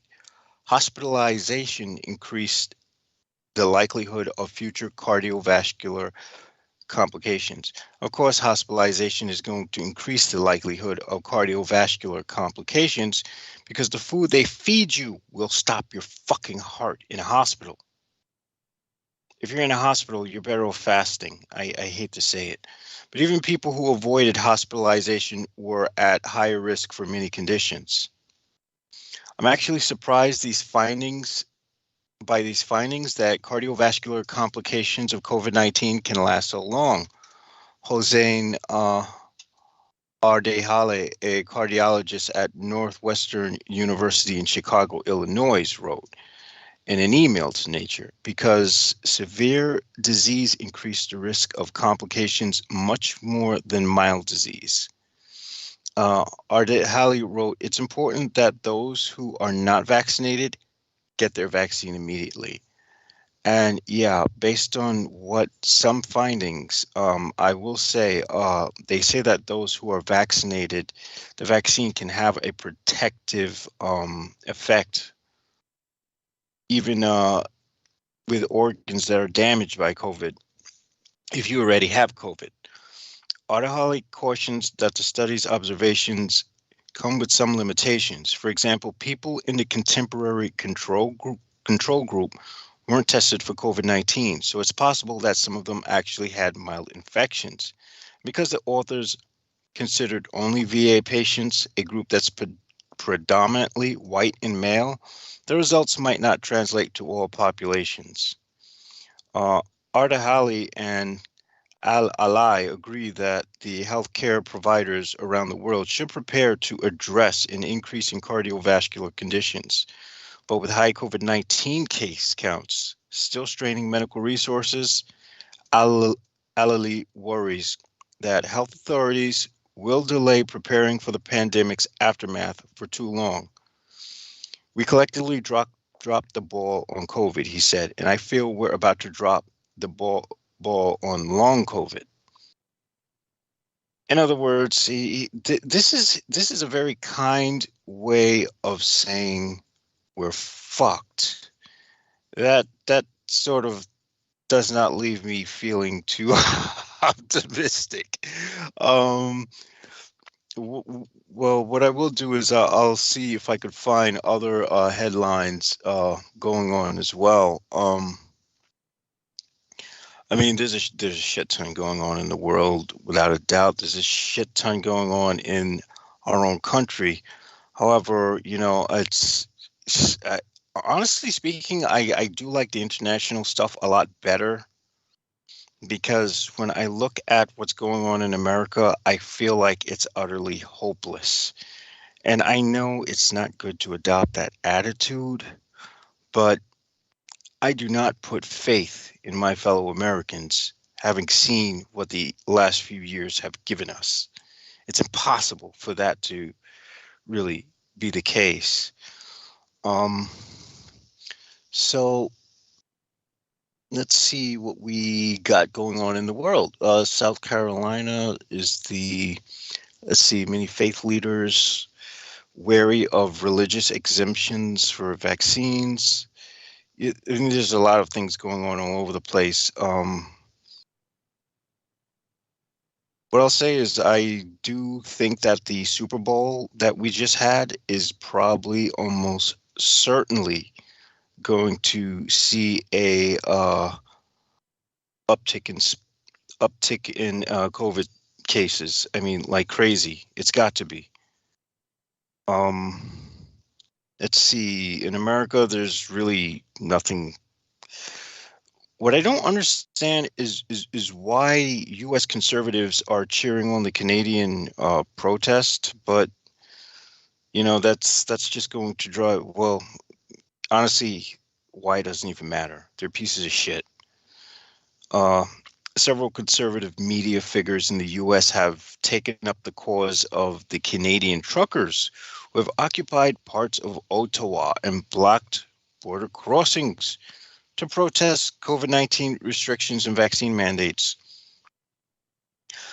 Look, I don't understand. You know you're privileged when you can't. You know you're privileged when you can't even agree to giving up a luxury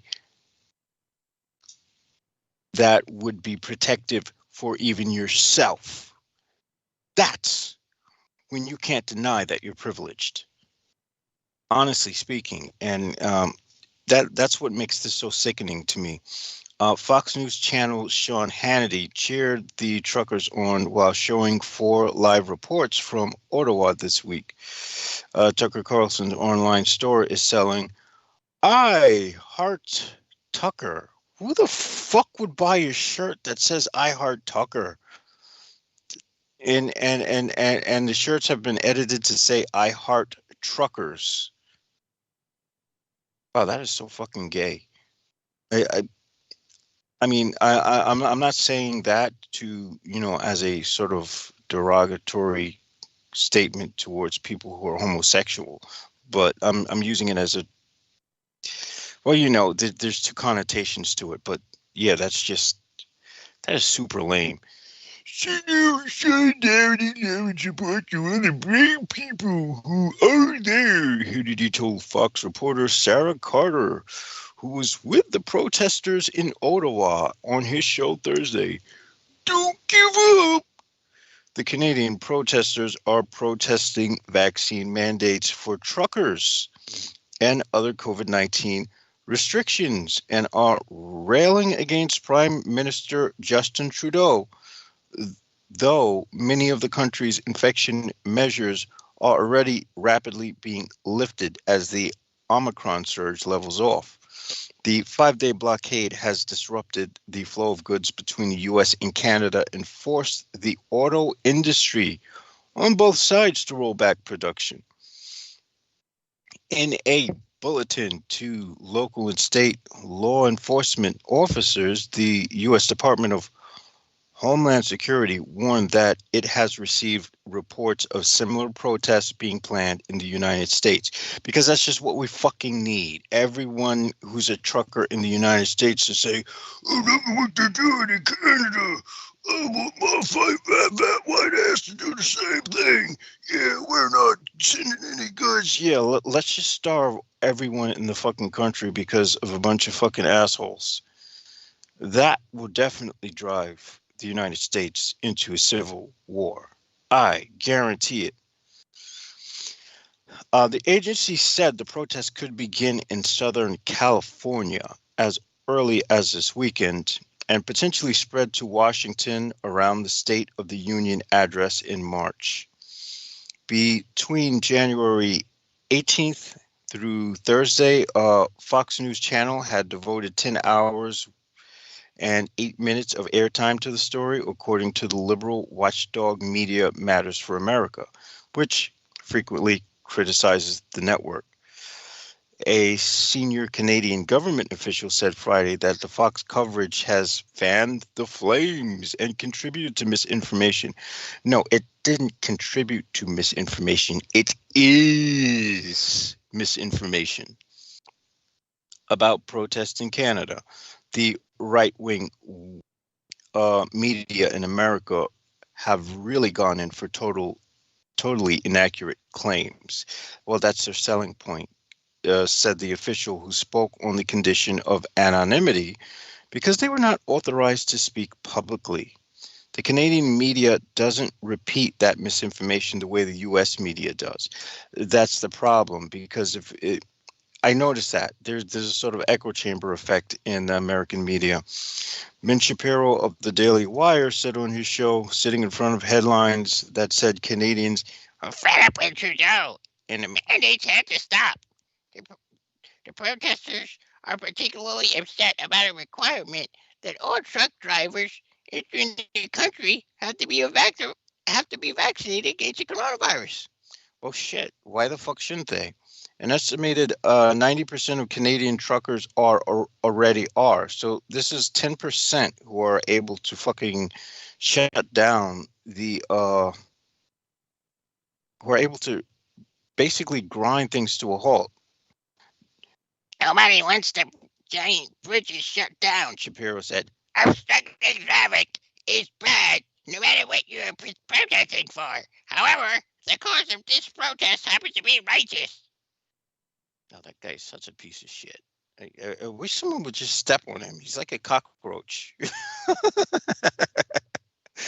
The lead story on the Red State website for a time Thursday was headlined, "Eastbound and Down, U.S. convoy is being planned, could be headed to D.C."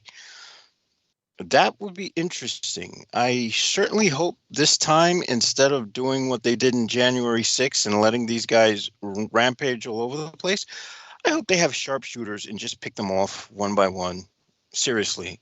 At this point, why not? Reporter Sarah Lee mocked a very silly piece in the Political that included a quote from an analyst who works for a think tank that tracks extremism, who noted worrying parallels to the buildup before the January 6th U.S. Capitol insurrection. Hannity's support for what Ontario Prime Minister Doug Ford called an occupation comes after months where he decried violence and destruction of property at Black Lives Matters protests in the United States. Well, of course he would do that. Why do they even bring that up? We know he's a hypocrite. They know they're hypocrites. They're white supremacists. They don't give a fuck about colored people. They only care about their white right to be, white male insecure supremacy. I have to say insecure in there because they're all insecure, or they wouldn't be on that fucking kick. The difference, Hannity asserted, is that the Canadian Freedom Convoy is peaceful. You're not going to find peace in anything American. Let's just be blunt about that. On Monday, Hannity interviewed a reporter from the conservative website Rebel News, who described the Ottawa protest as a family environment, like a Canada Day festival for everyone. Yeah, I'm sure they were spreading COVID all around. You spread the love, spread the virus. Why the fuck not? The protests have been largely peaceful, although some residents have complained of harassment. And there is an arson investigation tied to an incident, so there is no peace. Shapiro said critics of the truckers are guilty of nutbacking or focusing on crazed personnel and linking them to the entire protest movement, like he was doing to Black Lives Matters. But of course, he's not going to he can't be called out on that. It's a familiar tactic in politics, pointing to a more extreme position held by a member of an opposition party and saying that it represents everyone. Lara Trump, the former U.S. president's daughter-in-law and a Fox News contributor, offered her support for truckers on Hannity Show's Tuesday. I hear in America, people are cheering you on because this is all about freedom, she said.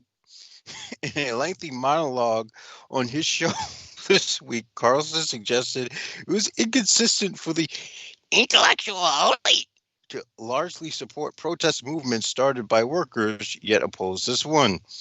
He said that many times trends start in the United States and move to Canada, but this time the opposite could happen. I don't think it's going to happen. They need to shut that shit down like ASAP. You do not want that shit to happen here in the United States because, well, let's face it, whatever problems you have would be magnified once they're taken over here. That's the design. I mean, that's just what happens. This entire country is like a magnifying glass of destruction. That's what it's been since the whites took over and massacred and genocided the American Indians off and enslaved black people. That's all it's ever been, and that's all it will probably ever be because it's like a gigantic echo chamber of despair. As for what's going on with Russia and Ukraine, I suspect Putin. Well, we'll just say Putin's a dumb piece of shit. So he. I just got back to hear that. Yeah, go on. It's just going to be funny to see him try to. It would be funny if he actually does invade. What the consequences are going to be and how his face is going to look as a response to it. I agree. I mean, there's just so much room for everything going wrong here for him. It's so fucking stupid. The whole thing is so stupid. But anyhow, go on. You want to know what was really funny? Did you see the French president Macron, of course, when Putin was in France, that was a totally different Putin. It was like, yeah, I'm not doing anything. I'm like, and then Macron visited Russia and everyone made a joke. Have you ever seen the movie Citizen Kane? No, I haven't. There's this infamous scene. The most famous scene in Citizen Kane is his disintegrating relationship with his wife, and to emphasize the drama of the distance between them, his wife is at a different end of the table and he's at the head of the table, and they're like a million miles away. The camera focuses down this long table that looks like it's, a million miles long and shit. That is the table at which Putin and Macron sat when Macron visited Putin at Moscow. And, oh my God, looking at it right now. yeah.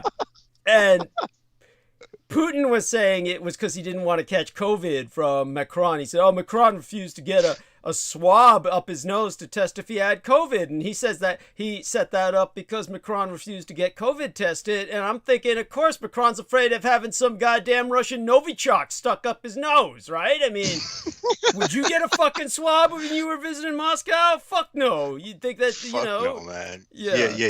You'd go home with fucking, you'd go home and you'd die like in 1 or 2 days. Yes, yeah. If you're lucky, yeah. Otherwise, you'd linger for days and days, and die slowly while your hair falls out and shit.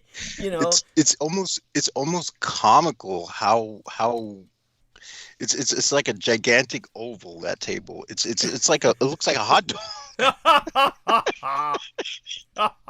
It looks like a fucking Frankfurter. Oh shit! Oh my gosh! This isn't even politics anymore. Now it's just burlesque. It's. This is literally like entertainment for the infernal. Yes, and bordering on the anti-gods. I mean, this is just it's humor. Yeah, that's all we can do is laugh at it because there's nothing else you can do. It's just so stupid. And they're acting like idiots. I mean, why they're even humoring this son of a bitch Putin is beyond me. I mean, why don't they just tell him to shut the fuck up? And Putin, more or less, he doesn't have a choice. He can either stall indefinitely, which at some point people are just going to say he's full of shit, and he's literally pushed himself into a wedge where he has no choice but to invade. Yeah. Because if he doesn't, he can't accept looking weak because of the Russian machismo. Yeah. It's either that Culture. or the only other choice he might have would be if and everything James is saying is right. Everything he says is true. By the way, finish your thoughts on that. You had some more things you wanted to say there. Go ahead and finish that.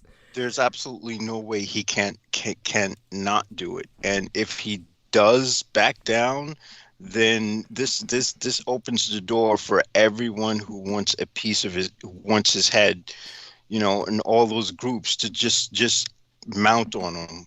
Yeah. Like just attack him like a rabid dog and laugh at his pictures of him riding a horse. Oh, Putin's a bitch. Look at him. Look at this. It's just gonna be so funny. Yeah, oh man, this was so stupid of him. Everything he does, all this bullshit about him being this great chess player and manipulator, it's all crap. I mean, the guy's fucking transparent. What happens is they let him look. He plays hockey and they let him win. Yeah. Because they can't. It's kind of like Donald Trump playing golf. Well, yeah. Donald Trump, they not only do they let him win, but Donald Trump cheats when he plays golf. He has to cheat. He can't help himself. Yeah, everything he says is true. Yeah, these guys are they have the emotional intelligence of like a 5-year-old. It's true. These people, they're maldeveloped. And when it comes to somebody like Putin, he's degenerating, before our eyes. The one thing that he could do is, I could say, if he does back off, his control of the media in Russia is so tight, he could probably do enough damage control. It would blunt it with the public, but it wouldn't blunt it with, like you said, anybody in the power circle. They're all going to at this point look at him as weak. He's going to be seen as having lost. And it's no different for Winnie the Pooh either, because Winnie the Pooh has literally him being overly driven to make himself the dictator has made it so that he's isolated any allies. Yeah. Yes. Yeah, no, it's true. Everyone's waiting to kill him. Yeah. He has Damocles' sword hanging over his head. Mm-hmm. Mm. Everything you say is true. It's correct. I mean, and it's just so pathetic. I feel really bad, of course, for how this is working out for some of these Chinese skaters, and I'm having a hard time keeping track of them. The one that kept tripping and falling, that poor girl, because her dad was a computer scientist who defected, so she gave up her U.S. citizenship. But I'm sure that she's wishing she kept it now. Yeah. And the thing is, it's interesting because the article I was reading is like, they were excoriating her and they were being extra hard on her. But the thing is, like, America, if she was skating for America, they'd have done the same thing. They'd have ripped her apart. So it's like you can't win. It's so if true. You're an Asian woman. If she was white, they would be apologetic. They'd be like, "Oh, that's so sad. I'm sure that's something that we can redeem. It's a white girl, But no, Yeah. If you're Asian, right. if you're Asian, you're just a fucking slave. Yeah. No, it's horrific. Thank you, and it's so true. It's as well. There's some other Asian skater. I'm having a hard time keeping track of them. So there was something going on there, and I forgot what it was. It's just, I'll review some of this back at the estate. The Lantern Festival's coming up, and need to prepare for that. In the interim, I've finished the Coke. Let me put this Coke away, or rather rinse my teeth, and I'll be back to restart monologue. And bless you. Thank you for holding the stage. I'll be back in a few minutes. I'm going to go mute again. I'll be back in about 2-3 minutes or so. And take your time. You can talk more about the Russo-Ukraine, whatever you want. And I'll be back soon enough. Okay. Thank you. All right. Bless you. Yeah, I'm going. Well, what I can do is I can finish off what I was talking about with that. Oh my gosh, where the hell did I put it? This is one of the things is I'm not what you would call the most organized when it comes to this stuff, but let's get back to what we were looking at. All right, so we have. Okay, so this is in New York. Black gay priest in New York City challenges Catholicism from within. So this is, I guess this is going to be good news for the LGBT, the Quilts Badge Plus community. Parishioners worshiping at St. Charles Borromeo Catholic Church in Harlem are greeted by a framed portrait of Martin Luther King Jr., a Baptist minister named after a rebellious 16th century German priest excommunicated from the Catholic Church. The Reverend Brian Massingale, who sometimes preaches at St. Charles, pursues his ministry in ways that echo both Martin Luther's. Like King, Massingale decries the scourge of racial inequality in the United States. As a professor at Fordham University, he teaches African American religious approaches to ethics. Like the German Martin Luther, Massingale is often at odds with official Catholic teaching. He supports the ordination of women and making celibacy optional for Catholic church clergy. I think that makes sense because they're literally, they're usually fucking boys and kids and shit anyway. So I mean, why the fuck not? At that point, maybe if they make celibacy optional, they can have sex with adults instead. I mean, shit. But I mean, okay. That was kind of harsh. I'm ripping on the Catholic Church, but I'm just saying. And as a gay man, he vocally disagrees with the church's doctrine on same-sex relations, instead advocating for full inclusion of LGBTQ Catholics within the church. Honestly, with the amount of power that they're losing as far as membership is concerned, if they want to have a church that, if they wish to grow their church, they should include the Quilt Badge Plus community. The Vatican holds that gays and lesbians should be treated with dignity and respect, but that gay sex is intrinsically disordered and sinful. Well, shit, maybe all sex is sinful. But then that sort of goes against go forth and multiply. But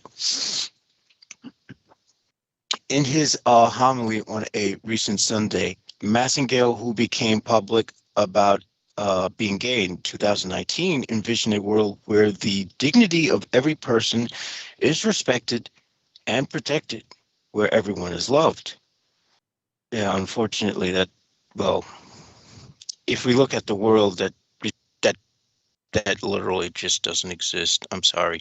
But the message of equality and tolerance is one that is resisted even within our own faith household, he added. Preach, a worshiper shouted in response. Wait, preach! I don't know how they scream in church. I can't. I'm trying to be funny here, but you know. Massingale was born in 1957 in Milwaukee. His mother was a school secretary and his father a factory worker whose family migrated from Mississippi to escape racial segregation. But even in Wisconsin, racism was common. Damn, they should have just moved to New York. Seriously, you do not move to a white state to escape racism from a white state. You know, Massingale said his father couldn't work as a carpenter because of a color bar preventing African Americans from joining the Carpenters Union. The Massingales also experienced racism when they moved to Milwaukee's outskirts and ventured to a predominantly white parish. This would not be a very comfortable parish for you to be a part of, he recalled the parish priest saying. Thereafter, the family commuted to a predominantly black Catholic church. Massingale recalled another incident as a newly ordained priest after celebrating his first mass at a predominantly white church.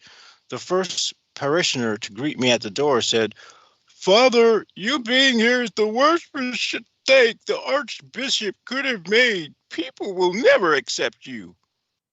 Damn, that's harsh.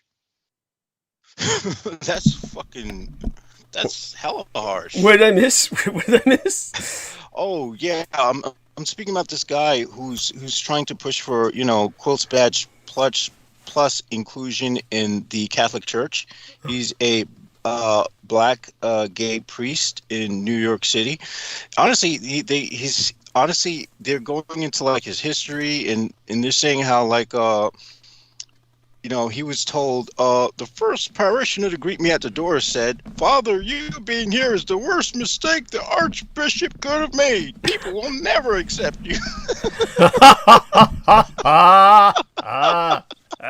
Oh my gosh. That is fucking crazy. Man. Yeah. Well, then again, you know, his family moved from the South, where, of course, and where they choose to relocate was Wisconsin, of all places. Oh my God!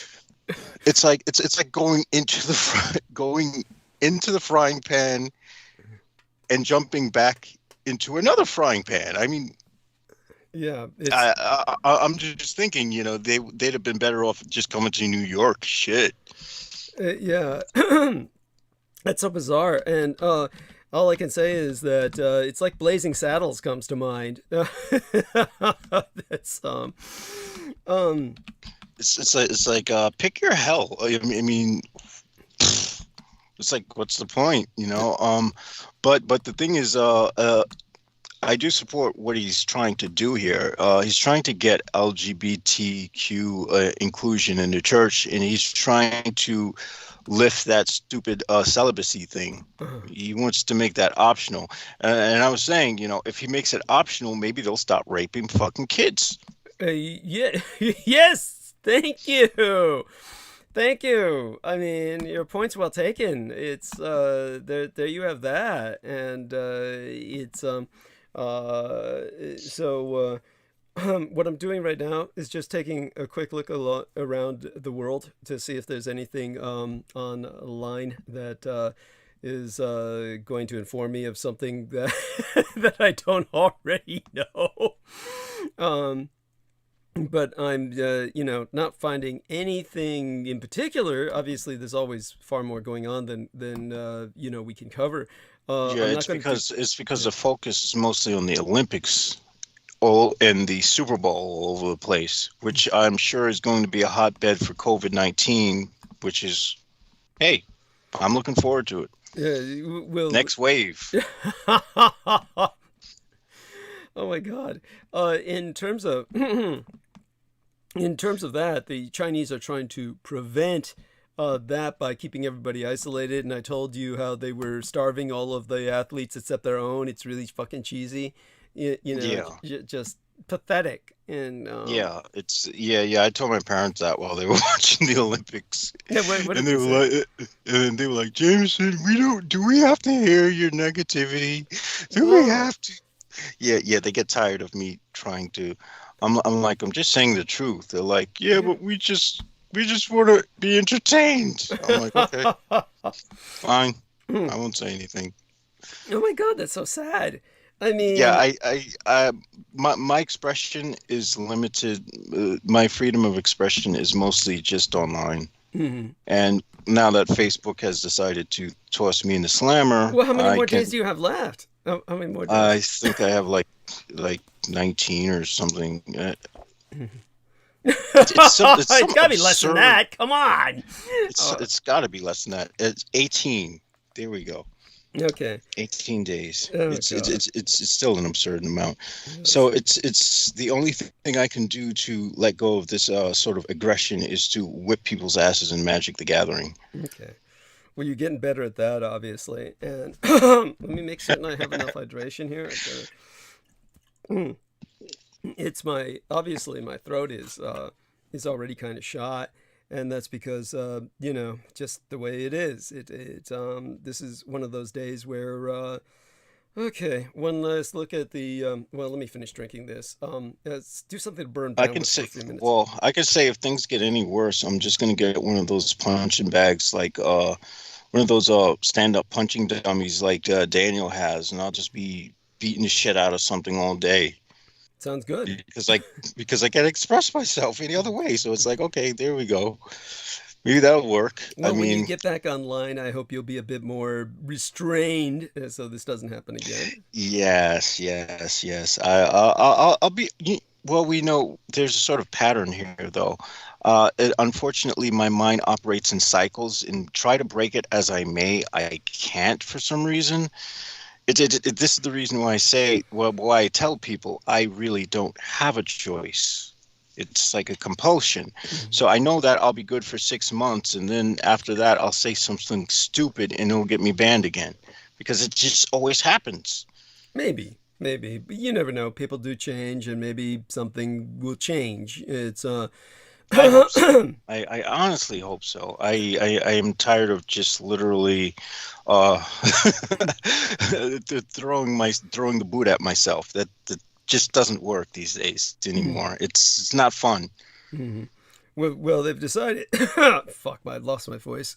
Go on, burning bandwidth for a few minutes. Oh yeah. Well, what I will say is, well, I've honestly I've given up on the dating website thing, which is a shame. I mean, granted, part of me is like, okay, so maybe I can knock out, $73 for a month.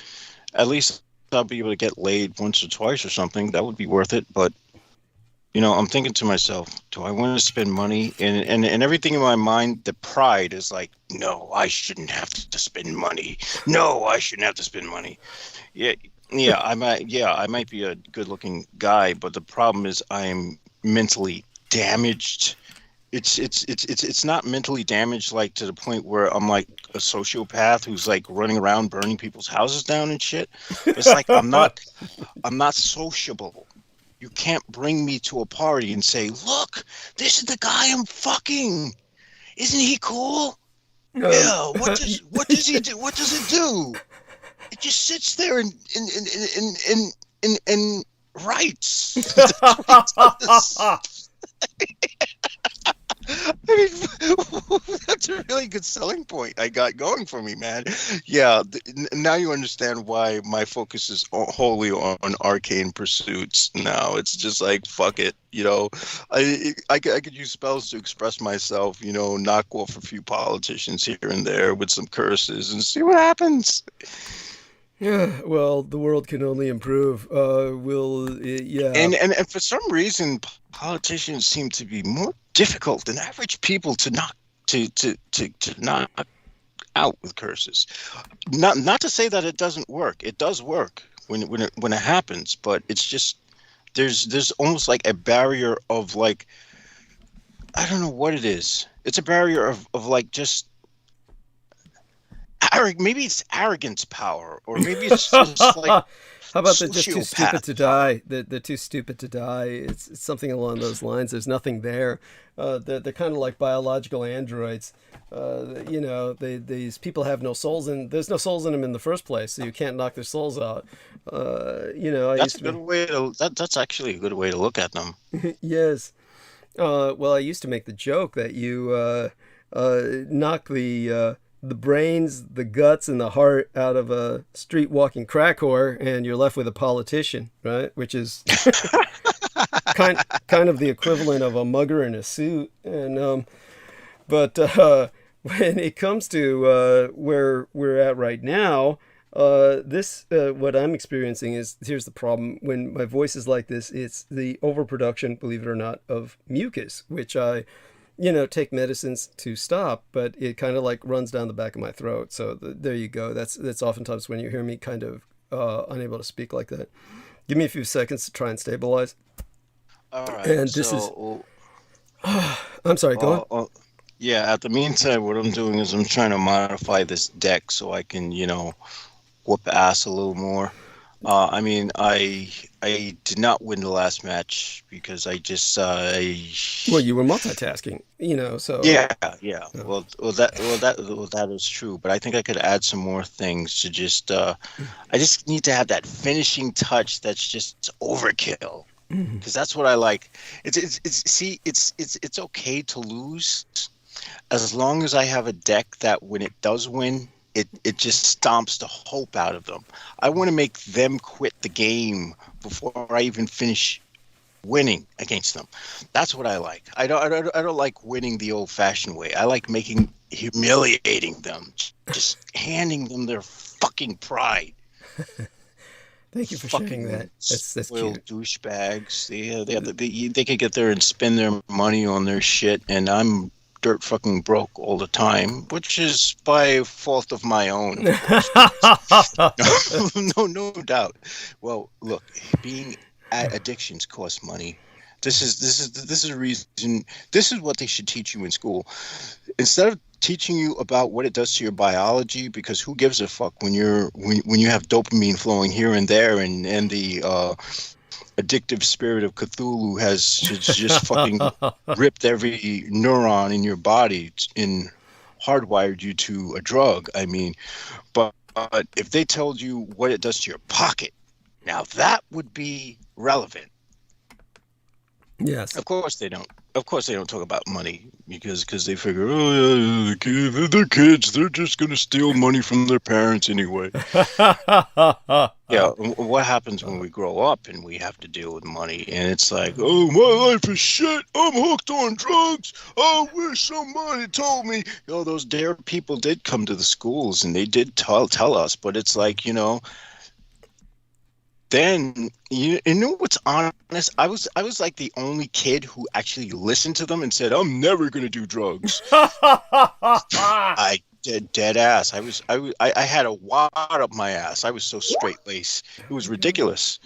Oh God! Well, Sammy Romero is here. Let's bring him on to say hello. He can jump right on if he wants. Just say hello while I choke on my own mucus production here. The horrors of being a vampire. This is, my fault was eating the cottage cheese and the yogurt because it's a lactose product and that generates mucus. So I was actually cheese is very lactose and creating. So there we have that. So Sammy, are you with us? Yes, can you hear me? Yes. Oh, we love you dearly. Thank you, dear brother, for coming on and saying hello. I'll start as soon as my mucus runs dry. I'll start monologuing. But right now we have you, and join us by all means. Tell us how things are going with you and Sammy. Everything going all right with both of you? Yeah, it's going well. I wanted to talk about last week about Peter's response to me. I was very flattered. I was very flattered. I didn't. For the record, I didn't mean no disrespect to Peter. He didn't seem to take it that way. Oh, okay. Yeah. I don't know. He mentioned something about Sammy, asked that I play football. I don't know. I'm just. Oh, believe me, believe me. He's. It was like when he responded. It was like. After his response, it's like, believe me, if you were to ask him about it now, he wouldn't even remember. Well, it's funny that you mentioned that because I wouldn't say I was the person that I didn't mean to. Well, maybe I was a person to bring that out of him. I don't know. I wouldn't give myself that much credit. But it's because he does talk about Dr. Anderson and the whole Ever Nasser thing, which in this point doesn't matter, not really, because in the grand scheme of things, who knows? Like I said, I'm just glad we have someone like Peter Mōōn that can have privilege to certain people, just like you have, which is great, But when he talked about his relationship with them, at the same time, it was fascinating because he did give us a little insight into who Dr. David Lewis Anderson was and who he was. But at the same time, too, I still don't know anything about him. That's the point. You notice how that... Now, did you hear what our man Jameson Reese said the other day when I said he reminds me of that guy who killed a man while he was drunk and then basically went on television to talk about it before he even saw the police, before he was even arrested? And did you hear Jameson and I talking about that? No, I didn't get a chance to. Okay. I had a family function today, unfortunately, that I had to attend, but what I want to kind of talk about was that is I can appreciate him going into detail into who he is, and I think in the grand scheme of things, I think his purpose is going to show to the fight that we're fighting, And, I always want to clear the air when it comes to, because the majority of this panel is all men, sadly. Mm-hmm. And, as men, we can be defensive and might take things, wrong, And it's interesting because as men, sometimes we can be more sensitive than women when it comes to just words. There's always misunderstandings, And I'm not saying it is, it's just, I just want to clarify on my end. I felt very flattered that he mentioned me because, I think he took it upon himself to kind of clear a little bit. Well, not really, but at least try. Yeah, God, that's a perfect way of but saying it. Yeah, because he just made Dr. David Lewis Anderson look more alien than ever. But go. well, and the thing is, you don't understand people. I can't claim to, to be this guru, and I'm not saying Peter does understand him. He probably does, but you know, me being a straight dude, 23-year-old young lady is I'm not saying that's not possible to have friends, but it's he must be an evanescer because 23-year-old young lady is very is very tempting, and not in a creepy factor, but develop a relationship. But then again, who knows? I don't know Dr. David Anderson, but he's obviously a figure that it's still mysterious to us, and maybe some things Peter Moon can't really reveal. Maybe in time, maybe he will. I don't know. But what I do understand is that Peter is very attuned to at least having a friendship with him, and that's really what's most important. That he has the ability to have privileged relationships, how he was talking about, and to a certain extent, he's right. Being part of that part of Scientology, what he called the Sea Horde. Sea Org is what they called it, which was an acronym for Sea Organization. So yeah, he was part of like their nautical paramilitary. It was like L. Ron Hubbard's way of striking back at the Navy for the way it fucked him over by starting his own kind of paramilitary, fleet, so to speak. And kind of like the Green Berets. I'm sorry? Is it kind of like the Green Berets? Oh God, no. The Sea Org would be it would be kind of like the Coast Guard. Think of it as more like okay. Yeah, okay. Like that. So it's fascinating, and it kind of shows, it kind of gave me an insight into what Peter's background is. I haven't read none of his books, which I want to, at least the Montauk Project. I do appreciate though him going into at least the things that he wants to reveal. I know obviously relationships are relationships, and we can't always reveal certain things because it's just not the right time. And someone that's been learning about relationships, especially with family, with me, what I've been going through, I can completely understand. But, who knows, maybe in time, we're going to see where this relationships, helps, our cause as far as, getting the word out there. I think there's no such thing as coincidence, in my opinion. The way, especially your life trajectory, Doug, how it is, it's not, it's no secret that certain things have been in place for a reason in your life, and I think in due time, things will reveal themselves, but by all means, much respect to Peter, excuse me. Oh, no worries. Much respect to him and to you as well, that you guys can discuss these things, and because as men we can misinterpret things and become defensive, and it's not the case. Kind of like Rocco Fowler. By the way, he wrote me. He wrote me in the private messages saying, right. Yeah, saying something to that effect. Yes, so go on. Yeah, I hear you've been bringing me up on your show, and I'm like, I didn't respond to that because I don't know how to answer that. So go on. Right, and not be confrontational. I don't want to be talking about. I don't want to be snapping on. It's not that type of thing. I think I think that's one of the reasons why, Doug, you've always gravitated towards women because of the way they know how to communicate, at least to the basics. Us men, we can be very confrontational, and we can be very bitch-like, excuse my language. So true. Where we can kind of misconstrue things and forget the big picture. I overheard in the beginning where Simon Sheikh, he's going to take his sabbatical, to his obligations. And, I just want to reassure you that, you have my support and you have my brother's support.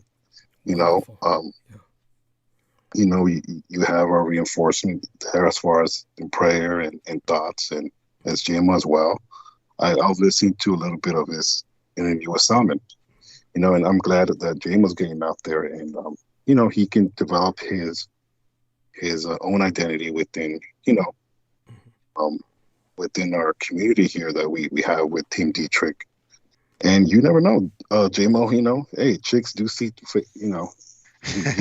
getting out there and exposure, but and that's all, that's the beginning, but I was very flattered for him to even address that, because it was something that was always in the back of my mind. You want to tell people like, hey,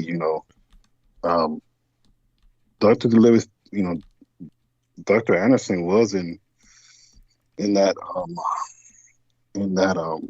Kodak factory all by himself. Yeah, that's a little basically weird. the best way to describe it is an industrial park.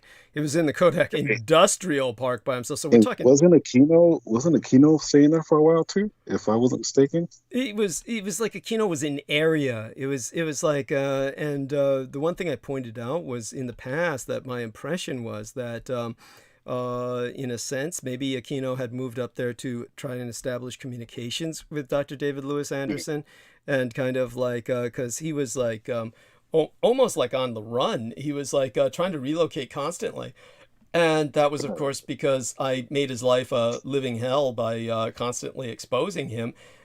And he had a lot of people who were after him. So he realized he really couldn't stay in one place very long.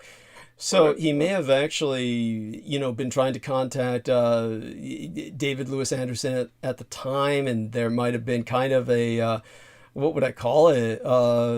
Some attempt perhaps at a kind of rapprochement or something, but I don't know if that got anywhere. Certainly, Douglas, there was something I did want to bring up, but technically, in a manner of speaking, Michael Aquino could be said to be an evanescer by a different means.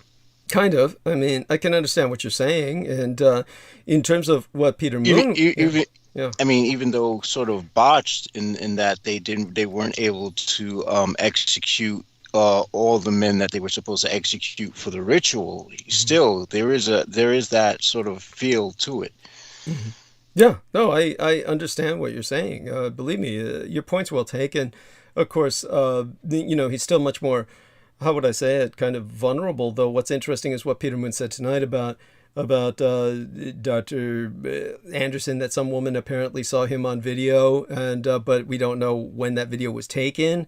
But she said he looked like he was 10 years older than Peter Moon, and Peter Moon was pointing out he was younger. But maybe the woman was that's maybe just the way she interprets the way the guy looks, because he's all white haired and shit. But then Peter Moon has no hair, but maybe that's to his advantage in the sense that he doesn't have white hair. So I mean, actually, Peter Moon has enough hair where you can tell his hair is white. It's around his ears. So who knows? Well, to be fair, I don't got no hair. I have the cul-de-sac already. So. Oh my God. I have cul-de-sac wearing. So it's it is what it is. So you can look like a Franciscan monk. Yes, he looks like he has a tonsure. Cool. It is what it is. I shave my head, so What are you doing for your girlfriend on Valentine's Day? Oh, I'm buying her. I'm buying her flowers and taking the señorita out, and the dreaded Valentine's Day. Yeah. I'm going to recede from conversation now. Stop it, JMO. The right one gonna get you. Don't worry. The right one's gonna get you. Don't worry. Yes. It'll happen. You're gonna try to run away. You're gonna try to run away, and she gonna get you. Like, she gonna put it on you, and watch. Yeah, it'll happen. I have every confidence of that.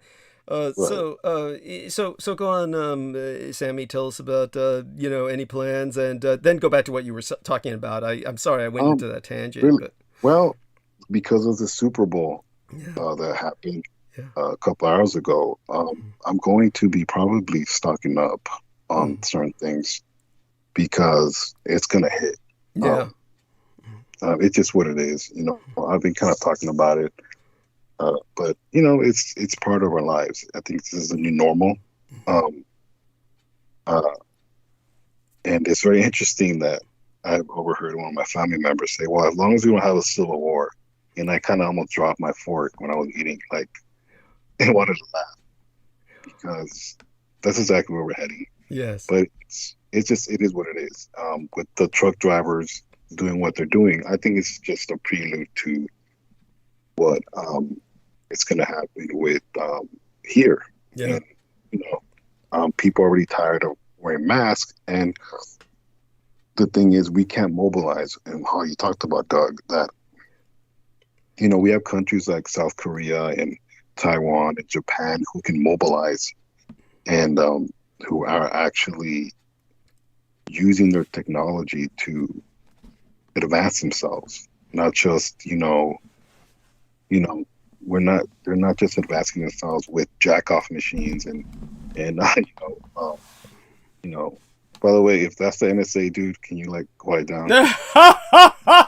Thank you. Yes. Thank you. Yes. Oh my fucking god. Yes. That's so. You guys need come on too. I don't know why they just don't come on. Anyways, but I was just playing, by the way.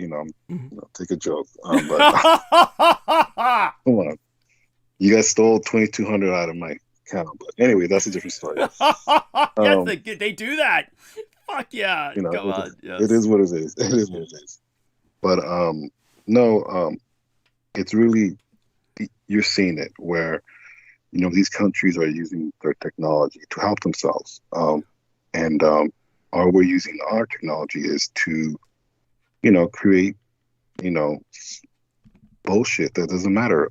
They're barely introducing electrical vehicles. If you're seeing the advertisers now, GM brought out their electric truck, Kia brought out their electric car, and even Ford. And it's very interesting because it reminded me when you talked about Tesla and how if he only could have married J.P. Morgan's daughter. Yeah. Yes. The world would be different. And I shook my head when I saw that commercial, and that transmission came into mind because if we're just coming out with these electric vehicles, if we're advertising them barely in 2022, probably 100 years later, it makes you think about the Third Reich and exile, how more advanced they are, yes. And how Neanderthal,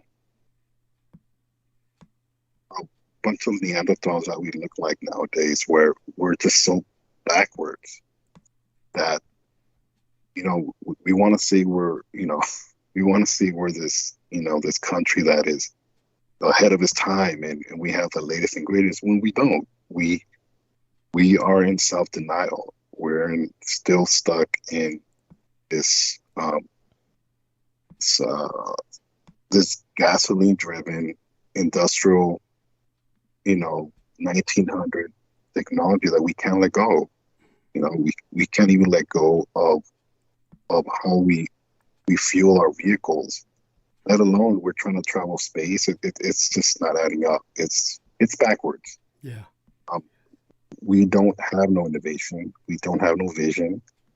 And partly because of that, we can't mobilize. And what's going to happen is we're going to have to mobilize for civil war. And war happens because it's part of our history as human beings. And it goes back to all these people that are going to make a difference. Like you, Doug, I want to tell you that you made a huge difference, at least in my life, and to everybody here. But there's a reason why these figures like Dr. Anderson are around you, or at least you have some access to them through Peter Moon, a proxy like Peter Moon, because it's destined. Whether he is Evanescent or not, there's a reason why you have access to him. And Aquino didn't. Because you are blessed. You are truly blessed, where this was your burden to be our Falcon intervention, but at the same time too, as a society, so-called being woke, it's not really that. It's even the people that I've encountered in my life where in denial are already mentioning that, well, we don't need a civil war. And what tells me that is subconsciously they already knew that. And they're just hoping now that it doesn't go that way, which it is. And, this is really coming to fruition. And other than that, you also have to stop and smell the flowers and, make fun of yourself and, laugh and enjoy life too in the mix of that, because, as human beings, and that's one thing I do. What makes you very normal is that you do take yourself out of this, this war, because you still have to make time and find that third space, which you talked about, and smell the flowers, and enjoy your life while you still can, Thank you. And, and take things into perspective where we're all going through things, but excuse me, we can find the silver lining in the fact that you at least know that that big asteroid is headed towards you, and you're just not, your head is not in the center. And at least brace yourself and prepare yourself. But excuse me. No worries. Thank you. I think that this is, of course, is understandable. I had, my own issues with talking, so I'm just glad you can talk at all. Believe me, it helps. Yeah, go on. Now, one of the things that I can I can really take from what I've been seeing in the city is people trying to still hold on to what we had 36 months ago, and people are trying, and people are trying to relive that, and it's not coming back. As much as we want to, it's not coming back. Those good old days, which they never were. I don't know what people are talking about. The good old days. There ain't no such thing as good old days. I'm sure you can attest to that, Doug. Yes, thank you. Yes. I don't, like I told you, if I meet you one day, and I hope I do, I don't want to fucking talk about the Presidio. Fuck that place. Thank you. Yeah. It's not your life. But what I can tell you is, because this whole city is based on entertainment, it's not coming back yet. We have studios pushing movies, and even in my industry where I'm at, the company that I work alongside with, Cathay, they are they're still with their wheels spinning because they can't get out of what the hole they're in. Their staff that they hired are a bunch of, if to put it kind of pretty much, to kind of make it simplistic, they hired a bunch of college kids straight out of college who don't know what they're doing. And they don't know no Chinese. They don't know nothing really about China at all. The senior staff that I worked with alongside are gone. And, it's the sign of the times, where that company, we don't really know if it's even going to come back after Chinese New Year. And industry goes and companies come and go, but there's a lot of uncertainty in there, because there are jobs. The thing that there's not jobs is people don't want to work. And it's not that they don't want to work, it's people see how much the inflation is and how much the cost of living is, where people don't give a fuck. It is what it is. People don't even want to spend. And the Super Bowl prices, they actually had to bring them down, because the ticket prices, they couldn't sell out because of the prices. So they had to, ignore them. And you know, it's not what it used to be, and changes happening all over us. And in a way, we should also rejoice in the fact that people that try to control the world, or not the world, but this society, not in control. As much as they try to, it's, you can't control it. The public is at this breaking point where, especially with this next election coming up, you're really gonna see what insurrection is, and That's right. it's unavoidable. I like Biden to what he is, but he's not that polar. People miss Trump because of that polarizing figure. Yeah. It's not necessarily his brains, it's just he's polarizing. And Biden is too much like the past. Yeah. And that's part of the past that people don't want. They don't want predictability and order and,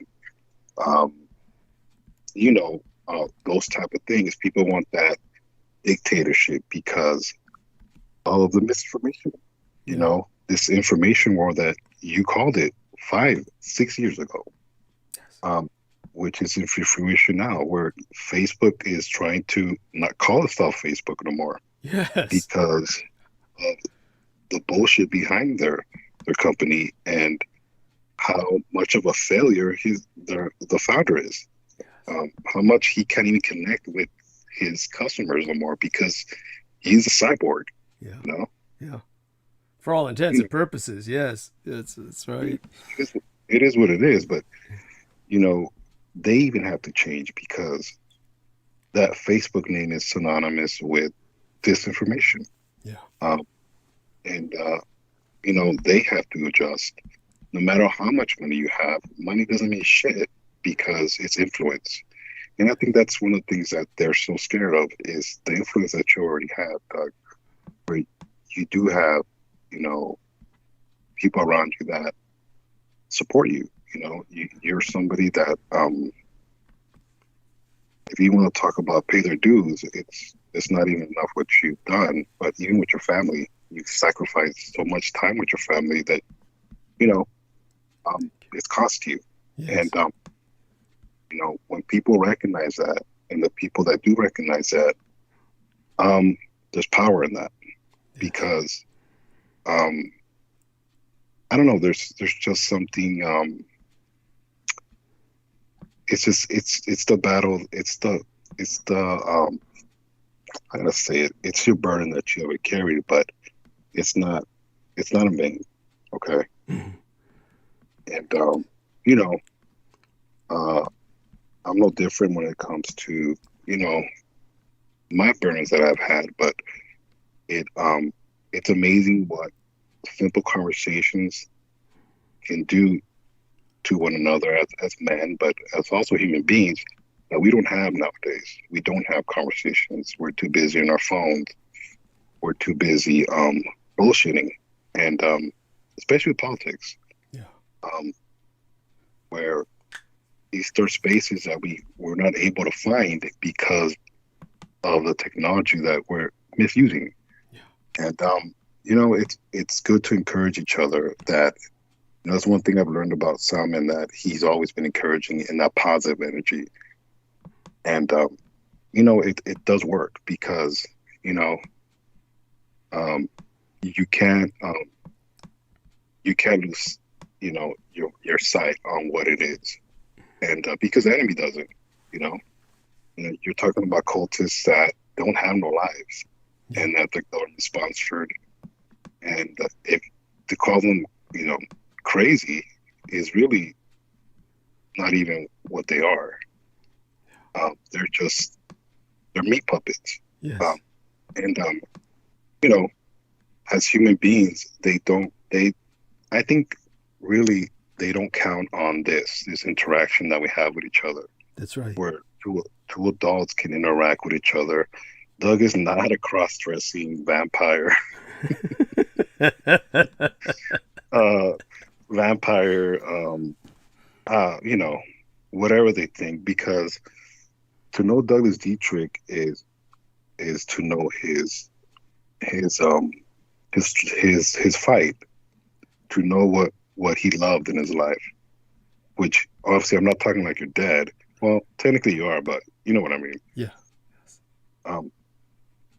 Your family, your father, your lineage, okay, the history that you conveyed. You know, this is something for me that I find fascinating because, you know, the Asian culture, as far as when I've been around, they're not too open, okay? That's right. As far as outsiders. So when I've talked about, you know, history that you talked about, the Chinese Civil War, you know, the names that I've talked to them about, you know, Mao Zedong and Chiang Kai-shek and all these historical names, they look at me like, you know, type of weed I'm smoking, because, you know, I have this just Chicano here talking about these things, but it's because, you know, how much history is important, especially the non-white history.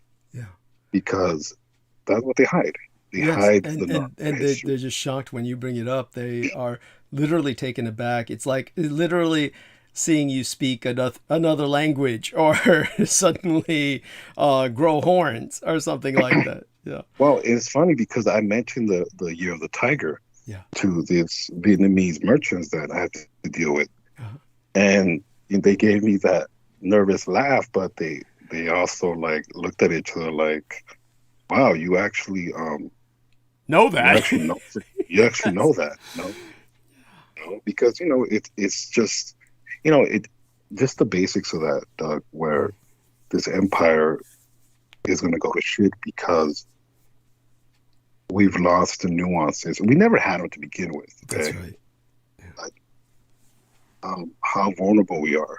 And really the Russians only taking advantage of what other nations already knew. Yeah. The Japanese didn't give a damn. They didn't want to take up America. They did not want to deal with this country. I mean, really? They didn't want to deal with this. I mean, when you talked about the Lend-Lease program with the Soviets, what they gave us the finger and they didn't pay us for all that equipment. Yeah. Yes. Really, Stalin gave us the finger and says, I ain't paying you guys shit. You guys gave us all those resources. And now, you know, we're the superpower and screw all you guys. You know? They don't talk about that. You don't talk about, at least to the regular public, they don't know shit about the Lend-Lease program. Just that alone, okay, is mind-boggling, because it tells us how much we misused our resources back then. Yes. And it just correlates to what we did in Afghanistan, which pretty much is just a rerun. Yes. And we're seeing what the Chinese Civil War, we're reliving that today. It's going to happen. Yes. And the South, it was victorious for a reason, because they weren't chicken shit. Like not the Union, but what's the other thing? I forget. You're talking. Say that again, because you suddenly faded for a little bit. You were talking about something was not recorded. It was the which sides of which Civil War? You're talking about the Chinese Civil War, and then were you continuing with that subject? Or yes. Yeah. We're reliving the Chinese Civil War now. Right. Where the South, you know, they weren't chicken shit. Right. You're speaking of the nationalists versus the communists. Yes. Would be the way to refer to it. Yeah. Okay. Go on. Yeah. Right. Yeah. How Southerners played their hand to get their advantage of Reconstruction. They stopped Reconstruction. Right. And, you know, Jim Crow went into and so on and so forth. Yes. Where the North really was, they pretty much laid down. Yeah. Now, that might not be a direct correlation, but even in the South, there's still some parallel to it. And what's going to happen is it's going to hit us. It's going to hit the people, especially the naive people. It's going to hit us like a ton of bricks. And I feel sad because a lot of people, we're still stuck in our entertainment. Okay. We're still stuck in Super Bowl. We're still stuck in all these distractions that have not been addressed, even just the basics, especially with Congress and all those. And I hate to bring in politics again, but this little dog and pony show, it's already old to begin with, but what's the remnants of people like McConnell? They're just screwing up more until they die. Yes. Because that's all they're doing. They're waiting to die. Yeah. And you hit it right on the nail. They know they're going to die. Yeah. So, you know, it's just, in a way, I'm happy I know this, because at least it doesn't hit me like a ton of bricks. Yeah. Because education in this country, and I've always asked God for this. Like, God, you know, the Lord that I pray to, you know, I want knowledge, you know, please reveal it to me. And like I told you, you know, be careful what you wish for. Yeah. And this is where people don't want to hear you. Yes. And it's almost like in Noah warned us about the flood. It's so true. Thank you. An excellent analogy. And just so people understand Sammy's analogy about the Chinese Civil War, understand that what he's referring to in our case is the parallel thereof. Sammy is, he made a kind of awkward transition to the North and South conflict of the American Civil War. And that's because, as I've expressed before, the American Civil War has never ended. And it's very much like Sammy says, the South continued to wage that war, and in such a way they effectively won the peace. And because they effectively won the peace, we are now living what Spike Lee was lampooning in his "If the South Had Won the Civil War." He was basically making this kind of satire that was not too far off the mark of what reality would have been had the South won the Civil War, but it was funny and amusing at the same time, and also sad and poignant as he intended in parts. But the point was that it came about anyway in its own manifestation with the kind of white minority that is now doing its best to retain power in what's effectively an apartheid state. And the Americans are essentially trying to tell you, the white Americans are essentially trying to tell you that there's no such thing as this kind of racism anymore, that all of this is over, and now it's the white man that's at a disadvantage. I mean, this is their platform now. And yet, as Jameson Reese has pointed out, somehow they still managed to convert enough of a minority of crazy blacks and browns so that they put the rest of us at a kind of disadvantage, albeit the crazy blacks and browns who are with them aren't really enough to count. It's the fact that happens at all is frightening and disturbing. But in terms of how this is similar to the Communist Chinese Civil War, let me point this out to people. During the Communist versus the Nationalist Civil War on the mainland of China, effectively what people could say at its most cynical, if people were really cynical and they were looking at that conflict, they could say that it was city gangsters versus country bandits, and that the nationalists, or the blue Chinese, they controlled the port cities and, of course, what was going in and out of China, and they were fighting against an overwhelmingly massive country population of what was once rural farmers that had basically been collectivized under communism, and now were trying to isolate the cities. And since they weren't providing the cities with the food, they grew all the food, but weren't providing the cities with the food. The nationalists had to rely on external logistics. And when they didn't get that, they ultimately had to switch sides to Japan, because the Americans were not giving them anything of, no matter what the Americans tell you they gave the Chinese, they were also supplying the communists. So in the end, the Americans were just playing all sides on behalf of the Soviets, and the Soviets, of course, were siding with the communists. And so the end result was the nationalists knew they had to switch sides. So when the nationalists did switch sides, they were ultimately doomed on the mainland, but then relocated to island China on Taiwan, my homeland and heartland, whereas the overwhelming number of communists who monopolized the food they were producing then took over the mainland and invaded the cities. And that's when the cosmopolitan cities fell. That was like the fall of 1,000 Hong Kongs. But when it came to America, here's the difference. It's just the opposite here. The crazies are all in the countryside. And these are the people who live in the red rural states. They have all the electoral college. They have all the power. They have all the guns in terms of privately owned weapons.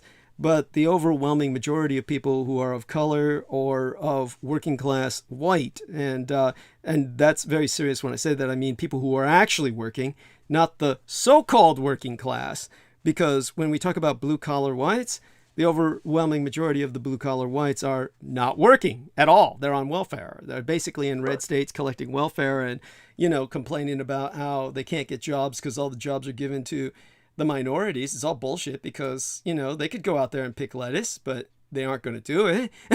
They could go out there and, be janitors. They could go out there and refill vending machines, but they're never going to do it. So they just collect their welfare and bitch.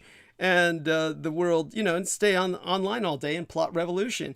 So this is what's going on. But these people are all countryside, and the cities are all full of people like Sammy and Douglas Dietrich and Jameson Reese. I mean, we're all city people, and the overwhelming majority of the population in America, unlike China, as it was during the time of their civil war, the overwhelming majority of the population in America is in the cities.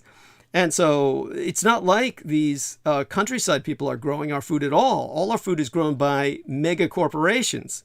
So the mega corporations are not going to fall for these country militias with guns. It's like, if anything, the mega corporations, their only economy is with the cities. So it's not like we're going to starve per se.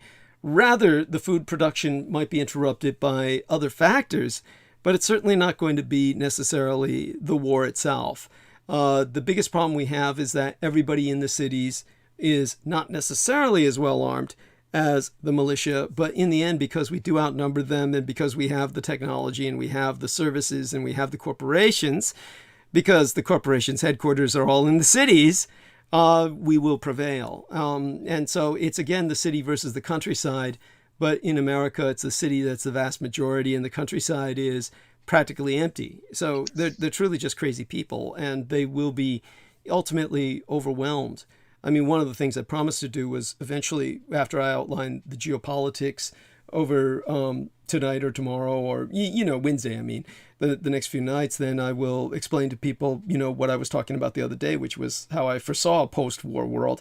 And of course, it's more complicated than what I had spoken of in that last hour of that episode when I went into that. But certainly what I'll provide people is the background for why I come to those conclusions, sort of the science behind it. But in the meantime, Sammy, by all means, go on. Go ahead and wrap up your thoughts, take your time, and then when you feel that you've kind of said it for tonight, then I'll kind of jump into, a bit more of a monologue, explain to people a bit more about what I was going to say. But by all means, everything you say is deeply appreciated. And certainly if what I said now brought up some other things that you want to say about that, fill in the details. Yeah. Clarifying my analogy, I think it was very helpful, because that's really what I meant. I have a tendency to think faster than what I can actually relay my words. So thank you. That's fine. I get it. I certainly get what you're saying. Yeah. And everybody does that, by the way. Everybody does that. Right. So. Thank you. To kind of bring it down back to earth, because, that's one of the things that, the information you relay and all the just the worlds that you opened, especially with, magic and, you're talking about when it comes, from magic to cryptozoology to the unknown, all this can sound very overwhelming, almost alien. But, within what you talk about, Doug,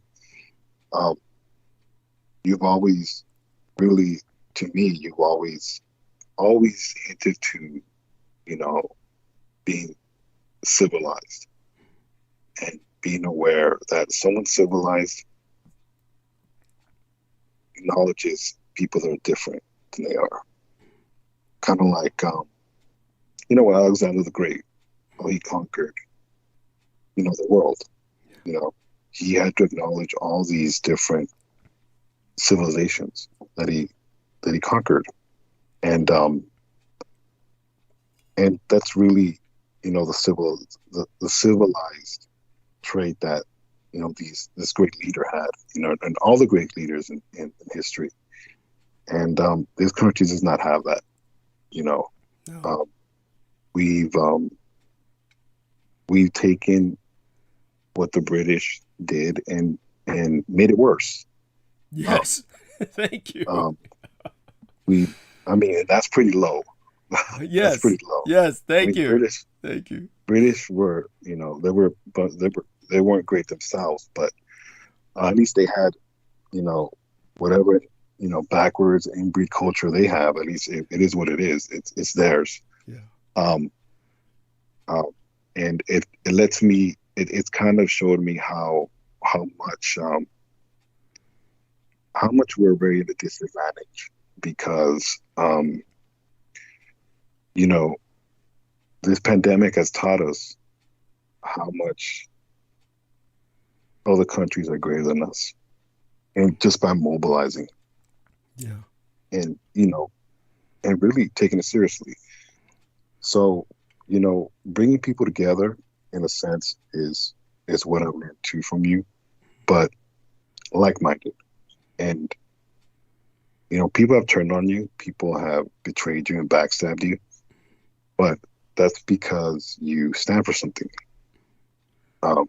And you've done more than enough to at least try and put a Band-Aid on this godforsaken society. But it's really through God. I think, your family's been blessed, your mother, through your father, to your biological father, you have history on your side, and that's helped you a lot, and you've been blessed with that. And I think that's something that should be noted, and I'll continue to support you. Excuse me. Thank you. Appreciate that. And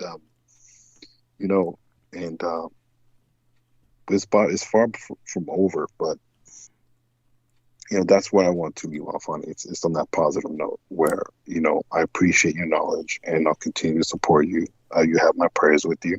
Thank you. And I appreciate you having me on your platform as far as the thousands of people that hear you, because they do hear you, they just not acknowledge. The government officials that hear you right now, they're hearing you. Hell, some in Congress, some senators, I'm sure, world leaders, the communists, I'm sure, Yes, definitely. Go on. They know. Yeah. They know. Xi Jinping knows who you are. Yes. I'm sure he's looked up your lineage. He's looked up, the Empire of Japan, Yes. Well, not only that, but he's well aware of the Dietrich-Adler Act. I know that much because, Absolutely. Yeah. And Absolutely. Yeah, and by the way, just even looking at my calendar, we should be able to speak sometime soon. The Asian Lunar New Year will be ending soon. This week will still be pretty fucked because I'm seeing my MD. He canceled. Sorry. He called in sick on Friday, so I'll be seeing him on Friday this week, and then Saturday will be the Japanese Day of Remembrance for the internment. But it should be maybe President's Day weekend, Monday on President's Day weekend or something like that.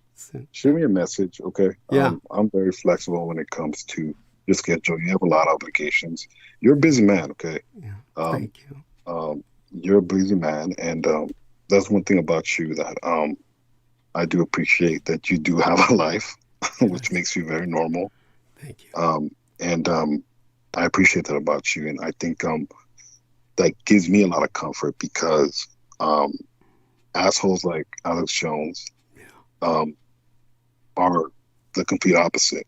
They don't have lives. They're broken people that need help, you know. Yeah. But never mind about that turd. Um, um, you have my support as a brother, and I have my prayers with you. My prayers will always be with you, and I'm sure your parents' prayers have always been with you, and they'll continue. And I just want to let you know that you're blessed, and I'm blessed to be your friend as well. As a fellow Christian, it's good to acknowledge each other that way, because to me the most effed up religion is Christianity, because it's been so perverted, where sometimes the left-hand path is it's actually more defined at times because of the perversion, how much has been perverted and how much has been stolen and manipulated to the enemy's advantage. And, as a Christian man that you are, we're brothers in Christ and brothers in Christianity. And, I have your back, I have your back. And, my best wishes to your family, and, I'll say goodnight. And, I'll catch the rest tomorrow night. Okay. God bless. Yes, God bless you. We love you dearly. Take your hugs, dear brother Sammy. And say hello to Isaac, of course. Likewise. Yeah, I will. Bye-bye. Right. Thank you. Bye for now. And that was Sammy Romero, a wonderful human being, and certainly couldn't do anything that I do without the kind of moral support I have from these wonderful individuals. And I owe them all. So in the time we have remaining, with my voice having returned, we have about 1 hour and a half. We'll see what damage I can do. And let's get to it. The one thing that I would like to emphasize, of course, is that anyone who's in the chat room, do let me know you're there, and drop in and say hello. That's always helpful. And it's good to know that, there's people there. I'm getting good numbers. We're maintaining numbers, and that's helpful too. So in zoology, Hominidae are one of the two living families of the ape superfamily. Hominoidae are with the Hominidae, that is like hominid with an AE at the end. That's a united letter. So think of the AE that you see where they form a single letter, and how, to my eternal shame and disgrace, I have to look up the name of that letter and what it's called. It's used to be called, I think, a ligature, representing the Latin diphthong AE. And so it's been promoted to the full status of a letter in some languages, including Danish, Norwegian, Icelandic, and Faroese of the Faroe Islands. It was, of course, used in Old Swedish, and because English is a Germanic language, in correct scientific terminology, it is used usually in the plurality, and that is what you need to visualize when I refer to the term hominidae, as opposed to hominid, which would be a singular. So hominidae are one of these two living families of the ape superfamily, which is known as Hominoidea, which is an EA rather than that single AE united into ligature. So Hominoidea is the ape superfamily. The other hominidae are, not other hominidae. They're not hominidae because basically we are hominidae. The other part of our primatoid superfamily are the Hylobatidae. The Hylobatidae would be gibbons. So hominidae include the great apes, that is, the orangutans of the genus Pongo, the gorillas, and the chimpanzees, and bonobos, as well as human beings. Now, the bonobos would be known as Pan-troglodytes, I believe, and the human beings would be Homo, as in Homo sapiens, as in man the wise, or Homo sapiens sapiens. It's a redundant term, but that's the Latin. the wisest of the wise, meaning other apes are recognized for their intelligence and their ongoing evolution. But we are supposed to be the wisest among them. That is, of course, debatable. But when it comes to discovery and species, during 1935, the paleontologist Gustav Heinrich Ralph von Königswald visited a Chinese apothecary shop, an herbal shop in Hong Kong, and he discovered an unusually large molar, a molar tooth, a tooth similar to the large flat ones that you have towards the back of your mouth. And fossils like this are often found in traditional Chinese medicine, where they're called dragon bones. But this tooth, of course, did not come from any mythical creature. Instead, scientific investigation proved it to have come from a gigantic ape, greater than the greatest of apes in size, at least. And when describing it as a new genus, the choice of name was obvious, so von Königswald created Gigantopithecus, which literally translates as giant ape. And since this first discovery, over 1,300, about 1,300 teeth have been tracked down, many of them from the traditional Chinese medicine market, where, of course, they're ground into bone powder, bone meal, for people to drink in their tea and their bone soup. It's something that we've got to stop because they're destroying every fossil on Earth. Now, more excitingly, on a more positive note, the discoveries of some full lower jaws have allowed paleontologists and primatologists to infer a little more about what Gigantopithecus might have been like. And unfortunately, this is where the clues stop, as so far no other parts of the skeleton or even the skull have been found that have not already been ground into bone powder by the Chinese on the mainland. The most famous species of Gigantopithecus is known as G. blacki, which seems to be the largest of the known species thus far. This was the first species to be named, and so far is known from caves in Southeast Asia, and is represented by both teeth and mandibles, meaning, jawbones. Now, another species is G. giganteus, but this is something of a misnomer, as it actually seems to be only half the size of G. blacki. And this species is, however, known from India, and the size difference might be down to a different climatic adaptation, even though there is evidence to suggest that it also inhabited parts of China. And another Asian Indian species is G. bilaspirensis, and this species really stands out from the other two because its remains are dated to as far back as the Miocene period, the Miocene, extending the temporal range of Gigantopithecus for many millions of years between the Miocene and the Pleistocene periods. So, what was Gigantopithecus like? Because no complete or even partially complete skeleton is known, reconstructions of Gigantopithecus are highly speculative. But the parts which are known, they do reveal a surprising amount of information. Reconstructions of Gigantopithecus are often of a gorilla-like ape because gorillas are the largest apes that we know today. But the lower jaw structure is actually much closer to that of an orangutan. So this is why Gigantopithecus is classified within the Pongiinae group of apes, along with orangutans, which are actually classed under the genus Pongo, Pongo sapiens, or Pongo troglodytes.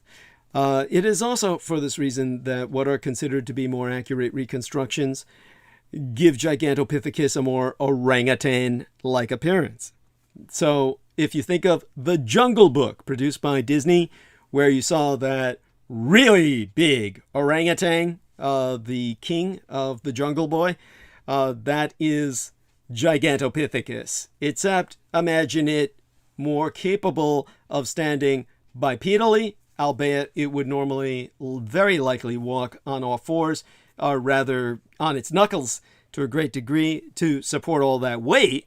It would, of course, stand up when it needed to enforce its presence or make its presence known. Of that there can be no doubt. So the reconstructions, as I said, of Gigantopithecus, they're usually of an individual in an erect upright posture so that the full size of the ape can be more easily appreciated. For example, when you see a bear on all four legs, it looks big, but when it stands on its back too, it gives the impression of a considerably larger animal. That's why they do that.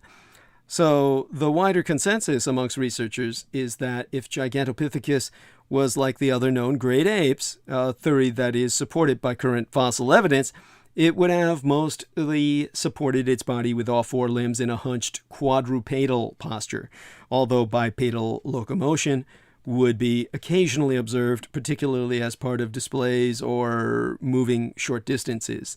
And assuming that the rest of the skeleton of Gigantopithecus resembled the skeletons of other great apes, then it simply would not have the skeletal posture or musculature to maintain a bipedal stance for very long without additional effort.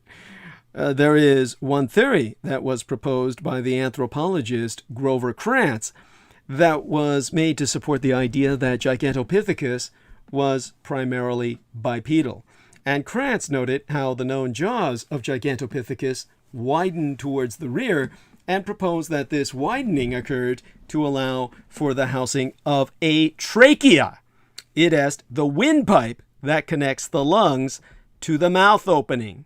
So when the skull was placed directly in top of the head like a human and not carried forward like a great ape, it's possible, however, that Krantz's thinking was skewed by his desire to connect Gigantopithecus with quote-unquote Bigfoot stories from North America when he tried to prove this supposedly bipedal creature's existence, or at least that's what the skeptics and his detractors so claimed. Understand that I stand by that man, Grover Krantz, and I happen to really feel that Gigantopithecus was very much like Mighty Joe Young or the Son of Kong in terms of its manifestation. It may well have had a trachea and therefore was able to a degree to speak. That is, of course, what they say about the so-called Sasquatch. And just so people understand, the real, I think the most accessible name that I feel that I found for the Sasquatch yet, there are Canadian names, Canadian Indigenous First Nations. They call them First Peoples or the First Nations of Canada. The First Nations Indigenous Peoples have their own encounters, far more so than Americans or equally to Americans, with the North American primate. And of course, they have their own tribal names, and they sound well enough. They're what I would call euphonic, but at the same time, I think that because I'm in California, I've finally found the name that appeals to me, that would be better than fucking Bigfoot, okay? And that would be Mayak Datat. And Mayak Datat, they're two separate words, Mayak and Datat. Hairy man, essentially, or Suzunut. That would be from the Yokuts tribe. And the Yokuts tribe is in California. More about them later. And that I think is... It's a real name, not like Sasquatch. Sasquatch is not a Native American term. Okay, it's a mash term. It's a mishmash of white men putting together different Native American words. It's just bullshit. Don't ever use it, and it lends itself to stupid terms like squatching. Right, when they go hunting for Bigfoot, quote, another stupid name. But anyhow. Most animal jaws widen as they approach the point of articulation, regardless of how the head orients to the neck, which is why the vast majority of researchers consider Grover Krantz's theory to be flawed at best. But like I said, I stand by him because of what I know. and of course what the U.S. military knows from its encounters with these other primatoids that exist on planet Earth, these other subspecies of essentially a form of humanity. So they're not at all human, but nevertheless, they are sapient. And it's actually a lot easier to infer what kind of things Gigantopithecus ate. An analysis so far reveals a picture of it being a strict herbivore. Now, like with orangutans, the lower jaws of a Gigantopithecus are very deep and robust, which hints that they are built for strength in chewing through fibrous plants.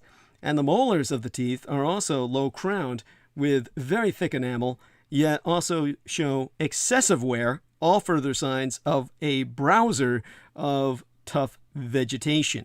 And all you can say is thank God for that. But of course, the fact that, the great apes, the gorillas, are strict vegetarians doesn't make them any less terrifying or dangerous were you to get on the wrong side of if you were to raise their ire. Now, further in-depth analysis of what they call phytoliths, the silica deposits from plant cells, has revealed that dietary staple of Gigantopithecus was very panda-like, very likely bamboo, a very common plant in areas where Gigantopithecus fossils are known from. It is, like everyone else in Asia. They're behind the bamboo curtain. And additionally, there also seems to be the remains of fruits, such as figs, associated with Gigantopithecus fossils, suggesting that this ape also ate fruits when it was able to find them. This might also explain occurrences of cavities in Gigantopithecus teeth, which could have been caused by acidic fruit juices wearing away the tooth enamel. Now, granted, this is a slow process, but a diet that incorporated a regular intake of fruit would allow for the teeth to come into near constant contact with these juices.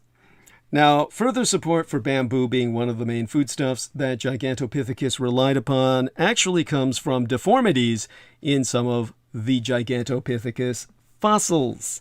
These deformities are most likely caused by malnutrition and inability of the individual to gather the minimum necessary food to maintain a healthy body. Well, they were just so fucking big. How could they possibly do that? Bamboo forests, of course, that can cover vast areas of landscape, will periodically go through what is termed a mass die-off every few decades. Although the exact timing of this die-off is hard to predict with certainty, as the time between occurrences can vary considerably, it can be relied upon to happen, and when it does, it causes a mass shortage of available food for the animals that live on bamboo. Today, an occurrence most commonly mentioned in studies of wild panda, which we'll get back to. Panda, of course, their scientific name is Ailuropoda melanoleuca, and the Milano, as in melanin, melanoleuca means like black and white. Okay, these Ailuropoda is where you get the bastardized panda from. But the Ailuropoda is, of course, the speciation, the melanoleuca, meaning black-white. That is their coloration. Now, as large apes, as gigantos, the Gigantopitheci, it's presumed that even in the wild, Gigantopithecus would have lived for at least several decades. So it is very likely that they would live to see at least one bamboo die-off, which resulted in the deformities. But why did Gigantopithecus go extinct? Of course, my argument is based on the fact that they did not. However, in a very real sense, and you'll understand why I say this later, they did. So paleontologists will tell you that what caused an animal to go extinct is probably the most difficult question to answer. Sometimes you can tie in the disappearance of an animal to an event such as an asteroid hitting the planet, which is mostly just an act of convenience, or the arrival of a new species in an ecosystem, which is more of what happened here, but there does not seem to be any one event that strikes conventional anthropologists and primatologists that could help paleontologists get an idea as to why Gigantopithecus disappeared. Now, quite often, early humans get the blame for wiping out the world's megafauna during the Pleistocene, but this doesn't seem to be the case for Gigantopithecus. Around 800,000 years ago, Homo erectus arrived in Southeast Asia, but Gigantopithecus does not disappear from fossil deposits until 300,000 years ago, something which reveals that both Homo erectus and Gigantopithecus coexisted for some 500,000 years. So, habitat loss could be a better answer, but there is currently not a lot of evidence to support this beyond the regular die-offs that are occasionally observed. Unless die-offs began occurring with greater frequency over the course of several hundred or several thousands of years, this might not be enough to explain the disappearance. Another and often used fallback theory is that the emergence of a new strain of disease that proved particularly lethal to Gigantopithecus was unleashed, if not by the human beings, then by the Hachurui, or serpent men. Now, this could have been further exacerbated by a small population that had a limited gene pool that resulted in less genetic diversity for a few to have been resistant. Counter to this idea, of course, is the naming of 3 separate species that would have been genetically different enough to have different forms. So unless a disease was particularly virulent, this idea is not all that likely either. A fairer approach is not to look for just one unique case in the extinction of Gigantopithecus, or any animal at all for that matter. A number of small things are more likely to affect the population numbers of a species, and together they can unify to be just as devastating as a single freak event. Exempli Greciae, the arrival of Homo erectus, did not have an immediate effect upon Gigantopithecus, but their presence in the ecosystem meant that there was less food and other resources like sheltered areas to go around to other animals. So when food became periodically scarce, this would have caused greater competition between the species for what little food was left, pushing those that could not compete as well closer to the brink of extinction. For Gigantopithecus, this competition would come from many other kinds of creatures that ate the same food as it did, and when these animals finished what little was left of the remaining food, Gigantopithecus would end up starving. This is also where the large size of Gigantopithecus would have significantly counted against it, because such a large body would need significantly more food in order to get the minimum level of calories to survive. Remember, what little fossil evidence we currently have does suggest that malnutrition was a real problem for these apes. This is, of course, all theory. No one person can yet say for certain what happened, but with this in mind, extinction could have either been a gradual event where population numbers reduced to the point where the species could no longer be maintained, or that the population grew weaker and smaller to be finished off by a final event such as a disease or a significantly bad upset to the ecosystem that sorted itself out after Gigantopithecus vanished. Despite the lack of fossils in any deposits more recent than 300,000 years ago, however, there remains a few people, like myself, who know better and are very vocal about our knowledge that Gigantopithecus is still alive. So when it comes to that point, the chances are that a lot of people listening to this transmission found, well, we have new listeners, and whether they found us through word of mouth or on some kind of web search, nobody really came here tonight because they were researching Yeti or Bigfoot or Sasquatch. And yet you're here now, and you're hearing about it because of the connection with Gigantopithecus in cryptozoology, for obvious reasons. Well, this connection is very controversial for conventional paleontologists, anthropologists, primatologists, and even many squatchers, or so-called Bigfoot researchers, who consider it between unlikely to impossible. But supporters of the idea began to make the connection long after Gigantopithecus was described. But first, a little history upon just what these other creatures are supposed to be. Across Asia and North America, there are countless stories about giant apes that are described either as human-like apes or ape-like humans that are much bigger than people are today, with heights being estimated to be anything from around 2 to 2.5 meters, or bigger, depending upon the witness. And these creatures occasionally feature in folk stories passed down from generation to generation. And the creatures in them have almost as many names as there are variations of the stories, from Yeti, or Yeti, to Bigfoot, to Sasquatch, which is a very contemporary name that is not historical or, cultural. It's not a cultural legacy from any tribe. To Grassman, which is actually a name that I find acceptable. The list goes on.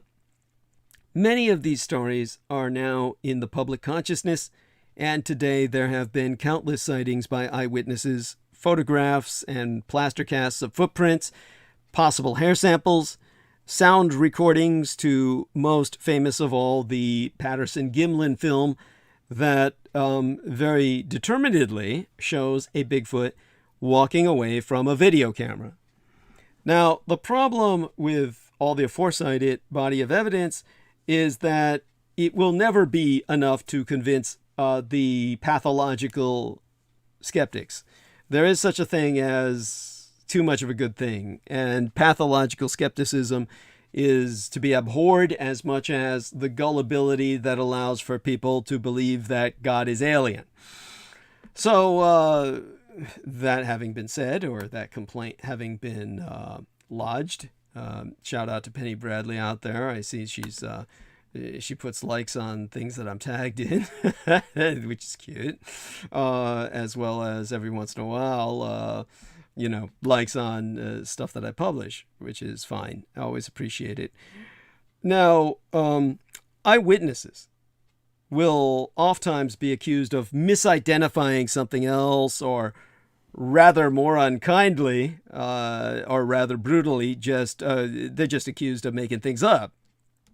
Now, I can guarantee you these creatures exist because the military has files on them that I was ordered to destroy. So the military issued even field manuals for dealing with these fuckers, okay? So they're beyond real. They're something that the military, I wouldn't say regularly, but I'll use the term irregularly kills. Now, footprints and sound recordings always get labeled as being fake or misidentified because no one was around to see who or what made them. You can't win. Hair samples are usually deemed inconclusive as well, and the Patterson-Gimlin film is always accused of being a guy in a suit because the creature walks like a man and not an ape, even though it's quite real and has been definitively proven by forensics experts to be such. understand that Patterson and Gimlin were a couple of faggots who got into a big bitch fight, and therefore one of them claimed the film was made up so he could hurt the other guy, so neither of them could benefit because they were arguing about who would benefit from it, who would monetize it, and because they grew to hate each other, one of them declared it was fake just to prevent the other guy from being able to monetize or benefit on it. It's quite real. And of course, because it was taken by a couple of assholes who couldn't even stand each other, the only thing we can be glad of is that they didn't shoot the fucking ape, okay? Now, because this body of evidence will never conclusively prove one way or the other that these Native American primates, essentially is what they are wandering around because human beings are just too fucked up to even admit that my kind exists, even though I'm here and talking to you as someone who has vampire blood. Apes are an obvious choice for identification should you finally come to grips with reality, because they are supposedly the most Bigfoot-like creatures that are known without doubt to exist, even though if you're not familiar with your history, apes were considered a fantasy for generations. Apes were considered nothing but a rumor, and it was all bullshit. And, until you've got the fucker right in front of you, it's always going to be doubted. And even after you have a specimen, people are going to claim it's not real. People are claiming birds aren't real at this point in history. If you're not familiar with that conspiracy theory, don't bother to investigate. You're only going to go nuts. Now, the main problem is that the apes are much smaller than the creatures of legend, even the greatest of the great apes. But when Gigantopithecus entered the science of paleontology, many researchers immediately started talking about how there was now fossil evidence to prove that the hairy man of the tribes exists. Fucking Bigfoot, which that it's just, they may as well use the term, it's so stupid, that name, I think they may as well even use the term big ass. And, Squatch, that's all I can think of is squat, right? All I can think of is Bigfoot squatching you, meaning they sit on you until you die. Big squat. That was the joke that was promoted by Steven, what was the guy's name? The depressant white guy, Steve, I can't remember the comedian's name. At any rate, like I said, Sunsunit, or Mayak Detat, the hairy man of the Yokuts tribe in California, is the best I'll go with from this point forward. Now, unless some Canadian chick convinces me otherwise and I start using the Canadian terminology, which actually sounds even better, but, I've got California pride. So I'll stand by my tribe, so to speak, or, the local tribe in California is what I mean to say. Don't anybody start claiming I'm identifying with them as genetically related, because that's just going to confuse people. Now, as you can probably already appreciate, connecting Giganto with the Mayak Detat is a very reckless way of proving the existence of a creature. And when you evaluate the Gigantopithecus fossil evidence and combine that with Bigfoot lore, or Sasquatch folklore, there I am using those terms because I'm trying to be derogative, the two just don't go together in an immediate sense. Back in the 1950s, theories started to be pieced together that stories of Yeti and Bigfoots were actually descriptions of encounters with relict populations of Gigantopithecus that survived by isolation from the changing world around them. 1950s, mind you, while we were still at war with the Empire of Japan. As a matter of fact, there was a Japanese explorer, you can look this up, who went to find the Yeti and had his own encounter. So let me look that up for a second. This is the same man who helped to get one of the stragglers off of the Pacific Islands. He one of the more famous stragglers from Japan. explorer Yeti. Okay, and let's look this up. And Norio Suzuki. Norio Suzuki was a Japanese adventurer. In 1974, he searched for and found Hiro Onoda, one of the last, or rather one of the more famous Japanese holdouts, who, of course, knew the Japanese had not surrendered and therefore was not leaving his duties. So the other thing that he did was, of course, he went to Tibet and encountered the Yeti, though that aspect of his adventures in Tibet is often quite scrubbed. But he did find the footprints and certainly brought them home in terms of casts and photographs. Very important thing to point out, and there we have that. Now, I could go on about that, but let's not go down that road now. At any rate, let me see, get my head out of my ass here. When it came to, here was the problem. In the 1950s, of course, it's a long time before the Japanese guy found what he did, there was not much serious thought given to this issue, even though some quite well-known anthropologists, such as Carlton Kuhn and Grover Krantz, began to push their minds to finding form to the idea. Grover Krantz, in particular, is known for dedicating a lot of serious study to proving the existence of the Mayak Datat, the hairy man, Bigfoot. And even though initially he was skeptical of claims and evidence, he had his mind changed very quickly. He proposed that Gigantopithecus had crossed over Beringia, also known as the Bering Land Bridge, from Upper Asia into North America. Now, Krantz also tried to formally assign Bigfoot to Gigantopithecus blacki in 1985, but was rejected by the ICZN. That's the body that governs the naming of animals internationally. There is, of course, such an organization so that we can all have a shared reality. Isn't that nice? That's the International Code of Zoological Nomenclature. Acts as an advisor and arbiter for the zoological community. So the International Code of Zoological Nomenclature is widely accepted convention in zoology, rules the formal scientific naming of organisms treated as animals. It is also informally known as the ICZN Code, for its publisher, the International Commission on Zoological Nomenclature. So they both have the same initials, both the organization and the code that they produce. Again, that's the International Commission on Zoological Nomenclature, which provides us the International Code of Zoological Nomenclature.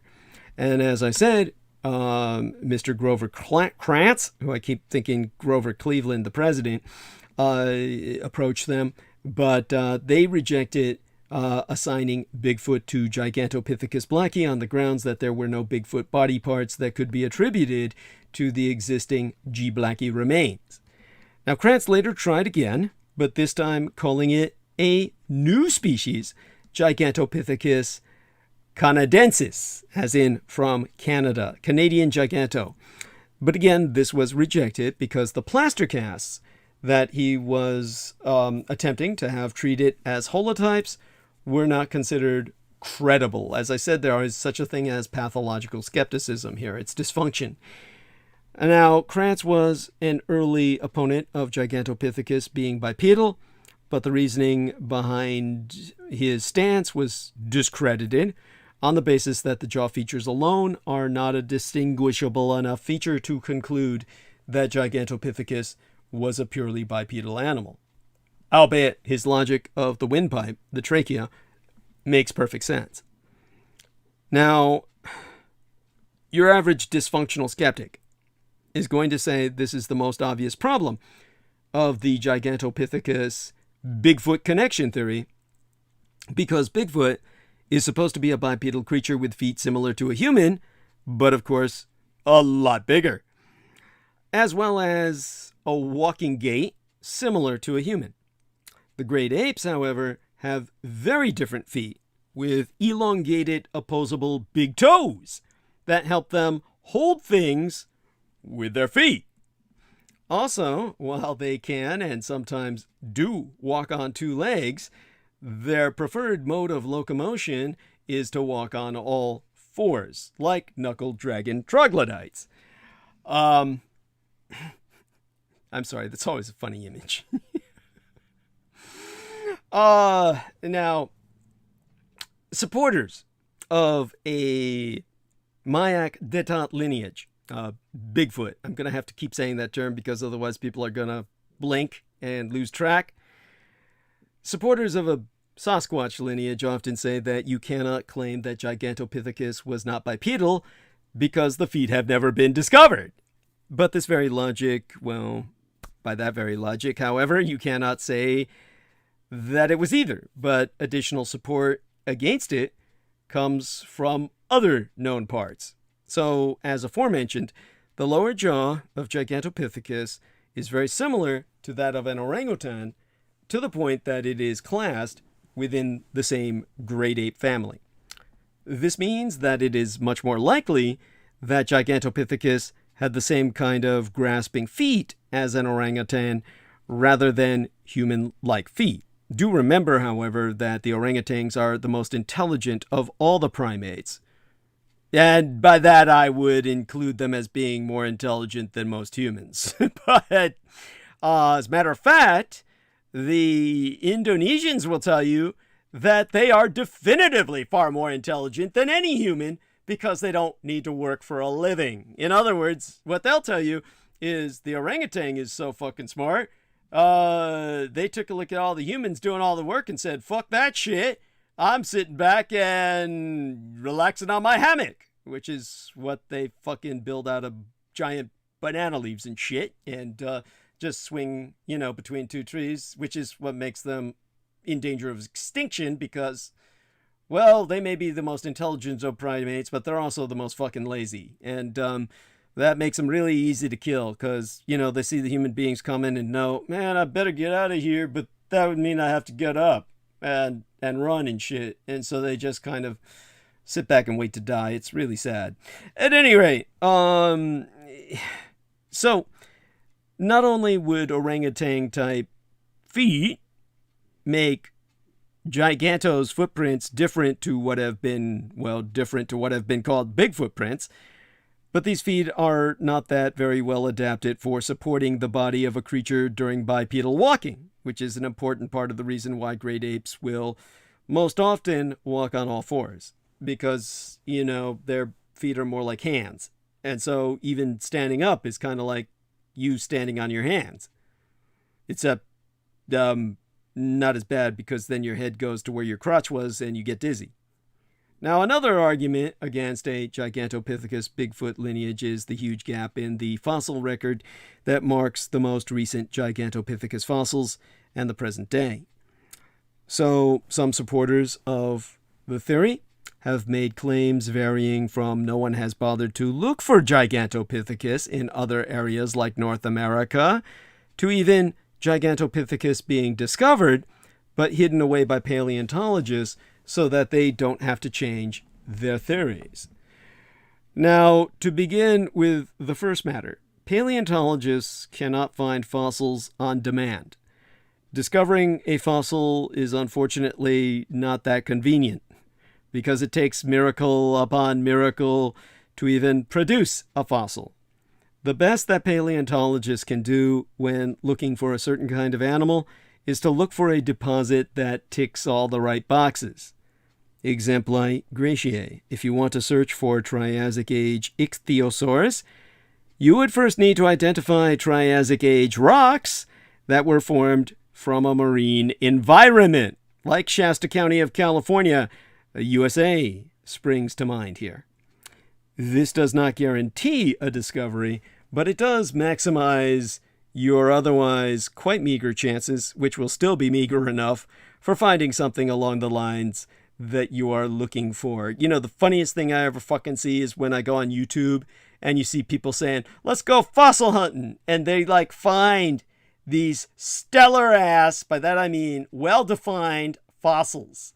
Not, you know, just like flat rock with some chalk-like tracery in it, but defined three-dimensional fossils. They're just like going out there, hey man, you know, they're fine. This is of course planted. These are people who go out there. I mean, because, you know, on YouTube, these are like guys going for a walk and they're like picking it off the ground. There's one. Oh, look, here's another. Yeah, just like that. Oh yeah, right. I mean, by the way, fossils are embedded. Okay? You don't pick them off the ground like that because they're not near the fucking surface. They're millions of years old. They're really deep underground. There are people who literally purchase fossils and then pull shit like this, and it just like, and people are going, oh wow, I'm gonna go fossil hunting. I mean, Jesus Christ, you may as well say I'm going to play lotto. And I mean, it's just don't go there. Okay, don't go there. But for Gigantopithecus to be, shall we say, people hiding the fossils, now that makes sense. See, you just heard what I said about people planting fossils for like something as stupid as the YouTube, you know, paleontology jackass. But when it comes to like hiding gigantofossils, yes, academia would do that, having nothing to do with the stupid idea of the theories, like, oh, I don't want people to find out that I was wrong. No, because the same person who thinks that, if they got a hold of a gigantofossil in North America, they could claim fame. They could say, well, now I've made my reputation. But you see, it doesn't work like that. All of academia, ultimately, it doesn't matter who sponsors you. All too often, of course, it's the Department of Defense. But whoever is sponsoring you, you ultimately answer to the Department of Defense. And they consider this, believe it or not, and I know because I was ordered to destroy the records, this is a national security issue. As far as your military is concerned, this is a hostile population. They abduct children, the hairy men, the Mayak Datat, the Sunsunut, and they raise them as their own because there's not enough of them. And worse yet, they try to breed with them. There's never been a known successful hybrid produced from these unions, but that's in America. In China, they succeeded. This I pointed out long ago, and that's what our man Sammy Romero was asking for a photograph of. And perhaps I could find that on the internet and put in that in a link to that in our chat room, so that Chinese hybrid, you know, the only way you're going to find this shit is by using the term Bigfoot. That makes me. Hybrid man found in China, video, Pinterest. Yeah, I don't know if this will take me to an account. You are checked out of Pinterest. Okay, this means like, I don't know how that fucking happens. And I go in through a different search engine. It'll work for me on Google. Okay, so what do I do here? Let me see now. Okay, so I found one. Oh God, I know what to do. Go to YouTube. Why didn't I think of that? And because I'm broadcasting off YouTube, and then I can give a YouTube link, which YouTube is so fucked up, I don't even know if that's going to work. But hey, Chinese hybrid Bigfoot. Okay, YouTube. Yeah, and let's see if we got this here. Here we are, human Bigfoot hybrid from China.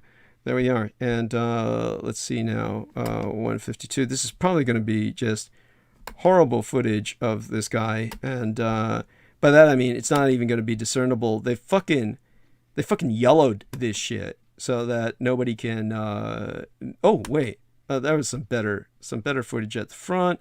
There he goes eating a banana. Okay, this is it. Okay, I mean it's like it's horrible, but it's a start. You can probably find better than this when you go looking yourself. Well, let me enter this into the chat room and see if I can find a better one. And so, yes, hybrids can be produced from these two different species, which is why I said we most certainly bred the Neanderthals out of existence. Okay, now let me go to the live stream and shove this in here. Joss says hi. Hi, Joss. That's fine, Joss, that you say that, but it's kind of like, thank you. You were responding to me. I'm going to look at everything in the positive. He's responding to me because I told people to participate. And that's what he came up with, was hi. That's cool. Okay. Not the most creative, but it's a response. So we've got that in the chat room now. Let's see if that works. Jameson, could you tell me if that works? And, you can actually talk. So not that Joss can't, but it's like he chooses. Yeah. Wait. Okay. Chat you room. put it in this. You put it on YouTube chat. Mm-hmm. Yeah. Okay. That way it'll be on record so people can access it when they're listening to this. Thank you. So Joss, by the way, that's an interesting name because it's like luck in Chinese. So, at any rate, for Gigantopithecus, you would need Miocene to Pleistocene age formations in terms of fossil hunting, and from areas that had dense growths of bamboo during those times.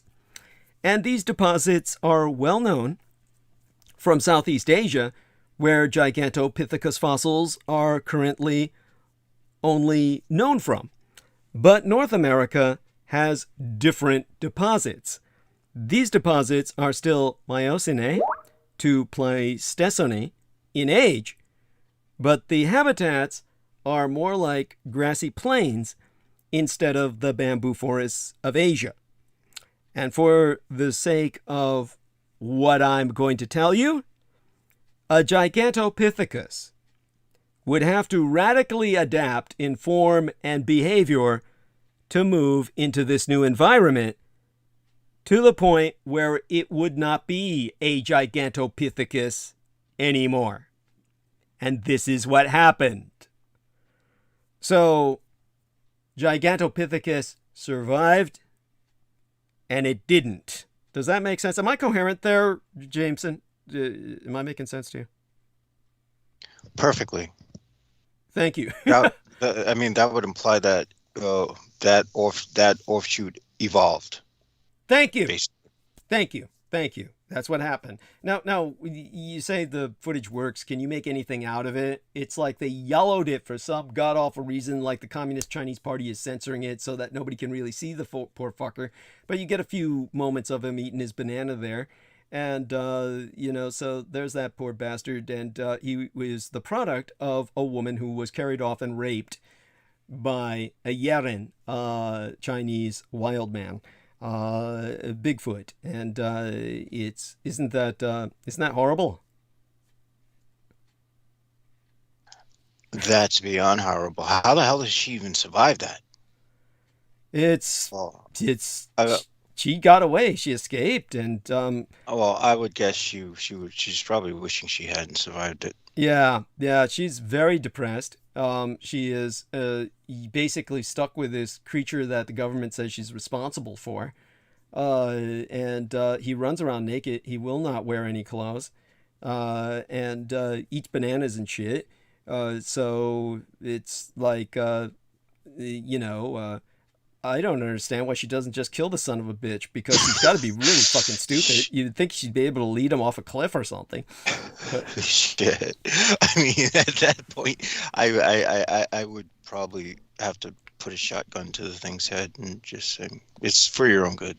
Thank you. Yeah, really. I mean, of course, they just don't have available firearms to the Chinese public like they do here in America. Here in America, all you need to do is sneak up behind somebody and knock them unconscious, and you'd probably be able to steal a gun, but, Well, unfortunately, she couldn't try to slit its throat because the thing's probably stronger than any human being. Yeah, definitely.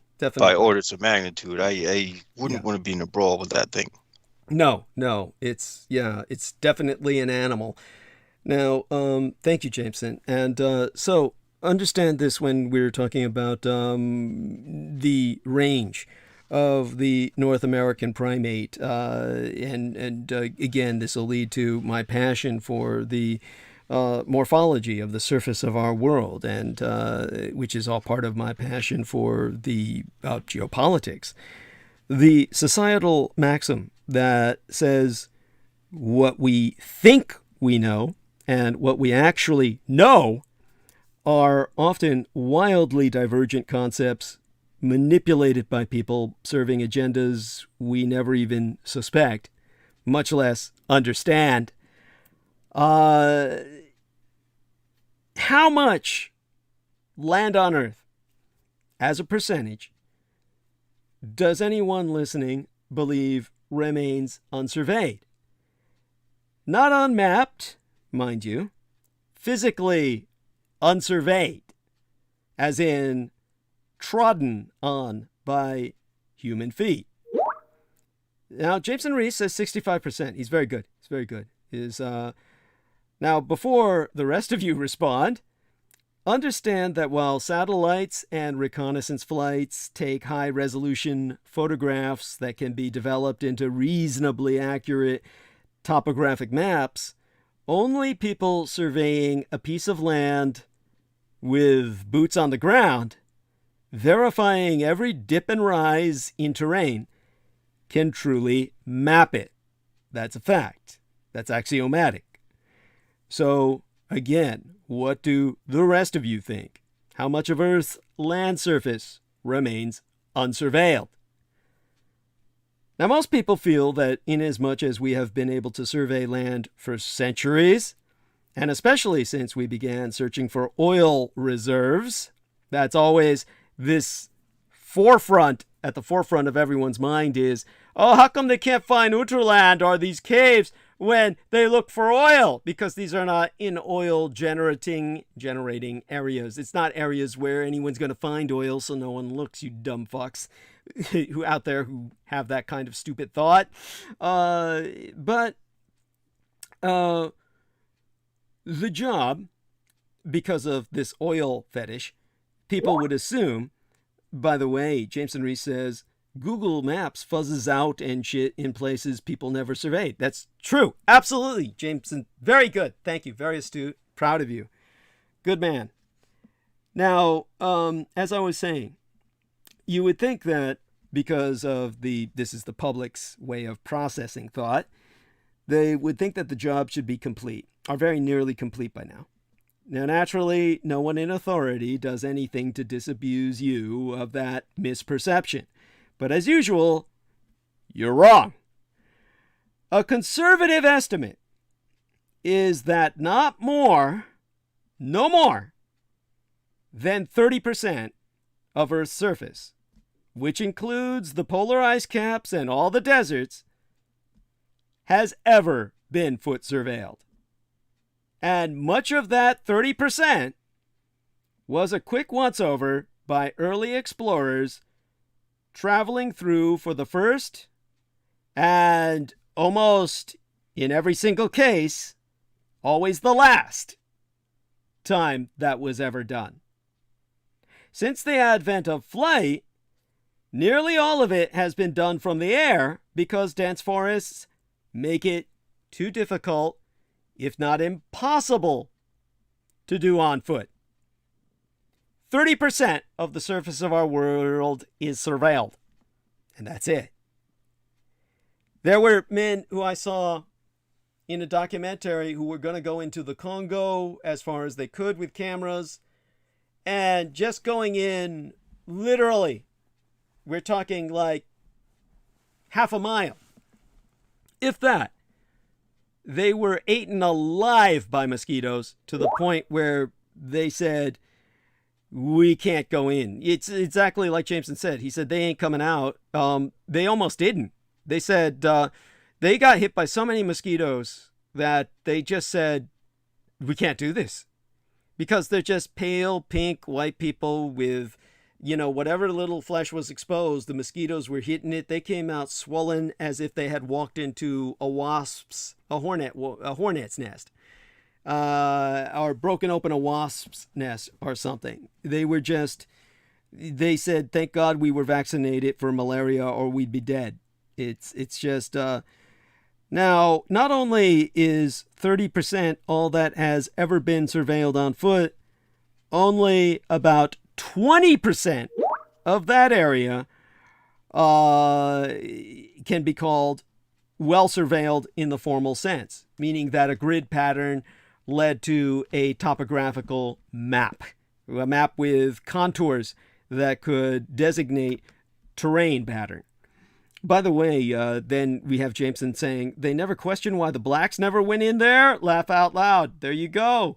Well, they just figured something stupid like blacks have no sense of adventure or something like that. Like, oh, these blacks are just, them jive-ass niggers. They sit around and smoke pot all day or something. They probably figured that they just never had it in their mind to go do anything beyond fishing or whatever it is blacks do. You know how it is. They just think, yeah, there you go. Jameson says, we're not as crazy as them. That's all. Thank you. Yes. Now, Earth's total land surface is 55 million square miles. And of that, 1/3, about 18.5 million square miles, is icy wastelands and deserts, essentially uninhabitable. They're completely unfit for human habitation. They manifest lunar desolation. And included in it are the huge ice domes covering Antarctica, which is 5.5 million square miles all its own, and Greenland, which is 0.85 million square miles, and the swath of frozen tundra that supports the coniferous forests, the taiga, across the top of Russia and Siberia, and the similar swath of boreal forests that stretch across northern Canada. And that global crown of forests extends from 55 degrees north latitude to 65 degrees north, 90% of which are unexplored and extremely difficult, effectively impossible to penetrate. Now, for those of you who don't know this, and none of you do, statistically, I can safely bet the farm none of you know this. Global burning is turning forests into a fucking problem. There have been enormous forest fires in the Arctic. The Arctic has been burning like the crown of planet Earth is in flames. And the biggest problem with the melt of the permafrost, the forest just keeps growing back. So, as Jameson says, there's a hell of a lot more places for Gigantopithecus, and of course, other cryptids to go unnoticed. That's the primary point I'm making. Yes, the offshoot, as he calls it, of Gigantopithecus, and even ancient cryptids other than that, inclusive of dinosaurs in the Congo. Now, when it comes to the forests of Siberasia, they are expanding at a rate which is destroying civilization up there. The forests are overtaking entire villages. They can't keep back the growth of the forest because of the warming earth. So Siberia is reforesting, not deforesting. And understand that few humans ever go there anyway, much less live there, because it's so cold and inhospitable for 9 months of the year. Its 3-month summers are wildly luxuriant with both plant and animal foods, so hominoids can and do migrate there throughout the summer. Also, in that 33% of uninhabitable land is open desert and scrubland. And despite the romantic image of nomads trekking across all parts of the world's great deserts, the truth is that desert dwellers stay very close to watering holes. They call them oases. and they travel on direct lines between them. They don't fuck around because to do so would be to die. The vast waterless areas in between remain completely uninhabited and totally unexplored. Now, note that deserts can be surveyed from above because no trees block overhead views, but they're not surveilled on foot. And so you don't discover what can happen when you slide down a sudden, shall we say, what do they call them? Those things that open up, they're not potholes, sinkholes and the like. There are things that would happen to you on foot where you would wind up underground. And this is what has happened to past explorers who are going off the beaten track. So understand that that doesn't happen to you when you're surveying from the sky and you miss all that shit, and therefore you really don't find out anything. By the way, Bugman4560 says Bigfoot human hybrid. Yes, thank you, sir. Yes, actually, Yeren would be the correct Chinese term. By the way, Jameson Reese calls the people who do things like go off the beaten track, he calls them ghoul food, and that's very much the case. So in the half hour we have remaining tonight to continue to emphasize this. Apart from ice caps, tundras, and deserts, another 30% of Earth's land mass, 16.5 million square miles, is covered by temperate forests. That includes thick montane growths of hard and soft woods, dense jungle canopies, and swampy bottomlands.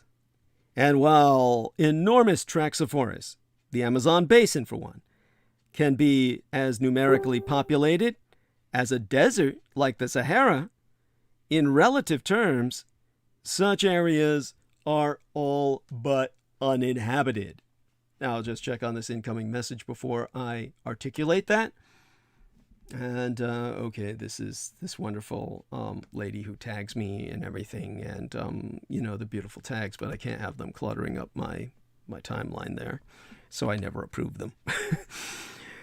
Now, the Sahara averages 5 people per square mile. The Amazon basin averages 9. But such numbers are completely misleading because they include city dwellers. Remove those and chart boony dwellers alone, as they always are, mad hermits or wild widows, and the person per square mile figure drops to effectively nothing. And as already mentioned, desert dwellers stay near oases, whilst jungle dwellers cluster near rivers and lakes. Because almost no one can survive alone, you're going to have 2 people together, maybe a man and some woman he's abducted, or something like that. 2 people gathering together for mutual survival, because if you get sick, there's no one there to help you. You're likely going to die. If you're someone who gets sick even once, that'll be the last time you get sick. So understand, almost no one lives alone. It's simply impossible, other than for the most resilient among us. Of course, some people can pull that off, but it requires an enormous amount of skill to the point where you are basically close to being Bigfoot your fucking self. So note that forest canopies give no access to surveillance from above.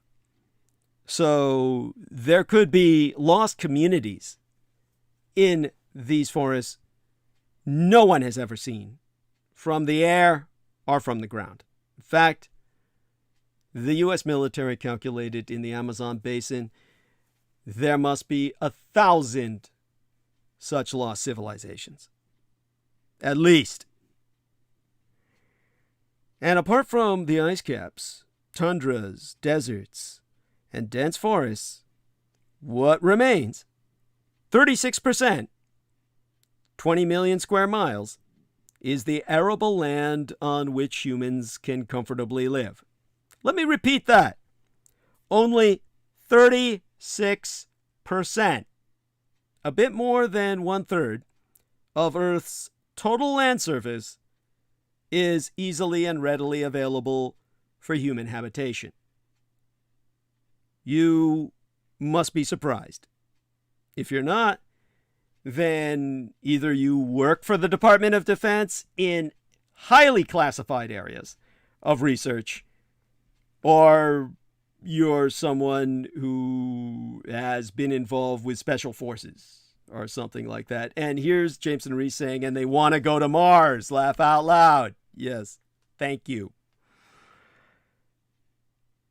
What all this means is that we humans, I'm not counting myself among you, or rather I should not, okay, you humans, are quite far from being the masters of all you survey. In fact, you do not even survey all you claim to be masters of. Your vaunted mastery extends to only a bit more than 1/3 of Earth's landmass. Another third is too frozen or too parched to be of much use to anybody, including my species, because we need to feed off you, and therefore we follow the herd. And the last third, clearly and without question, belongs to the giganto-hominoids. The humbling truth is that human ecological niches are fundamentally restricted, just like the niches of all other creatures that live and die among us. So what we need to go into next are the concepts of population and its binding to the most primary of all energy producers, vegetation. As I said, a primary producer is a plant, and that is at the bottom of the food chain, respectively. You could go a little bit further and say plants feed off shit, and therefore, shit's at the bottom of the food chain that the plants feed off of, but at that point, you're just getting, you're just getting stupid. So, nobody eats shit. Well, I mean, there are carrion eaters, yes, there are things that eat shit, but let's stick with the plants as the basic, okay? Everything after that just gets kind of... but then Jameson Reese says, but then UV light would be beneath shit, so thank you. We don't want to put UV light beneath shit, so... Plants are essentially radiovores, and they feed off of the sunlight to a great degree. And kaiju, or daikaiju, the greater cryptids, things like Godzilla and King Kong, the overwhelming majority of giant monsters like that are like plants. They're actually radiovores. So they're more plant-like than that kind of puts them back at the bottom of the food chain, but then, obviously they're not, because they're what they are. That, of course, is more of an intellectual exercise than taking us in a direction we need to go, but... in what time we have remaining, there you have it. Honestly, I wasted all that time on, shitting all over the idiot Graham Hancock, but it wasn't a waste of time because it took us directly here. It took us to where we need to go over the next several episodes.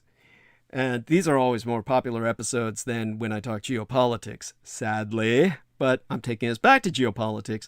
This is why I'm passionate about geopolitics, and once you've learned this, you'll be passionate too. Now, no one can deny, even myself, I can't deny, that human beings reside in every ecological niche.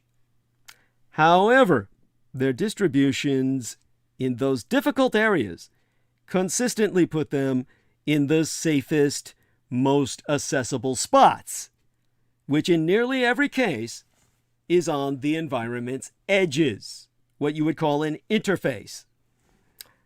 To say a few hardy individuals can eke out a marginal subsistence in which they're not even living, if you're living off lichens, various types of moss that grow off of icy rock, and you spend half your day hunting for food, if not all day, before you sleep, that's not living. That's subsistence. you're merely surviving. And if you go through years of that, you're going to be completely, I mean, what use are you to anyone else other than teaching those skills? But you get what I'm saying. It's Jameson Reese says, of all places for a hypothetical alien to go, they would restrain themselves smack down to, let me read what he has to say here. Press that open because these notifications disappear fairly quickly. He says they would restrain themselves smack down to 36% of our inhabitable land. Just slaughters the alien hypothesis right there. Thank you. Thank you. At any rate, so when you pick out a few survivor men, eking out subsistence marginally along the transition zones of a rugged wilderness area, that's not the same as saying they actually inhabit those areas. So, a little acknowledged and poorly articulated critical law of life for humans is that you can comfortably occupy only a few narrow vegetation zones you are biologically adopted for. And of course, all vampires follow the herd, so they're right there with you. But at the top of the food chain. China, for example, is the world's most populous country. Actually, it's Asian India now, but I know more about China, so I'll leave India alone. It's always depicted on maps as a red mass of people spread as smoothly over its landmass as batter on a griddle. This is a gross distortion of reality. China's surface area, or what is rather to be understood as the surface area of the Communist Chinese Empire, is roughly equal to that of these United States, yet its population density is 4.5 times ours. That means 120 people per square mile versus our 27. Yet that immense population is heavily concentrated in only 1/3 of their available land. Only 1/3! Vast tracts of high mountains, upland plateaus, and deserts are effectively uninhabited because humans are not built for such rugged environments. Approximately 80% stick to where they inherently belong, on the two great river plains of the Yangtze and Yellow Rivers. That spread out, these two great river plains spread out from the highlands.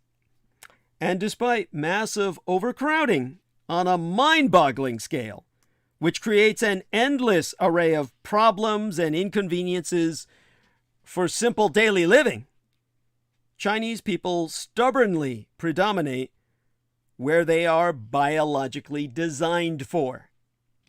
The same holds true in these United States. Exempli gratiae, in the deep forests of Maine, New Hampshire, and Vermont, hunting parties can still get hopelessly lost. The same is true in parts of Appalachia and the Southern Smokies. Few people venture into the swamps of Florida and Louisiana, and even fewer actually live there.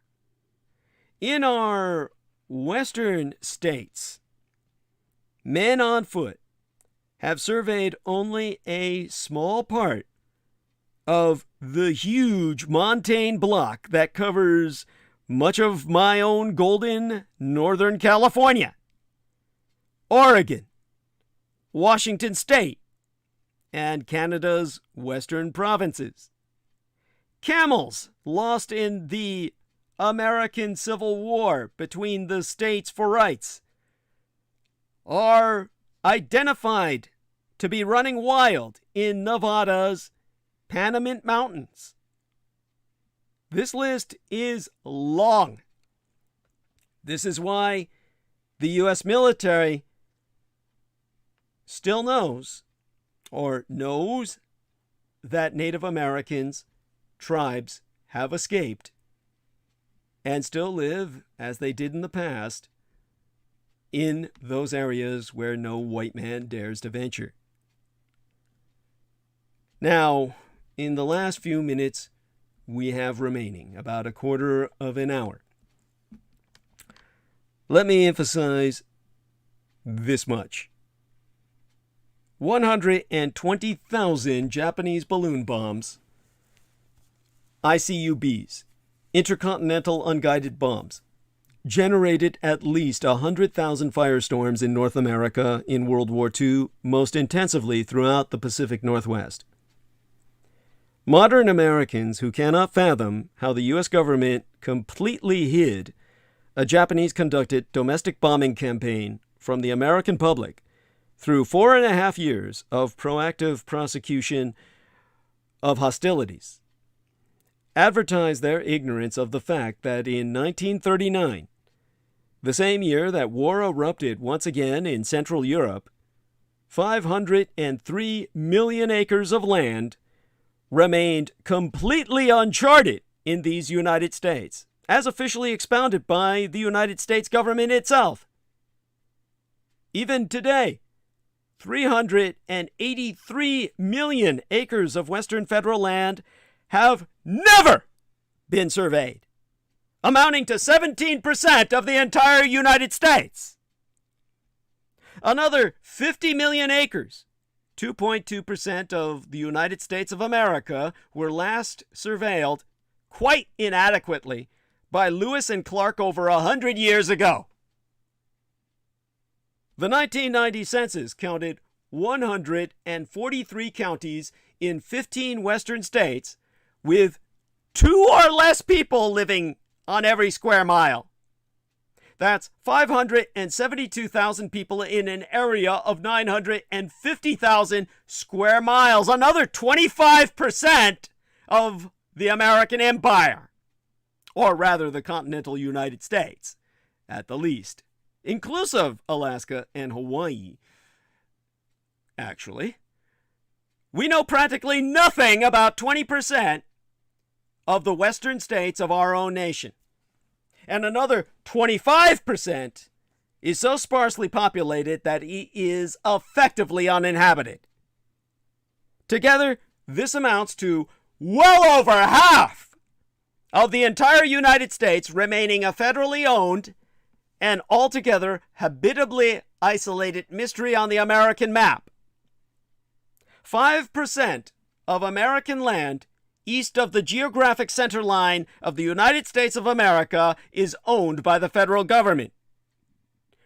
West of that U.S. center line, over 100%, 50% plus, is federal property, legally defined as frontier territories until the outbreak of the Great War in Europe in 1914.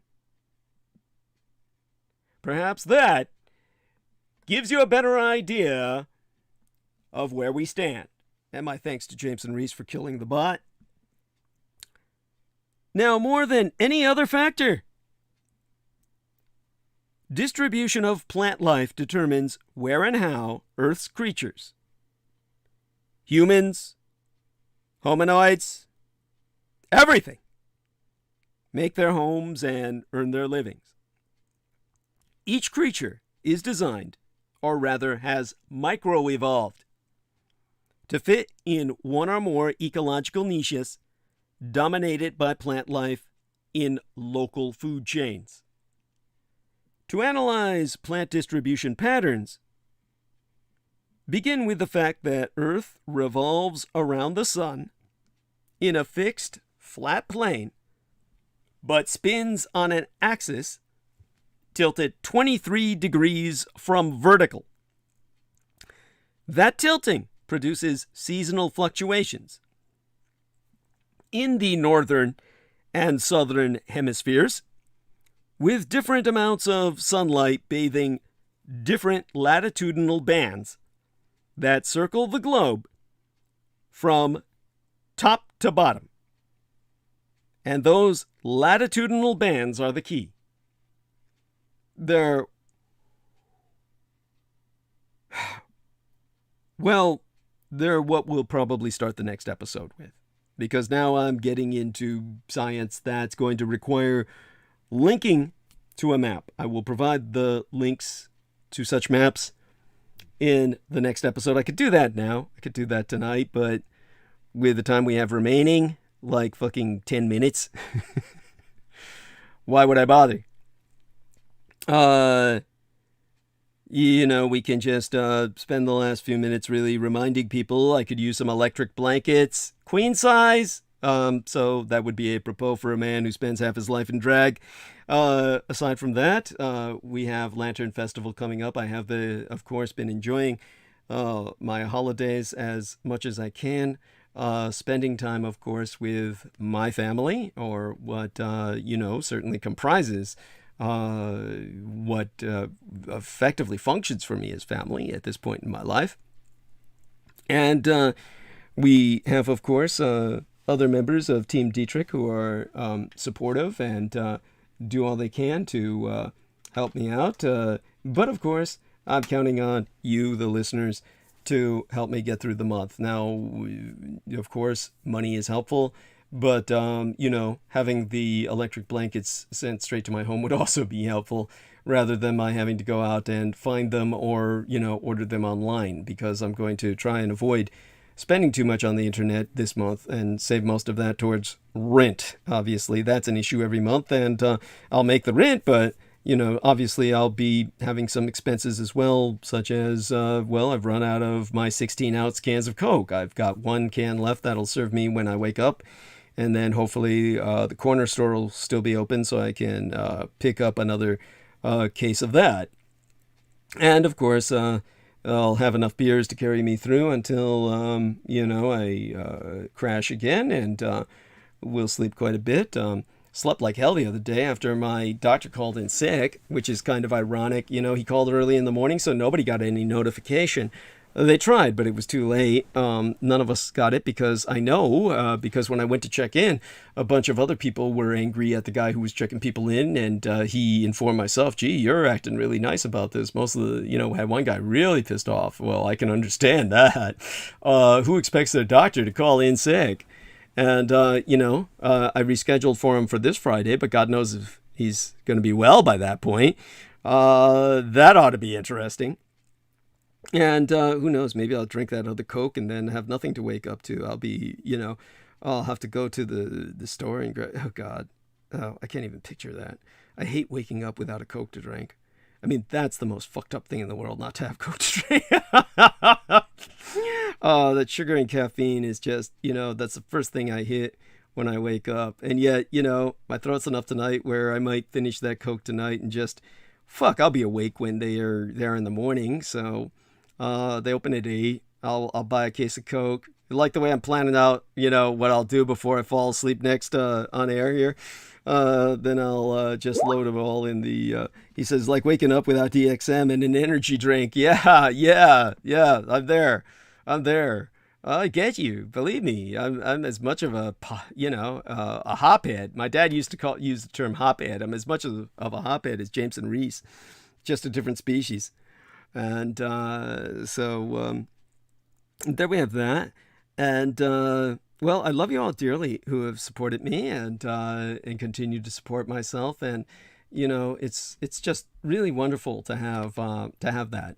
I was could have covered a lot more tonight, but it was worth it. I think that hopefully the education I provided about the Edomite nature of Graham Hancock saves some people, gets them to pull their head out of their ass and see him for what he really is, which is a danger to humanity.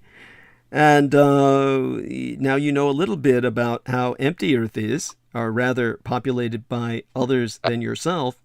We're going to really drive that point home over the next few transmissions. I think somebody's joined us. Is that you, Pete? Assalamu alaikum, Brother Douglas. Oh, Salman! Love you! Hey! Oh, yeah, I'm so glad you're with us. And so you're going to still be on Facebook while you're on sabbatical, right?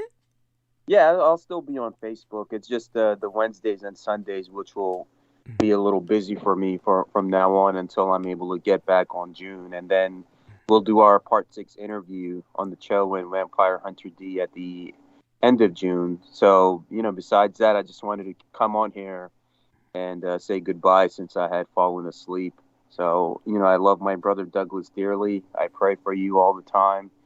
And may Allah on the day of judgment destroy all of your enemies, the cultists, the Edomites, including Dickie Cunt Cole and all of the NSA interlopers. And I encourage everyone, please support Brother Douglas. All the Pakistani men, please stop messaging him. And for Tally, please stop lion dancing. Without a mask. Yeah, without a mask. No. And for Brendan, maybe consider women who are meat eaters as well. And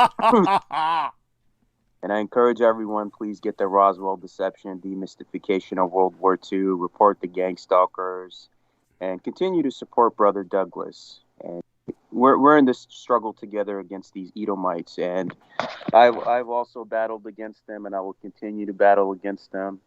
And yeah, this is we're living in pivotal times, and we need to keep up the good fight. And I'm honored to be with Brother Douglas Dietrich. I always am, and I will always be with him no matter what, against the cultists and the Edomites. And yeah, that's that. So I thank you, Brother Douglas, and much love for you and JMO. God bless you. We love you in turn, dear brother. And Jameson also do express that. Good morning, good sir, and